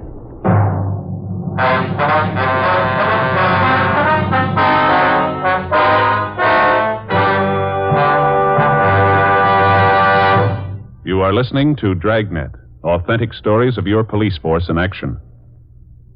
If you smoke king-size cigarettes, listen to Fatima's amazing new offer. Buy a pack of Fatimas. Enjoy their extra mildness and superbly blended tobaccos. If you don't like Fatima's better than the king-size cigarette you are now smoking, return the pack with the unused Fatimas, and we'll give you your money back plus postage. We make this amazing offer because we believe Fatima is the best of all king-size cigarettes. Smokers all over the country are confirming this every day. Here is the latest state-by-state report.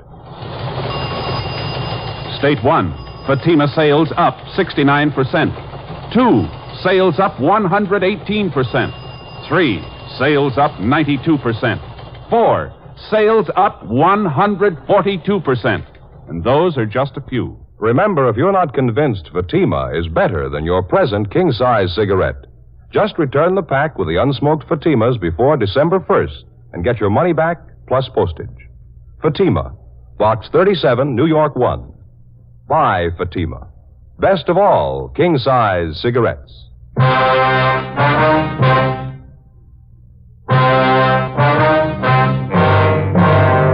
Tuesday, September 4th, 5:15 p.m. With the help of the 15-year-old girl, Patricia Denvers, we got the name and address of the woman who had been seen tossing the parcels of stolen merchandise into a vacant lot in the west end of the city. The woman was identified as a Mrs. Virginia Sterling, the wife of a Dr. Bruce Sterling, a fairly prominent young surgeon with offices in Beverly Hills. Mrs. Sterling and her husband had no children. They leased a richly furnished apartment in a residential section of the city that was considered better than the upper middle class. We checked Virginia Sterling through R&I, but she had no previous criminal record that we knew of. Together with Sergeants Rubles and Tabor, we covered the various stores along Wilshire Boulevard that had been victimized in the recent shoplifting campaign. We found that Mrs. Sterling had charge accounts at almost every one of the stores. Generally speaking, we found her accounts in very good standing, and among the store people, she was regarded as what is referred to as a fine customer, a good spender, and a good credit risk. Right down to the Retail Credit Association, there was nothing but favorable reports on the woman. 7:15 p.m., Ben and I had a hamburger and some chili and a cup of coffee for dinner, and then we drove out to the apartment of Dr. Sterling and his wife. Mrs. Sterling answered the door and invited us in. We identified ourselves. She told us the doctor was out on a call. She showed us into the living room. Modern furniture, indirect lighting, expensive rugs. Won't you sit down, gentlemen? Thank you very much. Should I get you a drink? I was just having my coffee and brandy. No, thank you, Sterling. I really don't know when the doctor will be back. He was called over to the hospital. Is there anything I could help you with? Well, as a matter of fact, Mrs. Sterling, we came out to talk to you, not your husband. Oh, really? What is it you wanted to talk to me about, Sergeant Romero? Well, ma'am, we understand that you do quite a bit of your shopping along Wilshire Boulevard. Is that right? Well, yes, I shop downtown quite often. Except for the problem with parking, I find it a lot more convenient. Why do you ask? Miss Sterling, do you do much of your shopping at Anthony's? I believe that's out in the Wilshire district. Yes, I do. For my sports clothes, especially. They have a very good selection. Mm-hmm. Would you remember if you were in Anthony's on the 22nd of last month? I believe that was a Tuesday. On a Tuesday. No, I don't think I could remember one way or the other. I really don't have any special day for shopping. I just go when I feel like it or when I need something. Have you ever been in the first salon at Anthony's, ma'am? Have you ever made any purchases there? I suppose I've been in almost every department at Anthony's at one time or another. I can tell you, though, I've never bought any furs there. As I told you, the main reason I go there at all is because of their sportswear. Could you tell me what this is about, please? Routine investigation, ma'am. I wonder if you could tell us this. Do you have any occasion to travel in the area of the Santa Fe bus depot? By bus? No. I don't think I've been on a bus since I've been married, and that'll be 6 years this coming December. You've never been in the Santa Fe bus depot downtown, then? No. I think I know where it is. I've driven past it. I've never been inside, though. Why should you want to know that? Well, Miss Sterling, we're going to be honest with you. This has to do with an investigation we're on. Now, we've had a couple of reports that you were seen at the Santa Fe bus depot on August 23rd. That was on a Wednesday. Reports came from pretty reliable people. Well, I certainly consider myself reliable, and I say I've never been there. Now, if you don't mind, I'd like some kind of explanation for this questioning. You mean you have no idea why we drove out here to talk to you? Well, of course not. Number one, I don't understand your questions at all. Number two, I'd like to know what they have to do with me. Well, it has this to do with you, ma'am. Last August 23rd, a woman in a brown sports jacket answering your description left a package in the Santa Fe bus depot. Well, this package contained a mink stole taken from Anthony's. The woman who left the package in the depot fits your description perfectly. Is that so? It's a coincidence. Yes, ma'am, maybe. I suppose you've read in the papers about the big increase in shoplifting. Most of it's taking place right in the area where you say you do most of your buying. Well, we've checked out every single one of the cases, Mrs. Sterling. It took us a long time. We found a dozen salespeople in those stores. Every one of them tells us that you were around the particular store when the shoplifting took place. Law of averages, Mrs. Sterling. You show up too often in the reports. Would you please leave my house? Both of you, please. I'm sorry, Miss Sterling, but you'll have to come along with us. What do you mean by that? Don't you know you can get in trouble making false accusations? I'm going to call my husband right now. Yes, ma'am, if you like. Go right ahead.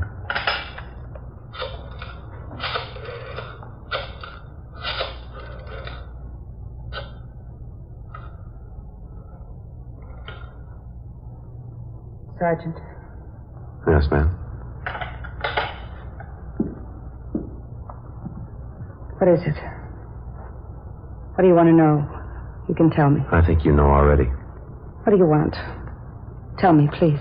We've got your story, ma'am. Right up to this afternoon. You went shopping today. You stole things as usual.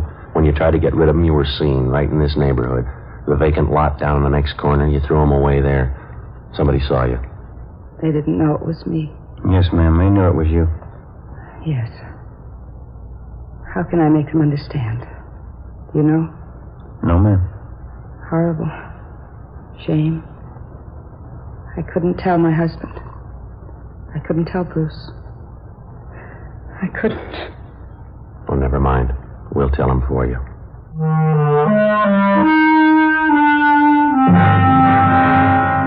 11:35 p.m. We got in the car and drove Mrs. Sterling downtown to the city hall.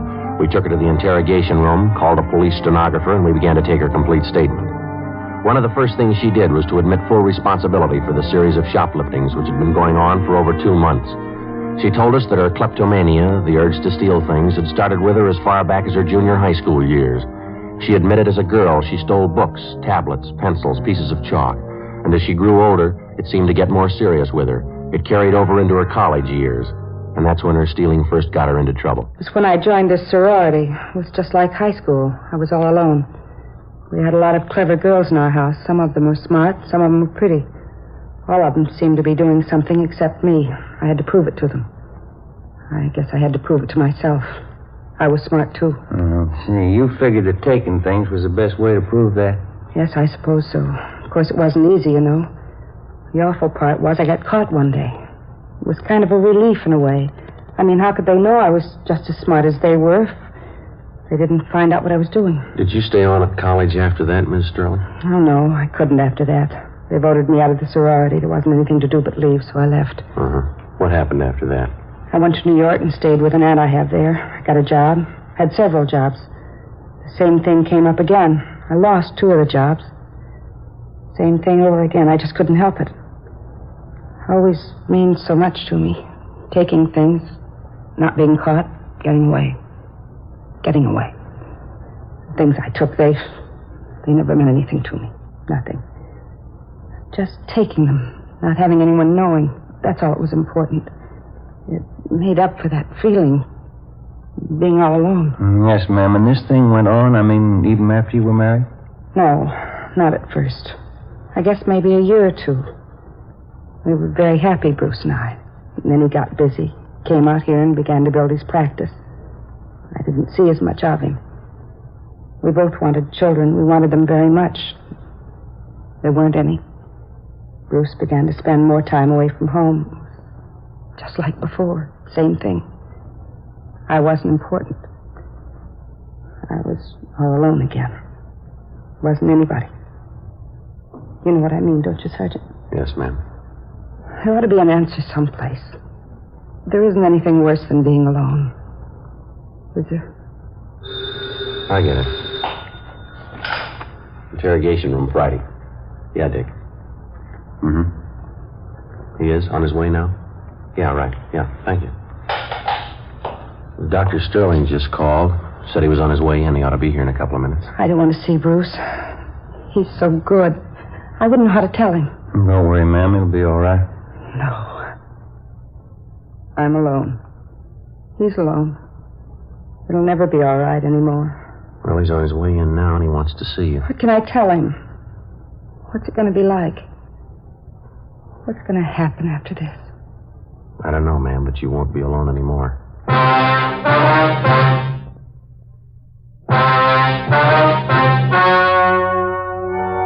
The story you have just heard was true. The names were changed to protect the innocent. On December 9th, trial was held in Superior Court, Department 88, City and County of Los Angeles, State of California. In a moment, the results of that trial. And now, here's our star, Jack Webb. Thank you. Friends, a few minutes ago, we told you exactly why smokers all over the country are switching to king-size Fatimas.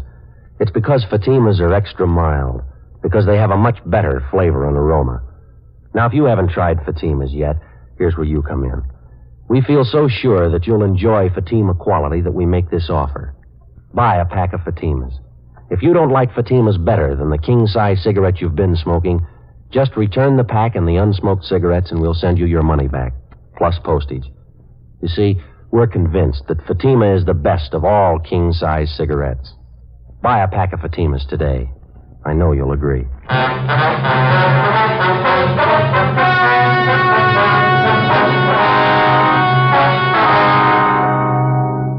Mrs. Virginia Sterling was tried and convicted on several counts of grand theft and received a sentence as prescribed by law, the terms to run concurrently. Grand theft is punishable by imprisonment for not less than 1 or more than 10 years.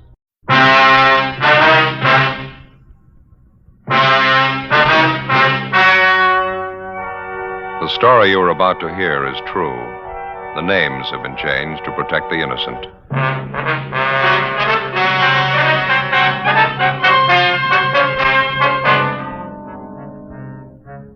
You're a detective sergeant. You're assigned to homicide detail.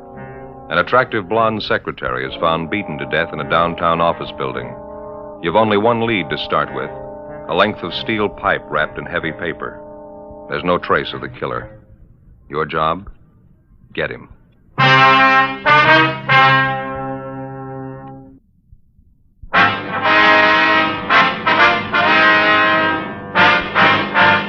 Dragnet, the documented drama of an actual crime. For the next 30 minutes, in cooperation with the Los Angeles Police Department, you will travel step by step on the side of the law through an actual case transcribed from official police files. From beginning to end, from crime to punishment, Dragnet is the story of your police force in action.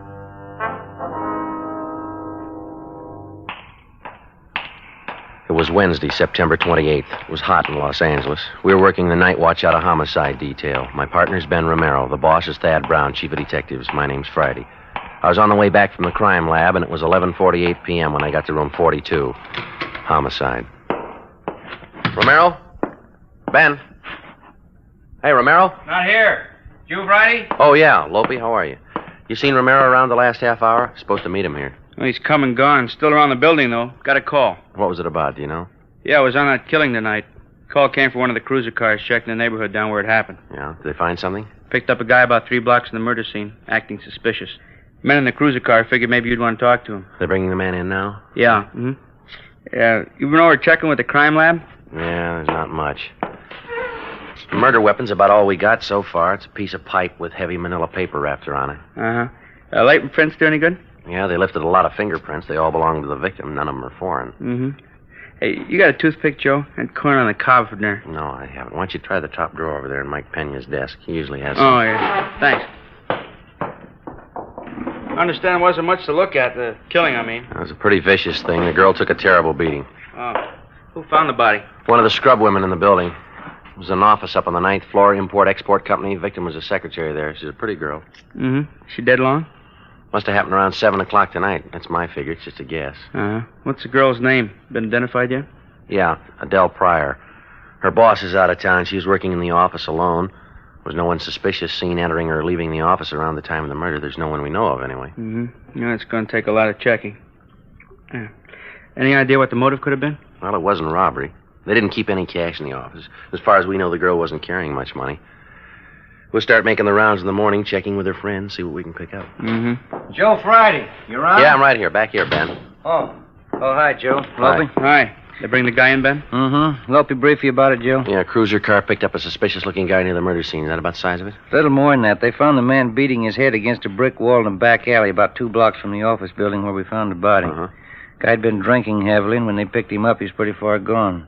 Kept mumbling something about how he didn't deserve to live, how he's a murderer, killer. Not too coherent. They asked him about the dead girl, Adele Pryor? Yeah, but the stuff he said didn't make much sense. He sobered up a little since he picked him up. We might as well see what we can get out of him before we book him in, huh? Got him in the interrogation room now. Okay. Give it a try, anyway. Any calls come in, you know where to find us, Lopey. Yeah, sure, right, Joe. Thanks a lot. Did you check with the crime lab, Joe? Yeah. About all we're sure of is the murder weapon. No prints, no other physical evidence. Maybe it won't matter. Got half an idea we might have the killer now. The guy they picked up? How do you figure? Just a hunch. I don't think he's as drunk as he pretends. Well, we're going to have to place him a lot closer to the murder scene than 2 blocks away. You can't prove a thing the way it stands. I was downstairs when they brought the man in. I talked to him while they were bringing up the interrogation room. Yeah. Told me he knows the dead girl. All right. Said he was with her an hour before she died.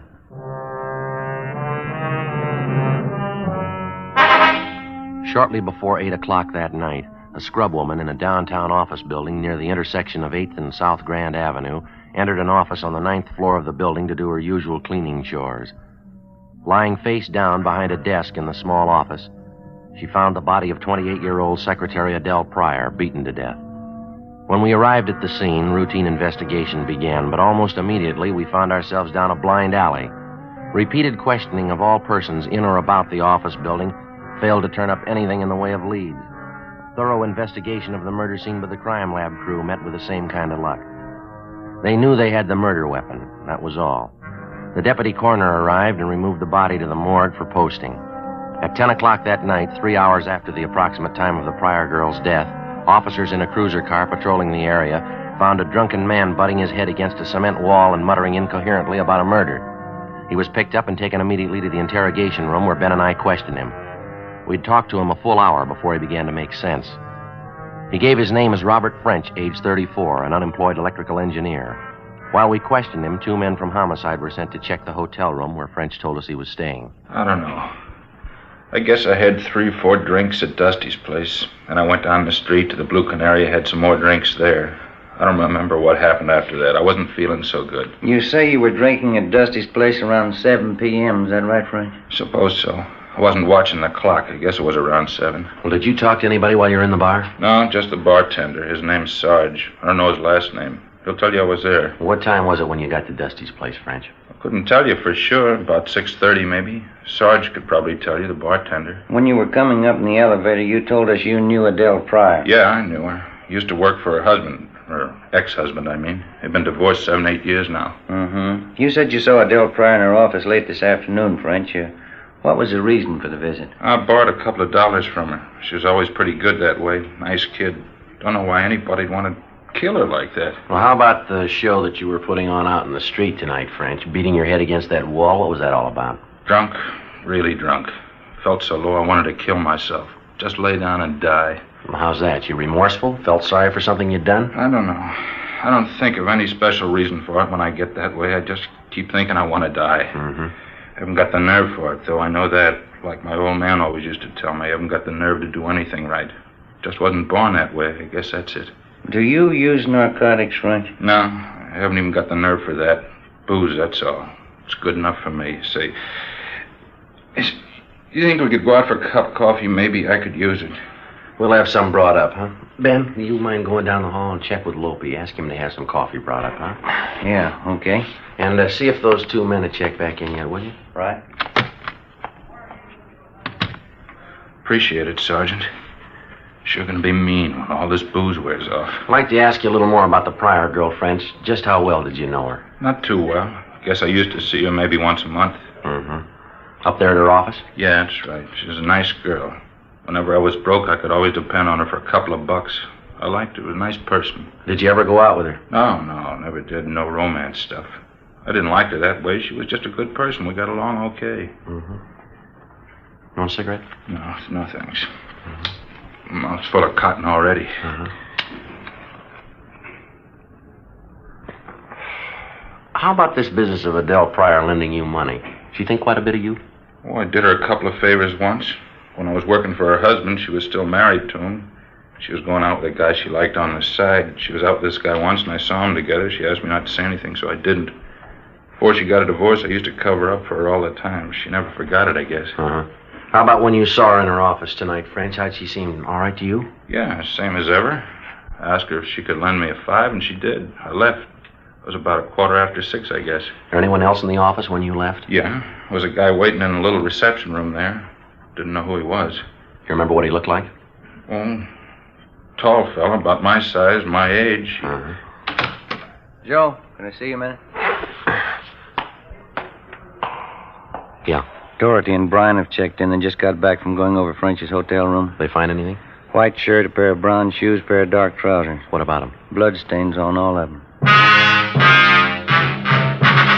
The stained pieces of clothing found in the suspect's hotel room were delivered to Lieutenant Lee Jones at the crime lab for detailed examination.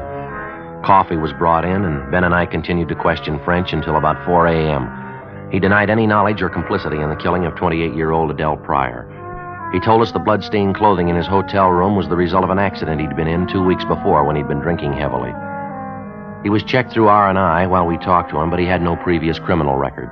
French kept insisting that we check on the tall, dark-haired man who'd been waiting in the reception room of the Pryor girl's office the night before when French left her. We gave the description of the suspect, along with the M.O., to the stats office, requesting them to furnish us with any information regarding any assaults or any solved or unsolved murder. At 4:15 a.m., we booked in Robert French at the main jail on suspicion of 187 PC, murder. The next morning at 10 a.m., the legwork began. Lopez and Doherty from Homicide started checking on the background and alibi of the suspect, Robert French. It didn't hold much water. None of the people at either of the bars where French said he'd been drinking at the time of the murder could definitely vouch for his presence, but they all volunteered the information that no matter how much he drank, French was never violent toward other people, only himself. Lopez and Doherty continued investigating the suspect while Ben and I checked on the background of the victim, Adele Pryor. At 8:25 p.m., we got back to the office. Hi. Been waiting for you two. Loping, you and Doherty do any good? Nothing to celebrate over. Long day, tired feet. What'd you find out, Lopey? Anything new at all? Oh, maybe French is our man. Can't prove it by me. Every place we checked, everybody we talked to, same answer. Yeah? He's a smart guy with a good education. He's on the bottle and he's out of work. Everybody seems to like him. He gets drunk, but he never bothers anybody. That's about the worst anybody can say about him. Drinks too much. Well, how about his being friends with the dead girl? Did you dig up anything there? Yeah, it only proves he was telling you the truth, though. As far as we could find out, there was nothing going between the two of them. Mm-hmm. Everything we got only verifies what he told you. He had no interest in the girl except a bar offer when he was broke. You got in touch with the girl's ex-husband, did you? Yeah, he couldn't add anything. All clear there. Mm-hmm. Hey, by the way, here, Lee Jones called from the crime lab just before you came in. What did he have, Loping? Finished testing the bloodstains on those clothes they found in French's hotel room. None of the stains on them match the victim's blood type. It's another dead end. Yeah. It's sure hard to figure. You got anything else, Lopey? Oh, yeah. You got me stopped. A report for you from the stats office. Oh, thank you. You asked him to make a run for you last night, didn't you? Yeah, I did. What's it look like? Just a minute. Yeah, well, it doesn't help much. Looks like more legwork. What's that, Joe? Well, French told us when he left Adele Pryor last night, there was a man in the reception room waiting to see her. He gave us the guy's description, and the stats office made a run on it for us. This is the best one they got. Yeah? The guy's name is William Tanner, WMA, 33 years old, 6'1", 195 pounds, dark hair, dark complexion. Fits the description French gave us of the guy. And the rest of it's a lot closer to home. How do you mean? William Tanner was a prominent suspect in the Donaldson murder last September. Testimony of friends and relatives subsequently cleared him. Donaldson's murder is still unsolved. Mm-hmm. Well, what's the point? Well, the same thing that killed Donaldson killed Adele Pryor. What do you mean? Piece of steel pipe wrapped in paper. To the working detective assigned to examine a criminal case, the element of coincidence, when it occurs, generally serves to complicate any investigation. Toward the solution of the crime, coincidence may mean a lot or it may mean nothing. In any event, it can't be dismissed. This time, we had two examples of coincidence to deal with. A girl had been beaten to death in an office building. Within 2 blocks of the murder scene, we found a man fairly well acquainted with the victim who admitted seeing the girl within an hour of her death. Primary investigation uncovered some facts which tended to incriminate the man, some facts which tended to prove him innocent. Was his presence in the immediate neighborhood of the killing only coincidental, or was he there at the particular time for the purpose of murder? We didn't know. By the same token, a man by the name of William Tanner was suspected 1 year before of beating an elderly woman to death with an identical murder weapon, a length of steel pipe wrapped in paper. This same person, William Tanner, matched the description of a man reportedly seen entering Adele Pryor's office shortly before she was murdered. Tanner also had a criminal record of 1 conviction for assault. Maybe it was a lead, maybe it was nothing. It had to be checked out. We showed Tanner's mugshot to our first murder suspect, Robert French, but he failed to identify it. We went to William Tanner's last known address, but he'd moved. We checked with his next of kin, his brother, Martin Tanner. He was with the city fire department. We found him on duty at the neighborhood fire station on Norwich Avenue. No, I'm afraid not, Sergeant. I haven't seen my brother Bill in 3 weeks now. If he's not at his apartment, I couldn't tell you where to find him. We tried the last address we had on him. He wasn't there. 8625 Norman Road. Oh, no. He moved out of there 6-7 months ago. I got his new address in my locker. I can give it to you if you want. We'd appreciate it, yeah. Okay, back this way and then upstairs. All right. What's it about, Sergeant? My brother in some kind of trouble again, I guess, huh? Oh, it's just a routine check. You sound like you almost expect your brother to be in trouble, Tanner. Well, to tell you the truth, I guess I do. I don't know what... Excuse me a minute. No, it's not our call. Well, how would you mean that, Tanner? What's happened to your brother? Well, to tell you the truth, I don't know. Bill and I used to live together with our mother. Ma died about 2 years ago. I don't think Bill ever really got over it. He was a lot closer to Ma than I was. I see. After she died, he drank quite a bit for a while, then he tried women, lots of them. After that, he turned to religion. We thought that'd help. It would have, too. Except that he's an odd guy. He even finds ways of distorting the Bible. I guess he's still pretty religious. He goes to all the revivals, the tent meetings, all that kind of thing. Uh-huh. Do you know any of his women friends? Yeah, I do. 2 or 3 of them. How about the name Adele Pryor? Does that mean anything to you? Would she be kind of a pretty girl, blonde hair, nice clothes? Yeah, that's right. Have you met her, Tanner? Yeah, Bill had me meet her once. He seemed to like her quite a bit. Why? Was he pretty serious about her, or would you know that? Yeah, he was serious about her, all right. He told me that. I don't think it worked both ways, though. Looked to me like she was playing the field. Bill took it way too serious. How do you mean? Well, they went together steady for a while, and then they broke it up. She did, I mean. Mm-hmm. How'd your brother take that? Not so good. I remember the night about a month ago. Never saw Bill like that before. Real bad shape. Wasn't drinking either. Is that so? Never saw Bill like that in my life. Like what, Tanner? Off his head. He could have gone out and killed the girl. Before we left the fire station, we got William Tanner's new address from his brother, Martin. It was the same address as that of the murdered girl, Adele Pryor, an apartment house close by the intersection of Wilshire and La Brea. Tanner's apartment was on the 3rd floor, just down the hall from the Pryor girl's apartment.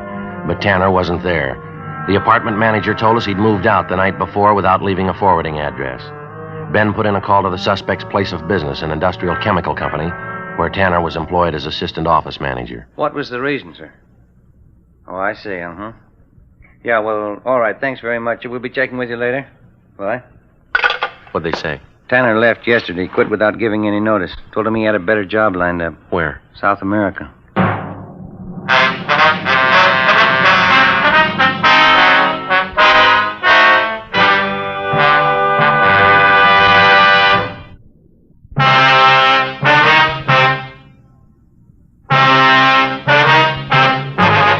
Saturday, October 1st, 8 a.m. We got out a broadcast and an APB on murder suspect William Tanner. We checked with the local U.S. State Department office, but they had no record of granting a passport recently to a William Tanner to travel in a South American country. We talked to the various consulates in the city representing South American nations, but none of them had issued a visa to a William Tanner recently or anyone answering his description. Together with Brian and Lopez from Homicide, Ben and I continued the search for the missing suspect. The deeper we checked into his background, the more we became convinced that mentally, Tanner was far from normal. Most of the people who knew the suspect told us the same story his brother had given us. In recent months, Tanner had taken strongly to religion. He attended revival meetings and similar religious exercises every night in the week. He talked nothing but repentance. He quoted the scriptures constantly. He adopted the habit of carrying a Bible with him wherever he went, reading from it aloud every chance he got. He kept urging his friends to join him in being saved. On Monday, October 3rd, we began a check of the various revival halls. On Wednesday, October 5th, we found him. He was attending a gospel revival in a meeting hall in the south end of the city. He told us he had a room in a small hotel directly above the meeting hall, but he seemed reluctant to take us up there.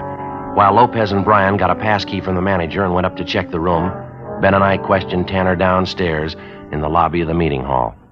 I'm sorry to hear about Adele. What happened to her? It's a terrible thing, isn't it? Yes, sir. We understand you knew Adele Pryor fairly well, Mr. Tanner. Is that correct? Yes, that's correct. I liked her quite a bit at one time. We used to see a lot of each other. I was engaged to her, you know. Well, how is it you never married, Tanner? Did she break off the engagement? No, I was lucky. I found out in time. I broke off with her. Well, how do you mean you found out in time? What'd you find out? I found the truth, Sergeant, the everlasting word. For know this and understand, that no unclean person or covetous one has any inheritance in the kingdom of Christ and God. For these have given themselves up in despair to sensuality, greedily practicing every kind of uncleanness. Do not then become partakers with them. That's the everlasting word, Sergeant, the holy book. Yes, sir. I'm not quite sure I follow you. Open your eyes and ears to the everlasting word, and you will know and understand all things. It's very simple, officer. I don't want to say anything uncharitable about her. Adele wasn't for me. I'm glad I found out in time, that's all. Mm-hmm. When's the last time you saw her, Tanner? Do you remember? No, I don't. Not exactly. I think I saw her a week or so before it happened, before they found her dead. Where was that you saw her? How's that? I say, where was it the last time you saw her? On the street. It was downtown somewhere. I passed her on the street. You used to live in the same apartment house she did, isn't that right? Just down the hall from her? Yes, sir, I did. Why? And for a full week, you didn't happen to see the Pryor girl around the apartment building at all? No, that's right. When I broke off with Adele, that was it. I had no reason to see her anymore. Well, it's not too clear, Tanner. It doesn't jibe with what we've been told about you and the Pryor girl. Well, the lies, of course. I suppose you know that. Adele was a beautiful girl, very beautiful. A lot of men she knew were jealous of her. Well, the way we understand it, Tanner, you never did break off with Miss Pryor. You were going around with her, and you were seen with her right up to the day of her death. Well, that's certainly a lie, and I can prove that. As soon as I found out about Adele, that was weeks before she was killed, as soon as I found out, that was the end. I broke off with her right away. I'd like to know what you're referring to, Tanner. You found out what? Adele, she was one of those. Huh? I'm sorry, she was. The sinner. I almost went out of my mind when I found out. She knew it was wrong. She must have known. It was right there in the book for anybody to read. Do not let sin reign in your mortal body so that you obey its lusts. Now, look, Tanner, what are you trying to tell us? It was terrible. She sinned all the time. She committed terrible sins. Will you come into the side room over here? I can tell you all about her. I'd just as soon not talk about it here. Sure, go ahead. In here. Just one question before you get started, Tanner. Yes? Did you ever visit Adele Pryor at her place of business downtown at her office? No, I never did. Why? Did you visit Adele Pryor at her office the day she was killed? The Lord is my witness, Sergeant. I have nothing to fear. Why should you ask me that question? We have a report that you were seen going into the office less than an hour before the Pryor girl was murdered. I'd like to have you clarify that for us, if you would. Certainly. It's a lie. You're sure you weren't in that office with her just before she died? Well, let me tell you about her sins. There was never anything as evil as this, Sergeant. Is that right? Yes, it was a terrible shock. I liked Adele. I think I loved her. We'd been going out for 2 months. Sometimes I'd take her here so that she could learn about the everlasting word, so that she could know about the terrible sins some people commit. Oh, drinking and parties and carryings on. Things no one should do, especially girls like Adele. Beautiful girl. How can you be sure she was doing anything wrong, Tanner? Do you have any real proof of that? Everything, Sergeant, I knew. Just knowing that she was sinning against the Lord. Did you know any of the other men she went out with? They were sinful, I knew that. They only liked Adele because she was beautiful. Did you know any of the men, Tanner? Did you know for a fact that there was anything wrong? I knew everything, Sergeant. She was a beautiful girl, and I thought she was a woman of the Lord, and I wanted her for my wife. But she gave in to sin. Now, I guess that's her business, Tanner, how she lived. We're trying to find out how she died. Well, just let me tell you about it. I'd lie there in the dark in my room upstairs, and I'd wait to hear her come in down the hall. It was always late. 2 and 3 o'clock in the morning, I'd hear her come in. You still haven't told us, Tanner. What about the men she went out with, this Pryor girl? Slaves of the devil, every one of them. I thought I'd go out of my mind. All right, now, come on. You want to tell us, mister, how about it? Is that what made you do it? No, wait a minute. You don't want to wait to listen. You say made me do it. Made me do what? I think you know what we mean, Tanner. You want to tell us now? It's a terrible thing. All this sin around us. It's a grave thing. The whole world. There is not one just man. There is none who understands. There is none who seeks after God. There is none who does good. No, not even one. Their throat is an open sepulchre. With their tongues they have dealt deceitfully. The venom of asps is beneath their lips. Their mouth is full of cursing and bitterness. Destruction and misery are in their ways, and the path of peace they have not known. There's no fear of God before their eyes. No fear of God. Well, yes, sir. We'd still like an answer to our question. Maybe we could talk a little better downtown. The wisdom and the knowledge is here and now. I knew Adele and her terrible sins. They had to be paid for. Adele had to pay for every one of them. You want to get to the point, mister. Now, what is it? What are you trying to tell us? The grace of our Lord Jesus Christ and the charity of God and the fellowship of the Holy Spirit be with you all. Amen. So she sinned and so she died. Yeah. In the name of God and in the name of our Lord. Amen. I killed her. William Harold Tanner was brought downtown immediately, where he volunteered a complete statement admitting full guilt for the murder of Adele Pryor. Blood-stained clothing found in his room corroborated his story. It was obvious that the man was mentally unbalanced. He gave us the details of how he murdered Adele Pryor because she spurned his attentions. We began questioning him about the Donaldson murder, which had taken place more than a year before and which was still unsolved. The victim, 64-year-old Louise Donaldson, had met death in the same manner as Adele Pryor. No, I didn't know the old lady, but she had money. I'd been told that. I was broke and I needed the cash, so I thought it'd be a good thing. This was in September, a year ago, that you murdered her. Yes, sir, September, all right. She was all alone. She didn't have anybody. She was sick. I probably did her a favor. Your package here says that you figured in the investigation on the plot to blow up the Rexmore Hotel about 3 years ago, homemade bomb planted in the basement of the hotel? Yes, that was mine, 3 years ago in September. You never could have traced it. Too bad the bomb didn't go off. I hated those hotel people. Is that right? What was the matter? I worked at that hotel once, you know. Worked hard, too. One Saturday, they held up my paycheck. I didn't get it till next Tuesday. Never forgot that. September. September. Now, what's that got to do with it? I don't know, really. September's always been the time, that's all. I work into some kind of trouble. Last 4 years, every September. I don't know what it is. Seems to be the best time to get rid of them. Yeah, September. It's always September. Mm-hmm. I didn't really want to kill Adele. There wasn't anything else I could do. She was a sinner. Yeah. Drinking, running around. She committed sins all the time. Worst kind of sins. Terrible.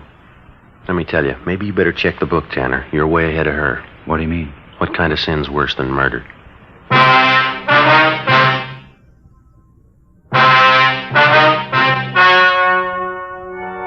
The story you have just heard was true. The names were changed to protect the innocent. On January 10th, trial was held in Superior Court, Department 87, City and County of Los Angeles, State of California. In a moment, the results of that trial.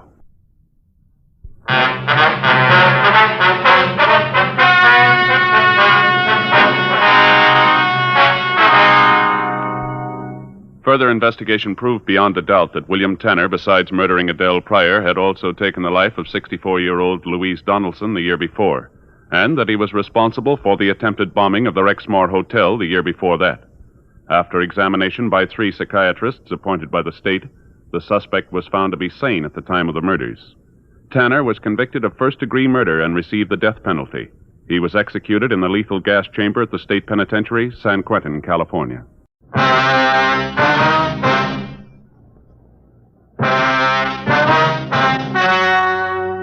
The story you are about to hear is true.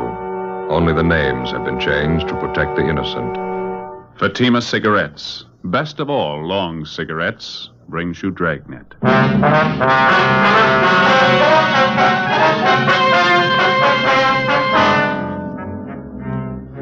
You're a detective sergeant. You're assigned to homicide detail. A wealthy society woman in your city vanishes. 2 months pass before her disappearance is reported to the police. There's suspicion of foul play. Your job? Investigate. Webster's Dictionary.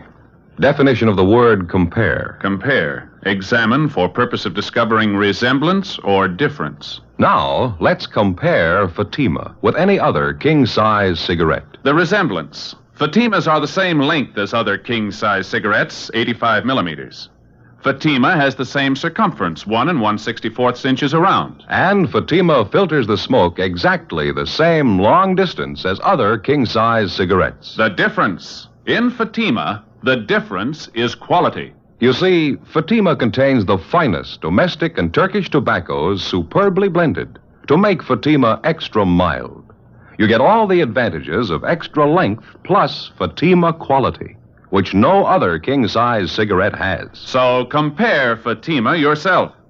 Your first puff will tell you... Ah, that's different. Yes, in Fatima, the difference is quality. Buy Fatima. Best of all long cigarettes.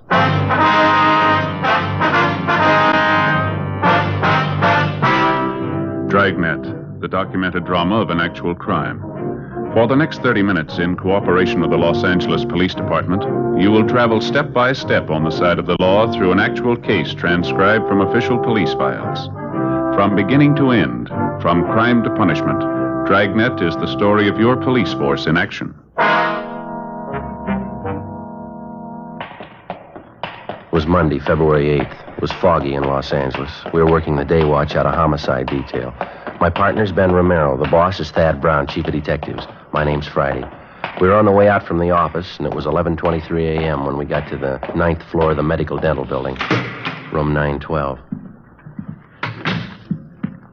Dr. Marston? Yes, what is it? Police officers, doctor, like to talk to you. Oh, yes. I'm sorry. Daydreaming, I guess. I didn't hear you come in. Well, my name's Friday, doctor. This is my partner, Sergeant Romero. How do you know? How do you do, gentlemen? How do you, sir? It's about the missing persons report on your wife. You filed it yesterday. Yes, that's right, Sergeant. Certainly glad you came. Like to have this whole thing straightened out as quickly as possible. I want my wife back with me. Well, we'll do everything we can, doctor. There's a few things we'd like to have you straighten out for us, if you will. I thought I made it pretty clear in that report I filed yesterday. What is it you have a question about? I've got a copy of the report right here. Says your wife disappeared December 9th. That's a little over 2 months ago, Doctor. Yes, that's correct. December 9th, Sunday night. We were out having dinner. We had a little argument, and Louise left. I didn't hear from her until the following Friday. That's when she wrote me the first letter. It was from New York. Well, weren't you a little alarmed to find out your wife had left you and gone east? Well, I wasn't too happy about it, but we'd had a few arguments before. Always figured it did both of us good if Louise got away for a little while.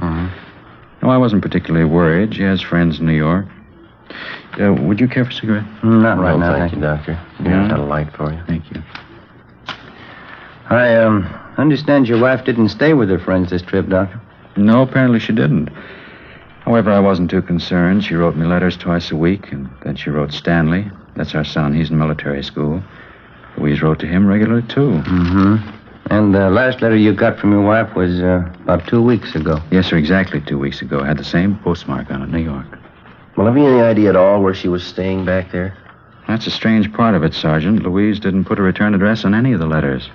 I I inquired of some of our friends back there, but none of them had seen her. Well, I suppose she was staying at a hotel. I don't know which one, though. Well, about those letters, Doctor, now you're sure that they're in your wife's handwriting. You don't think they could be forgeries, do you? It's possible, but I don't think so, Sergeant. I know my wife's handwriting. Do you have all the letters with you, sir? Yes, I'll have my secretary get them before you leave. She's out to lunch now. Oh, excuse me, please. Right ahead. Yes, Dr. Marston. For Miss Taylor. Oh, yes, I'm glad you reminded me. Thank you. I'm sorry, officers. There's a denture I have to have ready for one of my patients by this afternoon. Would you mind if I go ahead and work on it while we talk here? No, it's perfectly all right, Doctor. You go right ahead. Do you mind stepping in the lab back here? All right, fine. Go ahead, man. I'm sorry to interrupt everything like this. I do have to have this denture ready, though. We understand, sir. Doctor, you say the night your wife Louise disappeared, the two of you had an argument? Yes, that's correct. Mm-hmm. We were having dinner out at our country club, and I guess Louise had too many cocktails. She gets in a nasty mood when she drinks too much. I asked her to stop drinking. She flared up and walked out of the place. Mm-hmm. Did anyone besides yourself see her leave? Oh, yes, 2 or 3 couples, friends of ours. When I found out Louise had gone off to New York, I thought, well, it was her way of teaching me a lesson. I wasn't too disturbed about it until her letters stopped coming. Well, how about your son, Stanley? Do you know if he's still getting the letters from his mother? No, he's not. I telephoned him up at his school. He stopped getting letters about the same time I did. Let's see, where did I put that casting ring? Oh, yes, here we are.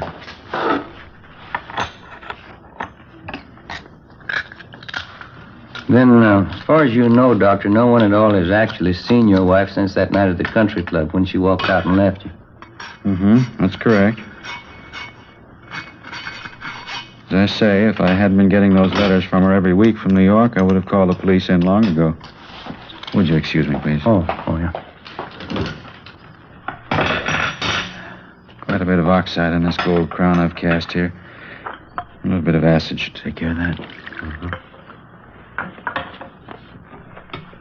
Well, what's your theory on all this, Doctor? Your wife leaves suddenly and she goes to New York. She corresponds with you and your son, and then her letters stop coming.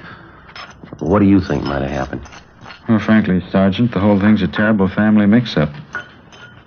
Get this crown here out of the acid.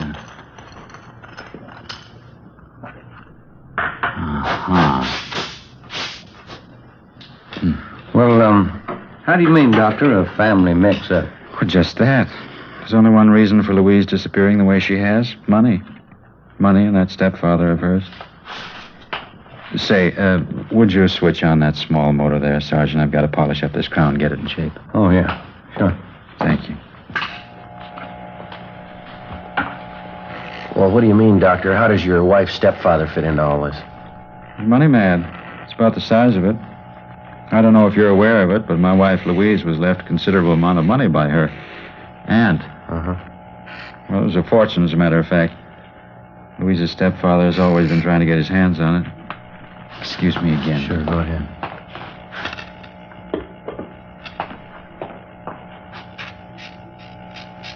Well, and you think your wife's stepfather is responsible for her disappearance, is that right? Oh, I'm not making any direct accusations, Sergeant. But 2 days ago, or 2 days before Louise disappeared, I had $80,000 in bonds signed over to her. Checked around since she's been gone. Haven't been able to locate the bonds anywhere. You think she had the bonds with her when she left? Guess I'm sure of it. Pardon me just a moment. Yes, go right ahead. Uh-huh. That's a fine cast with sharp margins on it. Well, now, the $80,000 worth of bonds, Doctor, do you have any way of proving that you gave those to your wife? Oh, certainly. I have my wife's signed receipt for them. You're welcome to check it over if you like. Mm-hmm. Just how do you think your wife's stepfather figures in there? Is there any indication he might have made a move to get the bonds? Enough to satisfy me, yes. My secretary told me about it. Lenore Dexter, that's the girl in the reception room. Oh, well, huh? The night after my wife left me at the country club, that'd be December 10th, Miss Dexter was at the airport waiting for a friend to arrive on a plane. While she was waiting, she saw my wife and her stepfather cross through the waiting room and go out toward the main gate. Mm-hmm. Your secretary's sure it was really your wife and her stepfather. Well, that's what she told me. You're certainly welcome to talk to her yourself if you like. Yes, and well, Besides the bonds, do you know of anything else of value that your wife had with her when she left? No, I don't think so. She had her fur coat on, of course. It's expensive. She was wearing a diamond ring, anniversary gift from me, large solitaire, worth quite a bit of money. You can get the description from the jeweler. I'll give you his name. All right, Doctor. Your wife's stepfather, we'd like to have his name and address, too. Surely, I'll have my secretary check on both of them right now. All right, fine. Sergeant, you've got to find Louise. I've got to have her back with me. Well, we'll do everything we can, Doctor. We promise you that. I know my wife wouldn't stay away of her own free will, not this long, not at a time like this. How do you mean, sir? Well, let me show you.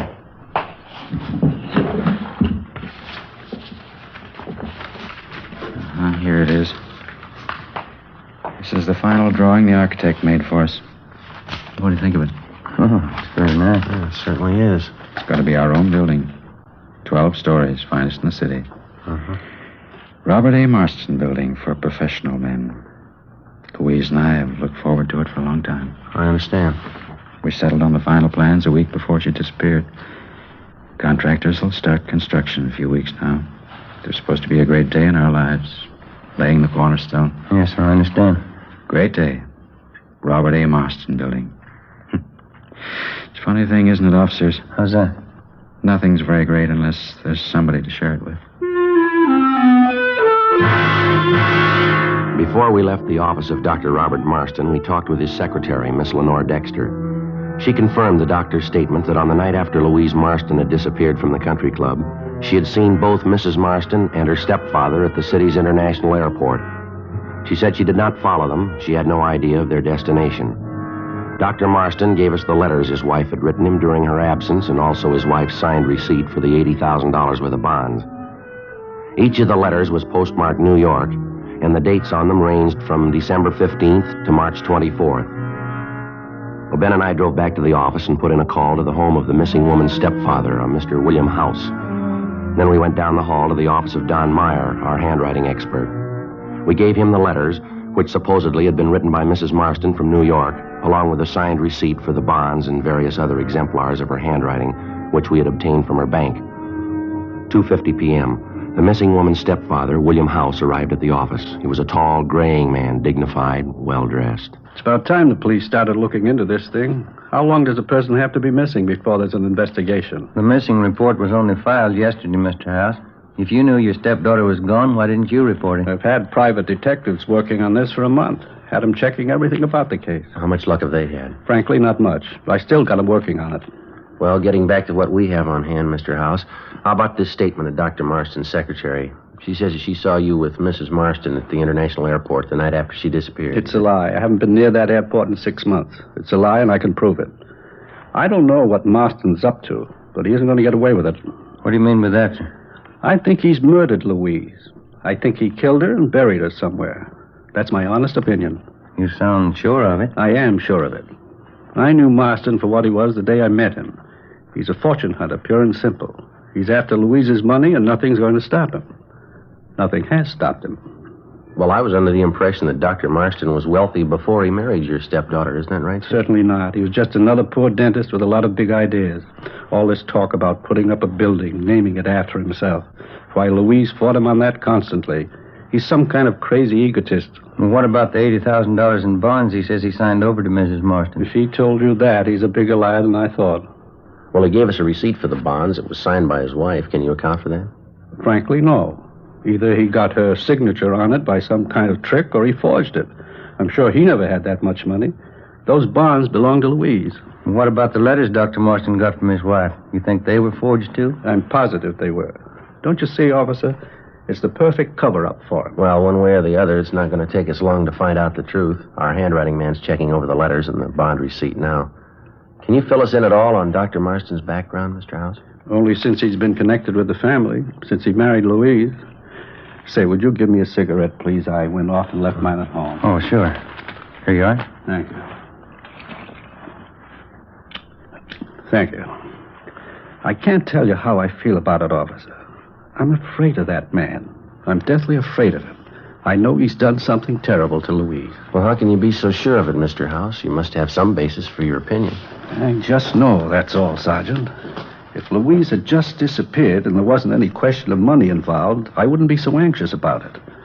But $80,000 worth of bonds, that'd be enough to tempt Marston to murder his own mother. You don't know him like I do. Well, what do you know about him, sir? There must be something concrete. I can tell you this much, officer.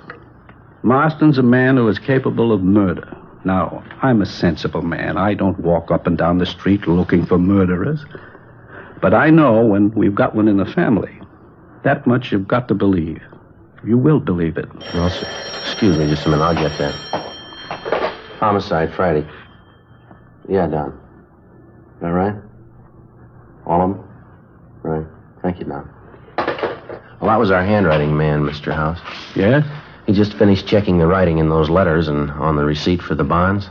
What'd he say? Forgeries? No, sir. They're genuine. Every one of them.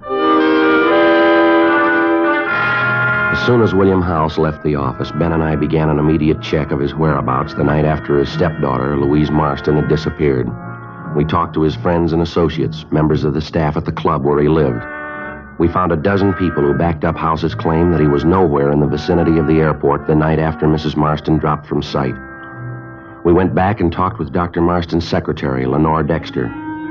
She still insisted that she had actually seen House at the airport with the missing woman. Dr. Marston and the stepfather continued to accuse each other of murder. At our request, repeated efforts were made by the New York police to locate Mrs. Marston. No luck. We checked and rechecked with the maid at the home of the missing woman. All she could tell us was that Louise Marston never returned home after leaving the country club, and also that she'd been wearing a fur coat and an expensive diamond solitaire ring. A week passed, and then 2 weeks. We stayed on it, but there wasn't much progress. The case of Louise Marston came to a virtual standstill Wednesday, February 24th. Hi, Joe. Morning. Anything new? Yeah, I think we got a break. The Marston case. Oh, what do you got? Maid out of Dr. Marston's home. She called first thing this morning. Said Dr. Marston had a little dinner party out there last night. What about it? One of the people there was Marston's secretary, that Lenore Dexter. Oh, yeah. She was wearing a large diamond ring. Yeah? Maid got a good look at the ring. Mm-hmm. Says it's the same one Mrs. Marston was wearing the night she disappeared.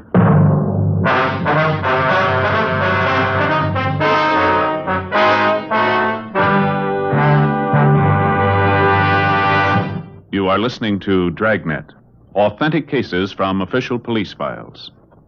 Now let's look at our Fatima files. Listed under B. Borden, Mrs. Clay Borden of Palm Springs in San Francisco. She says, pleasing, distinctive, and really extra mild. That's the way I'd describe Fatima. It's definitely the best long cigarette. friends, more smokers now insist on Fatima than ever before. Because in Fatima, the difference is quality. Quality of tobaccos. The finest domestic and Turkish varieties, extra mild, superbly blended, to give you a much different, much better flavor and aroma. Quality of manufacture. Smooth, round, perfect cigarettes. Rolled in the finest paper money can buy. Manufactured in the newest and most modern of all cigarette factories. Quality, even to the appearance of the bright, clean gold and yellow package. Remember, Fatima gives you all the advantages of extra length, plus Fatima quality, which no other king-size cigarette has. So if you smoke a king-size cigarette, compare Fatima. You'll find they now cost the same. But your first puff will tell you... Ah, that's different. Yes, in Fatima, the difference is quality.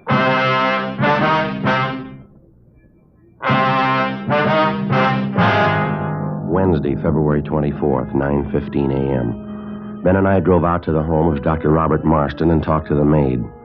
She told us that on the previous evening, the doctor had had a small dinner party and that one of the guests was the doctor's secretary, Lenore Dexter. The maid told us that she'd gotten a close look at the diamond ring that Miss Dexter was wearing and that she was sure it was the same ring that the doctor's wife, Louise Marston, had been wearing the night she disappeared. 10:20 a.m. We left the Marston house and headed downtown to the doctor's office in the medical dental building. The office was closed and locked. We got back in the car and drove out Sunset Boulevard to Lenore Dexter's home address. We found the secretary having breakfast alone in her two-room apartment. She explained that on Wednesdays, the doctor never opened his office before noon. We questioned her about the dinner party at the doctor's home the night before. We asked her about the diamond ring that she wore at the party. She became confused and hesitant. Well, what about it, Miss Dexter? Was that your diamond ring you were wearing at the dinner party? No, Sergeant, it wasn't. I guess it belongs to Dr. Marston, either him or his wife. Well, did he give it to you as a present? No. You see, I guess the doctor had a few cocktails before dinner. Maybe one too many. He went upstairs and came down with the ring. He insisted I wear it. He was very insistent. I didn't want to make a scene, so I put the ring on. I gave it back to the doctor just before we left the house. My boyfriend was with me at the party. We had a terrible argument over it. He's very jealous. Tell me, Miss Dexter, did Dr. Marston have any special reason for wanting you to wear the ring? No. He just said he liked me and that I was pretty and I ought to have pretty things. My boyfriend didn't like him at all. Well, had you ever seen that particular diamond ring, Miss Dexter? I mean, before last night? Well, I don't know, Sergeant. I think so. I'm not sure. Well, where do you think you saw the ring before? Mrs. Marston. I think I saw her wearing it once. Was she wearing it the night you were supposed to have seen her at the airport? I don't know what you mean. I didn't notice the ring, but I saw Mrs. Marston at the airport. I'd like to have you think this thing out for yourself, Miss Dexter. Mrs. Marston's been gone for almost 3 months now, and there's a strong possibility that she might have been murdered. You can make up your own mind about it, miss. If you're not involved in that disappearance, I'd advise you to tell us the truth. It might save you a lot of trouble. Miss Dexter? You mean about my seeing Mr. House at the airport with the doctor's wife the night after she disappeared? Yes, ma'am, that's right. You sure that's the truth? I didn't want to get involved, Sergeant. I didn't want any part of it.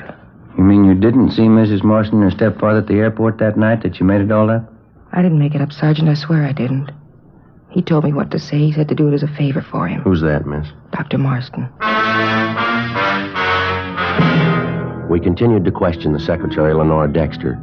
She confessed that Dr. Marston had directed her to tell the story about seeing Louise Marston and her stepfather, William House, at the international airport. It was all a complete lie. She said that Marston had explained that the whole thing was just a practical joke, that it didn't mean anything. When Mrs. Marston was officially reported missing, she thought of going to the police, but Marston had frightened her out of taking any such action. The only other suspicious thing she could recall about Mrs. Marston's disappearance was a conversation between the doctor and his architect, Mr. Harold Whitmore. He was the architect who had planned and designed the projected Robert A. Marston building for professional men.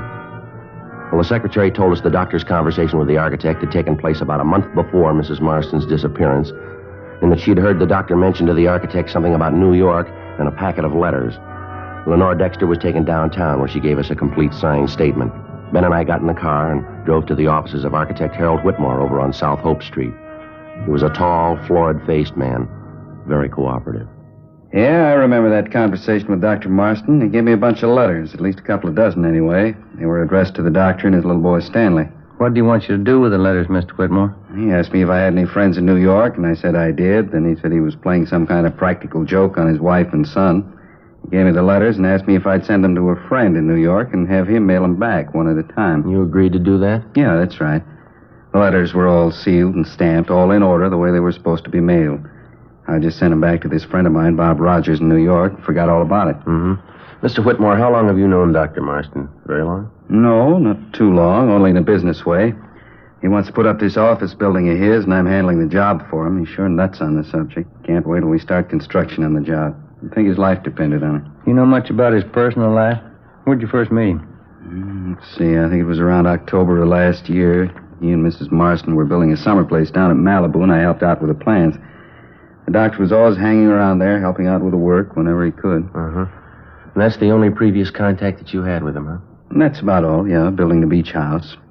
Dr. Marston thought he had some new ideas about building a new type basement in the place. That's so? Yeah, not a bad job on a cellar for an amateur. Used enough cement on it to sink a battleship. No, just a second, Mr. Whitmore. Did Dr. Marston cement in the basement while the house was being built? Is that... No, about a couple of months later, around the middle of December, I think. Do you remember the date exactly, when he did the cement work? Not exactly. About the 12th or 13th of December, I think. Yeah, right after his wife disappeared. Wednesday, February 24th, 1:30 p.m. Ben and I picked up Dr. Robert Marston and brought him downtown to the office.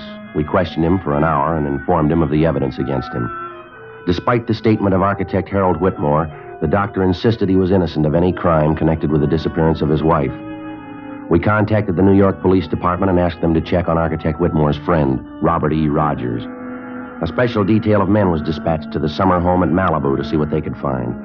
Half an hour later, Dr. Robert Marston was placed in a car, and Ben and I drove him to the Malibu home. We continued questioning him during the drive, but he refused to make a statement of any kind. On our arrival at the beach cottage, we found Marston's young son, Stanley, together with the maid and the family butler. We took Dr. Marston downstairs to the basement. The men had a large section of the cement flooring ripped up. They were digging. In the room up above, we could hear young Stanley Marston playing on a toy harmonica.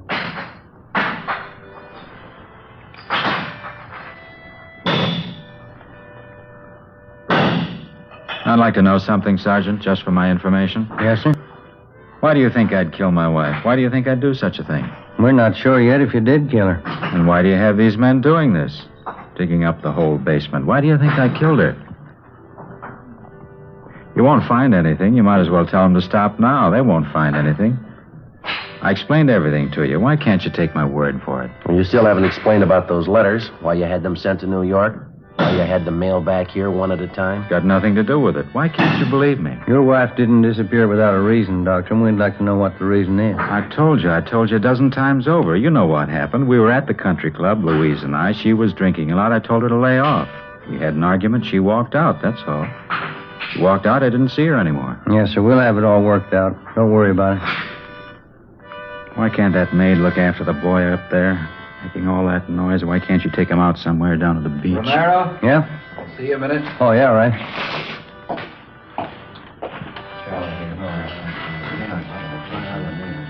Sergeant, what do you want me to say? What's that? They've found her. You know that. Louise, right where I buried her. What do you want me to say? Well, that's up to you. Yes, you wouldn't understand, would you, Sergeant? The only thing I ever wanted in my life. She wouldn't let me have it. The building. Robert A. Marston building. For professional men.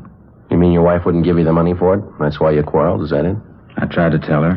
It was one fight after another. She didn't know how much it meant to me. And that's why you killed her, huh? I followed her outside the country club that night. Drove her to my office. She was pretty drunk. Mm-hmm. We pretended she was on a trip to New York. I had her write the letters. Had her sign the receipt for the bonds. Wasn't hard to do. How'd you kill her? Put my hands around her throat. Didn't stop until she was dead. Joe? Yeah, man. They found her.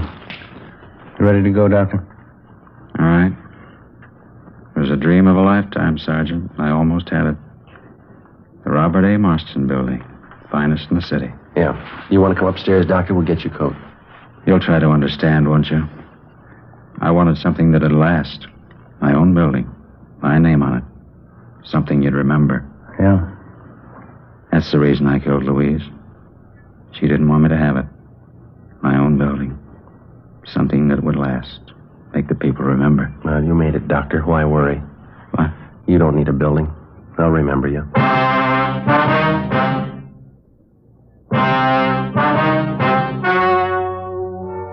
The story you have just heard was true.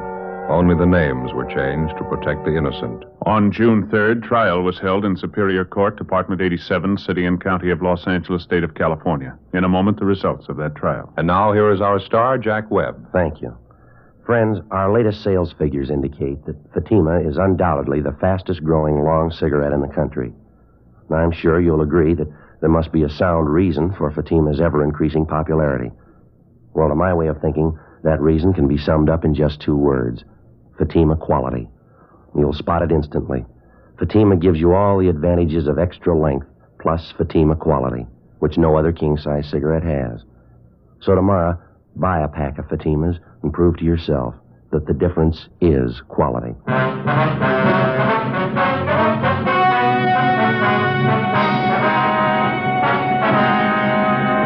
Robert Alexander Marston was charged with murder in the first degree. 10 days after his trial opened in Superior Court, the suspect took his own life in his jail cell by hanging.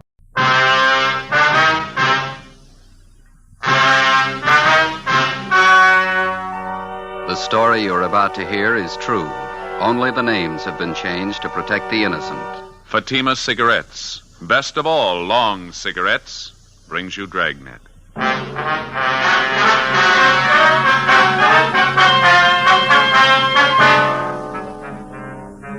You're a detective sergeant. you're assigned to missing persons detail. A 10-year-old boy disappears from his home in a remote section of the city. 2 nights and 2 days pass. There's not a trace of the boy. Your job, find him. Friends, compare Fatima with any other king-size cigarette. You'll find a world of difference. Yes, in Fatima, the difference is quality. Quality of tobaccos. The finest domestic and Turkish varieties. Extra mild, superbly blended. To give you a much different, much better flavor and aroma. Quality of manufacture. Smooth, round, perfect cigarettes. Rolled in the finest paper money can buy. Manufactured in the newest and most modern of all cigarette factories. Quality. Even to the appearance of the bright, clean, gold and yellow package. Carefully wrapped and sealed to bring you Fatima's rich, fresh, extra mild flavor. So compare Fatima yourself today. You'll find Fatima's now cost the same as other long cigarettes, but your first puff will tell you... Ah, that's different. Yes, in Fatima, the difference is quality. Buy Fatima.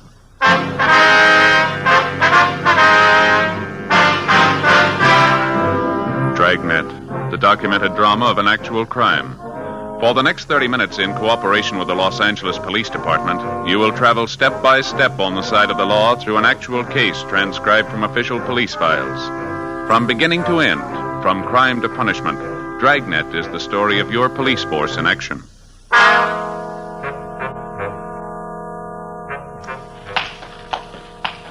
It was Wednesday, August 4th. It was hot in Los Angeles. We were working the day watch out of Juvenile Bureau. My partner's Ben Romero. The boss is Inspector Bowling. My name's Friday. We were on the way out from the office, and it was 2:25 p.m. when we got to Bowers Avenue, number 1218. Yes. Police officers, ma'am, we'd like to see Mr. Sherman. Oh, certainly, officers. Won't you come in? Thank you very much. I'm Mrs. Keller from next door. I saw you around here yesterday. Yes, ma'am. Came over this morning to look after poor Mr. Sherman. Yes, ma'am. Well, how's he feeling today? Not too well. Fixed him some nice chicken broth for lunch, and then I helped him in his wheelchair and took him out in the backyard out in the sun. Good hot sun. It's wonderful for his legs. He has arthritis, you know. Yes, so we understand. Wonder if we could talk to him, Miss Keller. Well, yes, I guess you have to. He's still out in the back sleeping in his chair last time I looked. Seems a shame to disturb him. Well, he called us at the office, said he wanted to see us as soon as we could make it out here. Was it about his grandson, Jimmy? They found him yet? No, ma'am. Searching party's combing the area. There's still no trace of the boy. Did any of the other officers who were out here covering the neighborhood talk to you, Miss Keller? Oh, yes. There was Mr. Lorman, Detective Lorman. Yes, ma'am. I told him everything I knew about Jimmy's disappearance. It was right after dinner hour on Monday. It was about 6:30 last time I saw Jimmy. I see. I came out the side door to empty the garbage, and I saw Jimmy hiking up the side of the hill there, just in back of the house, all by himself. A nice boy. As far as you know, Mrs. Keller, Jimmy is Mr. Sherman's only living relative. That's right. His only relative, his only grandchild. Mm-hmm. Jimmy's mother and father were killed in an auto wreck. That was 3 or 4 years ago. Sherman's had a terrible lot of tragedy. Jimmy and his grandfather, they're the only ones left.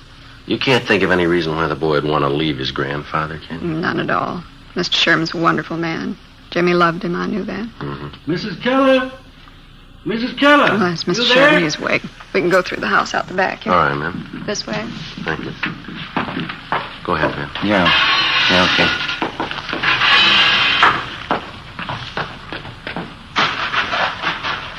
Visitors for you, Mr. Sherman. How are you feeling? All right, I suppose. Hello, Sergeant. How are you, Mr. Sherman? What about the boy? Have you found him yet? Well, nothing yet, Mr. Sherman. We've added more men to the searching party. We're doing everything we can. Gone 2 nights and 2 days. Tell me the truth, Sergeant. What's happened to the boy? Well, right now, we don't know any more about it than you do, sir, but that's no reason to give up hope. You told us yourself yesterday that Jimmy's been missing once before. It turned out all right that time. He wasn't gone for 2 nights and 2 days. Maybe you'll just say I'm old and I've got funny ideas, but I got a feeling, Sergeant, something's happened to Jimmy. Something's happened and I can't do anything about it. You just put those thoughts out of your head, Mr. Sherman. They're going to find Jimmy and it's going to be all right. Why don't you pull up those lawn chairs there, Sergeant? All right. I'm going to go in the house and fix some cold lemonade for you men. Well, thank you, ma'am. We got your phone message at the office, Mr. Sherman. Anything special you wanted to talk to us about? Yes, there was something. When you were talking to me yesterday... Yes, sir. I told you that Jimmy had on a brown jacket when he disappeared Monday night. Yeah. I was wrong, Sergeant. We found the jacket in his room. All he was wearing was a pair of blue jeans and this white sweatshirt. Do you think that might help any? Yes, sir, it might. We'll send out a supplementary description of his clothes. We'll see that everybody's notified. Just wish I could be out there with a searching party. Arthritis is pretty bad today. Caught me at a terrible time. Don't know what I'd do if anything happened to the boy. I know we've asked you this before, Mr. Sherman, but can you think of any reason at all why your grandson would want to leave home? No, sir, no reason at all. Those 2 collie pups over there in the pen. Jimmy just bought them last week with his own money. Saved up to get them. I see. The boy's crazy about dogs. That's why I say just wouldn't pick up and leave everything. The boy and me got along fine. No reason for it, Sergeant. Something's happened to the boy. I just got a feeling. Officer? Yes, ma'am? A telephone call for either one of you. I get it, Ben. I'll be right back. Yeah, right.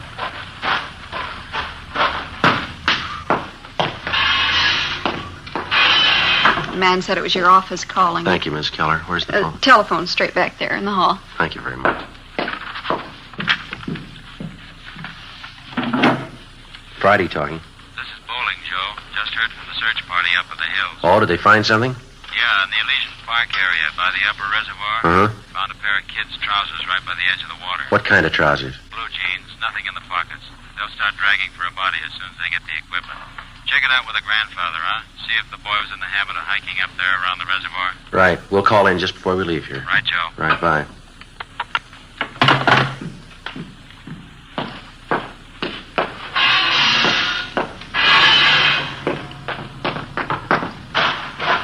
Well, there's your lemonade, Sergeant. Just poured it for you. Nice and cold. Thank you, ma'am. What was it, Sergeant? Something about the boy? Well, nothing definite, no, sir. Just a report on the search party. They're still up in the Elysian Park area. Oh, I see. Did your grandson Jimmy do much hiking in that neighborhood up there, Mr. Sherman? Yes, I think he did. Likes to hike up there around the reservoir.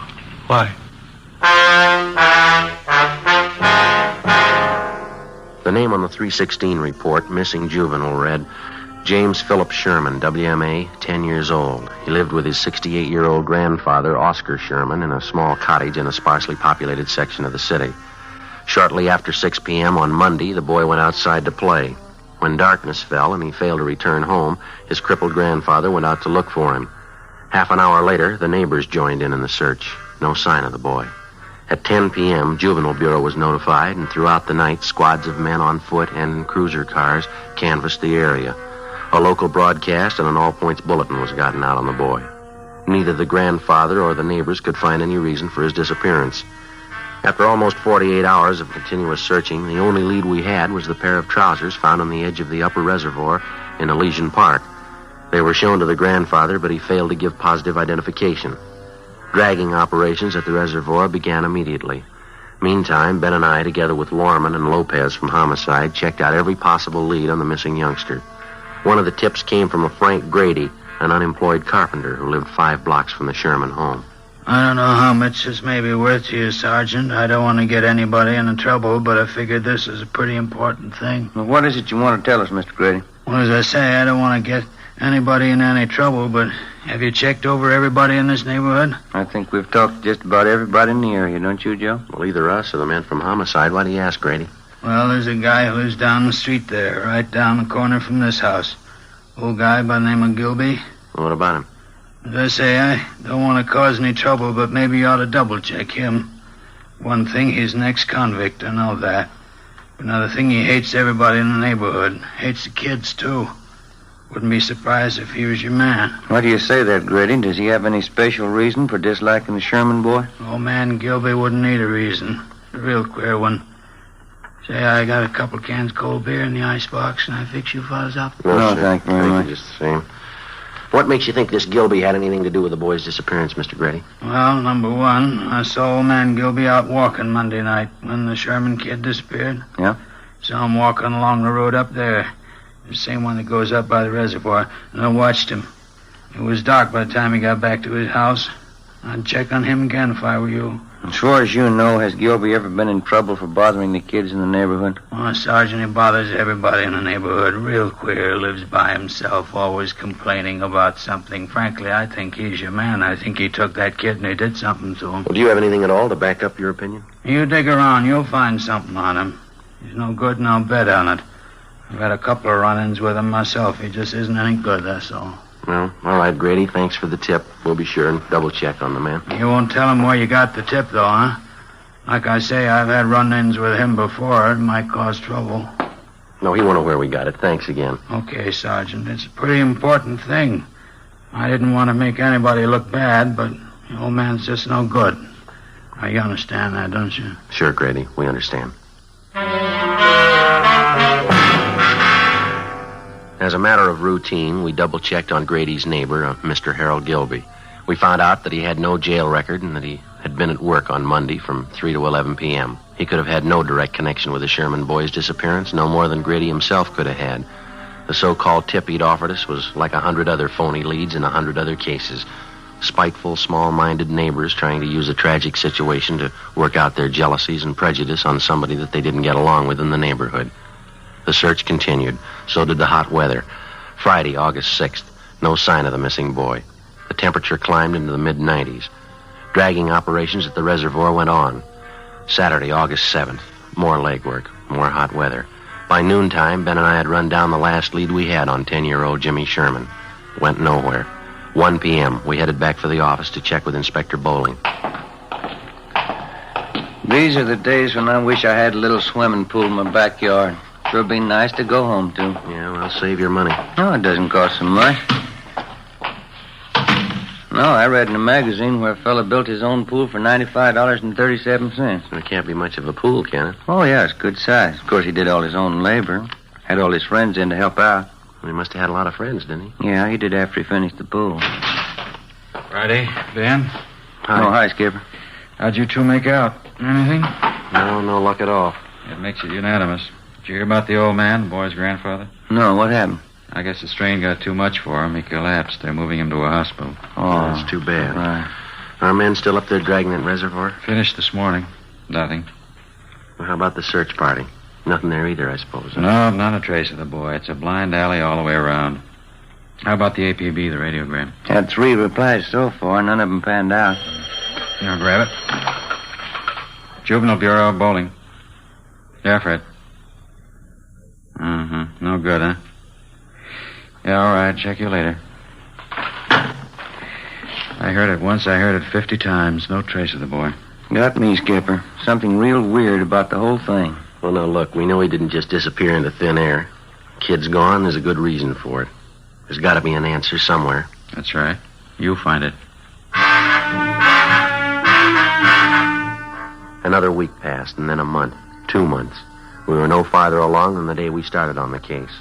In November, we had a teletype from Chief Earl O'Clair of the Phoenix, Arizona Police Department. Reportedly, the Sherman boy had been seen in Phoenix.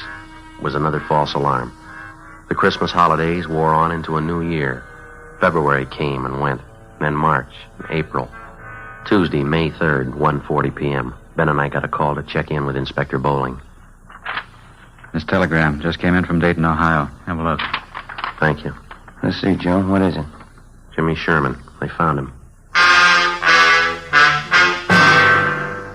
9 months had gone by, almost to the day, since the Sherman boy had disappeared. The grandfather was contacted immediately. When he was told his grandson had been found and that he was safe, the old man was unable to answer. He broke down and wept. In our communications with the Dayton, Ohio police, they told us that the boy had been found wandering along a highway just outside that city and that he'd appeared to be in a kind of a dazed condition. The boy told the Dayton officers that he'd been kidnapped a short distance from his home in Los Angeles by a man in a blue sedan. He gave them detailed descriptions of both the man and the car. He told them that for the past 9 months, the man had held him prisoner, driving from state to state, never letting the boy out of his sight. He said the kidnapper told him on several occasions that he was holding him for ransom and that he was waiting to get money from his grandfather. On May 8th, the youngster was returned to Los Angeles and reunited with his grandfather. On May 10th, we got a call from the grandfather that he wanted to talk to us. Ben and I drove out to see him. Come right in, officers. Glad to see you. How are you, sir? All right, Mr. Sherman. Sorry to cause you all this trouble chasing you out here like this. Not at all, sir. What is it you want to see us about? Well, I'm not really sure about it, Sergeant. That's the whole thing of it. I don't know if it's me or what it is. Well, what's bothering you, Mr. Sherman? It's the boy, Jimmy. I don't know what to think. Well, how do you mean, sir? He's all right, isn't he? We saw him as we drove up, playing out in the backyard, and the doctor checked him over, didn't he? No, it's not that. The boy's healthy enough. Nothing wrong with him. Well, then what is it, sir? Maybe it sounds a little weird to you, but I'm just not sure. You're not sure of what? That boy out there, Sergeant. I'm not sure he's really my grandson.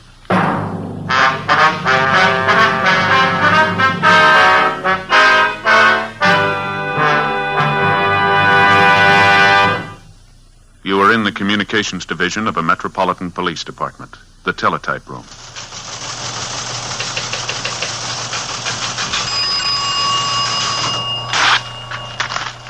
.43, LOS 52951, 12:03 p.m. APB, WMA 150, 5'6", dark hair, dark eyes, wearing gray suit, no hat.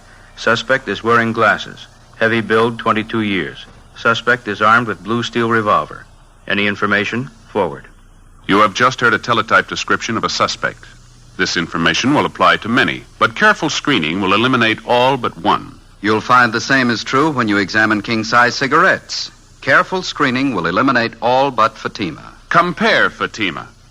Fatimas are the same length as any other king-size cigarette, 85 millimeters. Fatima has the same circumference, 1 1/64 inches around. And Fatima filters the smoke exactly the same long distance as other king-size cigarettes, but in Fatima the difference is quality. Fatima gives you extra mildness, a much different, much better flavor and aroma. You get all the advantages of extra length, plus Fatima quality, which no other king-size cigarette has. So compare Fatima yourself.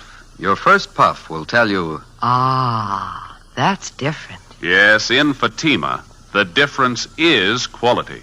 Best of all, long cigarettes.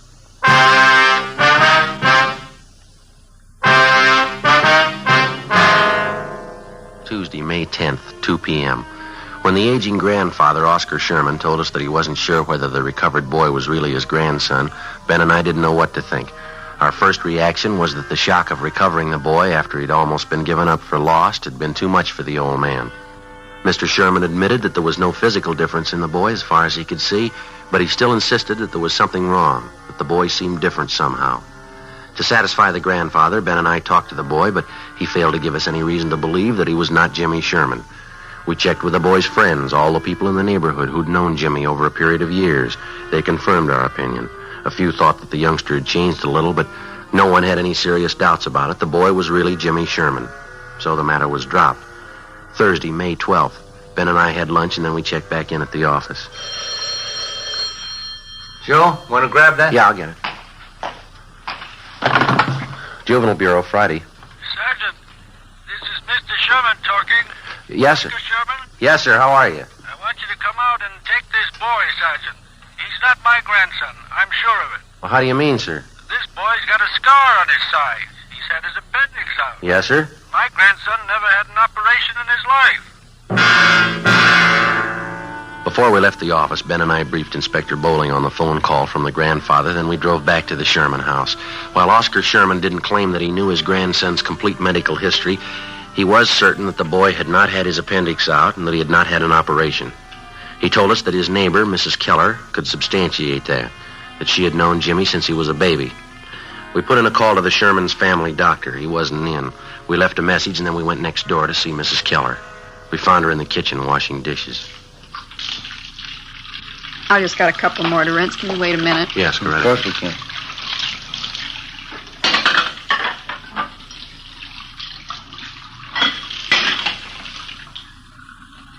No, to tell you the truth, Sergeant, I just don't know what to think about Mr. Sherman. Maybe the whole thing was too much for him. His mind's going back on. Well, to your knowledge, Mrs. Keller, was the boy ever operated on? No, not as far as I know.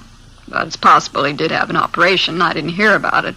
And Sergeant, as far as I'm concerned, that boy's Jimmy Sherman. I don't know what his grandfather's up to with all that silly talk. Well, if it's not really the boy, we won't have too much trouble finding the truth. There's no question in my mind.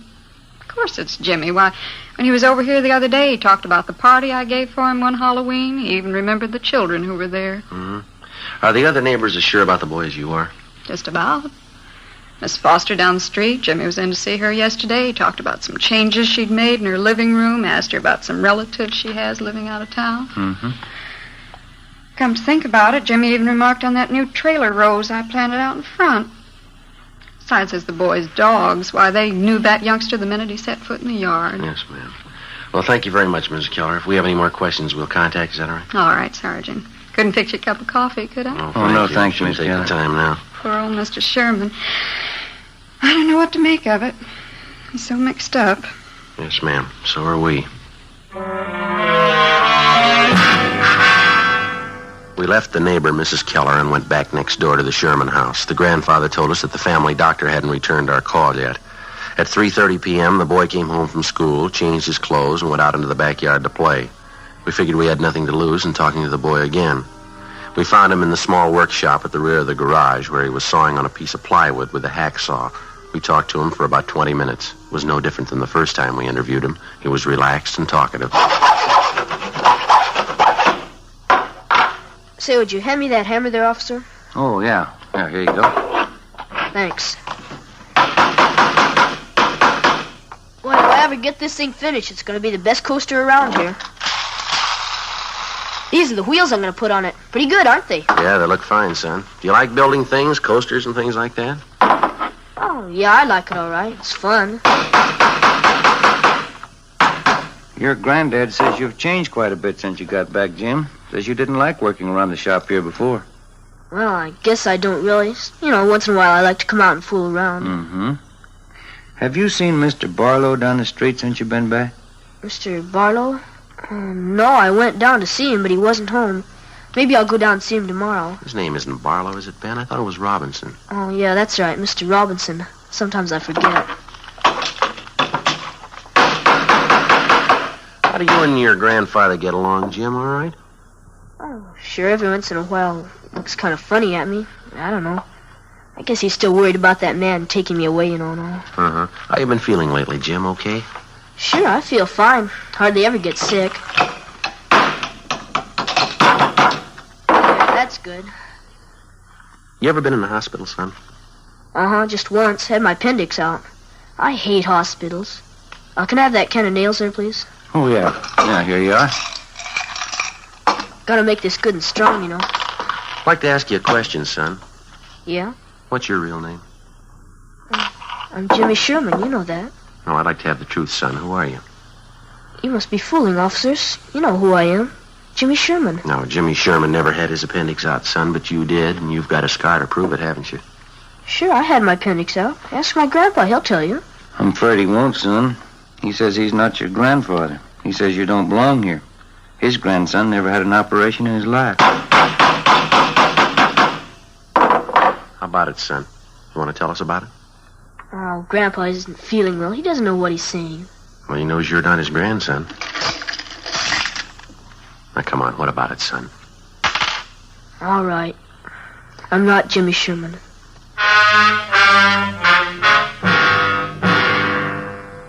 He told us his real name was Donald Rush. He said he'd run away from his home in Springfield, Ohio 2 weeks before. He said that he'd been picked up by the police on a highway just on the outskirts of Dayton, Ohio.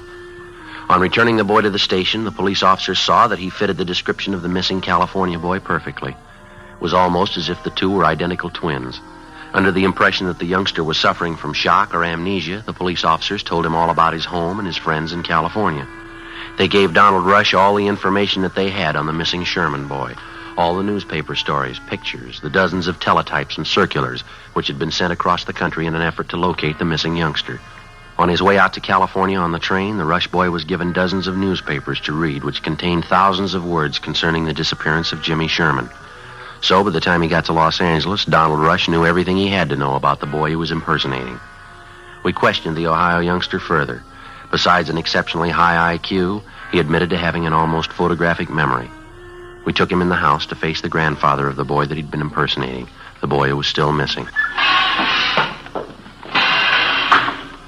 Mr. Sherman. Yes, Sergeant. Sit down, won't you? The boy here has a confession for you.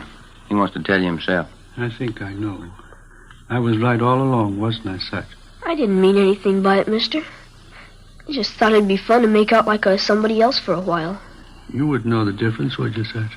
No, sir, I'm afraid I wouldn't. That picture over there on the mantel and the boy here, they look exactly alike to me.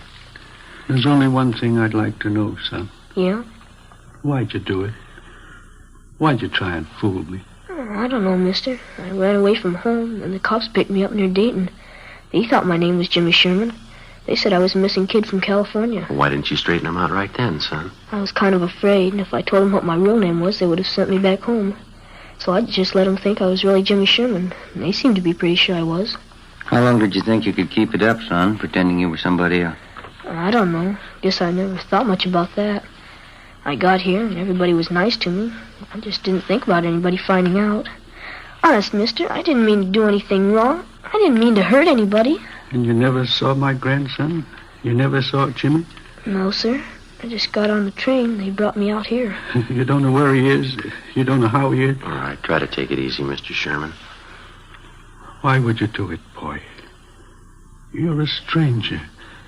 Why would you try to fool me about Jimmy? I'm sorry, mister. I didn't mean it. Honest, I didn't mean it. Thought I had him back. Thought I had him back. Come on, Ben. Let's go, son.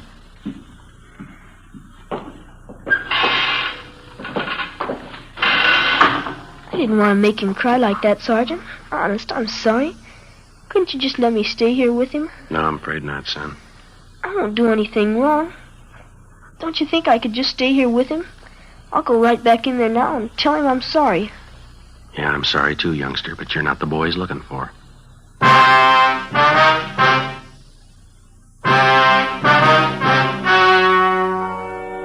The story you have just heard was true. Only the names were changed to protect the innocent. On Wednesday, May 20th, a meeting was held at the Juvenile Bureau, City and County of Los Angeles, State of California. In a moment, the results of that meeting. And now here is our star, Jack Webb. Thank you. Friends, I hold in my hand a new pack of Fatimas. All I need to prove that Fatima is the best of all long cigarettes. Now here, on the side, you'll find this statement. Fatima contains the finest Turkish and domestic tobaccos superbly blended to make Fatima extra mild. Fatima gives you all the advantages of extra length plus Fatima quality, which no other king-size cigarette has. So tomorrow, buy a pack of Fatimas. I know you'll find that in Fatima, the difference is quality.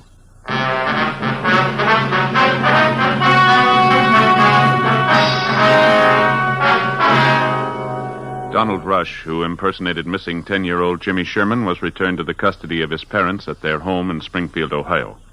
4 months later, the body of Jimmy Sherman was discovered buried on a farm on the outskirts of Riverside, California. The boy had been murdered. His killer, a farmer in the neighborhood, was subsequently apprehended and brought to trial.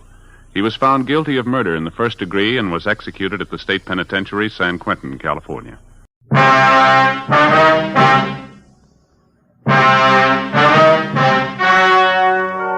The story you're about to hear is true.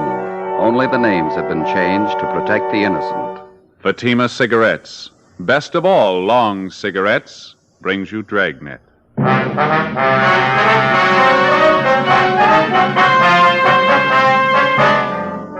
You're a detective sergeant. You're assigned to narcotics detail. You receive information that one of your city's most fashionable hotels is being used as the clearinghouse for high-grade heroin. Evidence points to a narcotics ring, the center of distribution.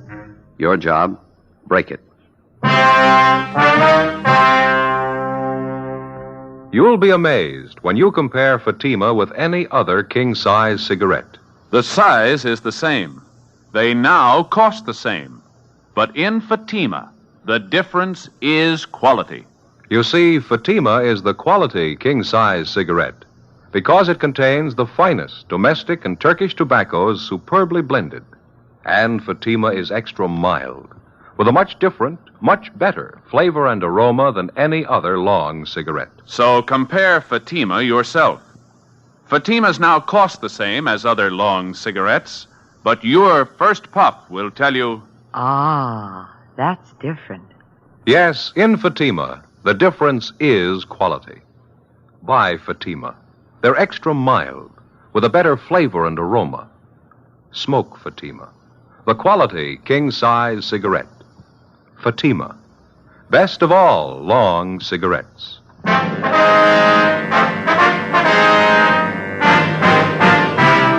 Dragnet, the documented drama of an actual crime. For the next 30 minutes, in cooperation with the Los Angeles Police Department, you will travel step by step on the side of the law through an actual case transcribed from official police files. From beginning to end, from crime to punishment, Dragnet is the story of your police force in action.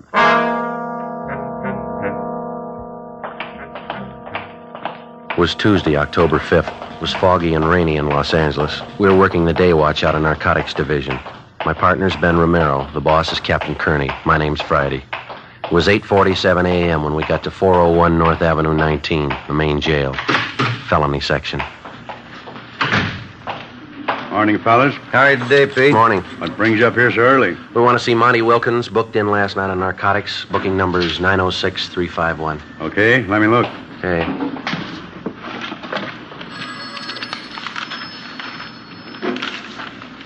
Here it is. He's in 103. Thank you, Pete. I'll put it in the book here, Joe. Okay. Here's my gun. You want to check it with yours? Yeah, right. I'll put him away. Okay, Pete.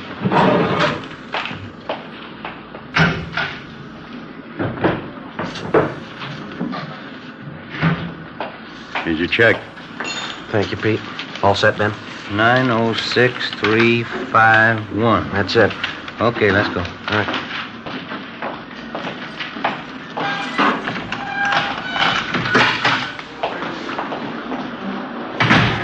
All right.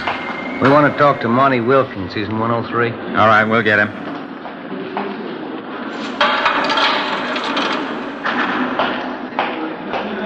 Monty Wilkins, 103 for interview.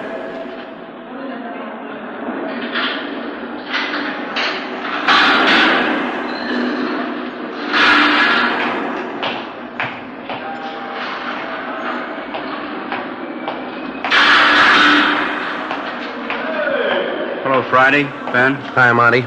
Better move out of the way there. He wants to lock that door, Monty. Oh, yeah.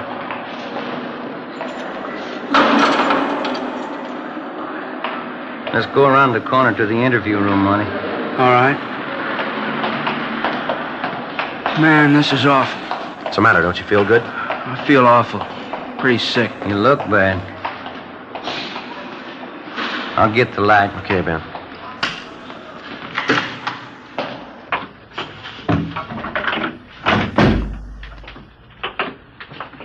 Sit down, Monty. Okay. Thanks. Well, it's been about a year and a half, hasn't it, Monty? About that long, yeah. We got you for possession that time, too, didn't we? Yeah, that's right. How long you been in the stuff this time? Well, I guess I've been hooked bad about a month. How much you shooting? Oh, about 2 caps a day. When you were picked up down in Slauson last night, you had 7 caps on you. Yeah, that's right. Well, we checked with the crime lab. They've run the stuff. It's not the usual Mexican, is it? That's right. You want to tell us about it? Yeah, it's good stuff. It's not Mexican. We know that, Monty. Where'd you get it? Haven't had anything like that for a long time. Real good. Hadn't been cut. Real fine. Maybe it's coming in from the East Coast. Can't get nothing like that from Mexico. Now, look, Monty, we ran the stuff through the lab. We know it's high-grade heroin. We know all about it. Now, I want you to tell us where you've been getting it. Well, you know how it is. You want to ask the impossible of me? My life wouldn't be worth a penny. You know how it is. We handled you a year and a half ago, didn't we, Monty? Yeah. You're still around, aren't you? Yeah, I did time, though. Well, you knew that going in. You're going to do time this trip, too. So don't shoot us that line, huh? Well, you guys know how it is with us guys. I can't tell you anything. No, it isn't that you can't. You just don't want to. Now, look, we didn't come up here to spend the time of day with you, Wilkins. This is the only time around. If you want to help us, you can help yourself at the same time. It's up to you. You mean you can clear me on this? You can give me a break? We didn't say that. We can't make any promises to you or give you any kind of a break. It's entirely up to you how you want us to put it down in our reports. Cooperative or uncooperative. Well, okay. You squared with me last time. You helped us last time. We made a case. But I'm not going to be able to help you very much. Where you been getting it? Well, I've only made a couple of buys on that good stuff. I just got it from some old mule I just happened to meet down there. Seen him be pretty well loaded with the stuff. Where'd you meet him? Oh, down near 5th and Spring somewhere. What's his name? I never did know his name. I just knew that he was pushing the stuff. Some old mule, that's all. Who's he pushing it for? Now, you know they never tell us guys where they're getting it. You know how they do. Yeah. I never did talk to him very much. I did hear him say once he was getting his stuff from a new bunch of guys from the east. Said they were really going to open up this town. The way he talked, they're no small-time operators. I got enough out of it to know they're working out of the Plaza Royal Hotel. Never figured that, would you? Anything else? Any names mentioned? Yeah, I remember this old mule mentioned a couple names. I think he talked about somebody named Kirk and another guy called Smith. Now, you understand, this guy was just talking. I don't know how they fit in or what the connections are. Yeah, we understand. Where can we get a hold of this old mule? Well, I don't know where he's at. How do you get a hold of him when you want to make a buy? I just run into him, that's all. Down around Spring Street. You know, just around. The last time I was down, I couldn't find him. Well, is that all of it, Monty? All you can tell us? Well, I don't know too much anyway. You know how it is. I couldn't tell you any more. That's all I know. All right, let's get on to this 510 if that's all you got. That's everything I got. Hope you fellas will write me up okay. I think I helped you quite a bit, haven't I? One of the best hotels in town, Plaza Royal. Never would have figured that, would you? Maybe. I've told you quite a lot. The rest ought to be easy. No, you're wrong there, Monty. Why? You haven't told us the name of your mule. You haven't told us where we could find him. You haven't made it so easy. That's all I have. I've told you a lot. Yeah, there's a lot you didn't tell.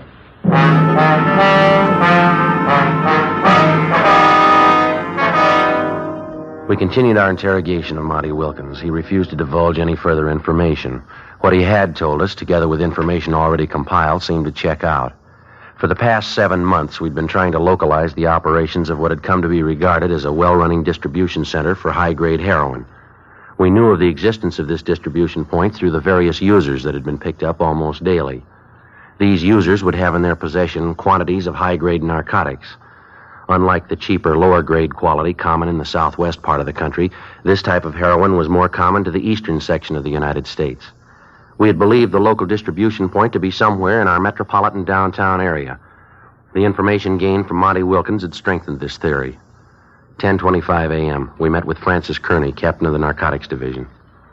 Plaza Royal Hotel, what do you think? Well, we've figured what we were looking for could be in that area, but we've never put our finger on that hotel. How do you figure on working it? Well, driving back from the jail, Ben and I were just kicking it around. Skipper, what do you think about putting a man in that hotel? Anything's a great deal better than we're doing now, but I don't know. Well, I'd like to give it a try.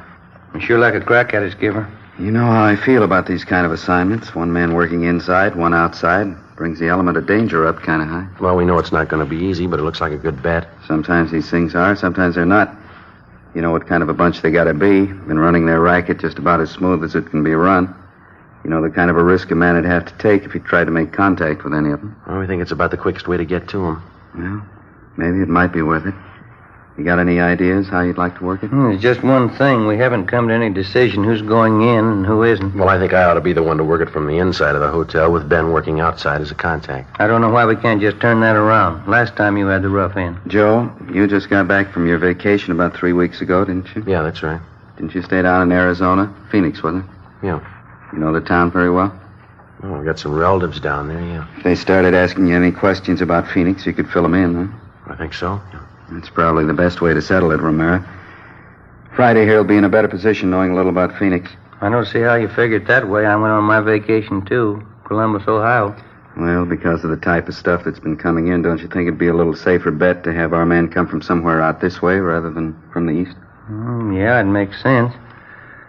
Well, you did it again, Joe. You beat me out. All right, let's figure it this way. You're a local Phoenix hoodlum. Things got too hot for you down there, and you came up to L.A. to cool off. Yeah. How about Joe Edwards? How's that sound? That sounds right to me. We'll get all the necessary cards, identification papers, and a few letters to carry around with you, all under the name Joe Edwards. All right. I think the best way to work it is for you to hop right down to Phoenix. When you get in town, check with Roberts. He's in narcotics down there. Yeah, I know him. Have Roberts fill you in on what's been going on down there. Any of their current characters they've handled recently. Any that have been known to pass through, you know, so you can talk about it freely. Yeah, I understand. Joe, when you check into the hotel down there, why don't you wire ahead up here to the Plaza Royal for reservations? Might be a good cover. Yeah. A good thought. That's the way to handle it. You two have worked these things before. You know what to do, all the necessary precautions. Well, how long do you figure I ought to lay over in Phoenix? A couple days, maybe. Think that's long enough for you to get filled in, what you'll need? Oh, yeah, that's fine. Well, I'll go home and get packed. I'll start on it first thing in the morning, huh? All right. Romero will stand by at all times, day and night, while you're on this thing. You know enough to call if things get tight. Sure. As soon as you get in from Phoenix and get located at the Plaza Royal, get in touch so we'll know which way to move. Right. Anything else? No, we want to break this thing, but we don't want to do it at the risk of a life. So if it starts getting warm, check out. Okay. I still don't like sending anybody on something like this, but it's got to be done. We don't know enough about it. We don't know how many are in the gang. We don't know what kind of a bunch they are, so be careful. I will. If you're not and I hear about it, this will be your last assignment like this. Yeah. If I don't hear about it, well, you figure it. Yeah, either way I lose.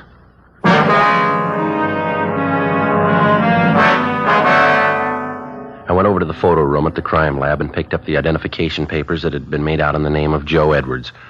I went home and removed all Los Angeles labels from the clothing that I was to take with me to Phoenix, Arizona. I removed all my personal identification and Los Angeles Police Department credentials. I left my service revolver home and borrowed a .38 automatic from Ben. I packed it in my suitcase. The crime lab also furnished me with a package or a bindle made to resemble the usual form in which a person would carry heroin. I packed this in my suitcase. Before my departure, Ben and I went over the proposed plan as best we could. I was to arrive from Phoenix under the assumed name of Joe Edwards. I would register at the Plaza Royal Hotel in downtown Los Angeles and attempt to make arrangements to participate in a narcotics buy for the purpose of gaining sufficient evidence to apprehend the narcotics ring. I was to keep Ben informed as best I could of my progress. As outlined by Captain Kearney, I arrived in Phoenix and contacted Sergeant Roberts at the Detective Bureau down there. He furnished me with all the necessary information and assisted me in acquiring local Phoenix clothing store labels to have sewn in my clothing. I obtained everything possible to make it appear that I was a long-time resident of Phoenix, Arizona. Several dummy hotel bills were made up for me to make it look as if I'd lived there for a period of time. I was furnished with an Arizona driver's license, a membership in the local social club, and a voter's registration stub. These were all packed in my suitcase. October 9th, 10 a.m., I arrived at the Plaza Royal Hotel, the front desk. Yes, sir? My name's Edwards. I'm in from Phoenix. Did you get my wire? One moment, sir. Yes, sir. Joe Edwards? Yeah, that's right. Would you sign the register, please? Yeah, all right.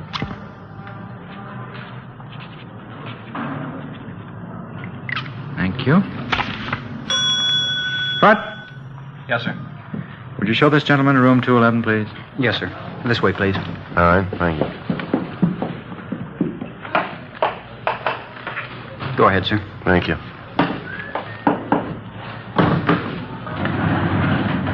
Two, please. Not very nice weather to arrive in Los Angeles, is it, sir? No, not too good. I see by the stickers on your bags you've been through Arizona. Yeah, that's right. Must be nice weather down there, huh? Yeah, it's all right. This way, sir. Thank you.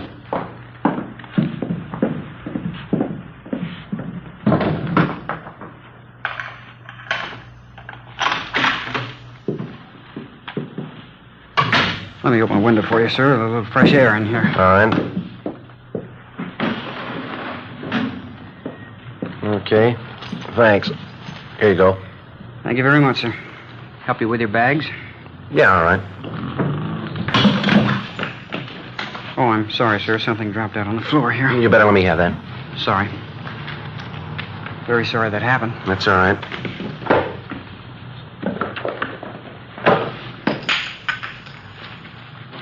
Mr. Edwards, while you're in town here, if there's anything I can do for you, don't hesitate to let me know. Yeah, okay. I couldn't help but notice that little package there that I dropped. Yeah. Well, like I say, I know my way around here in this town. If you need anything, anything at all, sir. I'll tell you what. Now, here's $5. You never saw anything fall out of my bag there, right? Anything you say, sir. Okay. Thanks a lot. See you later, huh? Yes, sir. Anything else, sir? No, that'll be all. You'll remember what I told you, sir? Yeah, I was just going to say the same thing to you.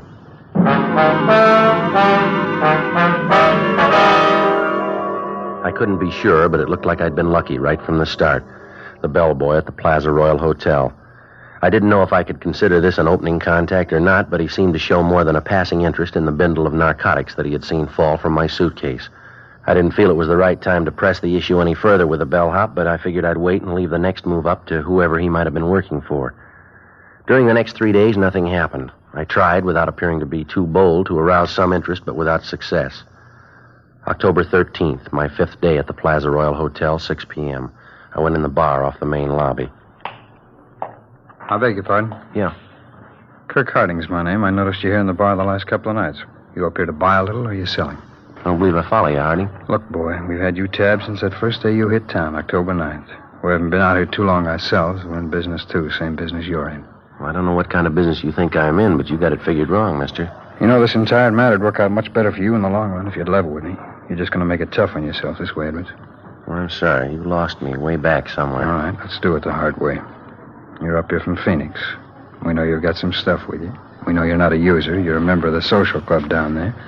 You're a registered voter. Well, you've been working real hard, haven't you? Well, there's more. You got 2 pieces of luggage. You're carrying a .38 automatic. Any more? Yeah. There's a telegram from a friend of mine down in Phoenix. Yeah? We know all about you, mister.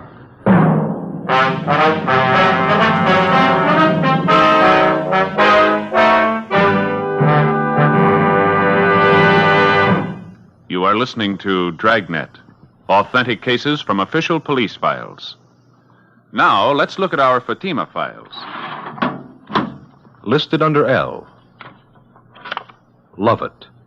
Vice Admiral Leland P. Lovett, United States Navy, retired. He says, I smoked Fatimas when I was a midshipman. I still do, because they have a better flavor and aroma. Fatima is easily the best of all long cigarettes. Friends, more smokers now insist on king-size Fatimas than ever before, because in Fatima, the difference is quality. quality of tobaccos. The finest domestic and Turkish varieties, extra mild, superbly blended, to give you a much different, much better flavor and aroma. Quality of manufacture. Smooth, round, perfect cigarettes, rolled in the finest paper money can buy, manufactured in the newest and most modern of all cigarette factories. Quality, even to the appearance of the bright, clean, golden yellow package, carefully wrapped and sealed to bring you Fatima's rich, fresh, extra mild flavor. So, if you smoke a king-size cigarette, compare Fatima. You'll find they now cost the same. But your first puff will tell you... Ah, that's different. Yes, in Fatima, the difference is quality. Buy Fatima. Smoke the quality king-size cigarette. Fatima. Best of all long cigarettes.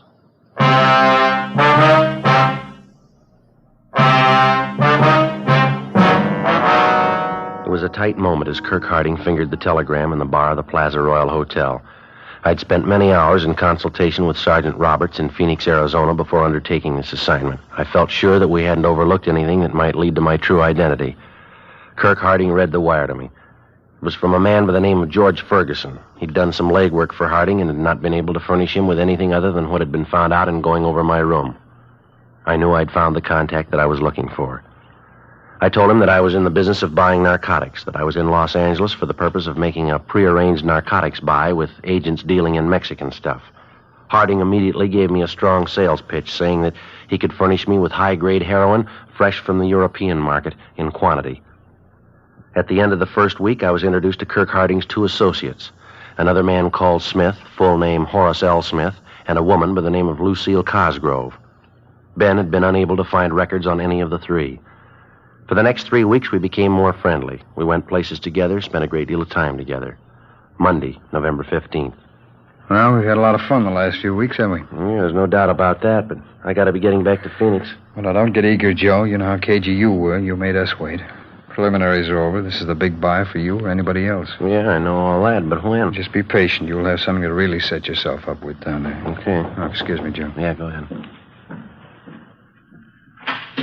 Oh, hi, Lucille. Hi. Hi, sweetie. Hello, Joe. Hi, Lucille. What's the matter, Smith? Don't you feel good? I don't know. It's hotel food, I guess. I think I got an ulcer. My stomach's sore all the time. Oh, that's too bad. I don't know what it could be. Baking soda don't do any good anymore. How about a drink? Joe? Yeah, fine with me. Lucille, you want to get some ice out of the kitchen, please? Sure. Skip me.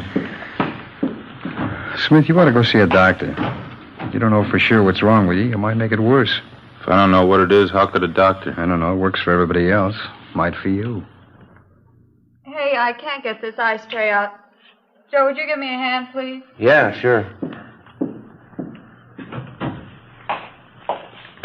Okay, which one here? I got the ice. Keep working on that other tray there. I got something to tell you. Okay. Listen, Joe, the big buys tonight. You sure? Yeah. How about it, you two? You need any help? No, that's all right, Kirk. It's coming along fine. Joe, as soon as you show your money tonight, they're going to kill you. How do you know? Look, we don't have time to go into it. I know. You won't have a chance. They're going to kill you. What are you doing? Waiting for him to freeze? Come on, how about the ice cream? Oh, they're right here, Kirk. I'm sorry. Let's go. Yeah. Okay, what do you want? Lucille? Joe? Coke high's all right. Yeah? I'll make mine bourbon, a little water. All right. Smith, you sure you don't want one? No, can't do it. Joe, before I mix them, I got something for you. Yeah? Smith tells me tonight's the night. Well, that's good, but why don't you tell me a little ahead of time? I got a date for tonight. Well, I think you better break that one and keep this one, don't you? Well, yeah, I do, but just wish you'd have told me a little sooner. Well, there's the phone. You can take care of it. Is it all right with you? You know as much about this business as we do. Go ahead and use it as long as we can hear you. Okay, fine. Just take a minute. Want to sit here, Joe? Oh, thanks, Smith. Yeah. Say, I wonder if you'd get my drink for me over there? Sure. She's probably going to be upset. I may need it, huh?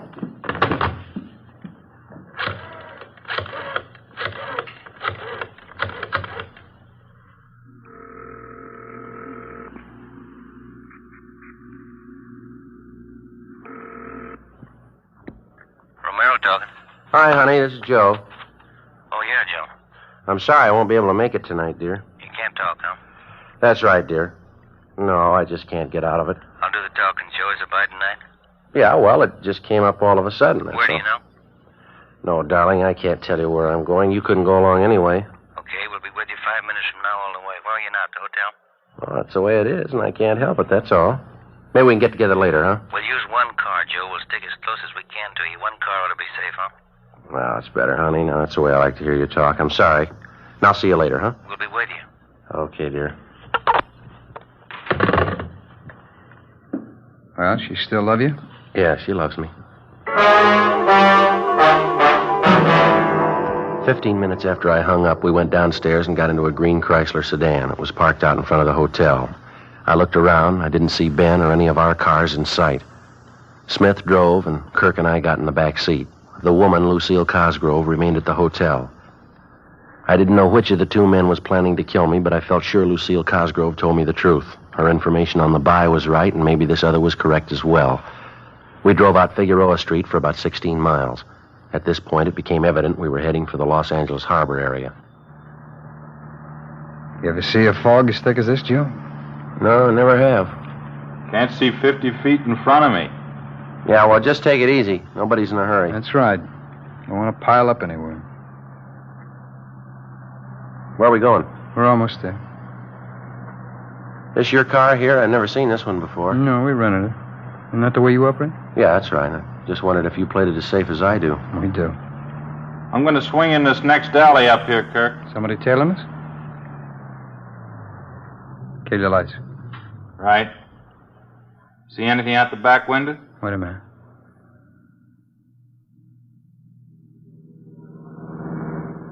How'd they go? How'd it look? Two guys in the front seat. Could have been somebody. What do you think, Joe? How'd it look to you? Well, whoever it was, we lost him anyway. Yeah. Okay, let's go.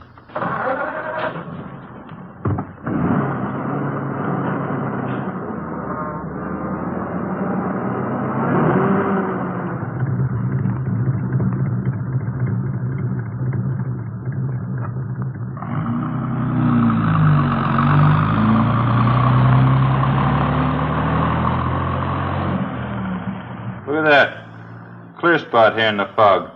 Don't see a soul anywhere. That's fine. We almost there now? Yeah, just around the corner. This is a break, isn't it? Fog's clear right in here. All socked in back up there. Well, we're as safe as you'd want to be, huh? Yeah, that's right. This is it. Over by the storage building? Yeah, that's right. Come on, let's go.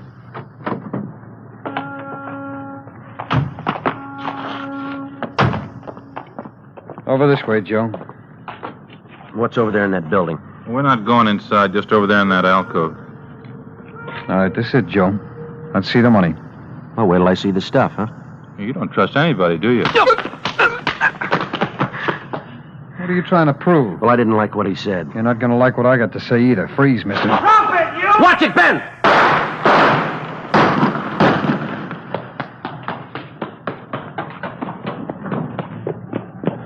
He ducked in this alcove. Oh, take care of that one there. All right, easy, huh? Yeah, you see him? No, it's too dark. There he is. That's enough! I'm coming out! All right, throw your gun out ahead of you. He's not going to throw that gun out, Joe. Watch it. Come on.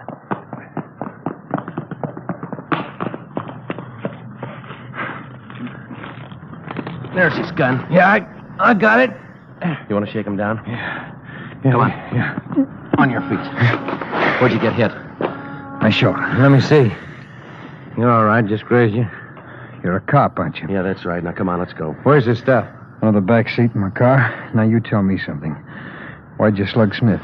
I just wanted something I knew you'd never give me. What's that? An even chance.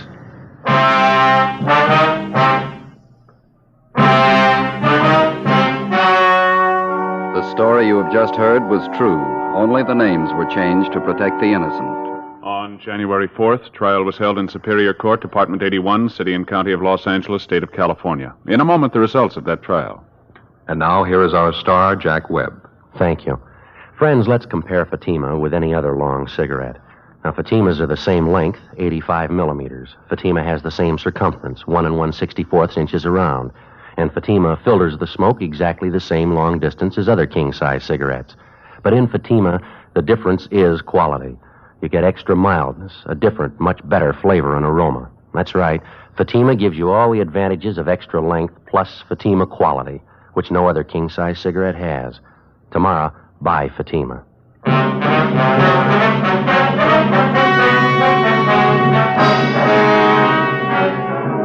All three suspects, Kirk Arthur Harding, Horace L. Smith, and Lucille Marie Cosgrove, were convicted for violation of the State Narcotics Act, a felony. Harding and Smith were convicted on one count of attempt to commit murder. They are now serving their terms as prescribed by law in the state penitentiaries.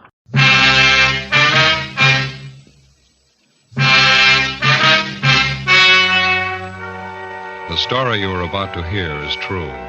Only the names have been changed to protect the innocent. Fatima Cigarettes, best of all long cigarettes, brings you Dragnet.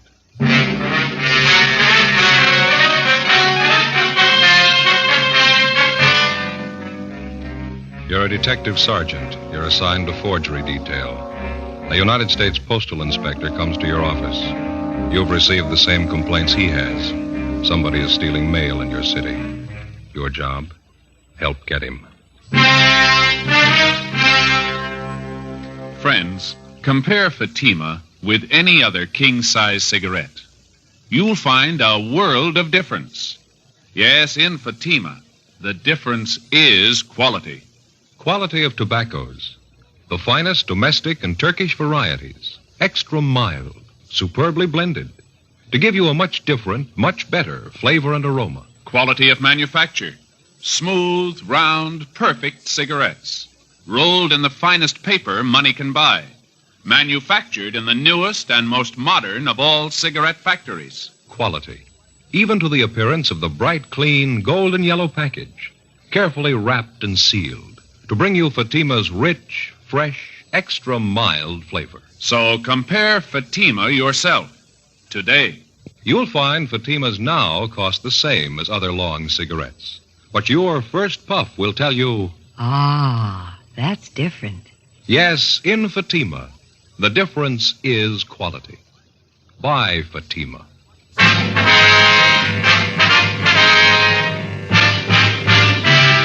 Dragnet, the documented drama of an actual crime. For the next 30 minutes, in cooperation with the Los Angeles Police Department, you will travel step by step on the side of the law through an actual case transcribed from official police files. From beginning to end, from crime to punishment, Dragnet is the story of your police force in action. was Monday, March 3rd. It was raining in Los Angeles. We were working the day watch out of forgery detail. My partner's Ben Romero. The boss is Captain Harry Elliott. My name's Friday. It was 7:45 a.m. when I got to room 29. Forgery detail. Morning, Joe. Hi, Ben. Sure coming down out there. Yeah? Look at this coat. It's soaking wet. Is that the same trench coat, that English one? Yeah. Ever since I had it cleaned, it seems to soak up the water a little more. Does it leak? Oh, no. It just seems to take on a little more water. Keeps me dry. Got something to show you, Joe. Yeah? Remember that old raincoat of mine used to leak up through the seams over the shoulders? Oh, yeah, sure. Take a look at this. What do you got there? Pretty neat, huh? Yeah, what is it? My new raincoat. Never know, would you? It's small, compact. The whole thing's hardly any bigger than a pack of cigarettes. Not bad, huh? Yeah. Where'd you get it? Wife bought it for me. Amy says it's regular full-size raincoat, size 40 long. Amy says. So didn't you try it on? Oh, no. You know how they make something like this. It's made out of plastic. Size isn't too important. Just a plain coat. Slips right on over your suit just like any other raincoat. I know it'll fit. You haven't worn it yet, huh? No, it hadn't started to rain when I left home. Could I see that? Sure. Real compact, isn't it? Now, something like this is really practical. Yeah, Little packages like that, you carry it around with you all the time. Never take up any room at all. Yeah. What's it look like? Just like that little pouch there. Same stuff. It's transparent, you know, regular plastic. Well, could we look at it inside, I mean? Okay, let's see. Well, here, you better do it. Yeah, okay. Well, just unzip it here. Sure is compact, isn't it? Yeah. Here we go. Look there, Joe. All folded up nice and neat. Yeah. Sure is lightweight, too. Plastic's great, isn't it? Fine, yeah. There we go. Full-size raincoat. See there? Fits fine. Never know a full-size coat would go in a thing like that little pouch there, would you? It's no bigger than a tobacco pouch. Yeah, that's pretty good. You ought to try it on, Joe. Never know you had anything on. Sure is light and nice. Yeah, I can see. Now we just put it back in the pouch till I'm ready for it. Let's see now. Collar goes up. Front folds in like this. No, that isn't right. Goes this way. Let's put it down on the table. That'll be better. Yeah, that's better. Now, here we go. Now, we fold the arms in here. Now, the bottom part comes up this way. Now, we fold it over and again. Easy, isn't it? Just follow the crease marks and you're home, Joe. Yeah. Now, if you'll hand me that little pouch, Joe. Oh, yeah. Here you go. Oh, thank you. Now, no, I guess that's too big. Well, we'll make one more fold, guy. Yeah. Well, it's small enough this way, but it's too fat, isn't it? You better watch it there. You're going to tear that little sack. That's funny. I folded right over the old creases there. Too fat, isn't it? Yeah. Well, couldn't you just carry it in your pocket like that without the pouch? Sure, that's it. Slip it in my coat pocket. No, that won't do, Joe. It bulges right out. It's kind of springy. Jumps out, just like a piece of pongee silk. Yeah, it seems to. Well, it's still lightweight and easy to handle. Sure. Plenty easy to carry just like that, anyway. Yeah. Well-made little pouch there. Seems a shame not to be able to use it. You smoke a pipe? No, you know that. Just cigarette. Yeah, I'll find some use for it. Probably 100 things a fella could use a little pouch like this for if he could just think of them right off. Yeah, that's right. Righty, Romero, you want to step in here for a minute? Right, Captain. You fellows know Inspector Smith, Post Office Department? Sure, how are you? Romero? Good to see you, Leo. How you doing, Joe? Sit down, won't you? Thank you. Thanks very much. Inspector Smith's over here on that mail thief case that we've been working on. Oh, yeah. Did you receive those reports we sent over to you yesterday? No, I haven't been to the office yet. Came straight over here. Well, burglary turned it over to us yesterday afternoon. Ben and I ran it down. Seems to us like it might fit in somewhere here. Miller and Ashton have probably got your reports now. I was just going to call in. You mind filling me in on it? Apartment house over on Alvarado. Landlady reported a theft of part of a mailbox out there. Yeah, somebody stole a master panel off the front of the community mailbox at the apartment house. Figure it must have happened sometime during the night.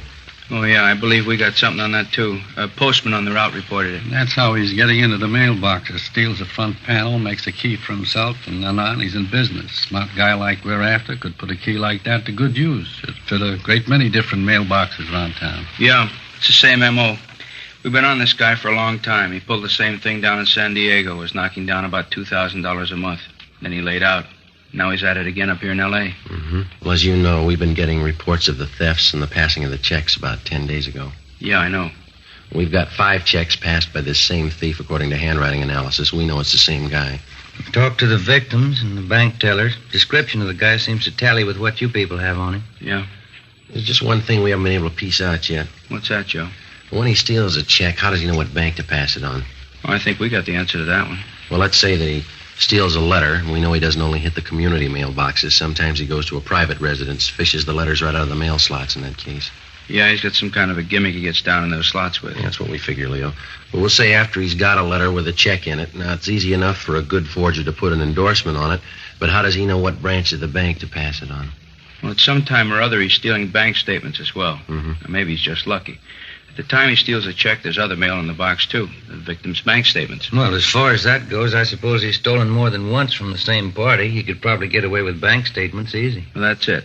People never seem to report anything missing in the mails until weeks after it's happened. It's easy to see why. They're not sure anything's wrong until they wait several days. They don't want to bother us in the case of anything routine like monthly bank statements. And in the case of a check, well, sometimes it's from a relative or someone who owes them money and they don't want to embarrass them by writing or calling to find out about it. And I suppose in the case of anything like a dividend check, we got a couple of those, Leo. Mm-hmm. The people who lose them just don't think it's time for them to arrive yet, so they just wait, huh? That's it. And that's why he's been so successful.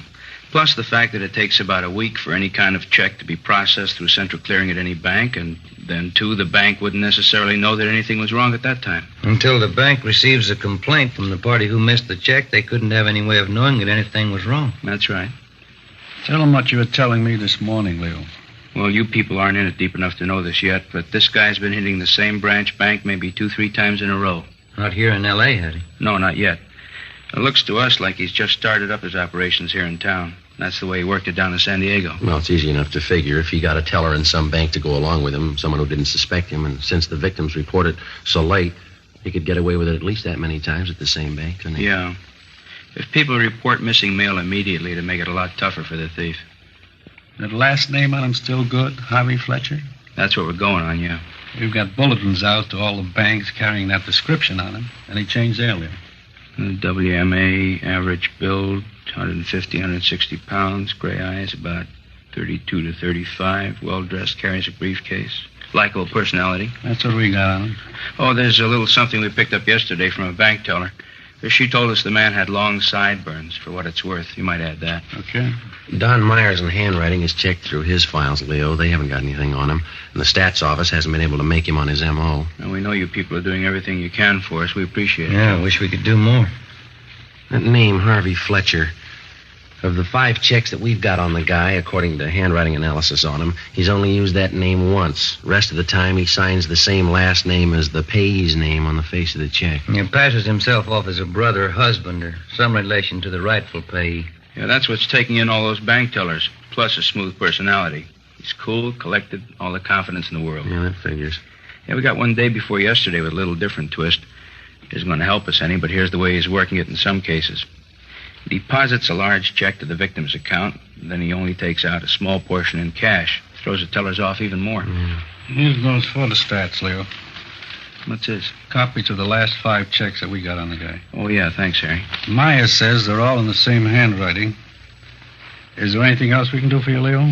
We've got all the banks in the area covered, got bulletins out on them. Well, that's fine. Don't think we've overlooked anything. Patrol units have been alerted. With this latest theft of that mailbox panel, it's too bad we can't localize his operations a little. Leo, didn't you say that if he makes a key, that key would fit any number of boxes in the city? We couldn't pin him down to one neighborhood, could we? That's right. That key will work on different mail routes. He probably knows the neighborhood around Alvarado is hot now. He'll leave it alone anyway. It's impossible to stake him out on the actual thefts of the mail. It's too bad we can't get to him through one of the banks when he cashes them. Well, your manpower and ours put together couldn't cover all the banks in L.A. at one time, but we've been spot checking throughout the city, hoping maybe to tab him just by luck. We might get a break from one of our bulletins, maybe some teller will spot him. Well, I'm not sure yet. That's one of the reasons I came over here this morning, but maybe we've got a little something. What's that? Well, a bank out in Westwood phoned us yesterday. The teller thought she recognized the guy from his description. Didn't dawn on her till after the guy had left her window. She rushed out in time to get the license number of his car. Well, maybe it's a break, huh? Yeah, it looks pretty good. The check was drawn on the account of a William E. Scott. And that's the number 2 victim here in L.A. Yeah, that's right. You've got the photostat of his checks right there. Yeah, I know. Well, everything seems to fit. This check he passed yesterday out in Westwood was probably stolen at the same time as the first one, or at least it came from this Scott's mailbox. That we know. Well, didn't this William Scott report the theft of 2 checks? I know he didn't to us. Maybe he did to you. No, he didn't. Said he couldn't be sure. He gets quite a few checks through the mail. Owns a lot of stock, gets dividends. Yeah, probably doesn't know when they come each month. Yeah, that's right. He didn't miss the first one until it was way overdue. Might even be others missing. He doesn't know for sure yet. Well, anyway, he's positive on this latest one out in Westwood that the bank teller caught, huh? Sure. As soon as the bank manager called him, he knew he hadn't authorized anybody to cash any of his checks. Does the M.O. seem to match? Well, that's what's got us going on it. Looks real good. Smooth operator. Deposited part of the money, took the balance in cash. The major switch in his operation was the fact that he didn't go to the victim's regular bank as he did on that first check. It sounds good, doesn't it? And we kind of think so. That's the reason I came over here this morning. Conway, our handwriting man, thinks it's the same as the guy we're after. He asked me to check it through Don Myers to be sure. What signature did you use on this last one? Now, that's another part of the M.O. that checks out. You remember on the first check, he forged the victim's name, William Scott? Mm-hmm. Then he made it a second-party check by signing the phony name, George Scott, passing himself off as a nephew of the victim. Pretty smart. He goes to this victim's regular bank, and he doesn't take the chance of being tabbed as the payee. He covers by using that nephew gimmick. Huh? Yeah. This time he goes to a different branch. Not the regular branch that the victim deals with as in the first case. He simply forges the victim's name and lets it go at that. You doing anything on that license number? Well, Ashton and Miller checked it out late yesterday afternoon. They're on it now. Need any help? Well, not so far. I'm interested in what Don Myers has to say about the handwriting. He ought to be through about now, huh? I'll give him a call. Well, thanks, Harry.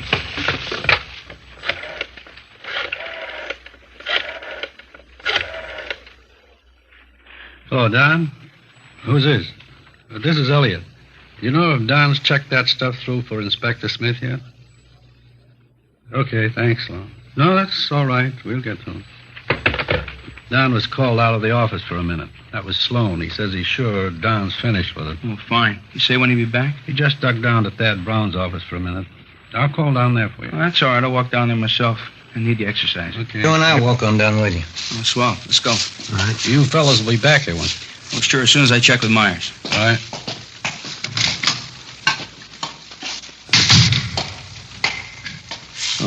Which way is it from here? This all looks the same from one end to the other to me. It's this way, Leo. Oh, okay. This affects you like the federal building does me. I get all turned around up there. Yeah. Well, those fellas down in San Diego have had a rough go on this thing. Yeah, I was talking to McGuire and Ormsby down there just the other day. They said they were going around in circles on it. They broke a lot of ground for us. Checked out a lot of suspects, cleared them. Checked out all that stuff that Brereton from CII sent down. Yeah. You know how thorough that guy is. It figures they've done a lot of legwork. Friday, you say you just talked to him down there? Yeah, that's right, Leo. Well, then you know about all those bulletins they got on the guy. Description, exemplars of his handwriting. Mm-hmm. Sent them to every police department in the United States. It's a big job. Mm-hmm. I'll go get Don. It's right in here. Thanks, Joe. Right. Don? Yeah, Joe. Leo Smith from the post office department's waiting to see you. Right, Joe. I was just on my way back to the office. Fine. Hello, Don. Sorry, Leo. I had to duck out for a minute. Oh, that's all right. Say, did you get a chance to look that Scott check over? Yeah, I did. Got a couple of things to show you back in the office. Okay, fine. Was Conway positive on this one? Well, he said he felt we had the right man, but he wanted your opinion to be absolutely sure. I couldn't be positive, but I think maybe he's your man. There's a great similarity, but too much pressure on the downstrokes. The ye's, the yo's. Just not too sure. They're a little different than some of the previous samples of the guy's handwriting. Uh-huh. I can show you better back at the office. Got a few things for you. Think there's a possibility, Don? Well, let me put it this way. I won't say it is, and I won't say it isn't. Let's pick him up and find out for sure. Here we are. Go ahead, fellas. Thank you.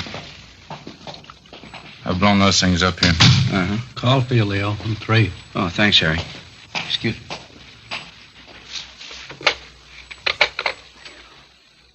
The Smith talking. You did? Uh-huh. We did. All right, look, why don't you bring him down to forgery detail here at the city hall? We'll talk to him here. Right, Ed. Right, thanks. Well, looks like the end of the trail. That was Ashton. He and Miller picked him up. He's our man, admitted the forgery. Looks like San Diego did all the work and we get all the luck. Anyway, we got him.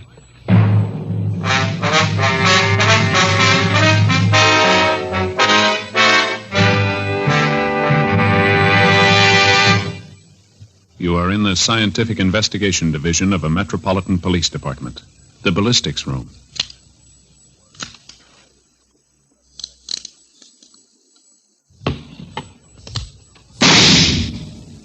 You have just heard a test bullet fired from a .38 caliber revolver found in the possession of a suspect. The test slug is removed from the ballistics box and compared with the slug found at the scene of the crime. There they are. Side by side, they look alike. But examination will prove a world of difference. Now, examine a Fatima. Compare it with any other king-size cigarette. Side by side, they'll look alike. But right away, you'll find there's a world of difference. Yes, in Fatima, the difference is quality. You see, Fatima is the quality king-size cigarette because it contains the finest domestic and Turkish tobaccos superbly blended. And Fatima is extra mild, with a much different, much better flavor and aroma than any other long cigarette. So compare Fatima yourself. Fatimas now cost the same as other long cigarettes, but your first puff will tell you... Ah, that's different. Yes, in Fatima, the difference is quality. Ask your dealer for Fatima, the quality king-size cigarette. Best of all long cigarettes. Start enjoying Fatima tomorrow.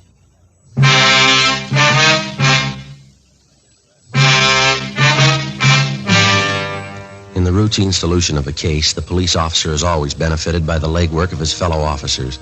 In this case, the men of the San Diego Police Department, in conjunction with the Post Office Department, had done most of the spade work, and the actual apprehension of the suspect appeared to be almost too easy on our end. Even though Ben and I hadn't participated in the physical arrest of the suspect, we felt the same gratification for the speedy solution of the case as did the postal authorities. Monday, March 3rd, 3:27 p.m., Miller and Ashton of the Post Office Department brought the suspect in for questioning.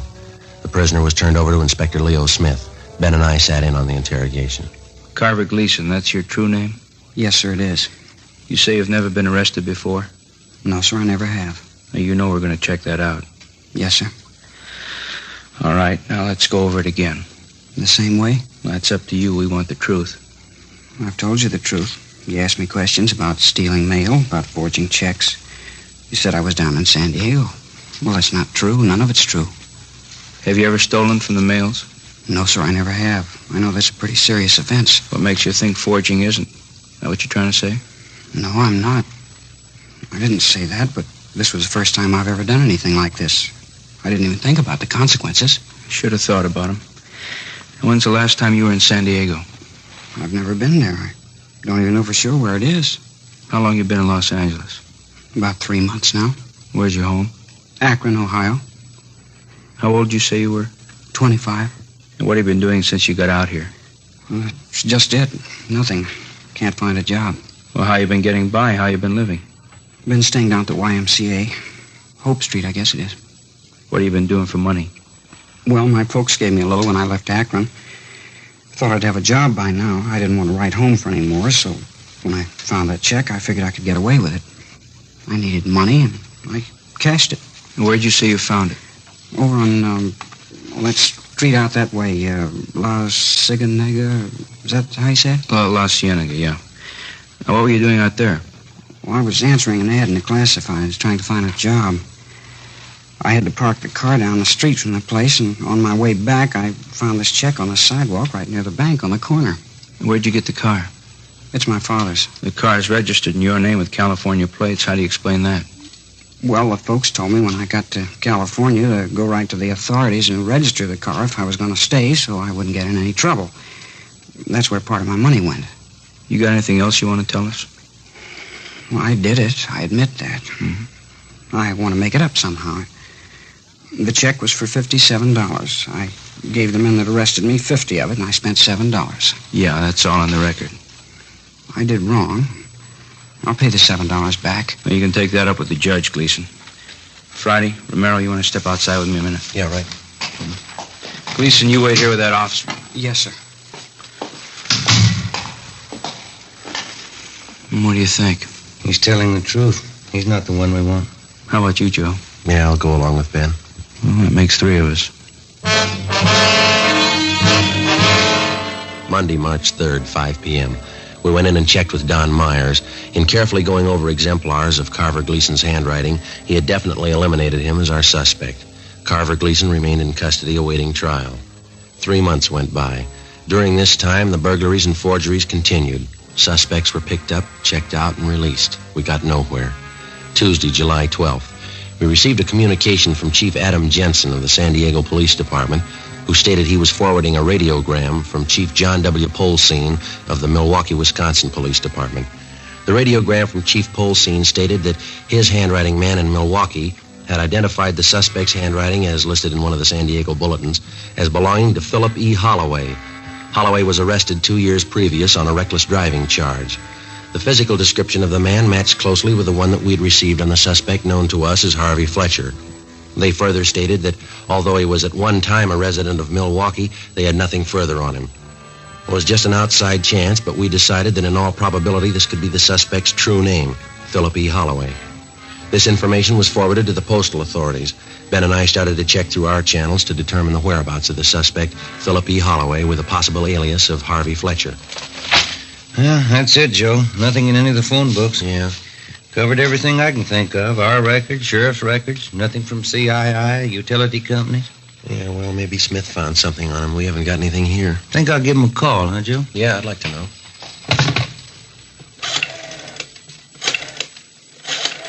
That's extension 664. Yeah, I know. Yeah, 664. Hello, Inspector Smith, please. How's that? Oh, I see. No, that's all right, thank you. He's on his way over here. He left 5 minutes ago. I sure hope he's got something. Joe, Ben? Hi, Leo. Hello. Think maybe we ran it down. Good. How'd you do it? Through the Postal Service? Yep. Didn't figure, did it? Well, we didn't think he'd stay put long enough to have a permanent address. Well, he's been on the move, but we got the last known address on him. Received mail there 2 days ago. You want to check with Don Myers? He's been working over those exemplars Milwaukee sent us. I just did. Called him about 15 minutes ago. Oh, we just got back from R&I. What do you have to say this time? Well, he and Conway agree all the way this trip. Yeah? Holloway's our man. Together with the postal authorities, Ben and I helped in the 24-hour surveillance placed on the suspect, Philip E. Holloway. Our findings disclosed that he was living in a modest apartment house and he was employed by a local vacuum cleaner company as a door-to-door salesman. This type of occupation would enable anyone to have suspicion-free access to any and all types of home mailboxes. The first 3 days of the surveillance failed to disclose any further incriminating evidence. Thursday, July 17th, fifth day of the 24-hour surveillance, 2:30 p.m. Holloway came out of his apartment building, got into his car, and drove approximately 4 miles to the Echo Park residential district. He parked his car, got out, and went up the steps of a small apartment house. Together with Inspector Leo Smith, Ben and I followed him. You want to pull up here, Ben? This is good. Yeah, all right. Yeah, he's going for that mailbox, isn't he? Yeah. He's got the key. He's opening the panel. Not a worry in the world. Broad daylight. Look at that. He's got all the letters out of the box, got them in his pocket. On his way back to his car. Leo, there's a bank right up there on Sunset, see? Okay, let's stay with him. How's it look, Joe? You can see up ahead there. Is he pulling out? Wait a minute. All right, let's go.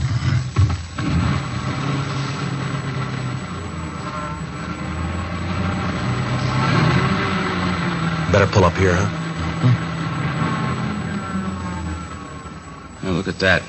Just like it was blueprinted. Going right in the bank. Come on. Yeah.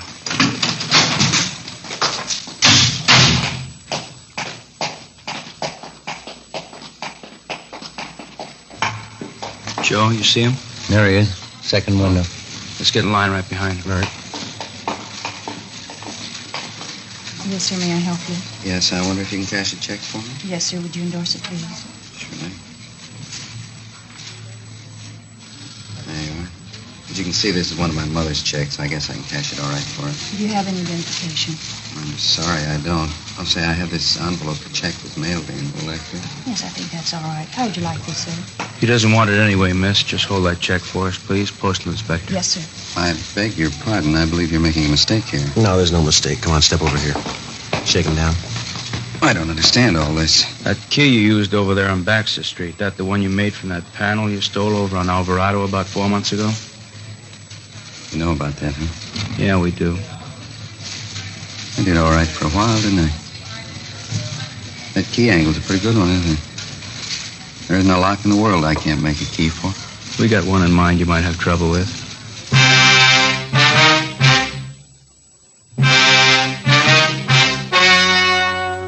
The story you have just heard was true.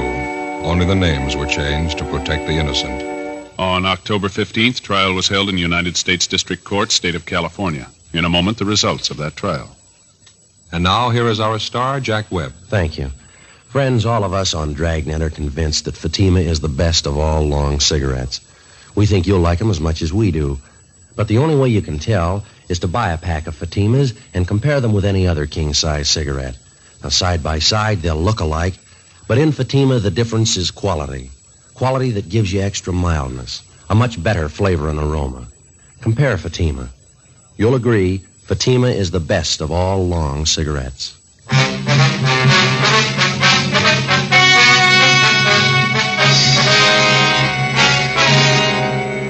The suspect, Philip Elwood Holloway, was found guilty on all counts. He was sentenced to 10 years in the federal penitentiary. 5 years of his sentence was suspended, and he was placed on probation, one of the conditions being that he make restitution of the stolen money.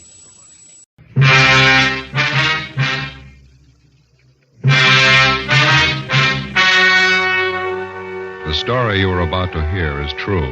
Only the names have been changed to protect the innocent. Fatima Cigarettes, best of all long cigarettes, brings you Dragnet.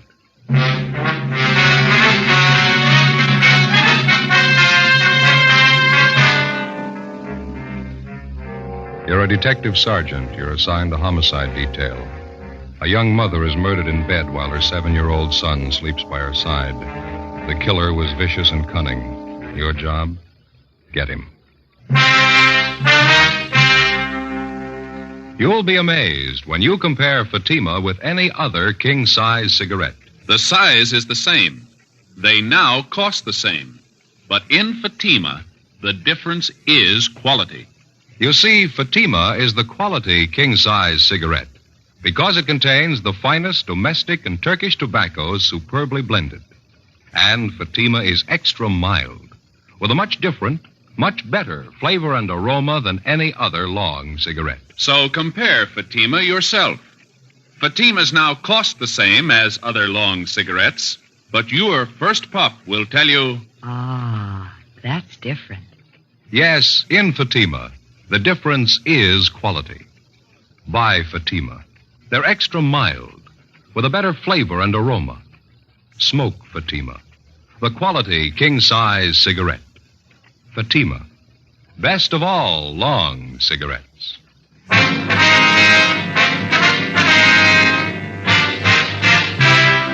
Dragnet, the documented drama of an actual crime. For the next 30 minutes, in cooperation with the Los Angeles Police Department, you will travel step by step on the side of the law through an actual case transcribed from official police files. From beginning to end, from crime to punishment, Dragnet is the story of your police force in action.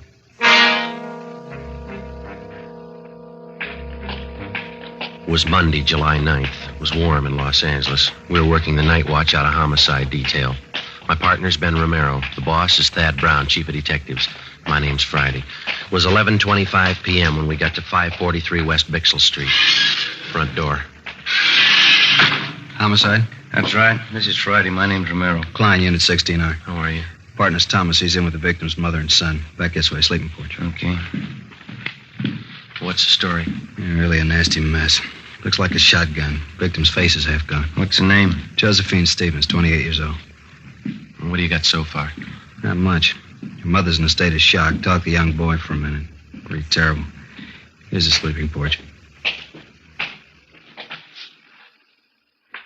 Dear God. Yeah. You got a little kid by her side who knocks the props out from under you. What do you got on it? Seems as Josephine Stevens and her 7-year-old boy was sleeping in the bed when it happened. Haven't been able to fill it all out yet, but from what the youngster told us, it happened about 30 minutes ago. I'd say it was a shotgun, too, wouldn't you, Joe? Yeah, looks like it. You can see by the head of the bed here, it looks like shotgun pellets.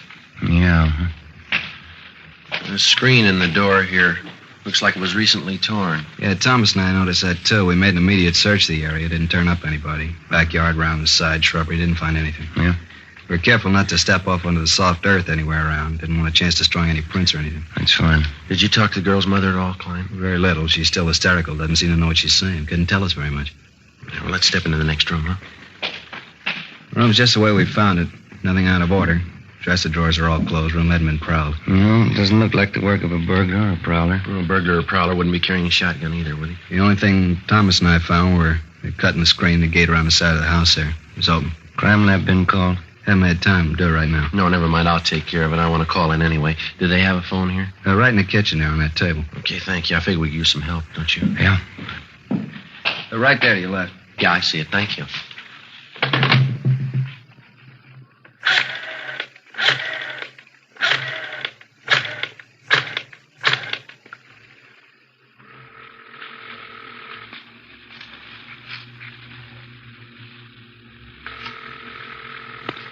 City Hall. 2643, please. 2643? Crime Lab, Alan. This is Friday, Jay. Yeah, Joe. We're at 543 West Bixel. Got a homicide. We're going to need prints, photographs, the whole deal, Jay. Looks like the woman was killed with a shotgun. Well, let me double check that address, Joe. 543 West Bixel. Yeah, that's right. You got a phone out there? Yeah, it's Hollywood 93199.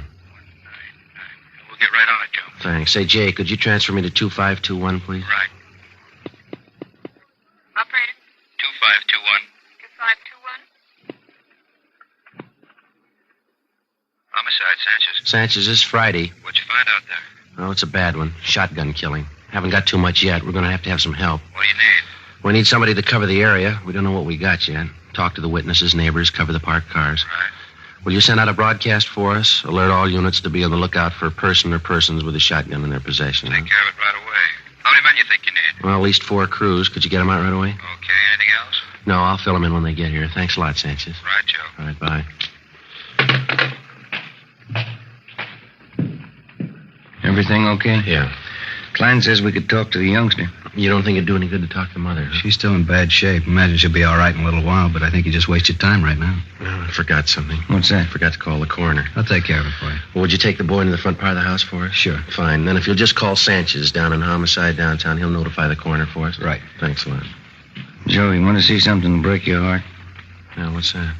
Notice the blood on the floor there, leading from the sleeping porch to this bedroom here. Yeah. Look like small footprints, huh? They are. Little boys. Well, let's go in the front room. Yeah. This is a boy, 7 years old, name's Charles. Right. Thanks, Klein. I'll make that call for you right away, Friday. Hello, son. What happened to my mommy? I'm sorry. You better take it, Joe. Yeah. Come over here to me, son. Charles, is that your name? Charlie. Well, my name's Joe, Charlie. Yes, sir. Mr. Joe? Well, it's Joe Friday, son. Mr. Friday, are you a policeman? Yeah, that's right, Charlie. Now, that other man in the uniform, Officer Klein, Yes, sir. he said you might be able to tell us what happened here. Do you feel like talking about it, son? Mr. Friday, do you know what happened to my mommy? Well, that's what we're trying to find out, son. We'd just like to ask you a few questions. She's hurt bad, isn't she? Did she talk to you? She wouldn't talk to me. Grandma and those other policemen wouldn't let me stay in there. Well, can you tell us what happened here? You want me to tell you like I told the other policemen? If you would, please. I wish you'd let me go in and see Mommy. She could tell you a lot better than I can. Well, she's hurt kind of bad, son. We just thought that maybe you'd tell us. Well, we were sleeping in the bed on the back porch. Mm-hmm. We just got to bed, and Mommy was reading me a story. Then I heard this man at the screen door. Did you see the man, Charlie? No, I didn't. Mommy wouldn't let me. Well, how do you mean, son? How do you know it was a man, then? Well, somebody was cutting the screen at the door. I thought it was a man. But you're not sure? You didn't see him? No, sir, I didn't see anybody. It was dark outside. You heard somebody cutting the screen, though, is that right? Yes, sir. And then Mommy sat up in bed. I started to sit up, too, but she wouldn't let me. She pushed me back down and said, "Keep down." Mm-hmm. Can you remember exactly what she said, Charlie? She said just to keep down. That's all she said. Well, then what happened? I heard this big gun, and Mommy fell down on the bed again.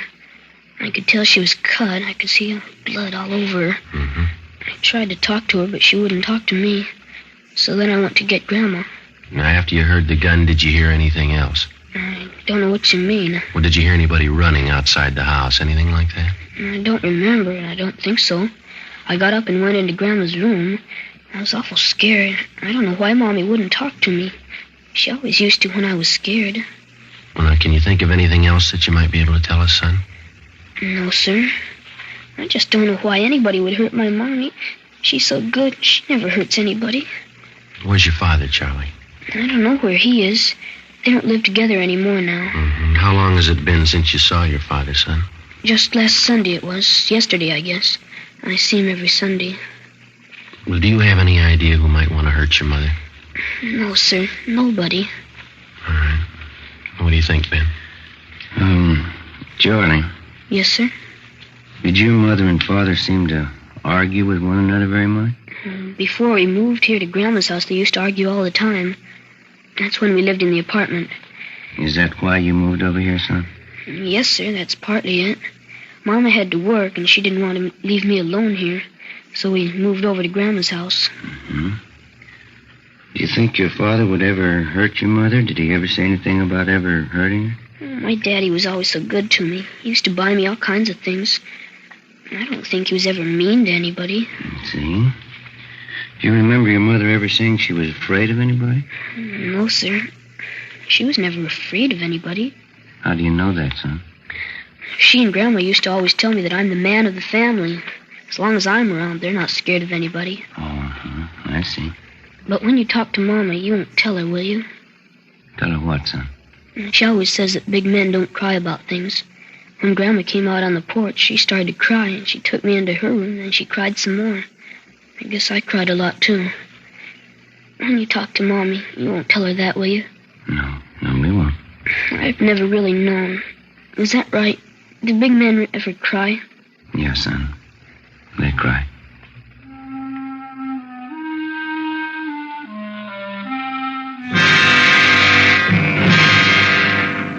$11:45 p.m. The crime lab men arrived and went to work. They found 3 shotgun pellets embedded in the wall to the right and above the head of the victim's bed. 2 additional lead pellets were removed from the bedstead above the pillow on the right side of Josephine Stevens' bed. This fact, in conjunction with the position of the hole ripped in the screen door, proved that the victim was sitting up in bed at the time of the shooting. This fact, too, showed why the 7-year-old boy lived and his mother died. Further investigation showed that the fatal shot was fired from outside through the hole in the screen door. The search of the surrounding area failed to yield the murder weapon or any additional physical evidence. The neighbors were all checked. They could add nothing to what we already knew. The few who had heard the blast from the shotgun thought it was backfire from a passing car. Units in the area of the murder picked up 14 possible suspects on the street and in the neighborhood at the time of the killing. They were all checked out and cleared of any connection with the crime. Josephine Stevens' mother, Mrs. James Edwards, was in a near state of collapse, but she managed to give us a statement. Her story corroborated that of 7-year-old Charles Stevens. Supplemental broadcasts and an all-points bulletin were put out to try and locate the killer. Ben and I drove over to 1543 East Workman Street to check out the husband of the murdered woman. Well, this is it, huh? Yeah, White House here. All right, let's go.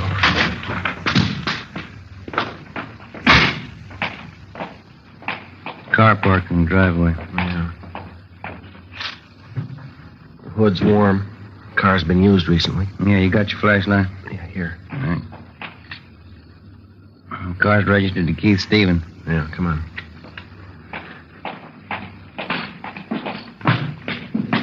Lights are on inside, huh? Yeah.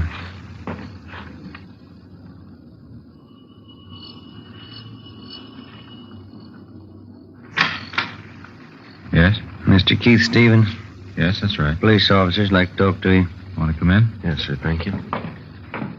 What's the trouble, officer? When's the last time you saw your wife, Stevens? Why? Well, when did you see her last? Well, I was over there Sunday, yesterday. Always go over every Sunday to visit my little boy, Charlie. My wife and I are separated. That's what we agreed on. And that's the last time that you saw her? Yes, it is. Why? Well, I'm sorry to have to tell you this. Your wife is dead. What's that? I'm sorry. You're kidding. She was all right yesterday. There must be some mistake here. No, sir, I'm afraid not. Josephine Stevens. You sure? 543 West Bixel Street. I gotta sit down. What happened? She was shot. Well, how? I can't believe this. Well, we're working on it now. Somebody shot her while she was in bed. I just saw her yesterday. How did it happen? Was it an accident? No, sir. Somebody killed her. How about little Charlie? He sleeps with his mother. Is Charlie all right? Yes, sir. He's fine. He wasn't hurt at all. It was a small miracle how he came out of it, but apparently his safety was the last thing your wife thought of before she was killed. It's just terrible. I still can't believe what you're saying is true.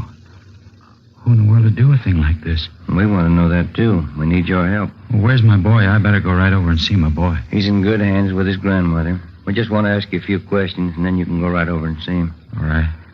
You gotta get whoever did this terrible thing. Yes, sir. We're going to try. Well, how is it that you happen to be up this late at night? I just got home from work. I work the swing shift at Gibney's. That's the steel mill down in Alameda, is it? Yes, that's right. Did you work today? Yes, I told you. I just this minute got in. Swing shift. What hours would that be? 4 to 12. Did you work the full shift today? I did. You don't think I would have done this thing? We have to check everybody. Is there somebody out at the plant that can verify the fact that you were out there during the entire shift today? Yes, my lead man and I always punch my time card in and out. How do you get to work? I drive. My car's right outside there, blue Chevy. Do you own any firearms? No, I don't. You ever owned any? No, never have. Didn't want a gun around with a boy. I see. You live here alone? No, since the wife and I split up, I live with another fella here. Mm-hmm. Where is he tonight? He's out somewhere, usually home when I get here. Do you have any idea where he might be? Does he go out much? He goes out quite a bit. He's going with some girl. Might be at a movie or something like that. Does he know your wife? Well, not too well, no. I think I took him over to the house one Sunday. He met my son Charlie and my wife. Try to take it easy, Mr. Stevens. Oh, I'm sorry. It's kind of hard to take. Yes, sir, we understand. This man that you live with here, what's his name? Carl Walters. Where'd you know him from? He advertised in the papers. He said he wanted somebody to share a small house with him. I answered the ad, and we seemed to hit it right off from the start. He's okay. What do you know about him? I know enough to know he's all right. I wouldn't want to get him mixed up in this. Well, has this Walters ever been in trouble? Has he ever been arrested? Not that I know of. He's a good guy. Fine Army record. I see. Have you ever been arrested? No, sir, I never have. Any kind of an arrest? Misdemeanor, anything like that? Never. You never been in jail for any reason? No, sir, never have. I had traffic tickets, but I've never been in jail for any reason. I always paid my fines, never had any trouble. Have you any idea who might want to do a thing like this? No, no one. How did it happen? Did they break in the house? No, it wasn't burglary or anything like that. Somebody just wanted to do away with your wife. If you can think of anybody who might do a thing like this, it'd help. You know, we've been separated for a while. Maybe she took up with someone who'd do something like this. I wouldn't know. I can't think of anybody I know that'd do this. I see. She and I have had our ups and downs, or we wouldn't be apart. We argued time and again over the custody of Charlie, but nothing serious. Can't tell you what a shock this is to me. You say that you don't own a gun. Do you know of any of your friends or hers that might? No, I can't think of anybody. Well, this fella, Carl Walters, what can you tell us about him? Now, please, he's all right. He certainly had nothing to do with this. Well, we just want to be sure to check everybody out. If you can tell us, it may save him some embarrassment. Well, I realize you have to be sure, but please believe me, he's all right. You say he doesn't know your wife at all? No, just that one meeting. You're sure he couldn't have had any part in it? Absolutely sure. Mm-hmm. What kind of a fella is he? Oh, average guy, I guess. Likes to swim, plays a little golf. Always wants me to go out camping or hunting with him. You ever go with him? No, I haven't so far. He wants to go on weekends, and I like to see my son on Sundays, like I said. What does he hunt, do you know? He's not much of a hunter, really. He just likes to go out for ducks once in a while. Does he keep his equipment here? No, he doesn't, over at his father's house. Does he ever hunt for anything besides ducks? No, I'm positive about that. He's always saying how he never could shoot a deer. Says he gets buck fever. Can't say I blame him. He ever tell you what kind of a gun he had? No, not that I recall. Still think he had a part in this? We didn't say that. What's his duck hunting got to do with it? Well, when you hunt ducks, you use a shotgun.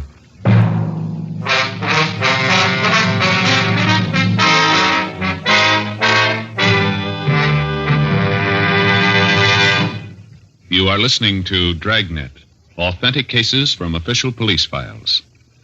And now, let's look at our Fatima files. Listed under K. Kelly, Nancy Kelly, famous actress. She says, Between scenes, I like to relax in my dressing room and light up a Fatima. They have a really different flavor, and they're extra mild. Friends, more smokers now insist on king-size Fatimas than ever before because in Fatima, the difference is quality. Quality of tobaccos. The finest domestic and Turkish varieties, extra mild, superbly blended, to give you a much different, much better flavor and aroma. Quality of manufacture. Smooth, round, perfect cigarettes. Rolled in the finest paper money can buy. Manufactured in the newest and most modern of all cigarette factories. Quality. Even to the appearance of the bright, clean, golden yellow package. Carefully wrapped and sealed to bring you Fatima's rich, fresh, extra mild flavor. So, if you smoke a king-size cigarette, compare Fatima.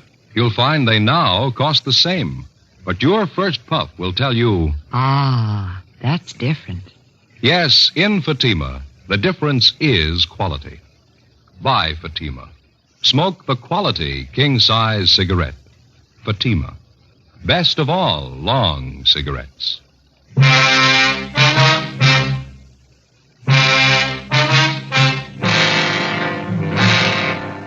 Tuesday morning, July 10th, 1 a.m. We continued to question Keith Stevens about the murder of his wife. He could add very little to what he had already told us.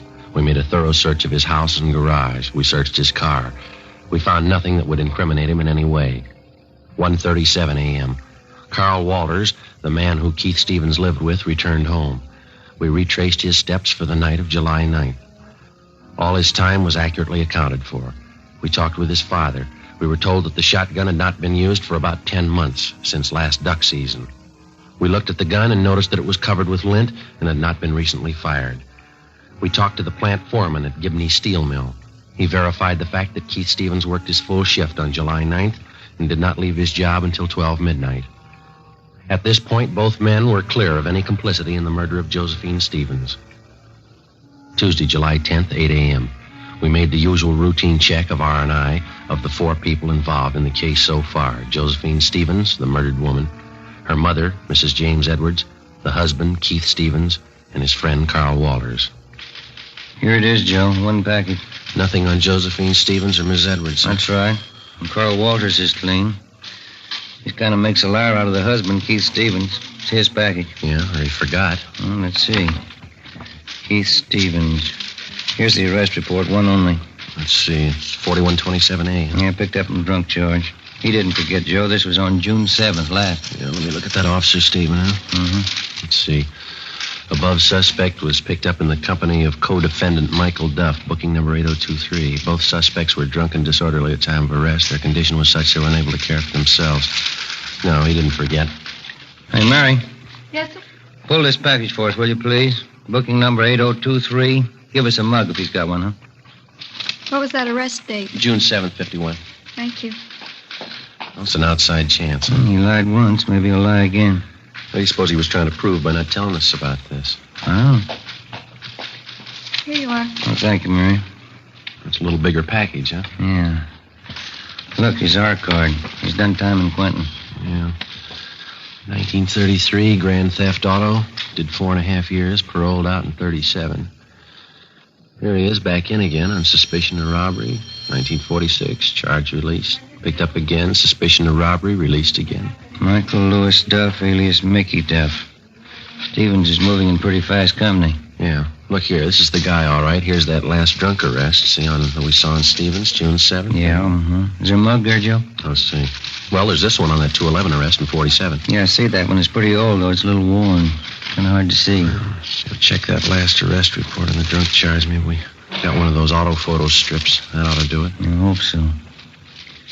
Yeah, here we are. Let's see. Yeah, those auto photos are good mugs, aren't they? Yeah. What address did he give on that last arrest? 5234 West Main. No, all these other addresses are just transient hotels. That Main Street address, the most recent, looks like the best bet. This is probably why Stevens lied about being arrested. Yeah, let's see if he lied about anything else. We drove over to 5234 West Main Street. It was a small 2-story rooming house. We checked with the landlady, and she told us that she had a man registered under the name of Michael Duff in room 20. She told us that he had just walked out a few minutes before we arrived, saying he was going down to the corner to buy a newspaper. We identified ourselves and stated that we'd wait in his room for him. We asked her not to tell him. She went upstairs with us and unlocked the door to room 20. We made a thorough search of his place. It was a 2-room apartment. I searched the living room, and Ben went over the kitchen. Joe, come here. Yeah. Look here. Look, I'm up under the sink here, cradled in the gooseneck of the drain. Yeah, shotgun. Yeah. Just a minute.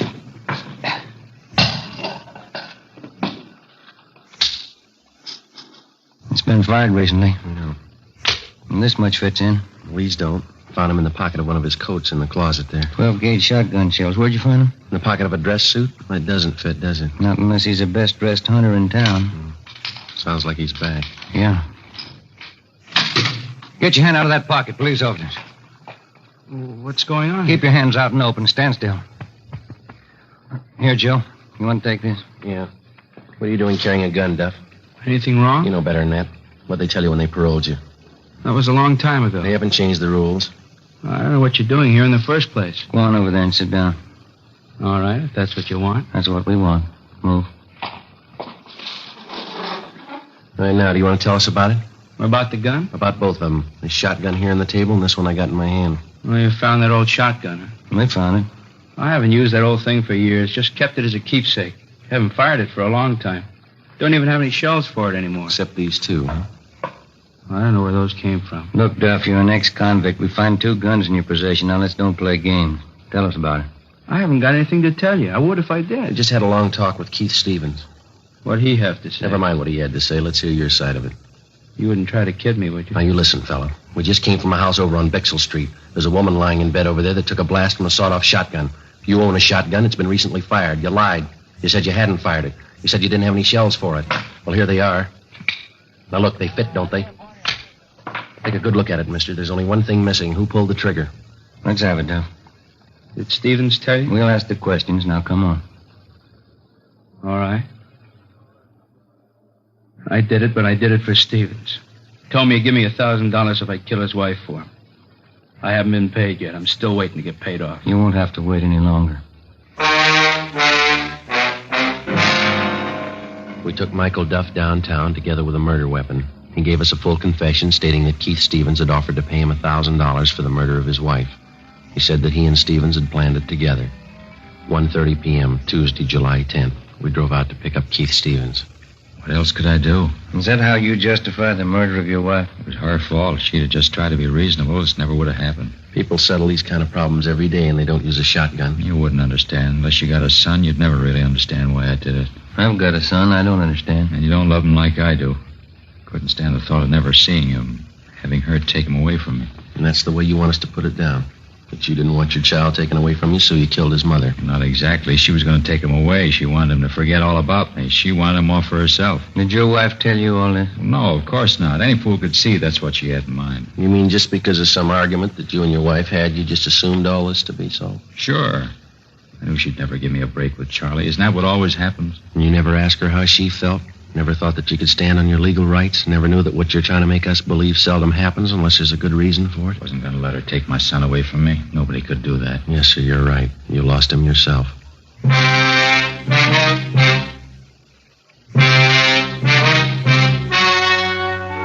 The story you've just heard was true.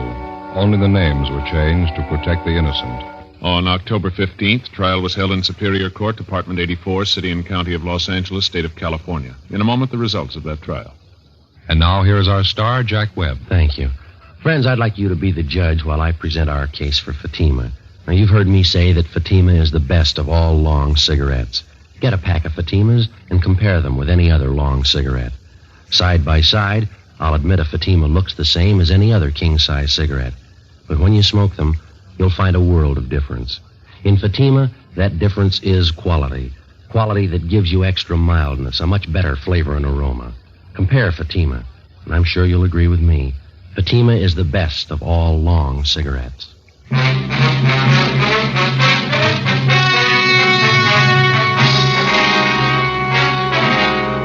Keith Edward Stevens was convicted of murder in the first degree and received a life sentence. He is now serving his time in the state penitentiary. Michael Lewis Duff was convicted of first-degree murder and received the death sentence. He was executed in the lethal gas chamber at the state penitentiary. The Adventures of Sam Spade, Detective, brought to you by Wild Root Cream Oil Hair Tonic, the non-alcoholic hair tonic that contains lanolin. Wild Root Cream Oil, again and again, the choice of men and women and children, too.